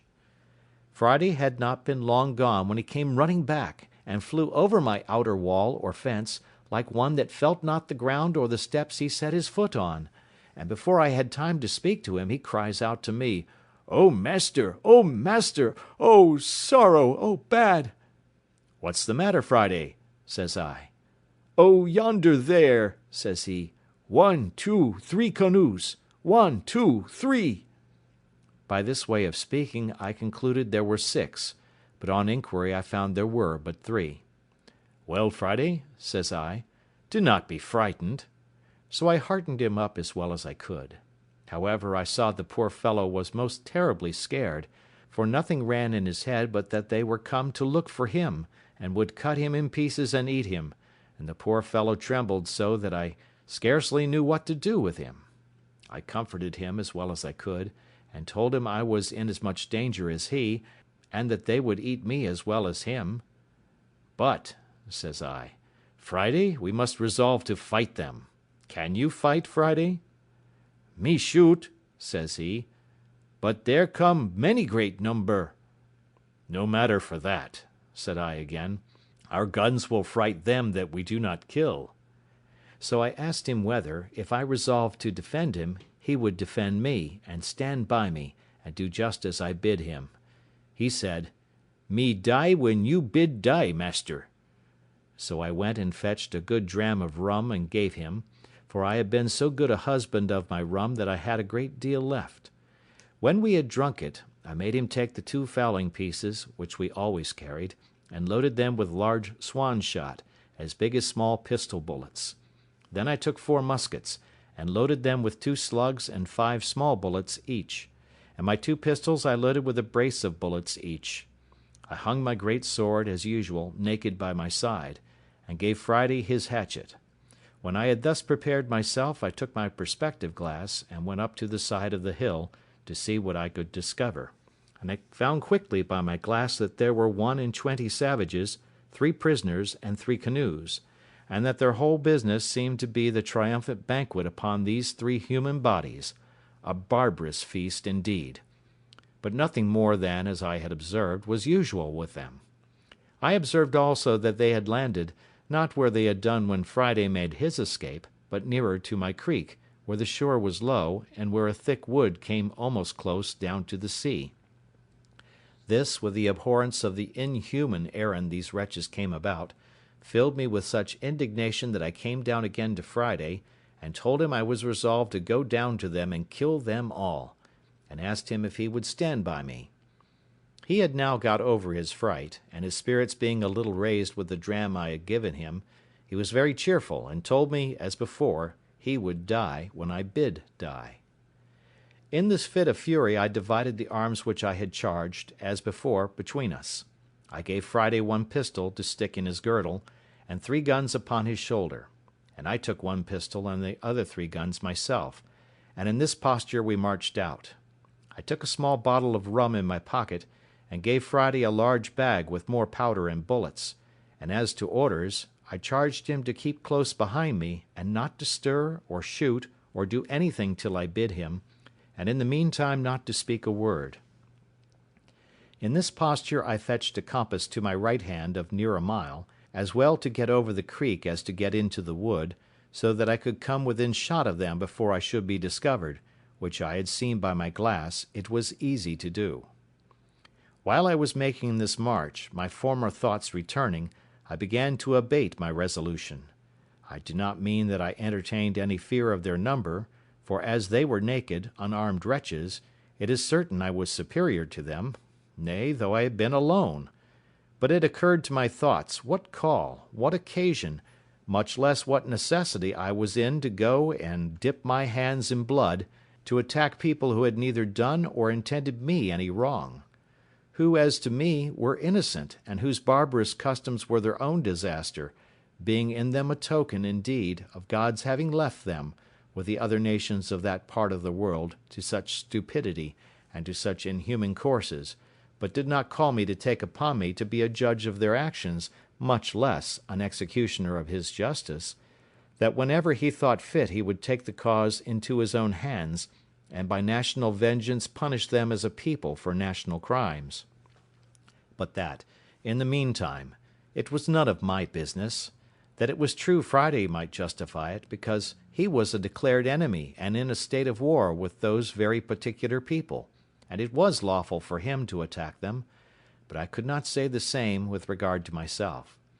These things were so warmly pressed upon my thoughts all the way as I went, that I resolved I would only go and place myself near them that I might observe their barbarous feast, and that I would act then as God should direct, but that unless something offered that was more a call to me than yet I knew of, I would not meddle with them. With this resolution I entered the wood, and with all possible wariness and silence, Friday following close at my heels, I marched till I came to the skirts of the wood on the side which was next to them, only that one corner of the wood lay between me and them. Here I called softly to Friday, and showing him a great tree which was just at the corner of the wood, I bade him go to the tree, and bring me word if he could see there plainly what they were doing. He did so,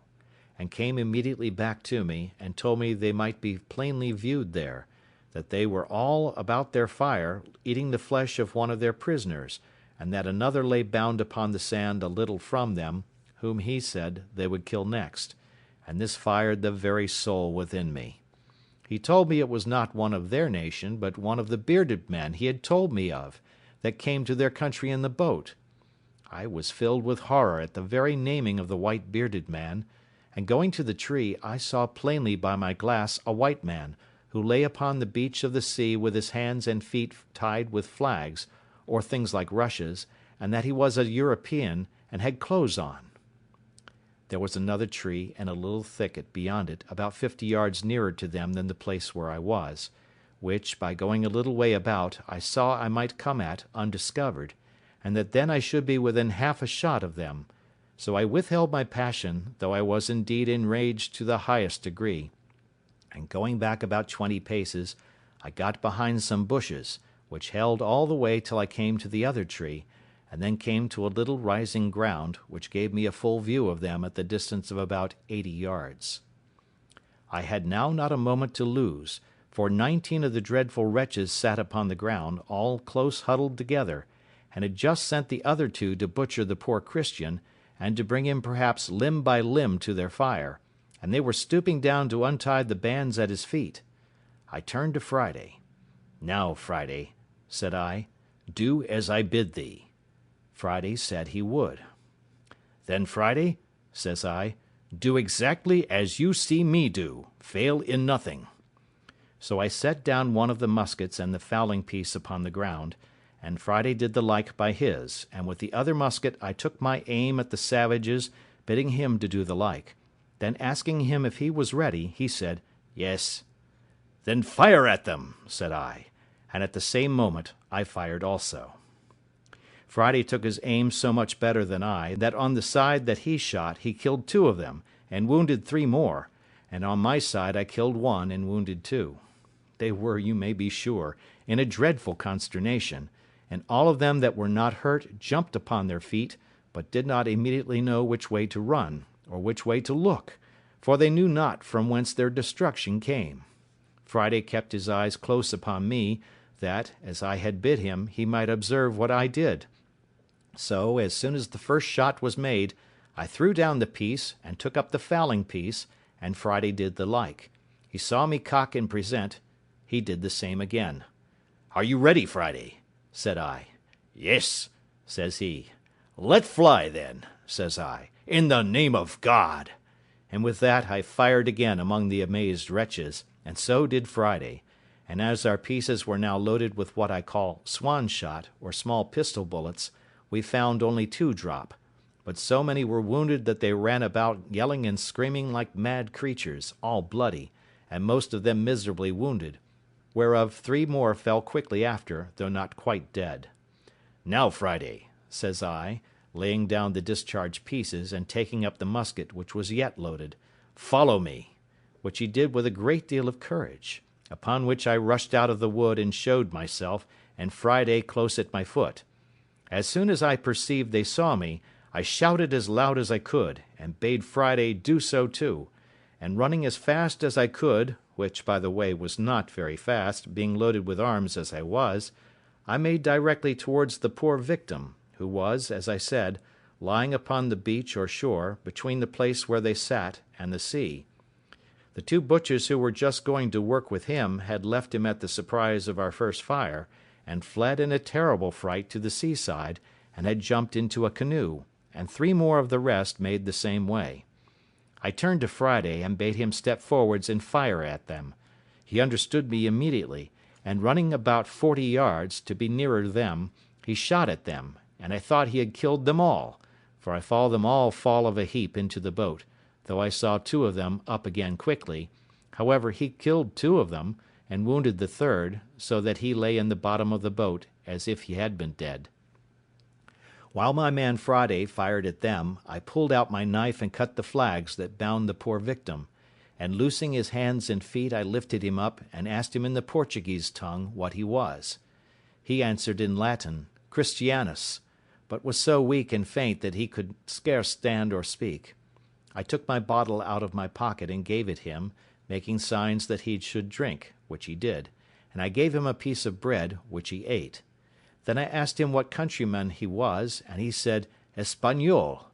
and being a little recovered, let me know, by all the signs he could possibly make, how much he was in my debt for his deliverance.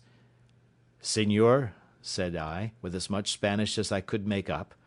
"we will talk afterwards, but we must fight now. If you have any strength left, take this pistol and sword and lay about you."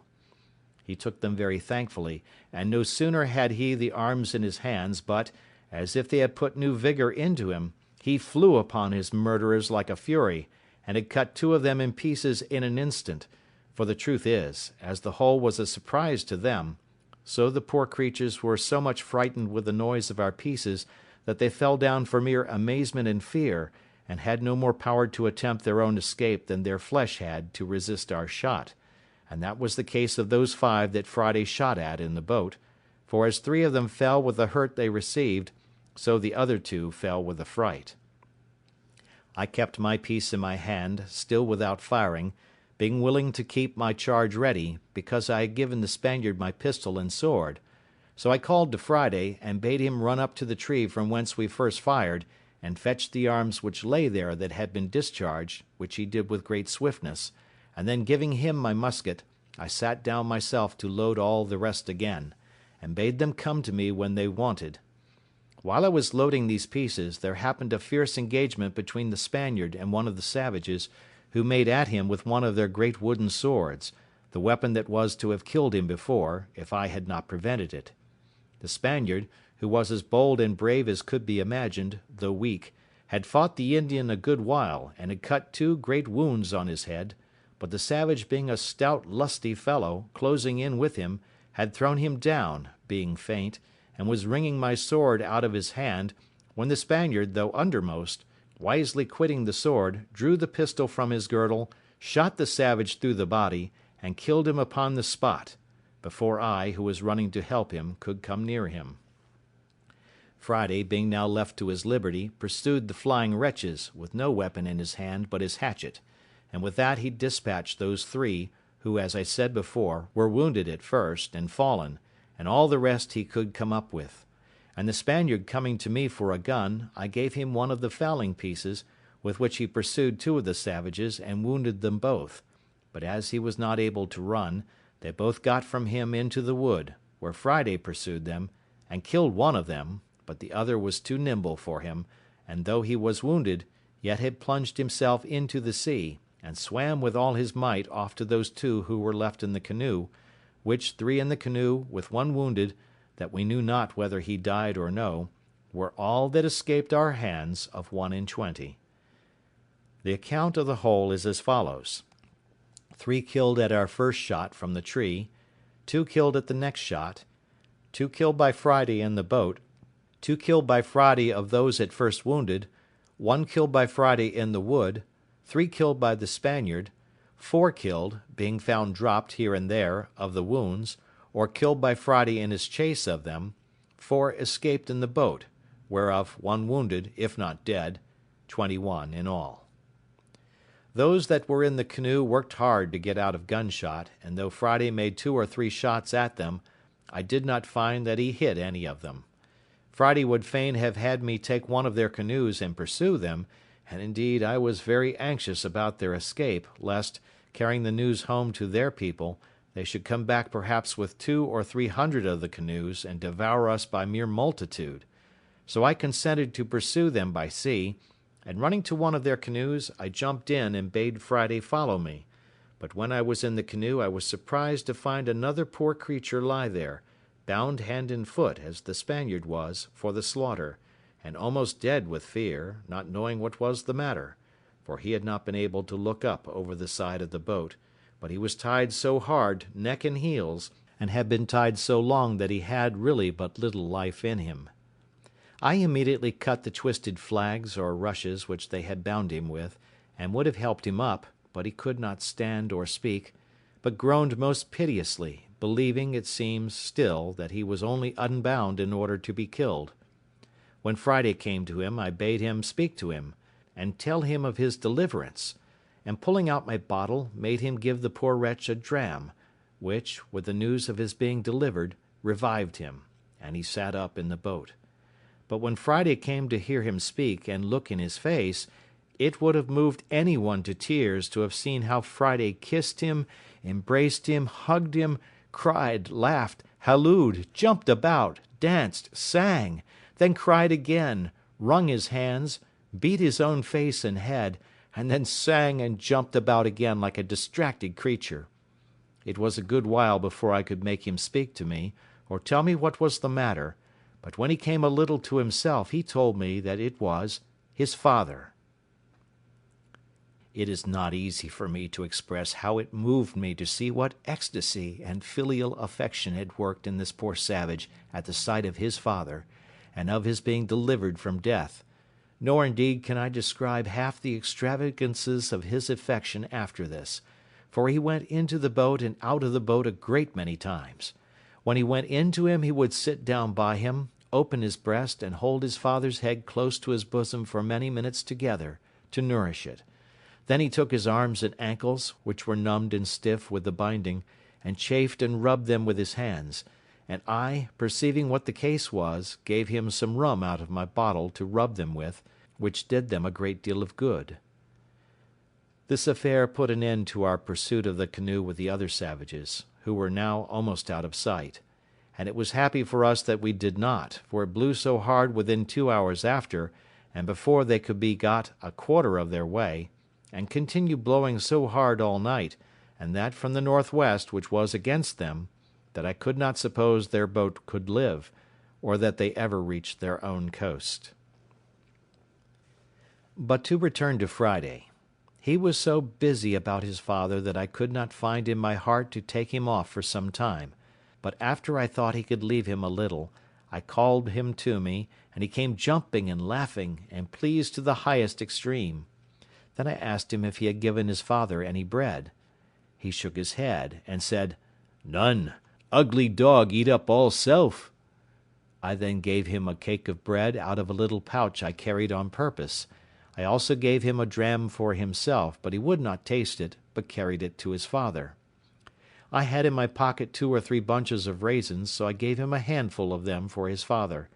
He had no sooner given his father these raisins, but I saw him come out of the boat, and run away as if he had been bewitched, for he was the swiftest fellow on his feet that ever I saw. I say, he ran at such a rate that he was out of sight, as it were, in an instant; and though I called, and hallooed out too after him, it was all one, away he went, and in a quarter of an hour I saw him come back again, though not so fast as he went; and as he came nearer I found his pace slacker, because he had something in his hand. When he came up to me I found he had been quite home for an earthen jug or pot, to bring his father some fresh water, and that he had got 2 more cakes or loaves of bread; the bread he gave me, but the water he carried to his father. However, as I was very thirsty too, I took a little of it. The water revived his father more than all the rums or spirits I had given him, for he was fainting with thirst. When his father had drunk, I called to him to know if there was any water left. He said, "Yes," and I bade him give it to the poor Spaniard, who was in as much want of it as his father; and I sent one of the cakes that Friday brought to the Spaniard too, who was indeed very weak, and was reposing himself upon a green place under the shade of a tree, and whose limbs were also very stiff, and very much swelled with the rude bandage he had been tied with. When I saw that upon Friday's coming to him with the water he sat up and drank, and took the bread and began to eat, I went to him, and gave him a handful of raisins. He looked up in my face with all the tokens of gratitude and thankfulness that could appear in any countenance, but was so weak, notwithstanding he had so exerted himself in the fight, that he could not stand up upon his feet. He tried to do it 2 or 3 times, but was really not able; his ankles were so swelled and so painful to him. So I bade him sit still, and caused Friday to rub his ankles, and bathe them with rum, as he had done his father's. I observed the poor affectionate creature every 2 minutes, or perhaps less, all the while he was here, turn his head about to see if his father was in the same place and posture as he left him sitting; and at last he found he was not to be seen, at which he started up, and without speaking a word flew with that swiftness to him that one could scarce perceive his feet to touch the ground as he went; but when he came, he only found he had laid himself down to ease his limbs, so Friday came back to me presently; and then I spoke to the Spaniard to let Friday help him up if he could, and lead him to the boat, and then he should carry him to our dwelling, where I would take care of him. But Friday, a lusty, strong fellow, took the Spaniard upon his back, and carried him away to the boat, and set him down softly upon the side or gunwale of the canoe, with his feet in the inside of it, and then lifting him quite in, he set him close to his father, and presently stepping out again, launched the boat off, and paddled it along the shore faster than I could walk, though the wind blew pretty hard too. So he brought them both safe into our creek, and leaving them in the boat, ran away to fetch the other canoe. As he passed me I spoke to him, and asked him whither he went. He told me, "Go fetch more boat." So away he went like the wind, for sure never man or horse ran like him, and he had the other canoe in the creek almost as soon as I got to it by land.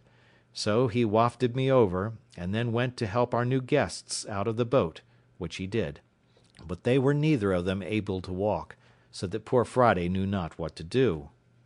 To remedy this, I went to work in my thought, and calling to Friday to bid them sit down on the bank when he came to me, I soon made a kind of hand-barrow to lay them on, and Friday and I carried them both up together upon it between us. But when we got them to the outside of our wall, or fortification, we were at a worse loss than before, for it was impossible to get them over, and I was resolved not to break it down. So I set to work again, and Friday and I, in about 2 hours' time, made a very handsome tent, covered with old sails, and above that with boughs of trees, being in the space without our outward fence, and between that and the grove of young wood which I had planted. And here we made them 2 beds of such things as I had, that is, of good rice straw, with blankets laid upon it to lie on, and another to cover them on each bed. My island was now peopled, and I thought myself very rich in subjects, and it was a merry reflection, which I frequently made, how like a king I looked. First of all, the whole country was my own property, so that I had an undoubted right of dominion. Secondly, my people were perfectly subjected. I was absolutely lord and lawgiver. They all owed their lives to me, and were ready to lay down their lives, if there had been occasion for it, for me. It was remarkable, too, I had but 3 subjects, and they were of 3 different religions. My man Friday was a Protestant, his father was a pagan and a cannibal, and the Spaniard was a papist. However, I allowed liberty of conscience throughout my dominions, but this is by the way. As soon as I had secured my 2 weak rescued prisoners, and given them shelter, and a place to rest them upon, I began to think of making some provision for them, and the first thing I did, I ordered Friday to take a yearling goat, betwixt a kid and a goat, out of my particular flock, to be killed, when I cut off the hinder quarter, and chopping it into small pieces, I set Friday to work boiling and stewing, and made them a very good dish, I assure you, of flesh and broth. And as I cooked it without doors, for I made no fire within my inner wall, so I carried it all into the new tent, and having set a table there for them, I sat down and ate my own dinner also with them, and, as well as I could, cheered them and encouraged them. Friday was my interpreter, especially to his father, and indeed to the Spaniard too, for the Spaniard spoke the language of the savages pretty well. After we had dined, or rather supped, I ordered Friday to take one of the canoes, and go and fetch our muskets and other firearms, which, for want of time, we had left upon the place of battle, and the next day I ordered him to go and bury the dead bodies of the savages, which lay open to the sun, and would presently be offensive. I also ordered him to bury the horrid remains of their barbarous feast, which I could not think of doing myself; nay, I could not bear to see them if I went that way, all which he punctually performed, and effaced the very appearance of the savages being there, so that when I went again, I could scarce know where it was, otherwise than by the corner of the wood pointing to the place. I then began to enter into a little conversation with my 2 new subjects, and first I set Friday to inquire of his father what he thought of the escape of the savages in that canoe, and whether we might expect a return of them, with a power too great for us to resist. His first opinion was, that the savages in the boat never could live out the storm which blew that night they went off, but must of necessity be drowned, or driven south to those other shores, where they were as sure to be devoured as they were to be drowned if they were cast away. But as to what they would do if they came safe on shore, he said he knew not; but it was his opinion that they were so dreadfully frightened with the manner of their being attacked, the noise and the fire, that he believed they would tell the people they were all killed by thunder and lightning, not by the hand of man, and that the 2 which appeared, that is, Friday and I, were 2 heavenly spirits or furies come down to destroy them, and not men with weapons. This, he said, he knew, because he heard them all cry out so, in their language, one to another, for it was impossible for them to conceive that a man could dart fire, and speak thunder, and kill at a distance, without lifting up the hand, as was done now; and this old savage was in the right, for as I understood since, by other hands, the savages never attempted to go over to the island afterwards, they were so terrified with the accounts given by those 4 men, for it seems they did escape the sea, that they believed whoever went to that enchanted island would be destroyed with fire from the gods. This, however, I knew not, and therefore was under continual apprehensions for a good while, and kept always upon my guard with all my army, for as there were now 4 of us, I would have ventured upon 100 of them, fairly in the open field, at any time. End of chapter 16.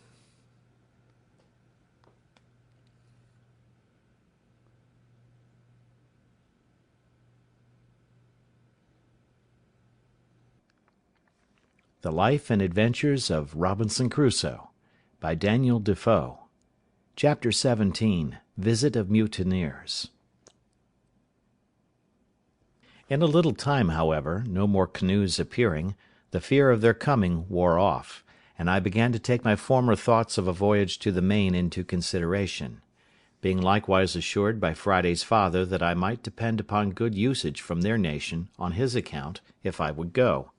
But my thoughts were a little suspended when I had a serious discourse with the Spaniard, and when I understood that there were 16 more of his countrymen and Portuguese, who having been cast away and made their escape to that side, lived there at peace, indeed, with the savages, but were very sore put to it for necessaries, and indeed for life. I asked him all the particulars of their voyage, and found they were a Spanish ship, bound from the Rio de la Plata to the Havana, being directed to leave their loading there, which was chiefly hides and silver, and to bring back what European goods they could meet with there; that they had 5 Portuguese seamen on board, whom they took out of another wreck; that 5 of their own men were drowned when first the ship was lost, and that these escaped through infinite dangers and hazards, and arrived, almost starved, on the cannibal coast, where they expected to have been devoured every moment. He told me they had some arms with them, but they were perfectly useless, for that they had neither powder nor ball, the washing of the sea having spoiled all their powder but a little, which they used at their first landing to provide themselves with some food. I asked him what he thought would become of them there, and if they had formed any design of making their escape. He said they had many consultations about it, but that having neither vessel nor tools to build one, nor provisions of any kind, their counsels always ended in tears and despair. I asked him how he thought they would receive a proposal from me, which might tend towards an escape, and whether, if they were all here, it might not be done. I told him with freedom, I feared mostly their treachery and ill usage of me, if I put my life in their hands, for that gratitude was no inherent virtue in the nature of man, nor did men always square their dealings by the obligations they had received so much as they did by the advantages they expected. I told him it would be very hard that I should be made the instrument of their deliverance, and that they should afterwards make me their prisoner in New Spain, where an Englishman was certain to be made a sacrifice, what necessity or what accident soever brought him thither; and that I had rather be delivered up to the savages, and be devoured alive, than to fall into the merciless claws of the priests, and be carried into the Inquisition. I added that, otherwise, I was persuaded, if they were all here, we might, with so many hands, build a bark large enough to carry us all away, either to the Brazils southward, or to the islands or Spanish coast northward; but that if, in requital, they should, when I had put weapons into their hands, carry me by force among their own people, I might be ill used for my kindness to them, and make my case worse than it was before. He answered, with a great deal of candour and ingenuousness, that their condition was so miserable, and that they were so sensible of it, that he believed they would abhor the thought of using any man unkindly that should contribute to their deliverance; and that, if I pleased, he would go to them with the old man, and discourse with them about it, and return again and bring me their answer; that he would make conditions with them upon their solemn oath, that they should be absolutely under my direction as their commander and captain, and they should swear upon the holy sacraments and gospel to be true to me, and go to such Christian country as I should agree to, and no other; and to be directed wholly and absolutely by my orders till they were landed safely in such country as I intended, and that he would bring a contract from them, under their hands, for that purpose. Then he told me he would first swear to me himself that he would never stir from me as long as he lived till I gave him orders, and that he would take my side to the last drop of his blood, if there should happen the least breach of faith among his countrymen. He told me they were all of them very civil, honest men, and they were under the greatest distress imaginable, having neither weapons nor clothes, nor any food, but at the mercy and discretion of the savages, out of all hopes of ever returning to their own country, and that he was sure, if I would undertake their relief, they would live and die by me. Upon these assurances, I resolved to venture to relieve them, if possible, and to send the old savage and this Spaniard over to them to treat. But when we had got all things in readiness to go, the Spaniard himself started an objection, which had so much prudence in it on one hand, and so much sincerity on the other hand, that I could not but be very well satisfied in it, and, by his advice, put off the deliverance of his comrades for at least half a year. The case was thus. He had been with us now about a month, during which time I had let him see in what manner I had provided, with the assistance of Providence, for my support, and he saw evidently what stock of corn and rice I had laid up, which, though it was more than sufficient for myself, yet it was not sufficient, without good husbandry, for my family, now it was increased to 4, but much less would it be sufficient if his countrymen, who were, as he said, 16, still alive, should come over, and least of all would it be sufficient to victual our vessel, if we should build one, for a voyage to any of the Christian colonies of America. So he told me he thought it would be more advisable to let him and the other 2 dig and cultivate some more land, as much as I could spare seed to sow, and that we should wait another harvest, that we might have a supply of corn for his countrymen when they should come, for want might be a temptation to them to disagree, or not to think themselves delivered, otherwise than out of one difficulty into another. "You know," says he, "the children of Israel, though they rejoiced at first for their being delivered out of Egypt, yet rebelled even against God himself, that delivered them, when they came to want bread in the wilderness." His caution was so seasonable and his advice so good, that I could not but be very well pleased with his proposal, as well as I was satisfied with his fidelity. So we fell to digging, all 4 of us, as well as the wooden tools we were furnished with permitted; and in about a month's time, by the end of which it was seed time, we had got as much land cured and trimmed up as we sowed 22 bushels of barley on, and 16 jars of rice, which was, in short, all the seed we had to spare. Indeed, we left ourselves barely sufficient for our own food for the 6 months that we had to expect our crop; that is to say, reckoning from the time we set our seed aside for sowing, for it is not to be supposed it is 6 months in the ground in that country. Having now society enough, and our numbers being sufficient to put us out of fear of the savages, if they had come, unless their number had been very great, we went freely all over the island, whenever we found occasion; and as we had our escape or deliverance upon our thoughts, it was impossible, at least for me, to have the means of it out of mine. For this purpose I marked out several trees, which I thought fit for our work, and I set Friday and his father to cut them down; and then I caused the Spaniard, to whom I imparted my thoughts on that affair, to oversee and direct their work. I showed them with what indefatigable pains I had hewed a large tree into single planks, and I caused them to do the like, till they made about a dozen large planks, of good oak, near 2 feet broad, 35 feet long, and from 2 inches to 4 inches thick. What prodigious labour it took up, any one may imagine. At the same time I contrived to increase my little flock of tame goats as much as I could,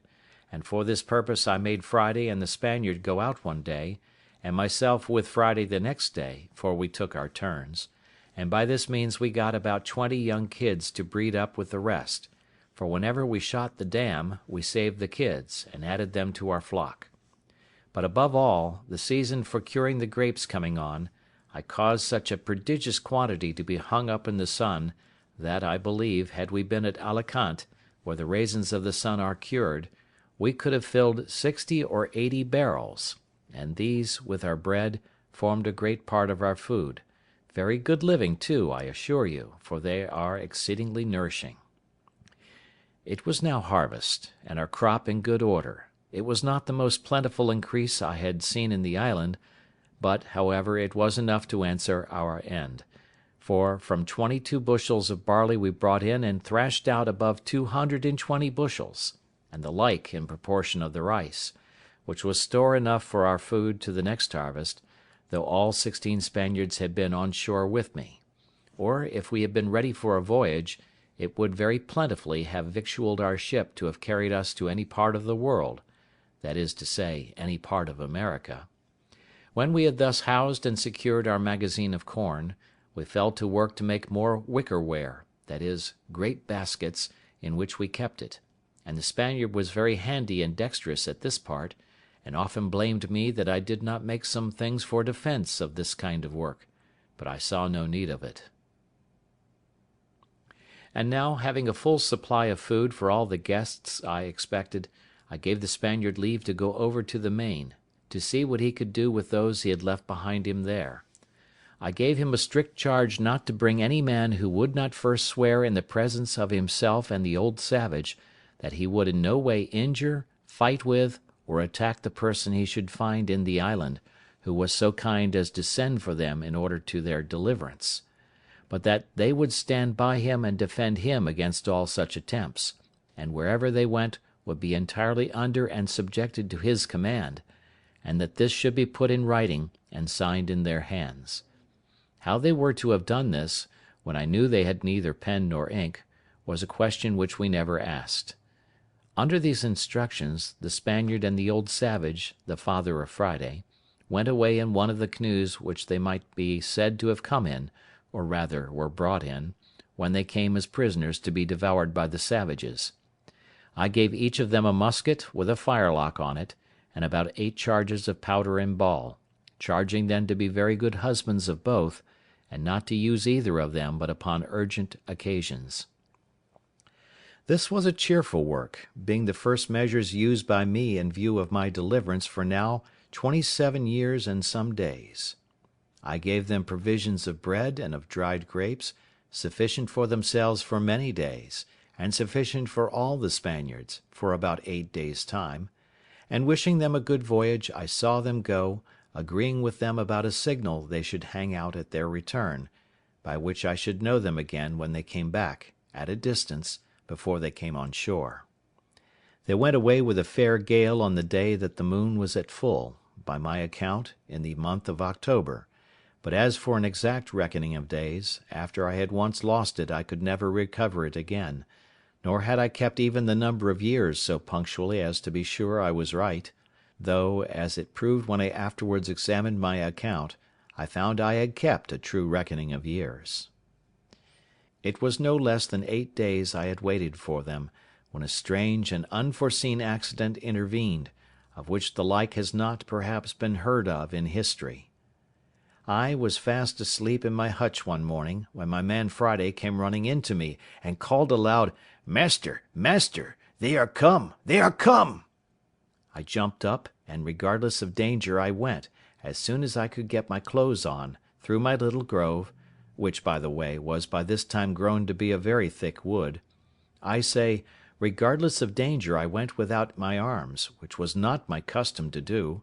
but I was surprised when, turning my eyes to the sea, I presently saw a boat at about 1.5 leagues distance, standing in for the shore, with a shoulder of mutton sail, as they call it, and the wind blowing pretty fair to bring them in. Also I observed presently that they did not come from that side which the shore lay on, but from the southernmost end of the island. Upon this I called Friday in, and bade him lie close, for these were not the people we looked for, and that we might not know yet whether they were friends or enemies. In the next place I went in to fetch my perspective glass to see what I could make of them, and having taken the ladder out, I climbed to the top of the hill, as I used to do when I was apprehensive of anything, and to take my view the plainer without being discovered. I had scarce set my foot upon the hill when my eye plainly discovered a ship lying at anchor, at about 2 leagues and a half distance from me, south-southeast, but not above 1.5 leagues from the shore. By my observation it appeared plainly to be an English ship, and the boat appeared to be an English longboat. I cannot express the confusion I was in, though the joy of seeing a ship, and one that I had reason to believe was manned by my own countrymen, and consequently friends, was such as I cannot describe; but yet I had some secret doubts hung about me, I cannot tell from whence they came, bidding me keep upon my guard. In the first place, it occurred to me to consider what business an English ship could have in that part of the world, since it was not the way to or from any part of the world where the English had any traffic; and I knew there had been no storms to drive them in there in distress, and that if they were really English it was most probable that they were here upon no good design, and that I had better continue as I was than fall into the hands of thieves and murderers. Let no man despise the secret hints and notices of danger which sometimes are given him when he may think there is no possibility of its being real. That such hints and notices are given us I believe few that have made any observation of things can deny; that they are certain discoveries of an invisible world, and a converse of spirits, we cannot doubt; and if the tendency of them seems to be to warn us of danger, why should we not suppose they are from some friendly agent, whether supreme or inferior and subordinate is not the question, and that they are given for our good? The present question abundantly confirms me in the justice of this reasoning; for had I not been made cautious by this secret admonition, come it from whence it will, I had been done inevitably and in a far worse condition than before, as you will see presently. I had not kept myself long in this posture till I saw the boat draw near the shore, as if they looked for a creek to thrust in at, for the convenience of landing. However, as they did not come quite far enough, they did not see the little inlet where I formerly landed my rafts, but ran their boat on shore upon the beach, at about 1/2 mile from me, which was very happy for me, for otherwise they would have landed just at my door, as I may say, and would soon have beaten me out of my castle, and perhaps have plundered me of all I had. When they were on shore I was fully satisfied they were Englishmen, at least most of them; 1 or 2 I thought were Dutch, but it did not prove so. There were in all 11 men, whereof 3 of them I found were unarmed, and, as I thought, bound; and when the first 4 or 5 of them were jumped on shore, they took those 3 out of the boat as prisoners; one of the 3 I could perceive using the most passionate gestures of entreaty, affliction, and despair, even to a kind of extravagance. The other 2, I could perceive, lifted up their hands sometimes, and appeared concerned indeed, but not to such a degree as the first. I was perfectly confounded at the sight, and knew not what the meaning of it should be. Friday called out to me in English, as well as he could, "Oh, master! You see Englishmans eat prisoner as well as savage mans." "Why, Friday," says I, "do you think they are going to eat them, then?" "Yes," says Friday, "they will eat them." "No, no," says I, "Friday, I am afraid they will murder them indeed, but you may be sure they will not eat them." All this while I had no thought of what the matter really was, but stood trembling with the horror of the sight, expecting every moment when the 3 prisoners should be killed; nay, once I saw one of the villains lift up his arm with a great cutlass, as the seamen call it, or sword, to strike one of the poor men, and I expected to see him fall every moment, at which all the blood in my body seemed to run chill in my veins. I wished heartily now for the Spaniard, and the savage that had gone with him, or that I had any way to have come undiscovered within shot of them, that I might have secured the 3 men, for I saw no firearms they had among them, but it fell out to my mind another way. After I had observed the outrageous usage of the 3 men by the insolent seamen, I observed the fellows run scattering about the island, as if they wanted to see the country. I observed that the 3 other men had liberty to go also where they pleased, but they sat down all 3 upon the ground, very pensive, and looked like men in despair. This put me in mind of the first time when I came on shore, and began to look about me, how I gave myself over for lost, how wildly I looked around me, what dreadful apprehensions I had, and how I lodged in the tree all night for fear of being devoured by wild beasts. As I knew nothing that night of the supply I was to receive by the providential driving of the ship nearer the land by the storms and tide, by which I have since been so long nourished and supported, so these three poor desolate men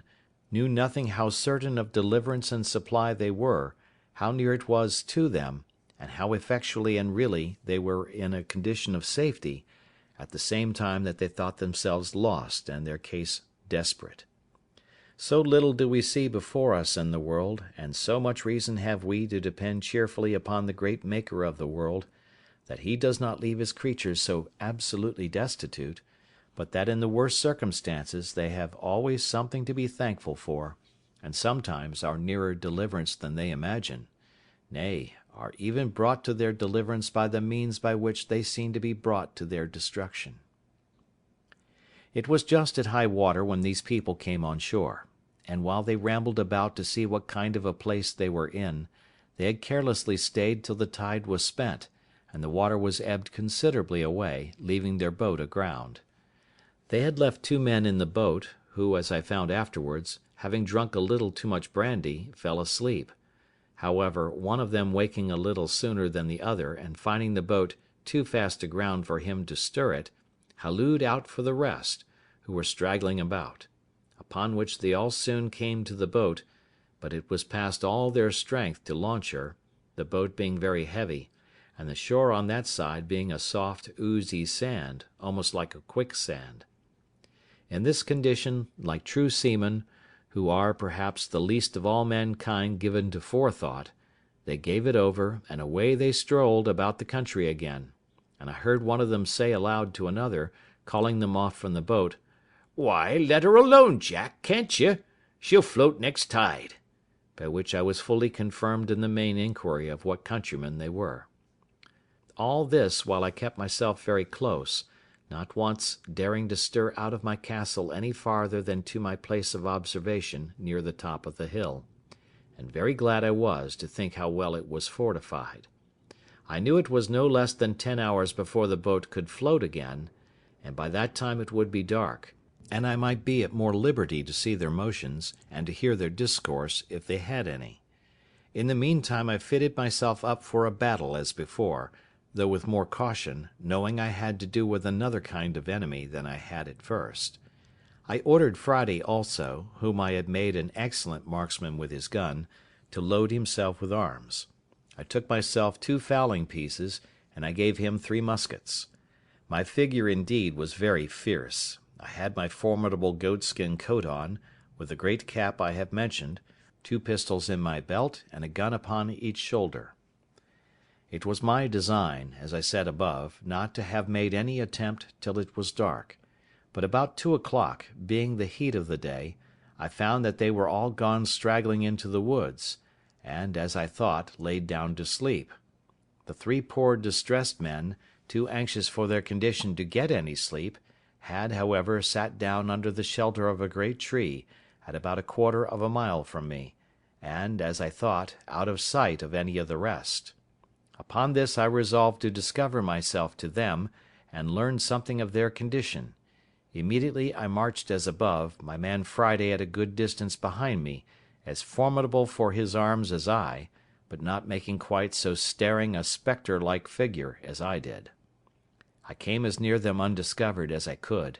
and then, before any of them saw me, I called aloud to them in Spanish, "What are you, gentlemen?" They started up at the noise, but were 10 times more confounded when they saw me, and the uncouth figure that I made. They made no answer at all, but I thought I perceived them just going to fly from me, when I spoke to them in English. "Gentlemen," said I, "do not be surprised at me; perhaps you may have a friend near when you did not expect it." "He must be sent directly from heaven, then," said one of them very gravely to me, and pulling off his hat at the same time to me, "for our condition is past the help of man." "All help is from heaven, sir," said I; "but can you put a stranger in the way to help you? for you seemed to be in some great distress. I saw you when you landed, and when you seemed to make application to the brutes that came with you, I saw one of them lift up his sword to kill you." The poor man, with tears running down his face and trembling, looked like one astonished, returned, "Am I talking to God or man? Is it a real man or an angel?" "Be it no fear about that, sir," said I. "If God had sent an angel to relieve you, he would have come better clothed, and armed after another manner than you see me. Pray lay aside your fears. I am a man, an Englishman, and disposed to assist you. You see I have one servant only. We have arms and ammunition. Tell us freely, can we serve you? What is your case?" "Our case, sir," said he, "is too long to tell you while our murderers are so near us.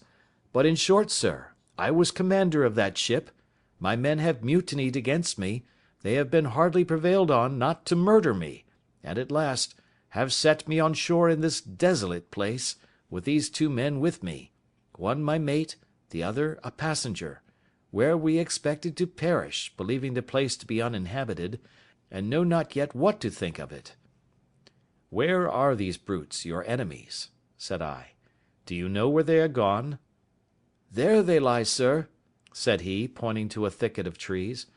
"My heart trembles for fear they have seen us and heard you speak. If they have, they will certainly murder us all." "Have they any firearms?" said I. He answered, "They had only 2 pieces, one of which they left in the boat." "Well then," said I, "leave the rest to me. I see they are all asleep. It is an easy thing to kill them all. But shall we rather take them prisoners?" He told me there were 2 desperate villains among them that it was scarce safe to show any mercy to, but if they were secured, he believed all the rest would return to their duty. I asked him which they were. He told me he could not at that distance distinguish them, but he would obey my orders in anything I would direct. "Well," says I, "let us retreat out of their view or hearing, lest they awake, and we will resolve further." So they willingly went back with me, till the woods covered us from them. "Look you, sir," said I, "if I venture upon your deliverance, are you willing to make 2 conditions with me?" He anticipated my proposals by telling me that both he and the ship, if recovered, should be wholly directed and commanded by me in everything, and if the ship was not recovered, he would live and die with me in what part of the world soever I would send him, and the 2 other men said the same. "Well," says I, "my conditions are but 2. First, that while you stay in this island with me, you will not pretend to any authority here, and if I put arms in your hands, you will, upon all occasions, give them up to me, and do no prejudice to me or mine upon this island, and in the meantime be governed by my orders. Secondly, that if the ship is or may be recovered, you will carry me and my man to England passage free." He gave me all the assurances that the invention or faith of man could devise that he would comply with these most reasonable demands, and besides would owe his life to me, and acknowledge it upon all occasions as long as he lived. "Well then," said I, "here are 3 muskets for you, with powder and ball. Tell me next what you think is proper to be done." He showed all the testimonies of his gratitude that he was able, but offered to be wholly guided by me. I told him I thought it was very hard venturing anything, but the best method I could think of was to fire on them at once as they lay, and if any were not killed at the first volley, and offered to submit, we might save them, and so put it wholly upon God's providence to direct the shot. He said, very modestly, that he was loath to kill them if he could help it, but that those 2 were incorrigible villains, and had been the authors of all the mutiny in the ship, and if they escaped, we should be undone still, for they would go on board and bring the whole ship's company, and destroy us all. "Well then," says I, "necessity legitimates my advice, for it is the only way to save our lives." However, seeing him still cautious of shedding blood, I told him they should go themselves, and manage as they found convenient. In the middle of this discourse we heard some of them awake, and soon after we saw two of them on their feet. I asked him if either of them were the heads of the mutiny. He said, "No." "Well then," said I, "you may let them escape, and Providence seems to have awakened them on purpose to save themselves. Now," says I, "if the rest escape you, it is your fault." Animated with this, he took the musket I had given him in his hand, and a pistol in his belt, and his two comrades with him, with each a piece in his hand. The two men who were with him going first made some noise, at which one of the seamen who was awake turned about, and seeing them coming, cried out to the rest, but was too late then, for the moment he cried out they fired. I mean the two men, the captain wisely reserving his own piece. They had so well aimed their shot at the men they knew, that one of them was killed on the spot, and the other very much wounded, but not being dead he started up on his feet, and called eagerly for help to the other; but the captain stepping to him, told him it was too late to cry for help, he should call upon God to forgive his villainy, and with that word knocked him down with the stock of his musket, so that he never spoke more. There were 3 more in the company, and one of them was slightly wounded. By this time I was come, and when they saw their danger, and that it was in vain to resist, they begged for mercy. The captain told them he would spare their lives if they would give him an assurance of their abhorrence of the treachery they had been guilty of, and would swear to be faithful to him in recovering the ship, and afterwards in carrying her back to Jamaica, from whence they came. They gave him all the protestations of their sincerity that could be desired, and he was willing to believe them and spare their lives, which I was not against, only that I obliged him to keep them bound hand and foot while they were on the island. While this was doing, I sent Friday with the captain's mate to the boat with orders to secure her, and bring away the oars and sails, which they did, and by 3 straggling men, that were, happily for them, parted from the rest, came back upon hearing the guns fired, and seeing the captain, who was before their prisoner, now their conqueror, they submitted to be bound also, and so our victory was complete. It now remained that the captain and I should inquire into one another's circumstances. I began first, and told him my whole story, which he heard with an attention even to amazement, and particularly at the wonderful manner of my being furnished with provisions and ammunition, and indeed, as my story is a whole collection of wonders, it affected him deeply. But when he reflected from thence upon himself, and how I seemed to have been preserved there on purpose to save his life, the tears ran down his face, and he could not speak a word more. After this communication was at an end, I carried him and his 2 men into my apartment, leading them in just where I came out, that is, at the top of the house, where I refreshed them with such provisions as I had, and showed them all the contrivances I had made during my long inhabiting that place. All I showed them, all I said to them, was perfectly amazing; but above all, the captain admired my fortification, and how perfectly I had concealed my retreat with a grove of trees, which having been now planted nearly 20 years, and the trees growing much faster than in England, was become a little wood, so thick that it was impassable in any part of it but at that one side where I had reserved my little winding passage into it. I told him this was my castle and my residence, but that I had a seat in the country, as most princes have, whither I could retreat upon occasion, and I would show him that too another time; but at present our business was to consider how to recover the ship. He agreed with me as to that, but told me he was perfectly at a loss what measures to take, for that there were still 26 hands on board, who, having entered into a cursed conspiracy, by which they had all forfeited their lives to the law, would be hardened in it now by desperation, and would carry it on, knowing that if they were subdued they would be brought to the gallows as soon as they came to England, or to any of the English colonies, and that therefore there would be no attacking them with so small a number as we were. I mused for some time on what he had said, and found it was a very rational conclusion, and that therefore something was to be resolved on speedily, as well to draw the men on board into some snare for their surprise, as to prevent their landing upon us and destroying us. Upon this it presently occurred to me that in a little while the ship's crew, wondering what was become of their comrades and of the boat, would certainly come on shore in their other boat to look for them, and that then, perhaps, they might come armed, and be too strong for us. This he allowed to be rational. Upon this I told him the first thing we had to do was to stave the boat which lay upon the beach, so that they might not carry her off, and taking everything out of her, leave her so far useless as not to be fit to swim.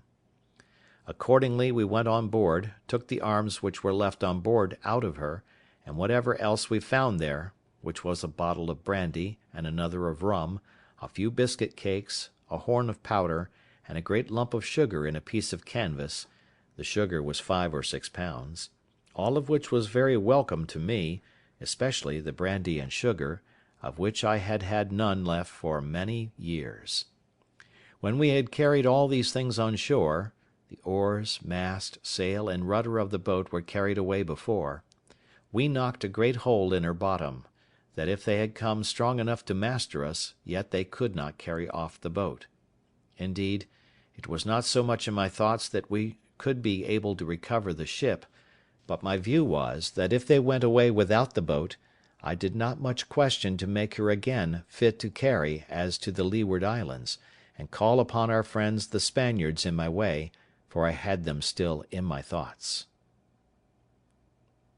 Chapter 17.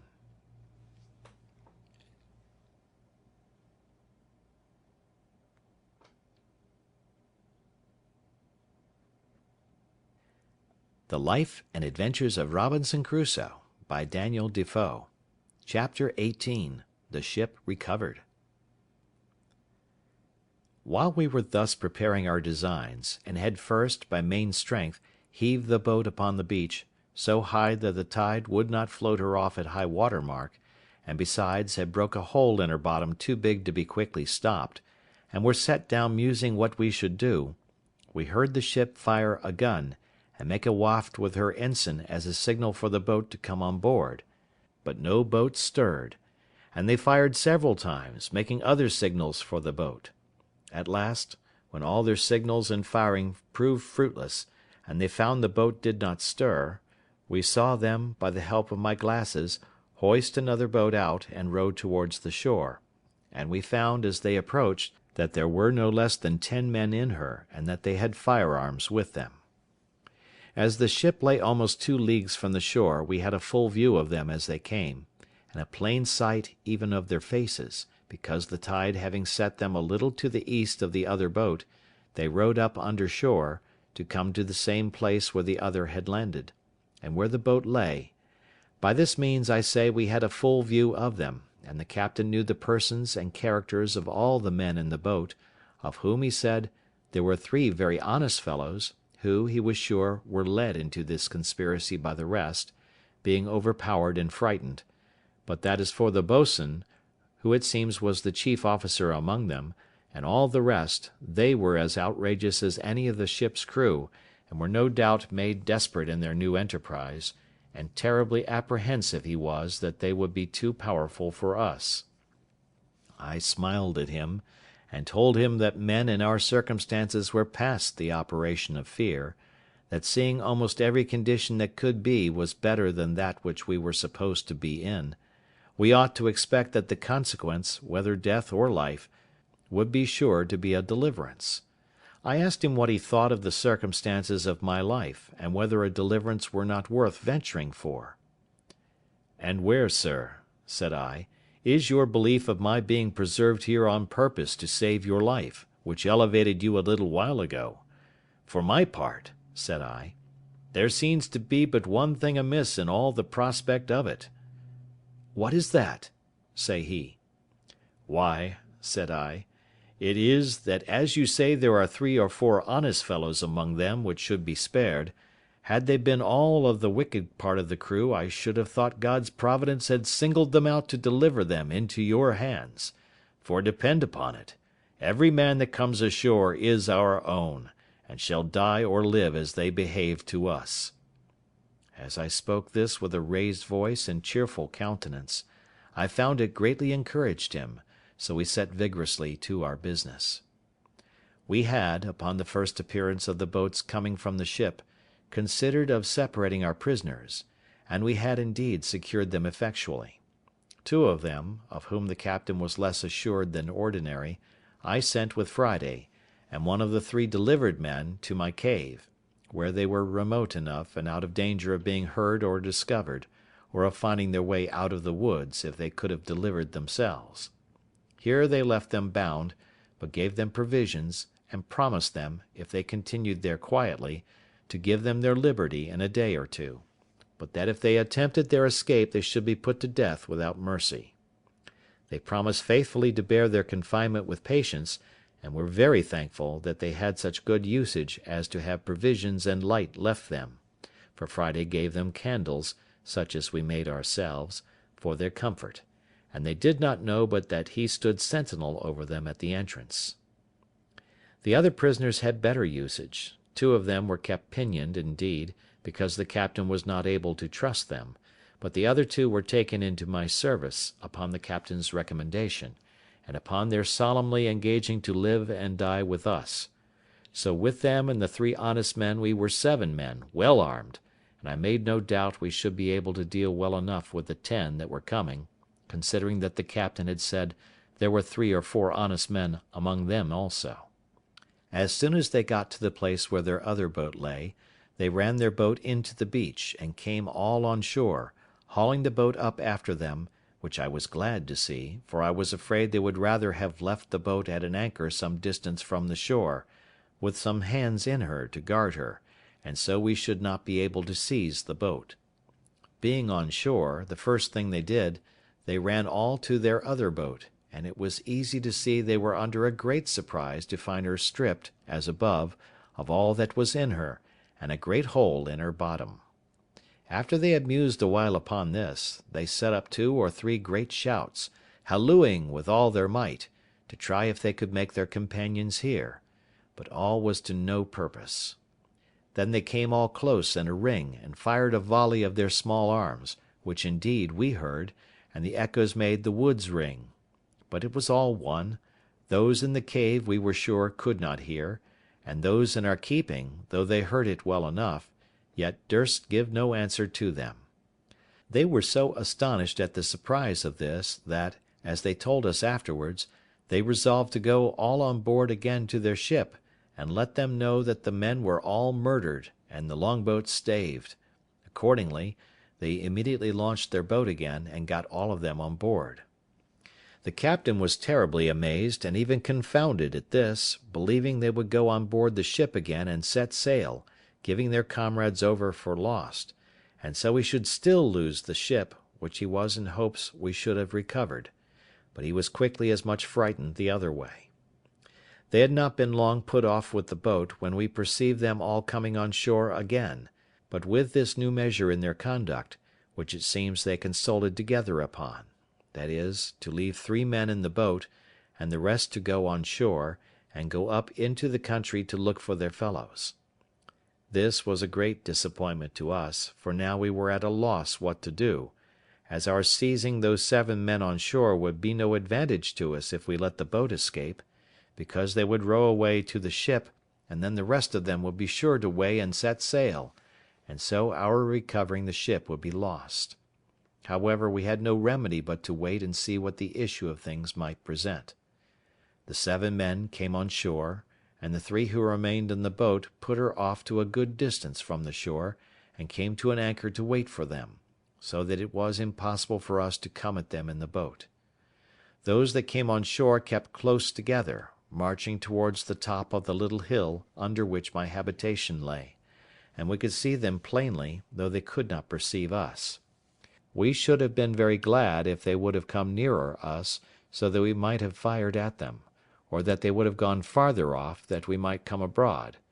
But when they were come to the brow of the hill where they could see a great way into the valleys and woods, which lay towards the northeast part, and where the island lay lowest, they shouted and hallooed till they were weary, and, not caring, it seems, to venture far from the shore, nor far from one another,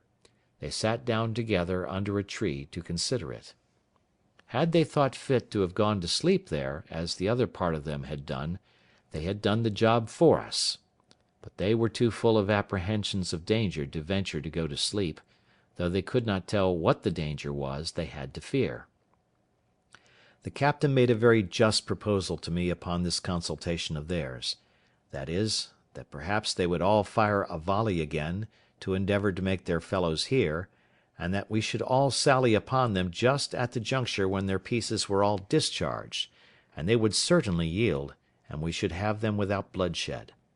I liked this proposal, provided it was done while we were near enough to come up to them before they could load their pieces again. But this event did not happen, and we lay still a long time, very irresolute what course to take. At length I told them there would be nothing done, in my opinion, till night, and then, if they did not return to the boat, perhaps we might find a way to get between them and the shore, and so might use some stratagem with them in the boat to get them on shore. We waited a great while, though very impatient for their removing, and were very uneasy when, after long consultation, we saw them all start up and march down towards the sea. It seems they had such dreadful apprehensions of the danger of the place, that they resolved to go on board the ship again, give their companions over for lost, and so go on with their intended voyage with the ship. As soon as I had perceived them go towards the shore, I imagined it to be as it really was, that they had given over their search, and were going back again; and the captain, as soon as I told him my thoughts, was ready to sink at the apprehensions of it; but I presently thought of a stratagem to fetch them back again, and which answered my end to a tittle. I ordered Friday and the captain's mate to go over the little creek westward, towards the place where the savages came on shore, when Friday was rescued, and so soon as they came to a little rising ground, at about half a mile distant, I bid them halloo out as loud as they could, and wait till they found the seamen heard them; that as soon as ever they heard the seamen answer them, they should return it again, and then, keeping out of sight, take a round, always answering when the others hallooed, to draw them as far into the island and among the woods as possible, and then wheel about again to me by such ways as I directed them. They were just going into the boat when Friday and the mate hallooed, and they presently heard them, and answering, ran along the shore westward, towards the voice they heard, when they were stopped by the creek, where, the water being up, they could not get over, and called for the boat to come up and set them over, as indeed I expected. When they had set themselves over, I observed that the boat being gone a good way into the creek, and as it were in a harbour within the land, they took one of the 3 men out of her to go along with them, and left only 2 in the boat, having fastened her to the stump of a little tree on the shore. This was what I wished for, and immediately leaving Friday and the captain's mate to their business, I took the rest with me, and crossing the creek out of their sight, we surprised the 2 men before they were aware,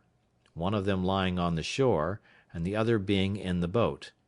The fellow on shore was between sleeping and waking, and going to start up.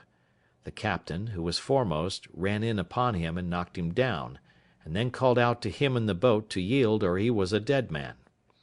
They needed very few arguments to persuade a single man to yield, when he saw 5 men upon him and his comrade knocked down.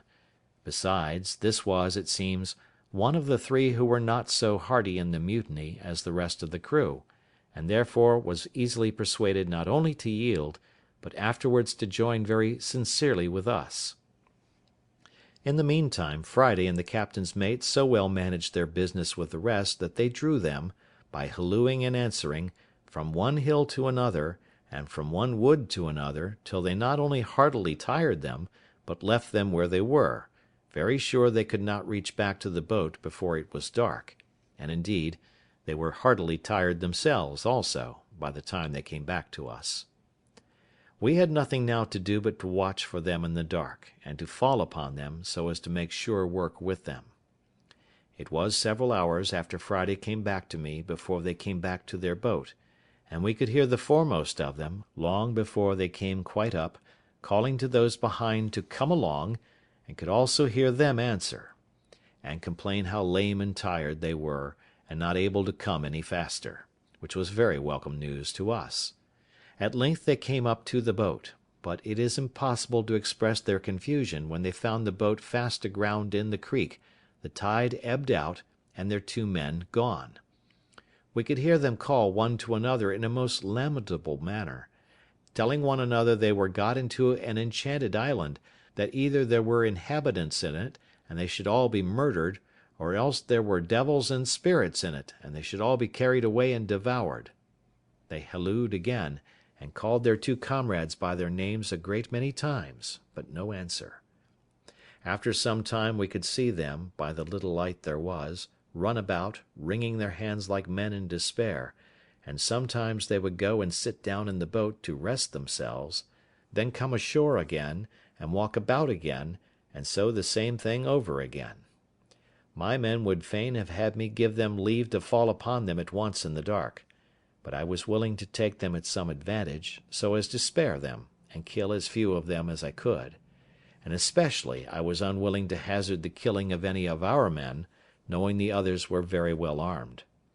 I resolved to wait, to see if they did not separate, and therefore, to make sure of them, I drew my ambuscade nearer, and ordered Friday and the captain to creep upon their hands and feet, as close to the ground as they could, that they might not be discovered, and get as near them as they possibly could before they offered to fire.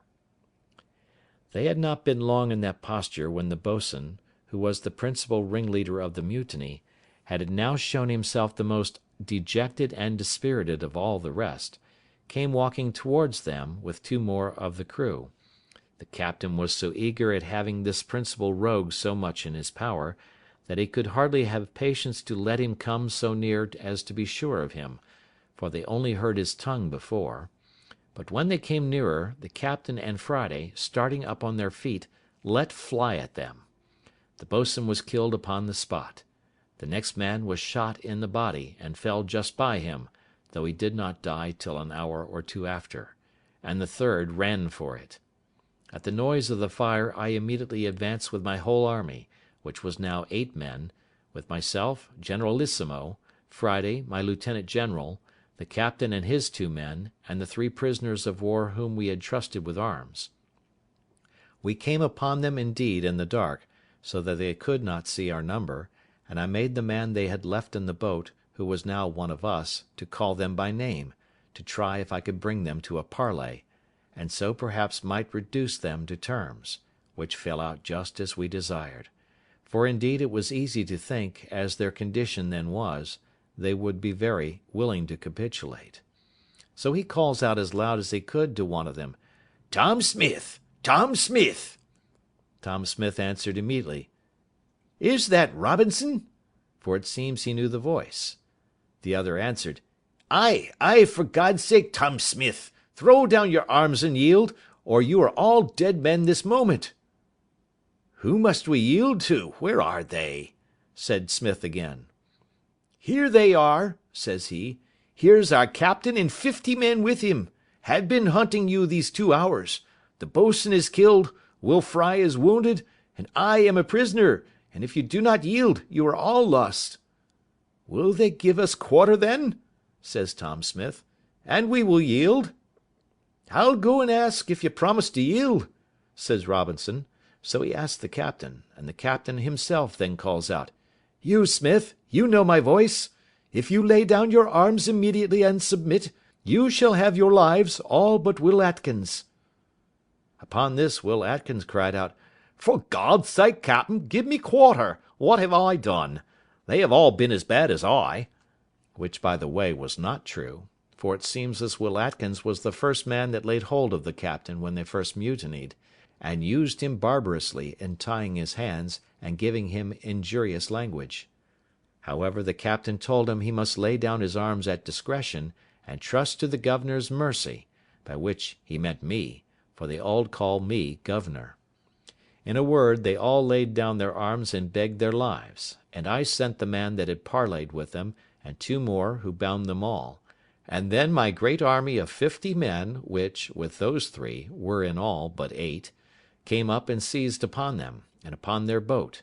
only that I kept myself and 1 more out of sight for reasons of state. Our next work was to repair the boat, and think of seizing the ship,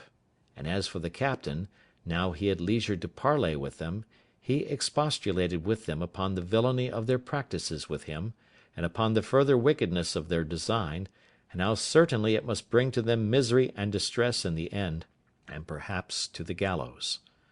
They all appeared very penitent, and begged hard for their lives. As for that, he told them that they were not his prisoners, but the commander's of the island; that they thought they had set him on shore in a barren uninhabited island, but it had pleased God so to direct them that it was inhabited, and that the governor was an Englishman, that he might hang them all there if he pleased, but as he had given them all quarter, he supposed he would send them to England, to be dealt with there as justice required, except Atkins, whom he was commanded by the governor to advise to prepare for death, for that he would be hanged in the morning. Though this was all but a fiction of his own, yet it had its desired effect. Atkins fell upon his knees to beg the captain to intercede with the governor for his life, and all the rest begged of him, for God's sake, that they might not be sent to England. It now occurred to me that the time of our deliverance was come, and that it would be a most easy thing to bring these fellows in to be hearty in getting possession of the ship. So I retired in the dark from them, that they might not see what kind of a governor they had, and called the captain to me. When I called at a good distance, one of the men was ordered to speak again, and say to the captain, "Captain, the commander calls for you." And presently the captain replied, "Tell his excellency I am just coming." This more perfectly amazed them, and they all believed that the commander was just by, with his 50 men. Upon the captain coming to me, I told him my project for seizing the ship, which he liked wonderfully well, and resolved to put it in execution the next morning. But, in order to execute it with more art, and to be secure of success, I told him we must divide the prisoners, and that he should go and take Atkins, and 2 more of the worst of them, and send them pinioned to the cave where the others lay. This was committed to Friday and the 2 men who came on shore with the captain. They conveyed them to the cave as to a prison, and it was indeed a dismal place, especially to men in their condition. The others I ordered to my bower, as I called it, of which I have given a full description; and as it was fenced in, and they pinioned, the place was secure enough, considering they were upon their behaviour. To these in the morning I sent the captain, who was to enter into a parley with them; in a word, to try them, and tell me whether they thought they might be trusted or not to go on board and surprise the ship. He talked to them of the injury done him, of the condition they were brought to, and that though the governor had given them quarter for their lives as to the present action, yet that if they were sent to England they would all be hanged in chains, but that if they would join in so just an attempt as to recover the ship, he would have the governor's engagement for their pardon. Any one may guess how readily such a proposal would be accepted by men in their condition. They fell down on their knees to the captain, and promised, with the deepest imprecations, that they would be faithful to him to the last drop, and that they should owe their lives to him, and would go with him all over the world, that they would own him as a father to them as long as they lived. "Well," says the captain, "I must go and tell the governor what you say, and see what I can do to bring him to consent to it." So he brought me an account of the temper he found them in, and that he verily believed they would be faithful. However, that we might be very secure, I told him he should go back again and choose out those 5, and tell them, that they might see he did not want men, that he would take out those 5 to be his assistants, and that the governor would keep the other 2, and the 3 that were sent prisoners to the castle, my cave, as hostages for the fidelity of those 5, and that if they proved unfaithful in the execution, the 5 hostages should be hanged in chains alive on the shore. This looked severe, and convinced them that the governor was in earnest. However, they had no way left but to accept it, and it was now the business of the prisoners, as much as of the captain, to persuade the other 5 to do their duty. Our strength was now thus ordered for the expedition. First, the captain, his mate, and passenger. Second, the 2 prisoners of the first gang, to whom, having their character from the captain, I had given their liberty, and trusted them with arms.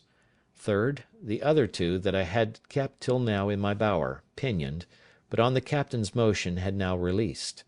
Fourth, these 5 released at last, so that there were 12 in all, besides 5 we kept prisoners in the cave for hostages.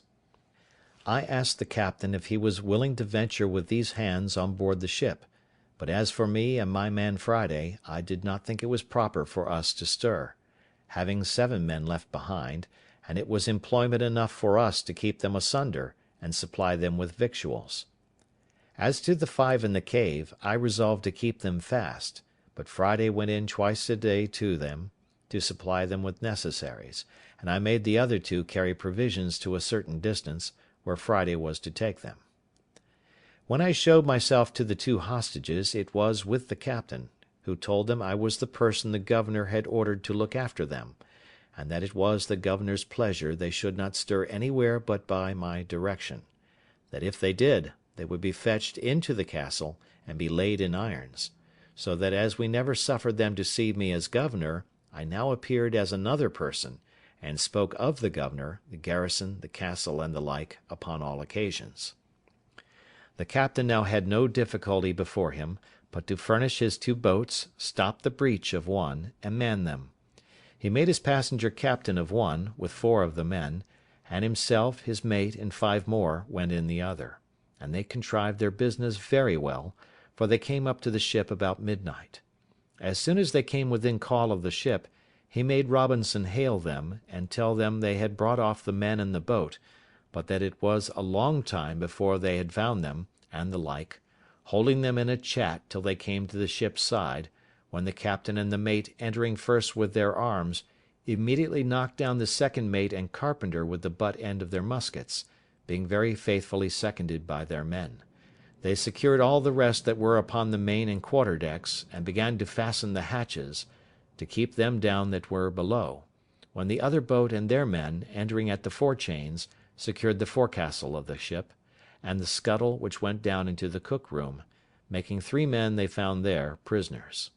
When this was done, and all safe upon deck, the captain ordered the mate, with 3 men, to break into the roundhouse, where the new rebel captain lay, who, having taken the alarm, had got up, and with 2 men and a boy had got firearms in their hands,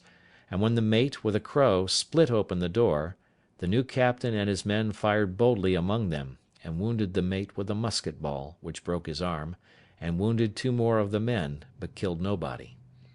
The mate, calling for help, rushed, however, into the roundhouse, wounded as he was, and with his pistol shot the new captain through the head, the bullet entering at his mouth, and came out again behind one of his ears, so that he never spoke a word more; upon which the rest yielded, and the ship was taken effectually, without any more lives lost. As soon as the ship was thus secured, the captain ordered 7 guns to be fired, which was the signal agreed upon with me to give me notice of his success, which, you may be sure, I was very glad to hear, having sat watching upon the shore for it till near 2 o'clock in the morning. Having thus heard the signal plainly, I laid me down, and it having been a day of great fatigue to me, I slept very sound, till I was surprised with the noise of a gun,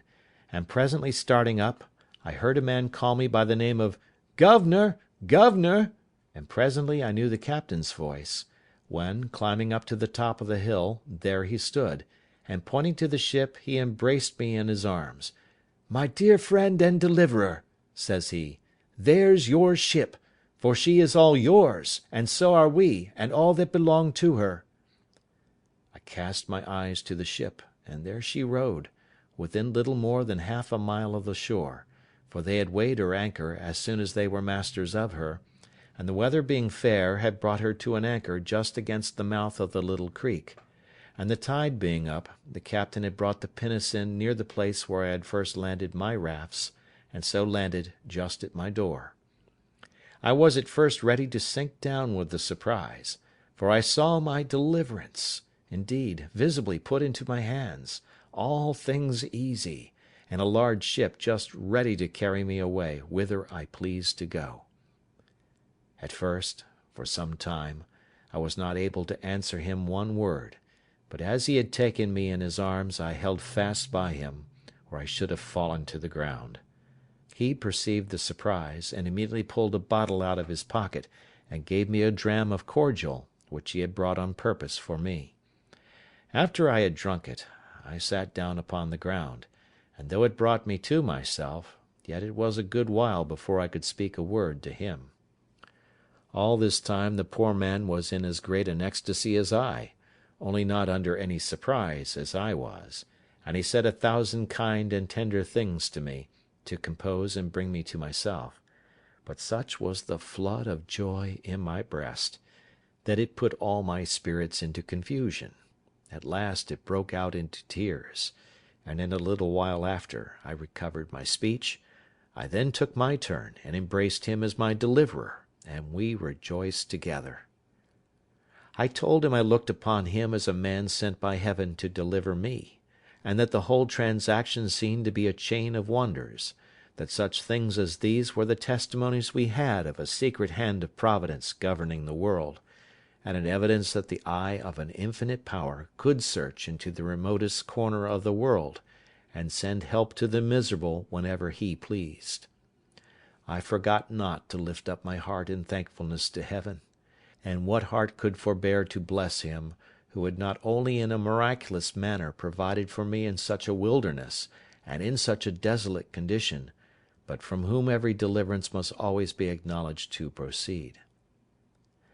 When we had talked a while, the captain told me he had brought me some little refreshment, such as the ship afforded, and such as the wretches that had been so long his masters had not plundered him of. Upon this he called aloud to the boat, and bade his men bring the things ashore that were for the governor; and indeed it was a present as if I had been one that was not to be carried away with them, but as if I had been to dwell upon the island still. First, he had brought me a case of bottles full of excellent cordial waters, 6 large bottles of Madeira wine, the bottles held 2 quarts each, 2 pounds of excellent good tobacco, 12 good pieces of the ship's beef, and 6 pieces of pork, with a bag of peas, and about 100 weight of biscuit. He also brought me a box of sugar, a box of flour, a bag full of lemons, and 2 bottles of lime juice, and abundance of other things. But besides these, and what was 1,000 times more useful to me, he brought me 6 new clean shirts, 6 very good neckcloths, 2 pair of gloves, 1 pair of shoes, a hat, and 1 pair of stockings, with a very good suit of clothes of his own, which had not been worn but very little. In a word, he clothed me from head to foot. It was a very kind and agreeable present, as any one may imagine, to one in my circumstances, but never was anything in the world of that kind so unpleasant, awkward, and uneasy, as it was to me to wear such clothes at first. After these ceremonies were past, and after all his good things were brought into my little apartment, we began to consult what was to be done with the prisoners we had, for it was worth considering whether we might venture to take them with us or no, especially 2 of them, whom he knew to be incorrigible and refractory to the last degree; and the captain said he knew they were such rogues that there was no obliging them, and if he did carry them away, it must be in irons, as malefactors, to be delivered over to justice at the first English colony he could come to; and I found that the captain himself was very anxious about it. Upon this I told him, if he desired it, I would undertake to bring the 2 men he spoke of to make it their own request that he should leave them upon the island. "I should be very glad of that," says the captain, "with all my heart." "Well," says I will send for them up and talk with them for you." So I caused Friday and the 2 hostages, for they were now discharged, their comrades having performed their promise, I caused them to go to the cave and bring up the 5 men, pinioned as they were, to the bower, and keep them there till I came. After some time I came thither dressed in my new habit, and now I was called governor again. Being all met, and the captain with me, I caused the men to be brought before me, and I told them I had got a full account of their villainous behaviour to the captain, and how they had run away with the ship, and were preparing to commit further robberies, but that Providence had ensnared them in their own ways, and that they were fallen into the pit which they had dug for others. I let them know that by my direction the ship had been seized, that she lay now in the road, and they might see by and by that their new captain had received the reward of his villainy, and that they would see him hanging at the yardarm; that, as to them, I wanted to know what they had to say why I should not execute them as pirates taken in the fact, as by my commission they could not doubt but I had authority so to do. One of them answered in the name of the rest that they had nothing to say but this, that when they were taken the captain promised them their lives, and they humbly implored my mercy. But I told them I knew not what mercy to show them, for as for myself, I had resolved to quit the island with all my men, and had taken passage with the captain to go to England; and as for the captain, he could not carry them to England other than as prisoners in irons, to be tried for mutiny and running away with the ship, the consequence of which, they must needs know, would be the gallows; so that I could not tell what was best for them unless they had a mind to take their fate in the island. If they desired that, as I had liberty to leave the island, I had some inclination to give them their lives, if they thought they could shift on shore. They seemed very thankful for it, and said they would much rather venture to stay there than to be carried to England to be hanged. So I left it on that issue. However, the captain seemed to make some difficulty of it, as if he durst not leave them there. Upon this I seemed a little angry with the captain, and told him that they were my prisoners, not his, and that seeing I had offered them so much favour, I would be as good as my word, and that if he did not think fit to consent to it I would set them at liberty, as I found them, and if he did not like it he might take them again if he could catch them. Upon this they appeared very thankful, and I accordingly set them at liberty, and bade them retire into the woods, to the place whence they came, and I would leave them some firearms, some ammunition, and some directions how they should live very well if they thought fit. Upon this I prepared to go on board the ship, but told the captain I would stay that night to prepare my things, and desired him to go on board in the meantime, and keep all right in the ship, and send the boat on shore next day for me, ordering him at all events to cause the new captain, who was killed, to be hanged at the yardarm, that these men might see him. When the captain was gone I sent for the men up to me to my apartment, and entered seriously into discourse with them on their circumstances. I told them I thought they had made a right choice, that if the captain had carried them away they would certainly be hanged. I showed them the new captain hanging at the yardarm of the ship, and told them they had nothing less to expect.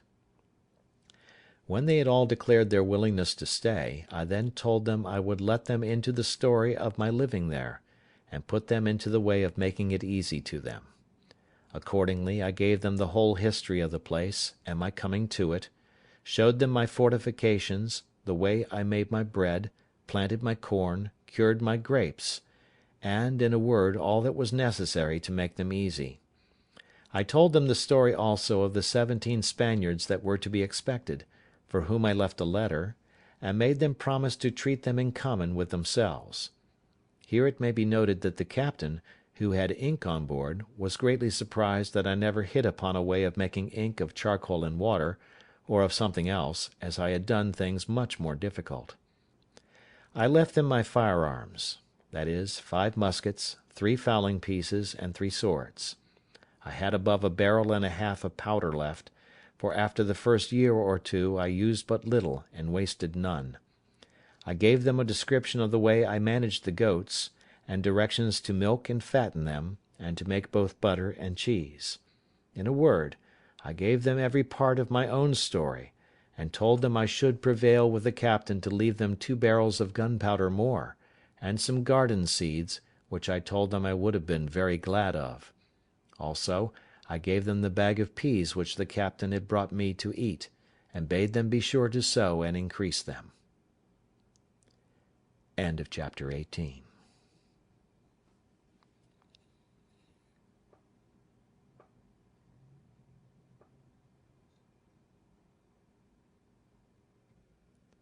The Life and Adventures of Robinson Crusoe, by Daniel Defoe. Chapter 19. Return to England. Having done all this, I left them the next day, and went on board the ship. We prepared immediately to sail, but did not weigh that night. The next morning early, 2 of the 5 men came swimming to the ship's side, and making the most lamentable complaint of the other 3, begged to be taken into the ship for God's sake, for they should be murdered, and begged the captain to take them on board, though he hanged them immediately. Upon this the captain pretended to have no power without me, but after some difficulty, and after their solemn promises of amendment, they were taken on board, and were, some time after, soundly whipped and pickled, after which they proved very honest and quiet fellows. Some time after this the boat was ordered on shore, the tide being up, with the things promised to the men, to which the captain, at my intercession, caused their chests and clothes to be added, which they took, and were very thankful for.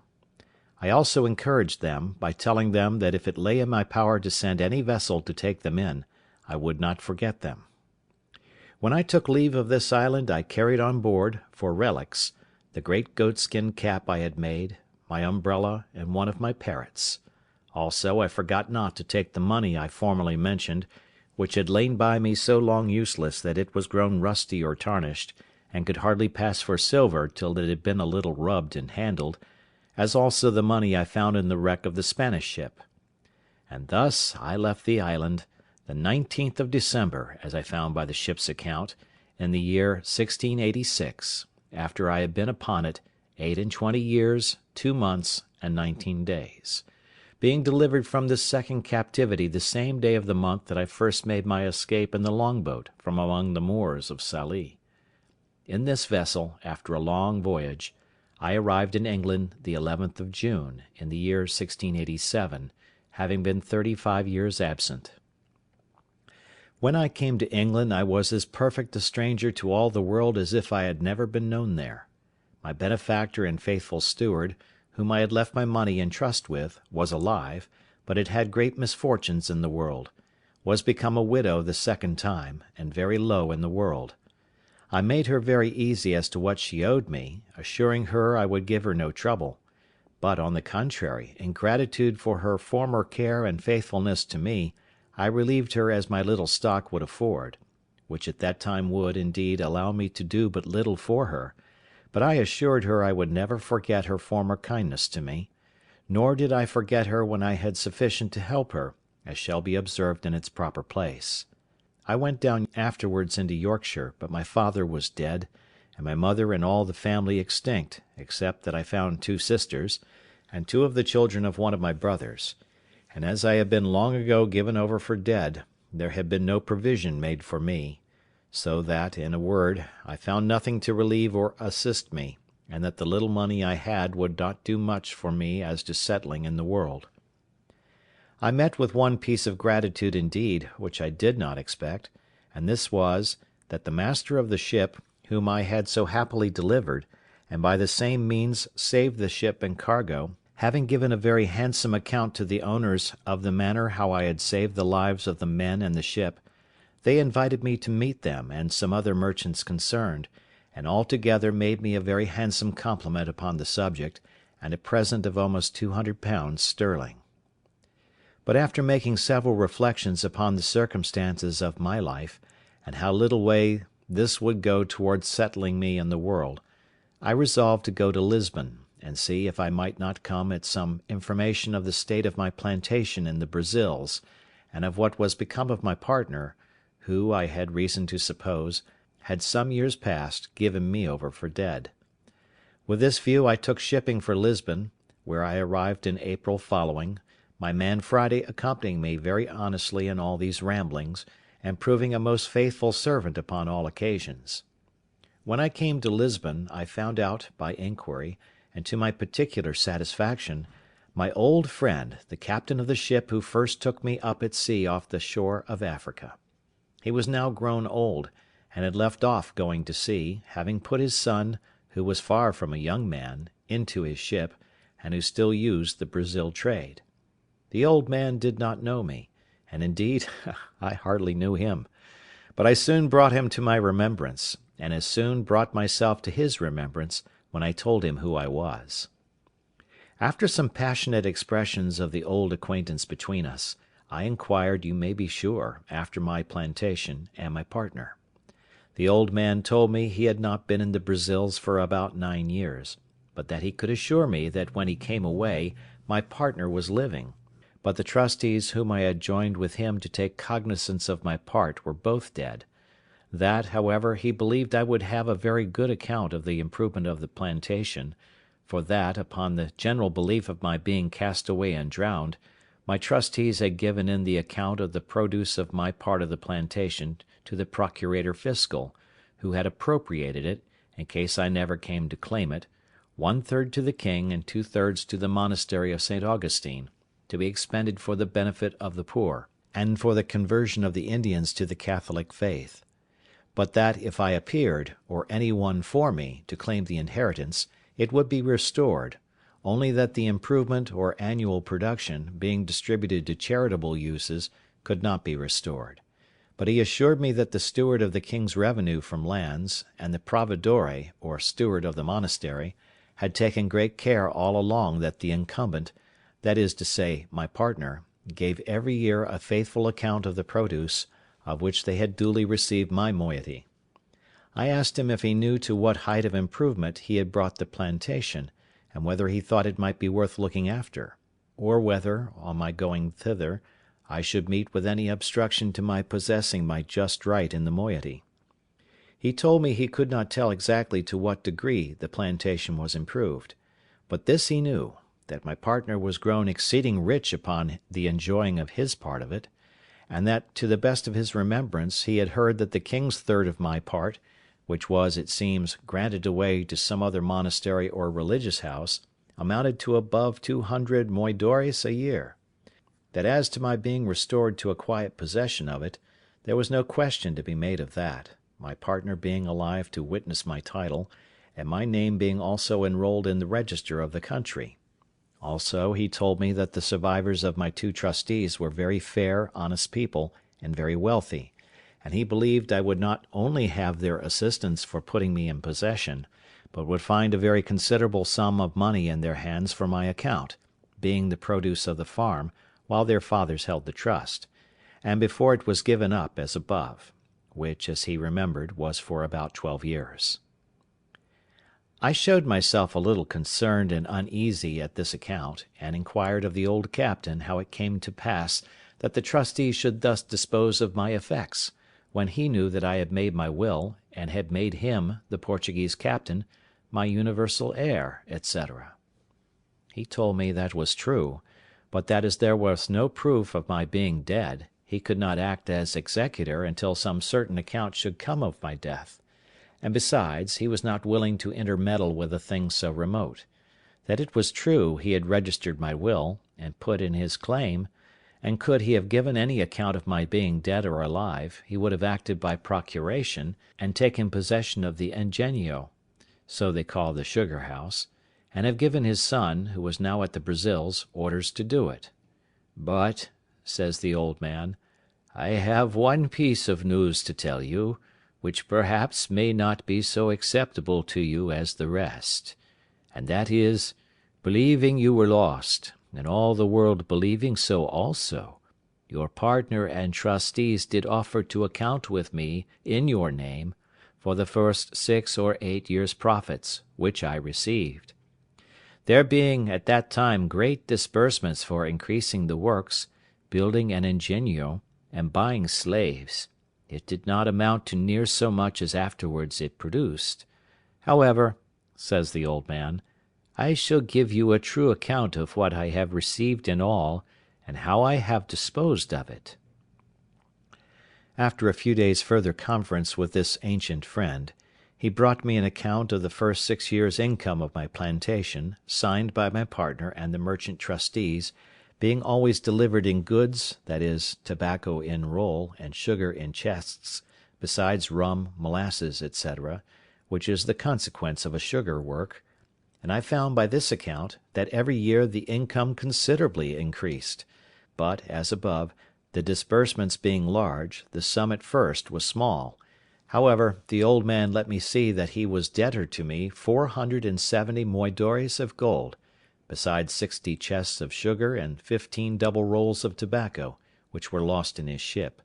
he having been shipwrecked coming home to Lisbon about 11 years after my having the place. The good man then began to complain about his misfortunes, and how he had been obliged to make use of my money to recover his losses, and buy him a share in a new ship.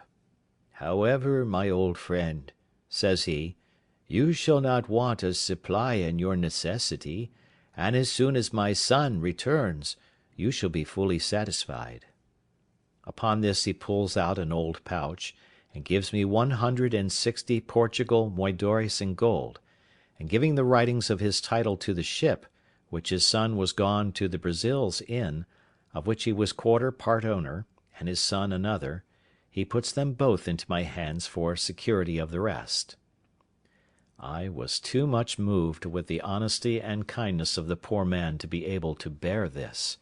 and remembering what he had done for me, how he had taken me up at sea, and how generously he had used me on all occasions, and particularly how sincere a friend he was now to me, I could hardly refrain weeping at what he had said to me. Therefore I asked him if his circumstances admitted him to spare so much money at that time, and if it would not straiten him. He told me he could not say but it might straiten him a little; but, however, it was my money, and I might want it more than he. Everything the good man said was full of affection, and I could hardly refrain from tears while he spoke. In short, I took 100 of the moidores, and called for a pen and ink to give him a receipt for them. Then I returned him the rest, and told him if ever I had possession of the plantation, I would return the other to him also, as indeed I afterwards did; and that as to the bill of sale of his part in his son's ship, I would not take it by any means, but that if I wanted the money, I found he was honest enough to pay me, and if I did not, but came to receive what he gave me reason to expect, I would never have a penny more from him. When this was past, the old man asked me if he should put me into a method to make my claim to my plantation. I told him I thought to go over to it myself. He said I might do so if I pleased, but that if I did not, there were ways enough to secure my right, and immediately to appropriate the profits to my use; and as there were ships in the river of Lisbon just ready to go away to Brazil, he made me enter my name in a public register, with his affidavit, affirming upon oath that I was alive, and that I was the same person who took up the land for the planting the said plantation at first. This being regularly attested by a notary, and a procuration affixed, he directed me to send it, with a letter of his writing, to a merchant of his acquaintance at the place, and then proposed my staying with him till an account came of the return. Never was anything more honourable than the proceedings upon this procuration, for in less than 7 months I received a large packet from the survivors of my trustees, the merchants, for whose account I went to sea, in which were the following particular letters and papers enclosed. First, there was the account current of the produce of my farm or plantation, from the year when their fathers had balanced with my old Portugal captain, being for 6 years. The balance appeared to be 1,174 moidores in my favour. Secondly, there was the account of 4 years more, while they kept the effects in their hands, before the government claimed the administration, as being the effects of a person not to be found, which they called civil death; and the balance of this, the value of the plantation increasing, amounted to 19,446 cruzados, being about 3,240 moidores. Thirdly, there was the prior of St. Augustine's account, who had received the profits for above 14 years,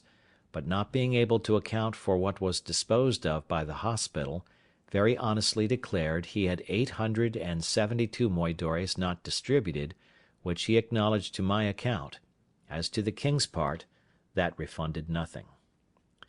There was a letter of my partner's, congratulating me very affectionately upon my being alive, giving me an account how the estate was improved, and what it produced a year, with the particulars of the number of squares, or acres, that it contained, how planted, how many slaves there were upon it, and making 22 crosses for blessings, told me he had said so many Ave Marias to thank the Blessed Virgin that I was alive, inviting me very passionately to come over and take possession of my own, and in the meantime to give him orders to whom he should deliver my effects if I did not come myself, concluding with a hearty tender of his friendship and that of his family, and sent me as a present 7 fine leopard skins, which he had, it seems, received from Africa, by some other ship than he had sent thither, and which, it seems, had made a better voyage than I. He sent me also 5 chests of excellent sweetmeats, and 100 pieces of gold uncoined, not quite so large as moidores. By the same fleet my 2 merchant trustees shipped me 1,200 chests of sugar, 800 rolls of tobacco, and the rest of the whole account in gold. I might well say now, indeed, that the latter end of Job was better than the beginning. It is impossible to express the flutterings of my very heart when I found all my wealth about me, for as the Brazil ships come all in fleets, the same ships which brought my letters brought my goods, and the effects were safe in the river before the letters came to my hand. In a word, I turned pale and grew sick, and, had not the old man run and fetched me a cordial, I believe the sudden surprise of joy had overset nature, and I had died upon the spot. Nay, after that, I continued very ill, and was so some hours, till a physician being sent for, and something of the real cause of my illness being known, he ordered me to be let blood, after which I had relief, and grew well. But I verily believe, if I had not been eased by a vent given in that manner to the spirits, I should have died. I was now master, all on a sudden, of about £5,000 sterling in money, and had an estate, as I might well call it, in the Brazils, of above £1,000 a year, as sure as an estate of lands in England; and, in a word, I was in a condition which I scarce knew how to understand, or how to compose myself for the enjoyment of it. The first thing I did was to recompense my original benefactor, my good old captain, who had been first charitable to me in my distress, kind to me in my beginning, and honest to me at the end. I showed him all that was sent to me. I told him that, next to the providence of Heaven, which disposed all things, it was owing to him, and that it now lay on me to reward him, which I would do 100-fold. So I first returned to him the 100 moidores I had received of him; then I sent for a notary, and caused him to draw up a general release or discharge from the 470 moidores which he had acknowledged he owed me, in the fullest and firmest manner possible. After which I caused a procuration to be drawn, empowering him to be the receiver of the annual profits of my plantation, and appointing my partner to account with him, and make the returns, by the usual fleets, to him in my name; and by a clause in the end made a grant of 100 moidores a year to him during his life, out of the effects, and 50 moidores a year to his son after him, for his life; and thus I requited my old man. I had now to consider which way to steer my course next, and what to do with the estate that Providence had thus put into my hands; and indeed I had more care upon my head now than I had in my state of life in the island, where I wanted nothing but what I had, and had nothing but what I wanted; whereas I had now a great charge upon me, and my business was how to secure it. I had not a cave now to hide my money in, or a place where it might lie without lock or key till it grew mouldy and tarnished before anybody would meddle with it. On the contrary, I knew not where to put it, or whom to trust with it. My old patron, the captain, indeed, was honest, and that was the only refuge I had. In the next place, my interest in the Brazils seemed to summon me thither, but now I could not tell how to think of going thither till I had settled my affairs, and left my effects in some safe hands behind me. At first I thought of my old friend the widow, who I knew was honest, and would be just to me; but then she was in years, and but poor, and for aught I knew, might be in debt; so that, in a word, I had no way but to go back to England myself, and take my effects with me. It was some months, however, before I resolved upon this; and therefore, as I had rewarded the old captain fully, and to his satisfaction, who had been my former benefactor, so I began to think of the poor widow, whose husband had been my first benefactor, and she, while it was in her power, my faithful steward and instructor. So the first thing I did, I got a merchant in Lisbon to write to his correspondent in London, not only to pay a bill, but to go find her out and carry her, in money, £100 from me, and to talk with her and comfort her in her poverty, by telling her she should, if I lived, have a further supply. At the same time I sent my two sisters in the country £100 each, they being, though not in want, yet not in very good circumstances, one having been married and left a widow, and the other having a husband not so kind to her as he should be. But among all my relations or acquaintances I could not yet pitch upon one to whom I durst commit the gross of my stock, that I might go away to the Brazils, and leave things safe behind me, and this greatly perplexed me. I had once a mind to have gone to the Brazils and have settled myself there, for I was, as it were, naturalized to the place, but I had some little scruple in my mind about religion, which insensibly drew me back. However, it was not religion that kept me from going there for the present, and as I had made no scruple of being openly of the religion of the country all the while I was among them, so neither did I yet, only that, now and then, having of late thought more of it than formerly, when I began to think of living and dying among them, I began to regret having professed myself a papist, and thought it might not be the best religion to die with. But, as I have said, this was not the main thing that kept me from going to the Brazils, but that really I did not know with whom to leave my effects behind me, so I resolved at last to go to England, where, if I arrived, I concluded that I should make some acquaintance, or find some relations that would be faithful to me, and accordingly I prepared to go to England with all my wealth. In order to prepare things for my going home, I first, the Brazil fleet being just going away, resolved to give answers suitable to the just and faithful account of things I had from thence; and, first, to the Prior of St. Augustine, I wrote a letter full of thanks for his just dealings, and the offer of the 872 moidores which were undisposed of, which I desired might be given, 500 to the monastery, and 372 to the poor, as the prior should direct, desiring the good padre's prayers for me, and the like. I wrote next a letter of thanks to my two trustees, with all the acknowledgment that so much justice and honesty called for. As for sending them any present, they were far above having any occasion of it. Lastly, I wrote to my partner, acknowledging his industry in the improving of the plantation, and his integrity in increasing the stock of the works, giving him instructions for his future government of my part, according to the powers I had left with my old patron, to whom I desired him to send whatever became due to me, till he should hear from me more particularly, assuring him that it was my intention not only to come to him, but to settle myself there for the remainder of my life.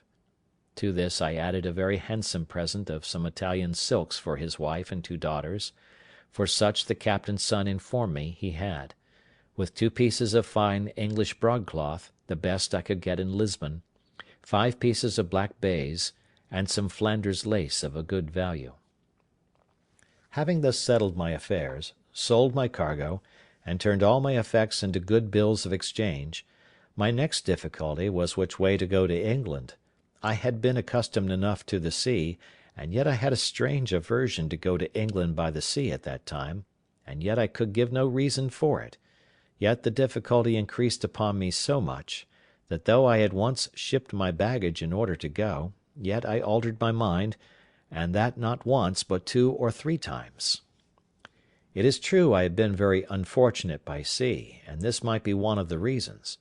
but let no man slight the strong impulses of his own thoughts in cases of such moment. 2 of the ships which I had singled out to go in, I mean more particularly singled out than any other, having put my things on board one of them, and in the other having agreed with the captain, I say 2 of these ships miscarried. One was taken by the Algerines, and the other was lost on the Start, near Torbay, and all the people drowned except 3, so that in either of those vessels I had been made miserable. Having been thus harassed in my thoughts, my old pilot, to whom I communicated everything, pressed me earnestly not to go by sea, but either to go by land to the Groine, and cross over the Bay of Biscay to Rochelle, from whence it was but an easy and safe journey by land to Paris, and so to Calais and Dover, or to go up to Madrid, and so all the way by land through France. In a word, I was so prepossessed against my going by sea at all, except from Calais to Dover,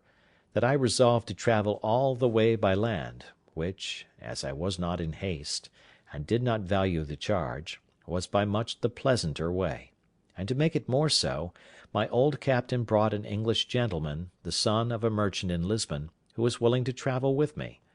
after which we picked up 2 more English merchants also, and 2 young Portuguese gentlemen, the last going to Paris only; so that in all there were 6 of us and 5 servants, the 2 merchants and the 2 Portuguese contenting themselves with 1 servant between 2, to save the charge; and as for me, I got an English sailor to travel with me as a servant besides my man Friday, who was too much a stranger to be capable of supplying the place of a servant on the road. In this manner I set out from Lisbon, and our company being very well mounted and armed, we made a little troop, whereof they did me the honour to call me captain, as well because I was the oldest man as because I had 2 servants, and indeed was the origin of the whole journey. As I have troubled you with none of my sea journals, so I shall trouble you now with none of my land journals, but some adventures that happened to us in this tedious and difficult journey I must not omit. When we came to Madrid, we, being all of us strangers to Spain, were willing to stay some time to see the court of Spain, and what was worth observing; but it being the latter part of the summer, we hastened away, and set out from Madrid about the middle of October, but when we came to the edge of Navarre, we were alarmed, at several towns on the way, with an account that so much snow was falling on the French side of the mountains, that several travellers were obliged to come back to Pampeluna, after having attempted at an extreme hazard to pass on. When we came to Pampeluna itself, we found it so indeed; and to me, that had been always used to a hot climate, and to countries where I could scarce bear any clothes on, the cold was insufferable; nor, indeed, was it more painful than surprising to come but 10 days before out of Old Castile, where the weather was not only warm but very hot,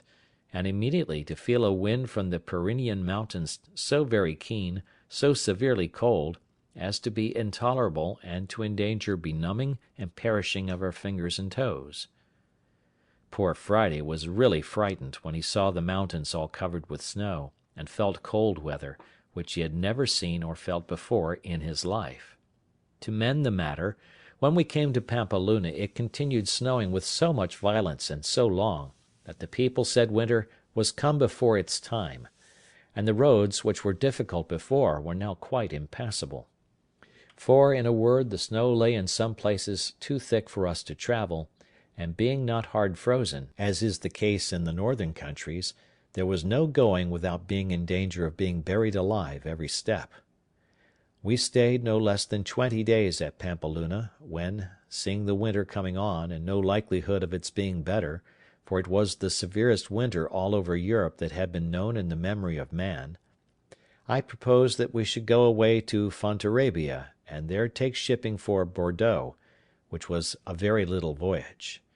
But, while I was considering this, there came in 4 French gentlemen, who, having been stopped on the French side of the passes, as we were on the Spanish, had found out a guide, who, traversing the country near the head of Languedoc, had brought them over the mountains by such ways that they were not much incommoded with the snow;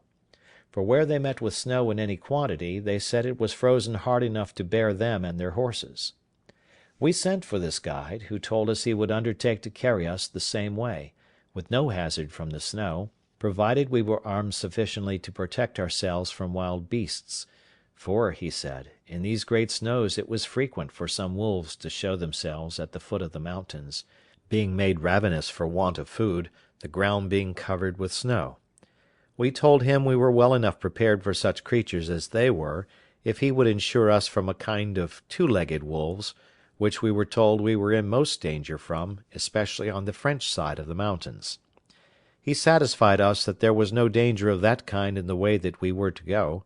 so we readily agreed to follow him, as did also 12 other gentlemen with their servants, some French, some Spanish, who, as I said, had attempted to go, and were obliged to come back again. Accordingly, we set out from Pampeluna with our guide on the 15th of November, and indeed I was surprised when, instead of going forward, he came directly back with us on the same road that we came from Madrid, about 20 miles, when, having passed 2 rivers, and come into the plain country, we found ourselves in a warm climate again, where the country was pleasant, and no snow to be seen. But on a sudden, turning to his left, he approached the mountains another way, and though it is true the hills and precipices looked dreadful, yet he made so many tours, such meanders, and led us by such winding ways, that we insensibly passed the height of the mountains without being much encumbered with the snow. And all on a sudden he showed us the pleasant and fruitful provinces of Languedoc and Gascony, all green and flourishing, though at a great distance, and we had some rough way to pass still. We were a little uneasy, however, when we found it snowed 1 whole day and a night so fast that we could not travel. But he bid us be easy, we should soon be past it all. We found indeed that we began to descend every day, and to come more north than before, and so, depending upon our guide, we went on. It was about 2 hours before night when, our guide being something before us, and not just in sight, out rushed 3 monstrous wolves, and after them a bear, from a hollow way adjoining to a thick wood. 2 of the wolves made at the guide, and had he been far before us, he would have been devoured before we could have helped him. One of them fastened upon his horse, and the other attacked the man with such violence that he had not time or presence of mind enough to draw his pistol, but hallooed and cried out to us most lustily. My man Friday being next me, I bade him ride up and see what was the matter. As soon as Friday came in sight of the man, he hallooed out as loud as the other, "Oh, master! Oh, master!" but like a bold fellow, rode directly up to the poor man, and with his pistol shot the wolf in the head that attacked him.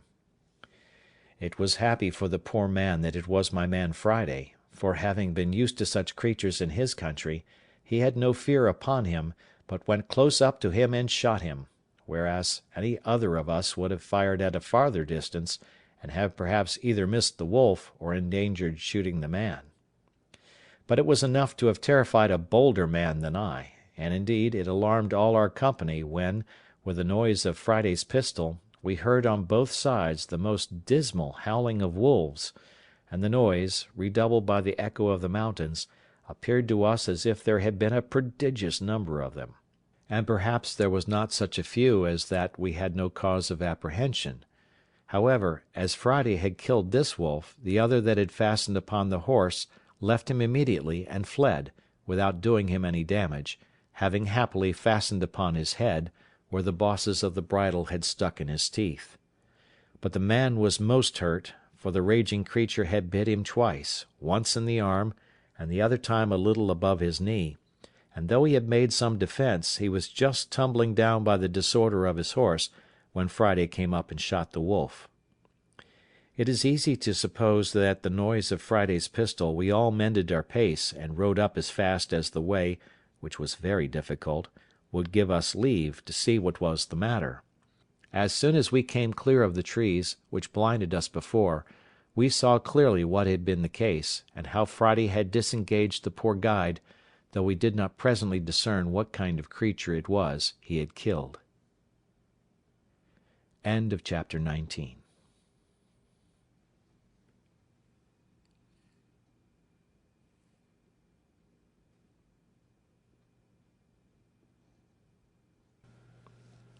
The Life and Adventures of Robinson Crusoe, by Daniel Defoe. Chapter 20. Fight between Friday and a Bear. But never was a fight managed so heartily and in such a surprising manner as that which followed between Friday and the bear, which gave us all, though at first we were surprised and afraid for him, the greatest diversion imaginable. As the bear is a heavy, clumsy creature, and does not gallop as the wolf does, who is swift and light, so he has 2 particular qualities, which generally are the rule of his actions. First, as to men, who are not his proper prey,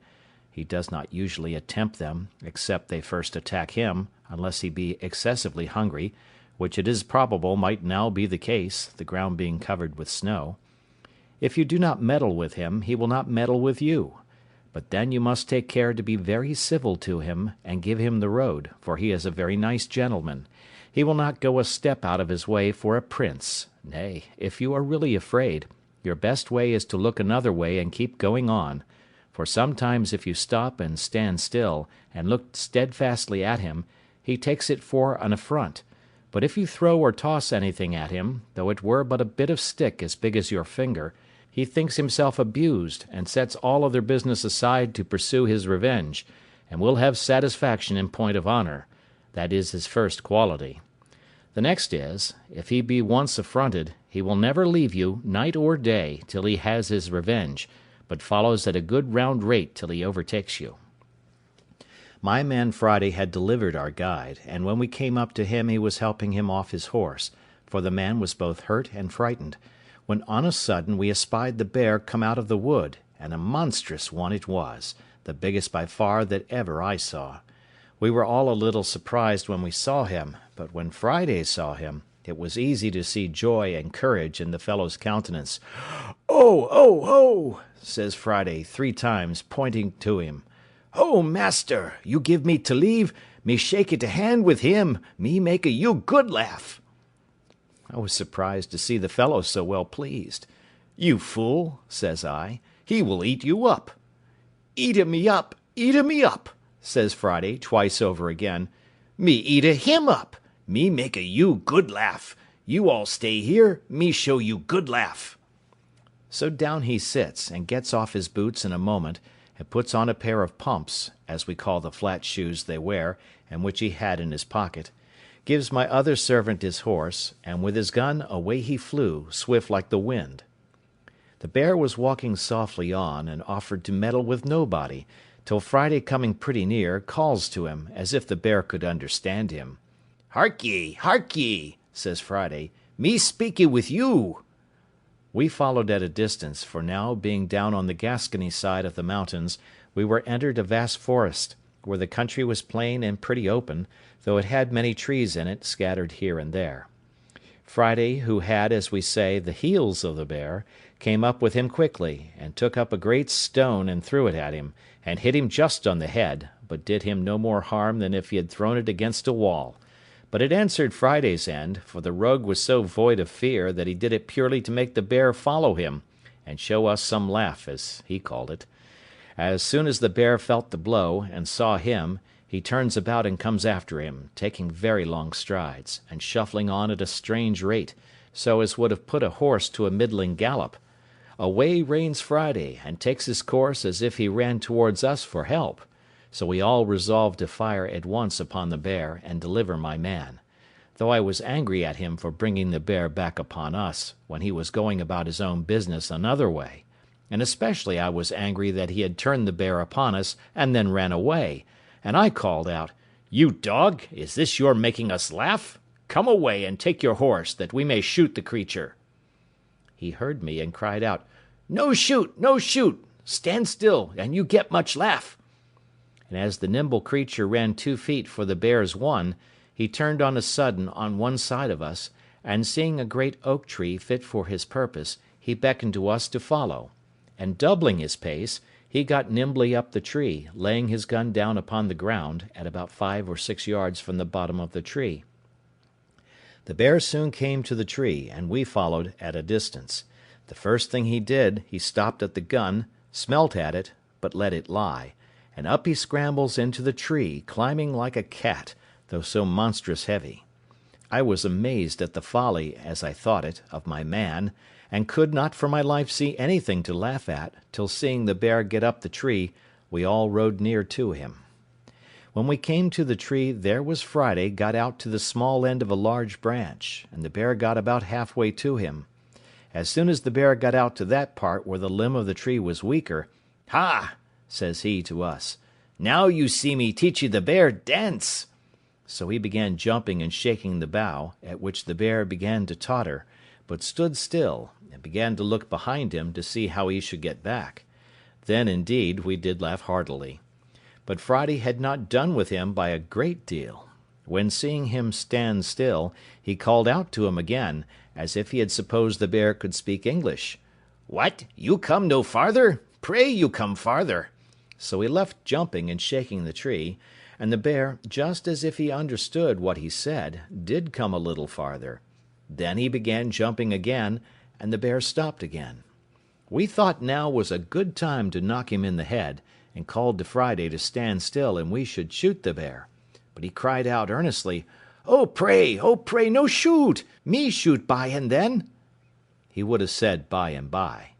However, to shorten the story, Friday danced so much, and the bear stood so ticklish, that we had laughing enough, but still could not imagine what the fellow would do. For first we thought he depended upon shaking the bear off, and we found the bear was too cunning for that too. For he would not go out far enough to be thrown down, but clung fast with his great broad claws and feet, so that we could not imagine what would be the end of it, and what the jest would be at last.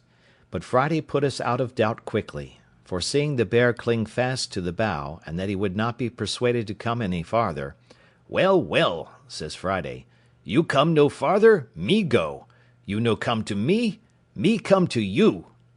And upon this he went out to the smaller end, where it would bend with his weight, and gently let himself down by it, sliding down the bough till he came near enough to jump down on his feet,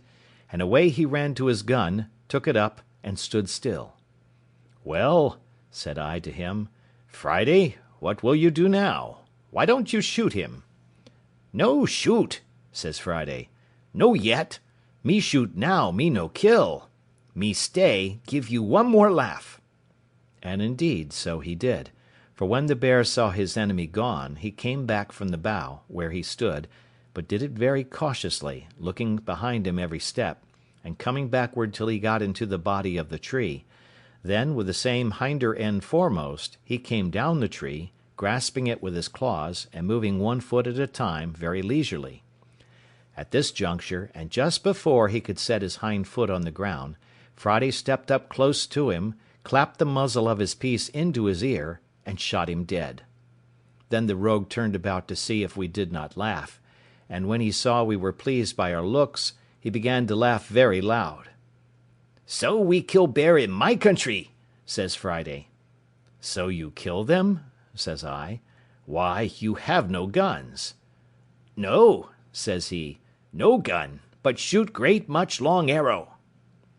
This was a good diversion to us, but we were still in a wild place, and our guide very much hurt, and what to do we hardly knew. The howling of wolves ran much in my head, and indeed, except the noise I once heard on the shore of Africa, of which I have said something already, I never heard anything that filled me with so much horror. These things, and the approach of night, called us off, or else, as Friday would have had us, we should certainly have taken the skin of this monstrous creature off, which was worth saving,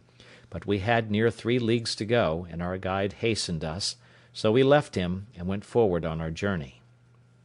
The ground was still covered with snow, though not so deep and dangerous as on the mountains, and the ravenous creatures, as we heard afterwards, were come down into the forest and plain country, pressed by hunger to seek for food, and had done a great deal of mischief in the villages, where they surprised the country people, killed a great many of their sheep and horses, and some people too. We had one dangerous place to pass, and our guide told us if there were more wolves in the country we should find them there, and this was a small plain, surrounded with woods on every side, and a long narrow defile or lane which we were to pass to get through the wood, and then we should come to the village where we were to lodge. It was within half an hour of sunset when we entered the wood, and a little after sunset when we came into the plain.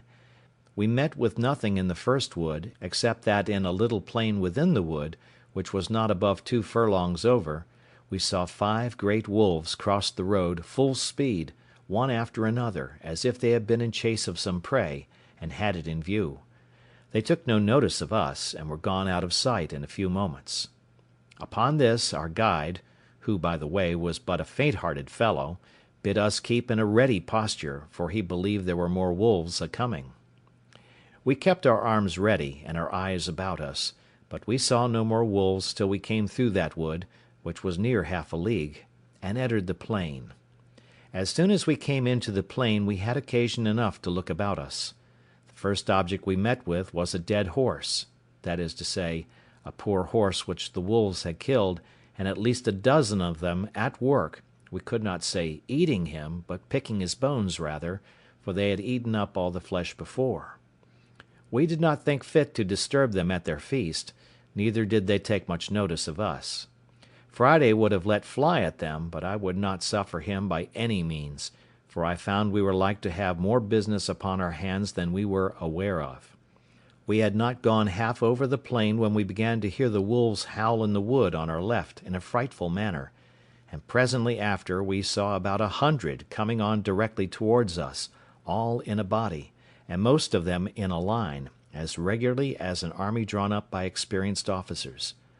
I scarce knew in what manner to receive them, but found to draw ourselves in a close line was the only way, so we formed in a moment, but that we might not have too much interval, I ordered that only every other man should fire, and that the others, who had not fired, should stand ready to give them a second volley immediately, if they continued to advance upon us, and then that those that had fired at first should not pretend to load their fusees again, but stand ready, every one with a pistol, for we were all armed with a fusee and a pair of pistols each man. So we were, by this method, able to fire 6 volleys, half of us at a time.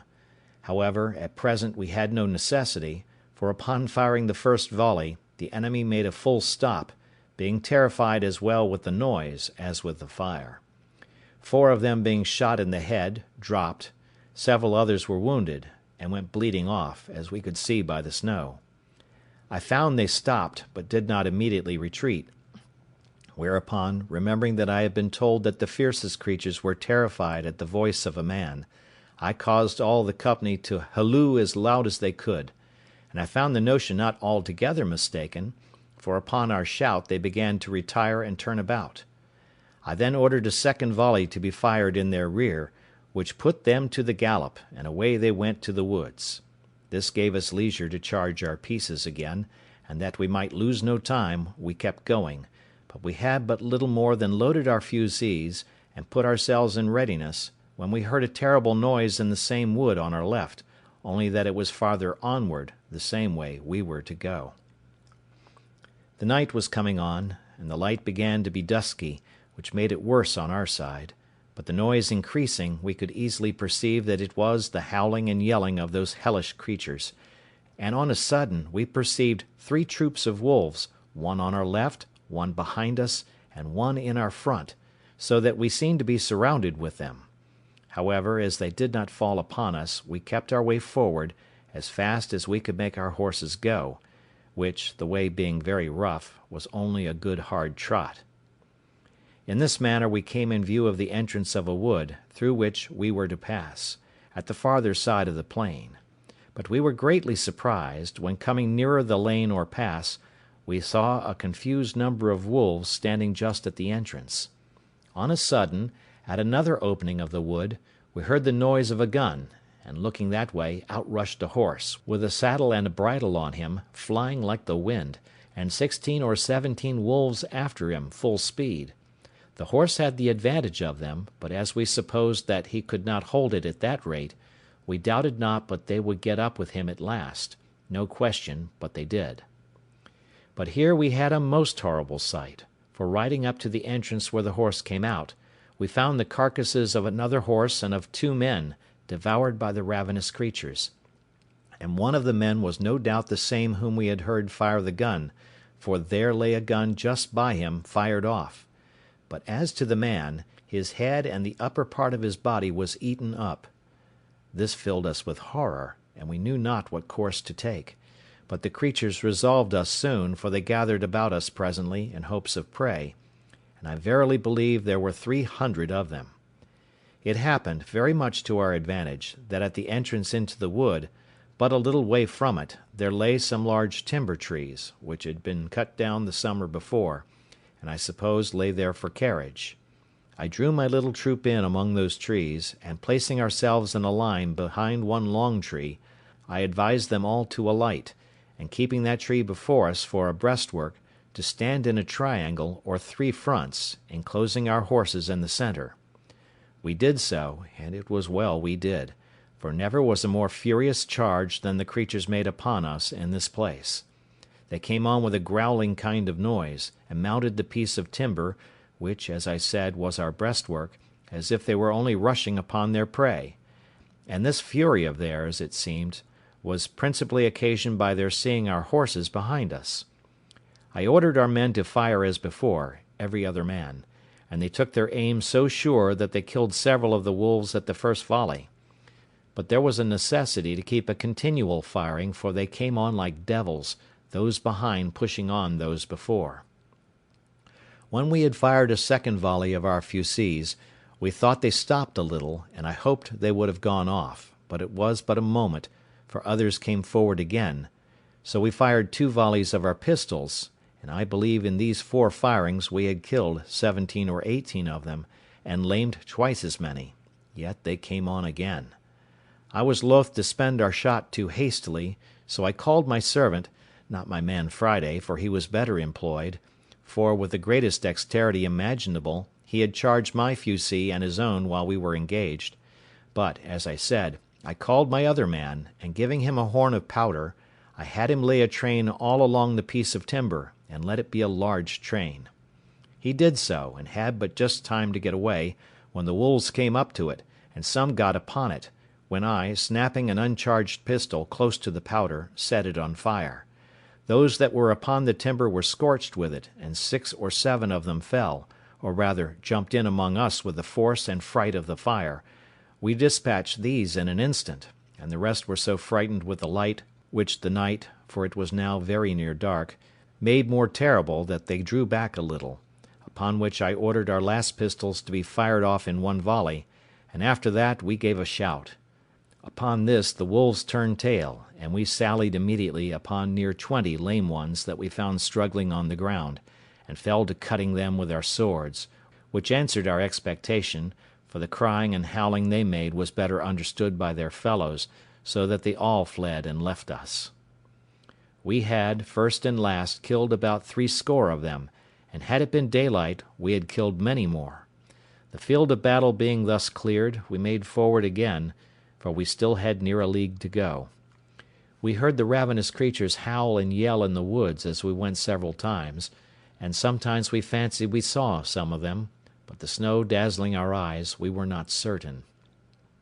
In about an hour more we came to the town where we were to lodge, which we found in a terrible fright and all in arms, for, it seems, the night before the wolves and some bears had broken into the village, and put them in such terror that they were obliged to keep guard night and day, but especially in the night, to preserve their cattle, and indeed their people.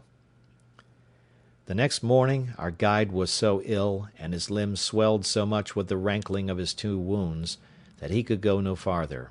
So we were obliged to take a new guide here, and go to Toulouse, where we found a warm climate, a fruitful, pleasant country, and no snow, no wolves, nor anything like them.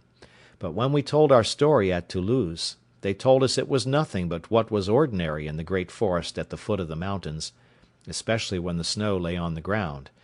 but they inquired much what kind of guide we had got who would venture to bring us that way in such a severe season, and told us it was surprising we were not all devoured.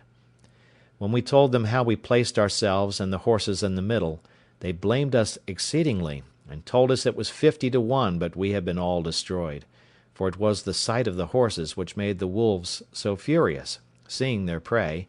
and that at other times they were really afraid of a gun; but being excessively hungry, and raging on that account, the eagerness to come at the horses had made them senseless of danger, and that if we had not by the continual fire, and at last by the stratagem of the train of powder, mastered them, it had been great odds but that we had been torn to pieces; whereas, had we been content to have sat still on horseback, and fired as horsemen, they would not have taken the horses so much for their own, when men were on their backs, as otherwise; and withal, they told us that at last, if we had stood all together, and left our horses, they would have been so eager to have devoured them, that we might have come off safe, especially having our firearms in our hands, being so many in number. For my part, I was never so sensible of danger in my life; for, seeing above 300 devils come roaring and open mouthed to devour us, and having nothing to shelter us or retreat to, I gave myself over for lost;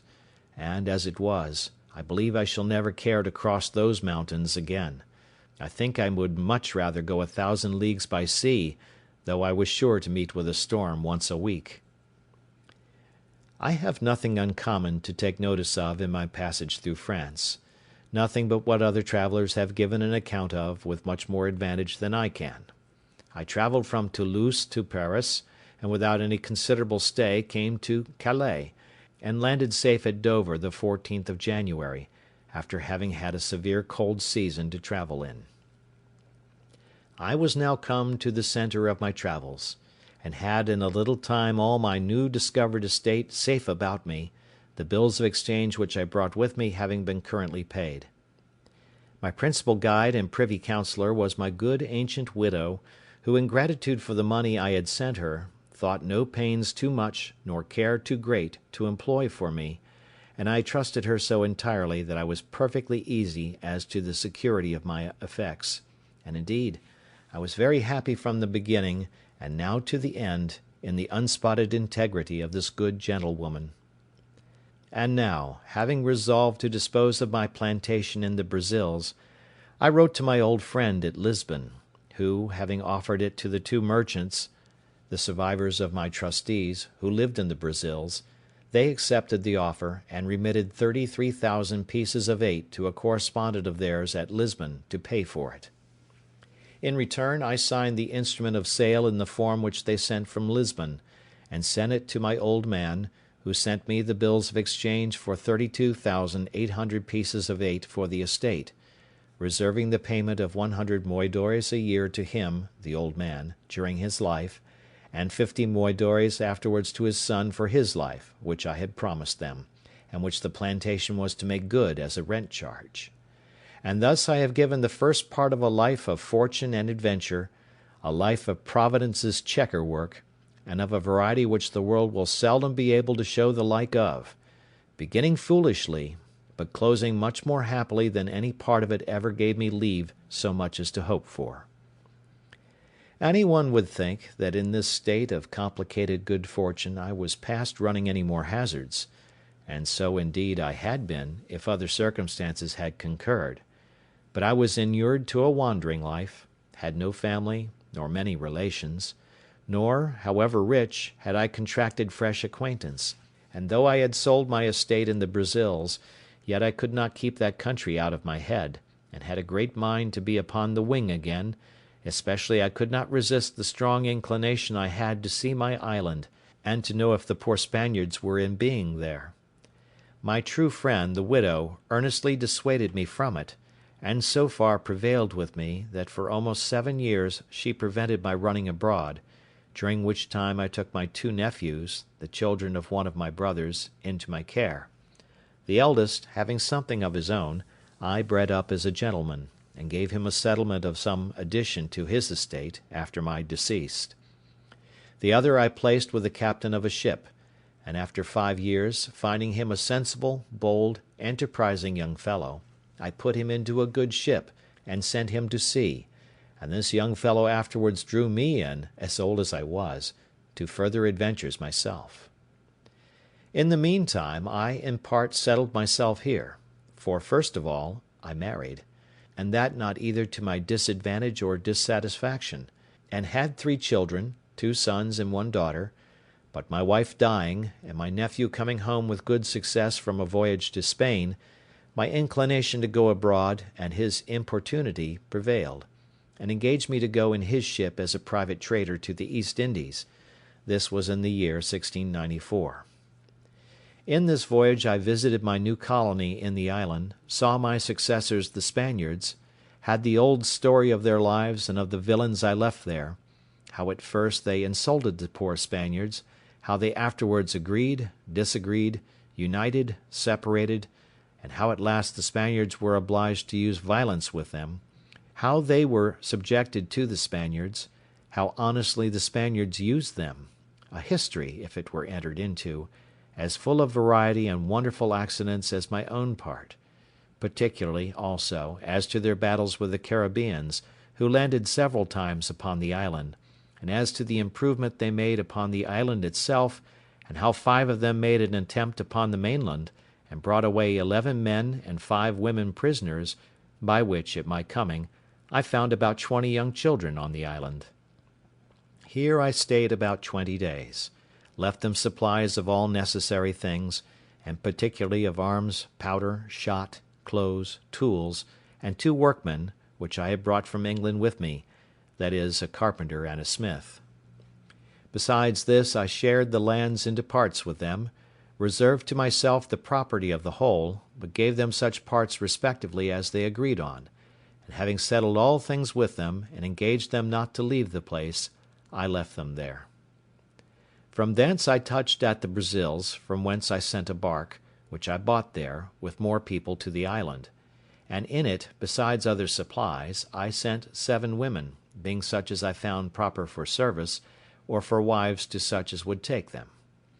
As to the Englishmen, I promised to send them some women from England, with a good cargo of necessaries, if they would apply themselves to planting, which I afterwards could not perform. The fellows proved very honest and diligent after they were mastered, and had their properties set apart for them. I sent them also, from the Brazils, 5 cows, 3 of them being big with calf, some sheep, and some hogs, which when I came again were considerably increased. But all these things, with an account how 300 Caribbees came and invaded them, and ruined their plantations, and how they fought with that whole number twice, and were at first defeated, and one of them killed; but at last, a storm destroying their enemies' canoes, they famished or destroyed almost all the rest, and renewed and recovered the possession of their plantation, and still lived upon the island. All these things, with some very surprising incidents and some new adventures of my own, for 10 years more, I shall give a farther account of in the second part of my story. This is the end of the Life and Adventures of Robinson Crusoe. Thank you for listening.